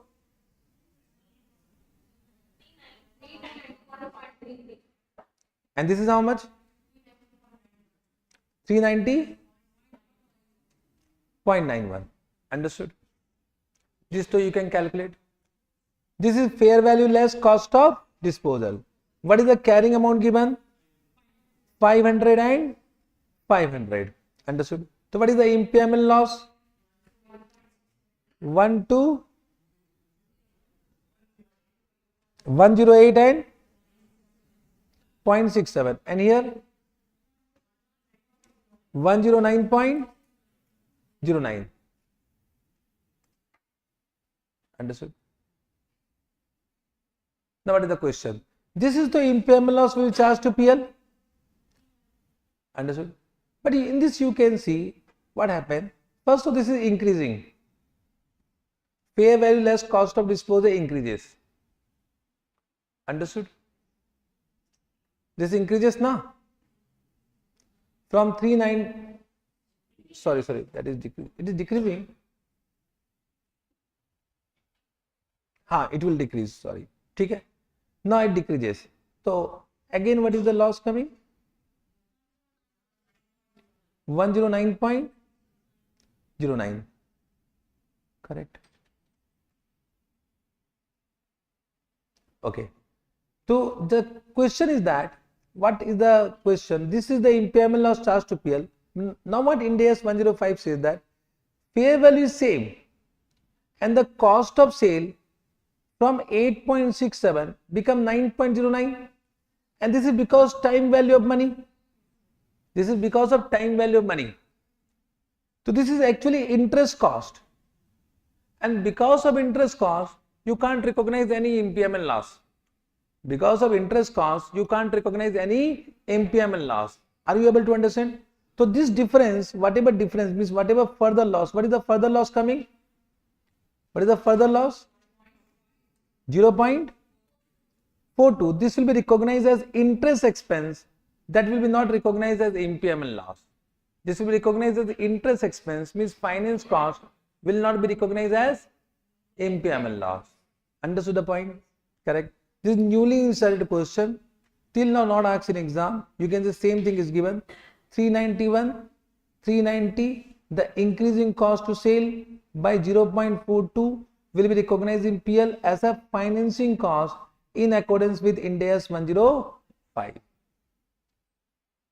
Can be asked in 2 marks multiple choice question also, or as a 5 marks descriptive questions. Okay sir, good question. Now coming to the balance point of this chapter. Now second question which is very important for this particular point is what changes in plan, changes of plan. Suppose the management decided to change the plan, means they withdraw the plan to sell the asset. So in that case, what our Ind AS 105 says that we need to remeasure the asset. We need to remeasure the asset, but at what value? So in that case, the asset of disposal should be valued at lower of two amounts, A and B. A will be what? Carrying amount had the asset has never been classified as held for sale. So A will be what? You need to find out the carrying amount of the asset as if the asset has never been classified as held for sale. Are you getting what I am saying? Correct. If it is not classified as held for sale, initially what can be the possible carrying amount? It means, can you say we will take the carrying amount of asset before classification, then we should deduct amortization till the change of plan. That will be the carrying amount of the asset as if it has never been classified as held for sale. Because once it is classified as held for sale, we stop charging depreciation. But if it is not classified as held for sale, we will charge depreciation. We will charge depreciation and find out the carrying amount as if the asset was never classified as held for sale. Then compare with the recoverable amount. A and B, whichever lower, will be the new measurement of what? The asset. Understood? Then compare with the original carrying amount. Any difference will be transferred to profit and loss account. Only one question we have of this nature, and that question is already asked in exam recent time. Let me do that question only. Means if in exam same point will come, same question will come. Because they do not have any other questions. This is the question. S Limited purchased a property for rupees 6 lakh on 1st April 2001. Correct. The useful life of the property is 15 years. On 31st March 2003, S Limited classified the property as held for sale. Means after how many years? 2 years. The impairment testing provide the estimated recoverable amount of 4,70,000.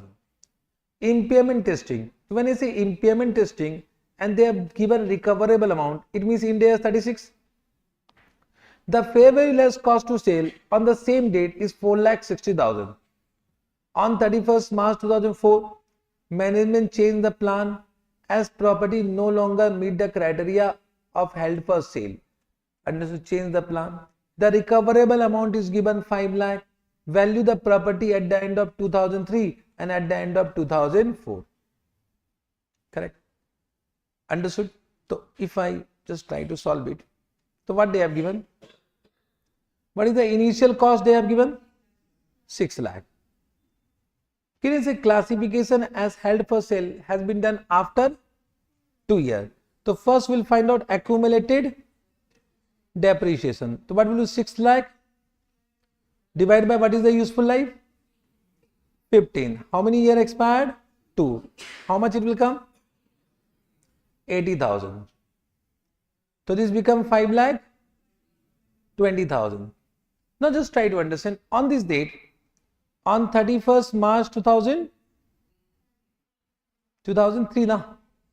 On 31st March 2003. Now they have given recoverable amount also.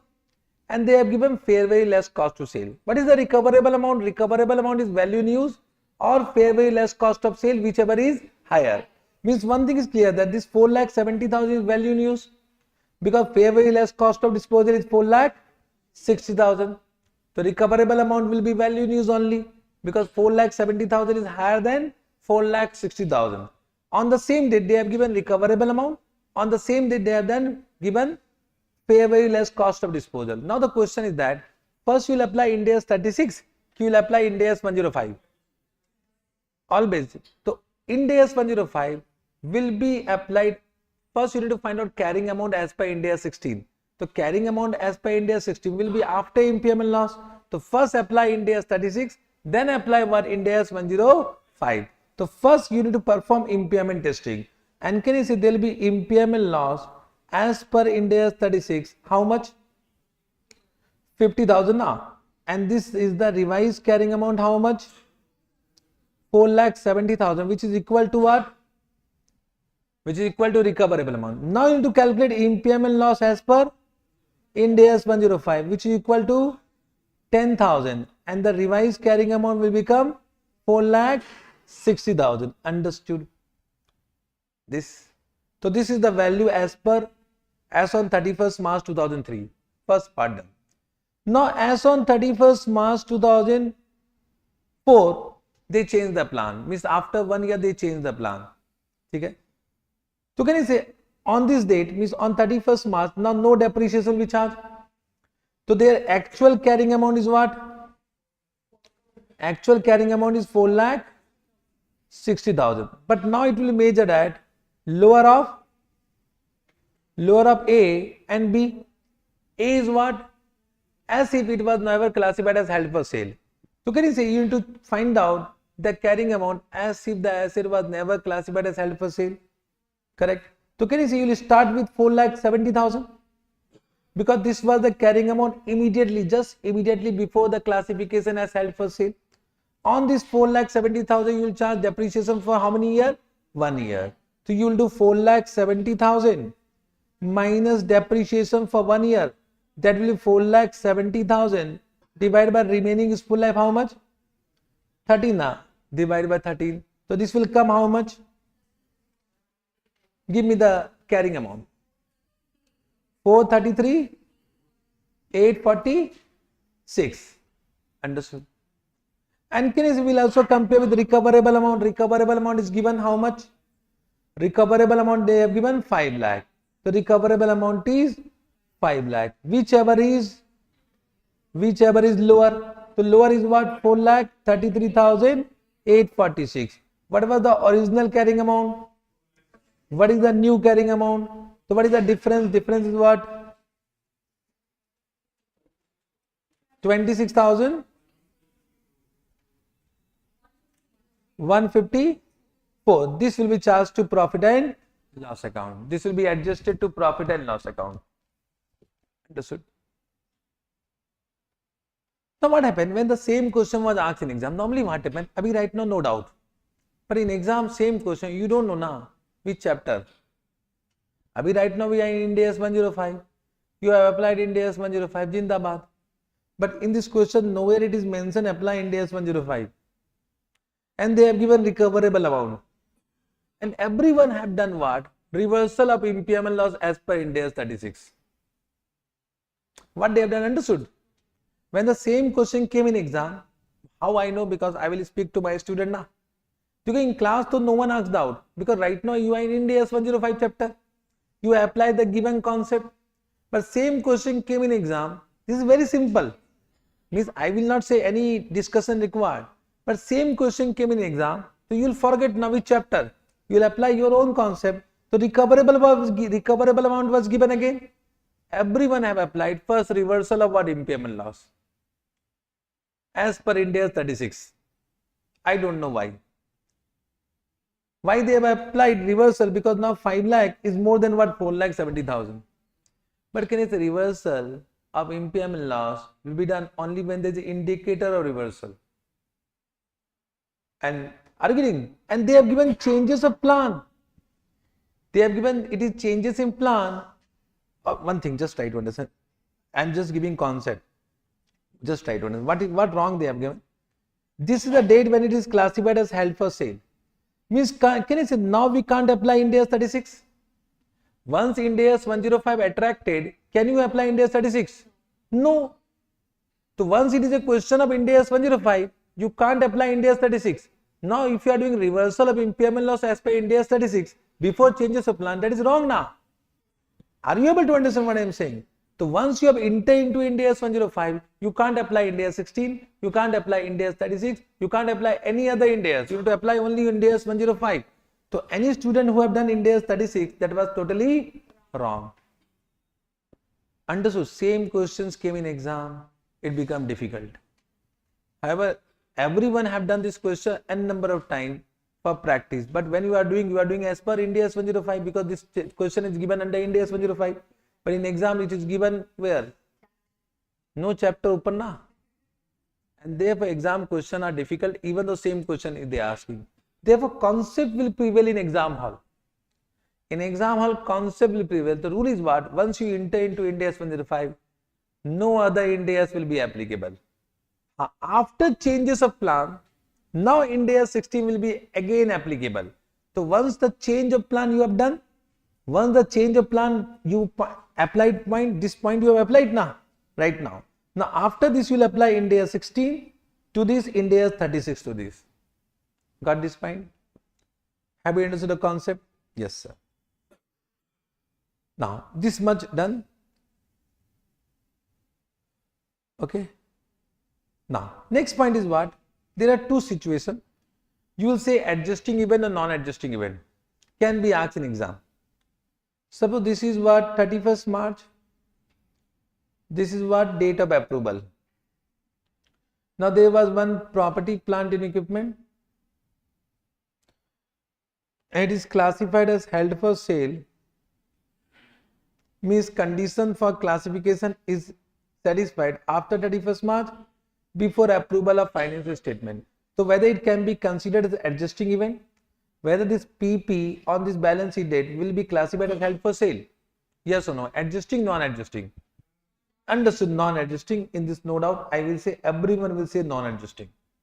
It is very simple. One more question. In this, doubt may come. Think and say. Okay? Now, one PP was already classified as held for sale. Already classified as held for sale. Okay? Now, after balance sheet date, before approval of financial statement, management changed the plan. Management changed the plan. Understood? So on this date, now it will be PP. It will be PP classified as held for sale. Means adjusting, non-adjusting. Understood the question? If you are saying adjusting, so it will be PP. PP means Ind AS 16. If you are saying non-adjusting, it will be still classified as held for sale and Ind AS 105. Batao. Adjusting, non-adjusting. Everyone saying non-adjusting? Pakka? It is correct. Because there was no condition of change of plan on 31st March. So you can't apply, you can't say it is an adjusting event. So both are non-adjusting event, can be asked in exam. Now because of MCQs, the scope increases for this type of questions. When there was no MCQs, now I will say scope is not there. Now scope increases. Now if suppose in exam they have given non-current asset or disposal group classified as held for distribution, so nothing to worry, same to same whatever we have done for held for sale, same thing will be applicable. Only you should write down fair value less cost of distribution. Entire measurement principle remain same. The last point of this chapter is discontinued operation. So for discontinued operation, Ind AS 105 is applicable only to the extent of disclosure requirement.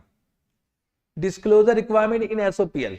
So what Ind AS 105 says, read with Ind AS 1, कि whenever you are preparing SOPL, so first we need to first we write down income, expense and calculate profit or loss from continuing operation. Then after this you should write down profit or loss from discontinued operation, and this will become the total profit of the year. It means, can I say, for any discontinued operation, you need to mention profit or loss separately. But for that, we need to understand what is DCO, what is discontinued operation. And therefore in this chapter they have given the meaning of what? Discontinued operation. Means from exam point of view, this chapter is applicable only to the extent of meaning. Means they will give you some operation, you need to say whether it is DCO or whether it is not a DCO. That will depend upon meaning. So what is the meaning of DCO? Discontinued operation is a component of the entity. It is only a part of the entity, not the entire entity. It is a component of the entity. That is either has been disposed of or has been classified as what? Held for sale.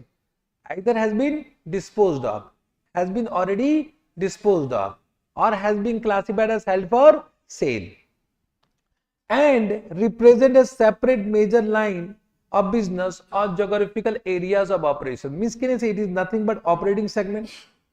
When I am saying it is a separate major line of business or geographical areas of operation, means it is nothing but an operating segment as per Ind AS 108. As per Ind AS 108. Correct? Or it is a subsidiary acquired exclusively with a view to resale. It is a subsidiary acquired exclusively with a view for resale. Let me try to explain. Means whenever there is a question of DCO and any component is given, first identify whether it is an operating segment. Operating segment means either it can be based on product, or it can be based on location. Either it can be based on product or it can be based on location. That you will understand from the information given in the question. Correct. Then if it is operating segment, to identify whether it has been disposed of. Not disposal, disposed of means it has been already sold. Already sold means when I say disposed of, so it can be either it is already sold or it is already abandoned. Abandoned means what? Abandoned means closed but not sold. It is abandoned, discarded, means which cannot be sold. It is abandoned. Can you say we abandon any asset when the economic life of the asset is expired? Means this mobile, if the 10 year is the economic life and economic life is over, so you will purchase it. Economic life is over, not useful life. Economic life is over. So will you purchase it? So this is what discarded. So this is abandoned. It has been abandoned. Now there is no buyer for this. So disposed of means what? Either it has been sold or it is abandoned. Sold, can I say it can be two type of sale. Either group sale or it can be piecemeal sale also. Means individual sale, all assets and liability are individually sold and settled. So it can be group sale or it can be piecemeal sale. Okay?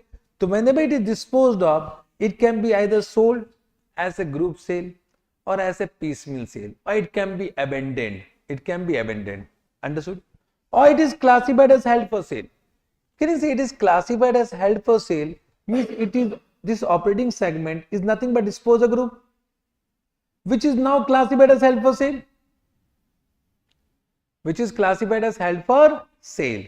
And classified as held for sale. So what is the meaning of disposal group? Which can be disposed of, which is to be disposed of only by means of sale, together as a group in a single transaction. Together as a group in a single transaction. Means if it is classified as held for sale, this is only group sale. It cannot be individual sale. It cannot be abandoned. Are you able to follow me what I am saying? Means just try to understand. If I say in this way, if there is a group of asset and liability, group of assets and liability, correct? Now first you need to identify whether it is an operating segment. If it is operating segment, it can be DCO. It can be discontinued operation. Okay? Means can you say if it is not a operating segment, so it is not a DCO. It is outside the scope of this topic. Outside the scope of this topic.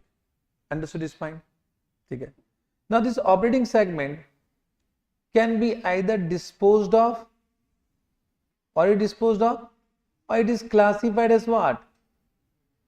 Or I will say it is to be disposed of. To be disposed of.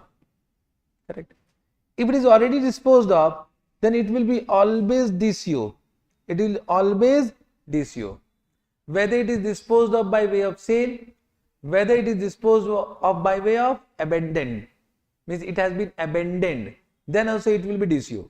But if it is to be disposed of by way of sale or by way of, it is to be abandoned, I am saying to be abandoned, to be sold or to be abandoned. To be sold, it can be group sale, it can be piecemeal sale. So can you say in this case, so it is not a disposal group, not a disposal group. This is also not a disposal group. So it cannot be classified as held for sale. It cannot be classified as held for sale. So if it cannot be classified as held for sale, it cannot be DCO. It cannot be DCO. So can you say any operating segment which is to be disposed of by way of group sale can be classified as what?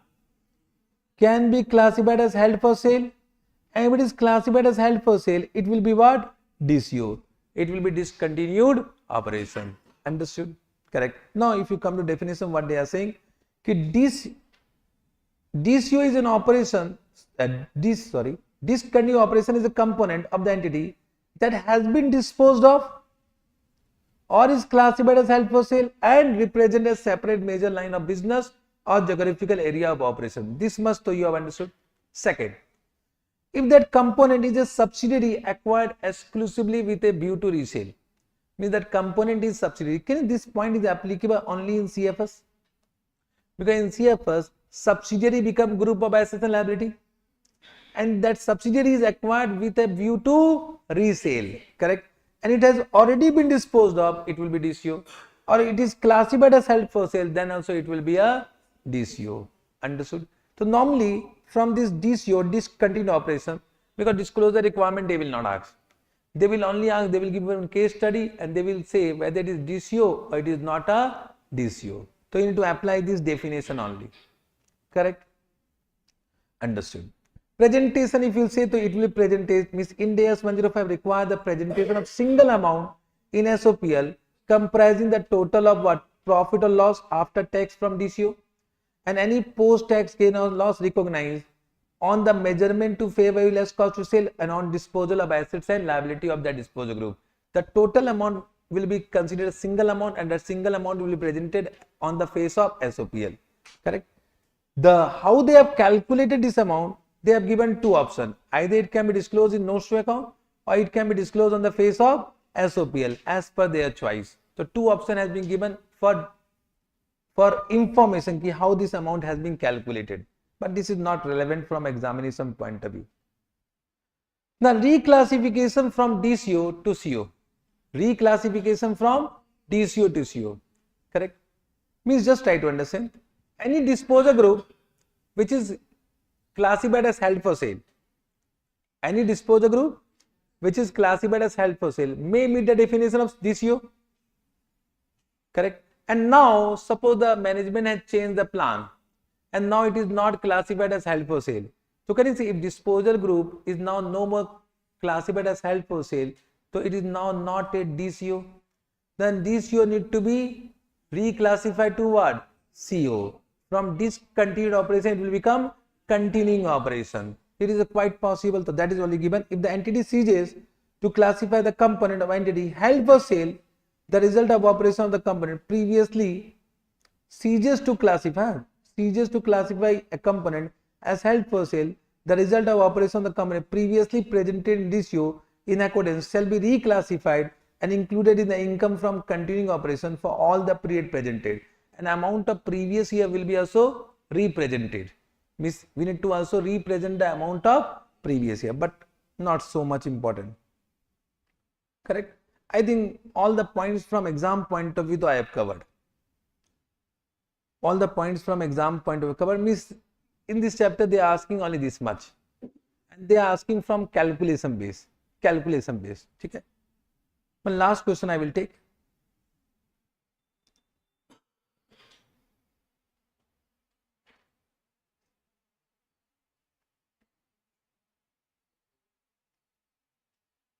This is the question. This question I have taken from analysis of financial statement. Already asked in exam. It has been already asked in exam 2 times. 2 times already has been asked. So important.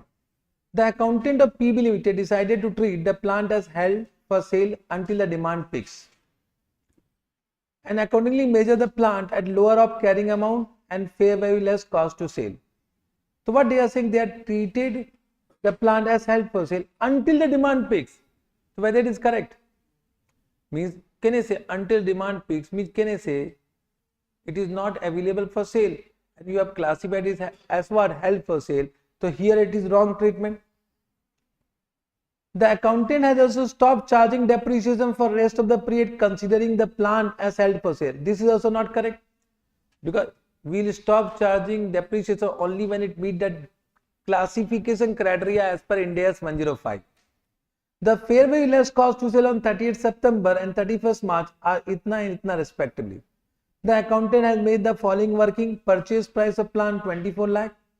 Accumulated depreciation, you can see they have calculated for 2.5 years. But can you say we should calculate for 3 years? Because they have considered it as classified as held for sale on 30th September. So for the last 6 months, they have not charged the depreciation. So 7,50,000, this minus this is coming 16,50,000. Then they compare with the fair value less cost to sale and they compare with 12 lakh. 12 lakh. Means now they are measuring at what? This or this, whichever is lower, that is 12 lakh. This is also not correct. And in the balance sheet, they are presenting the asset classified as held for sale separately from what? Current asset and non-current asset. This is also not correct. Analyze. Once again, the question is of analyze, so you should write down all the things.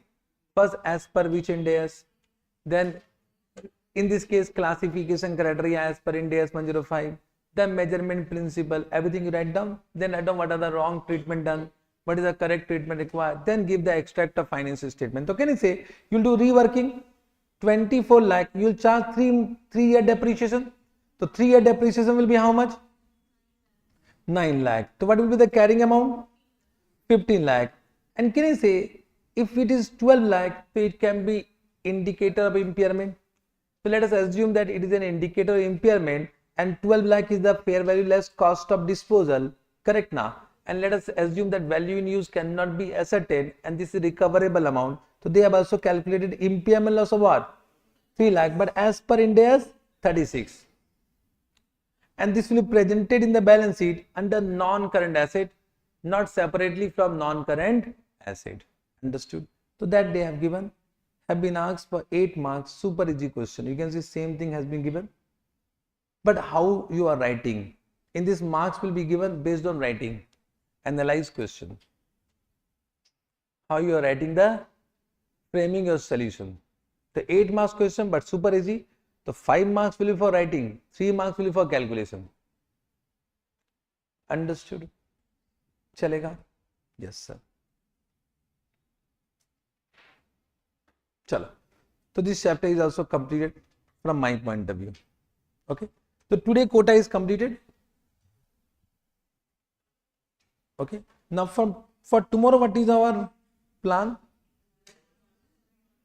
You know now.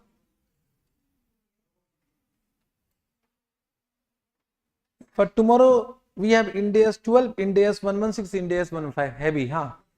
All 3 are heavy. Ind AS 12, Ind AS 116, and then Ind AS 115 is also heavy. Which is more difficult from your point of view? So first we'll do Ind AS 115, fresh press. Okay. Then we'll do Ind AS 12, and then we'll do Ind AS 116. Okay. So tomorrow target will be this. Okay. So thank you very much for today. We'll meet tomorrow at the same place, same time. And I hope live classes you have also understood everything. If you have understood, do like my classes, subscribe the channel.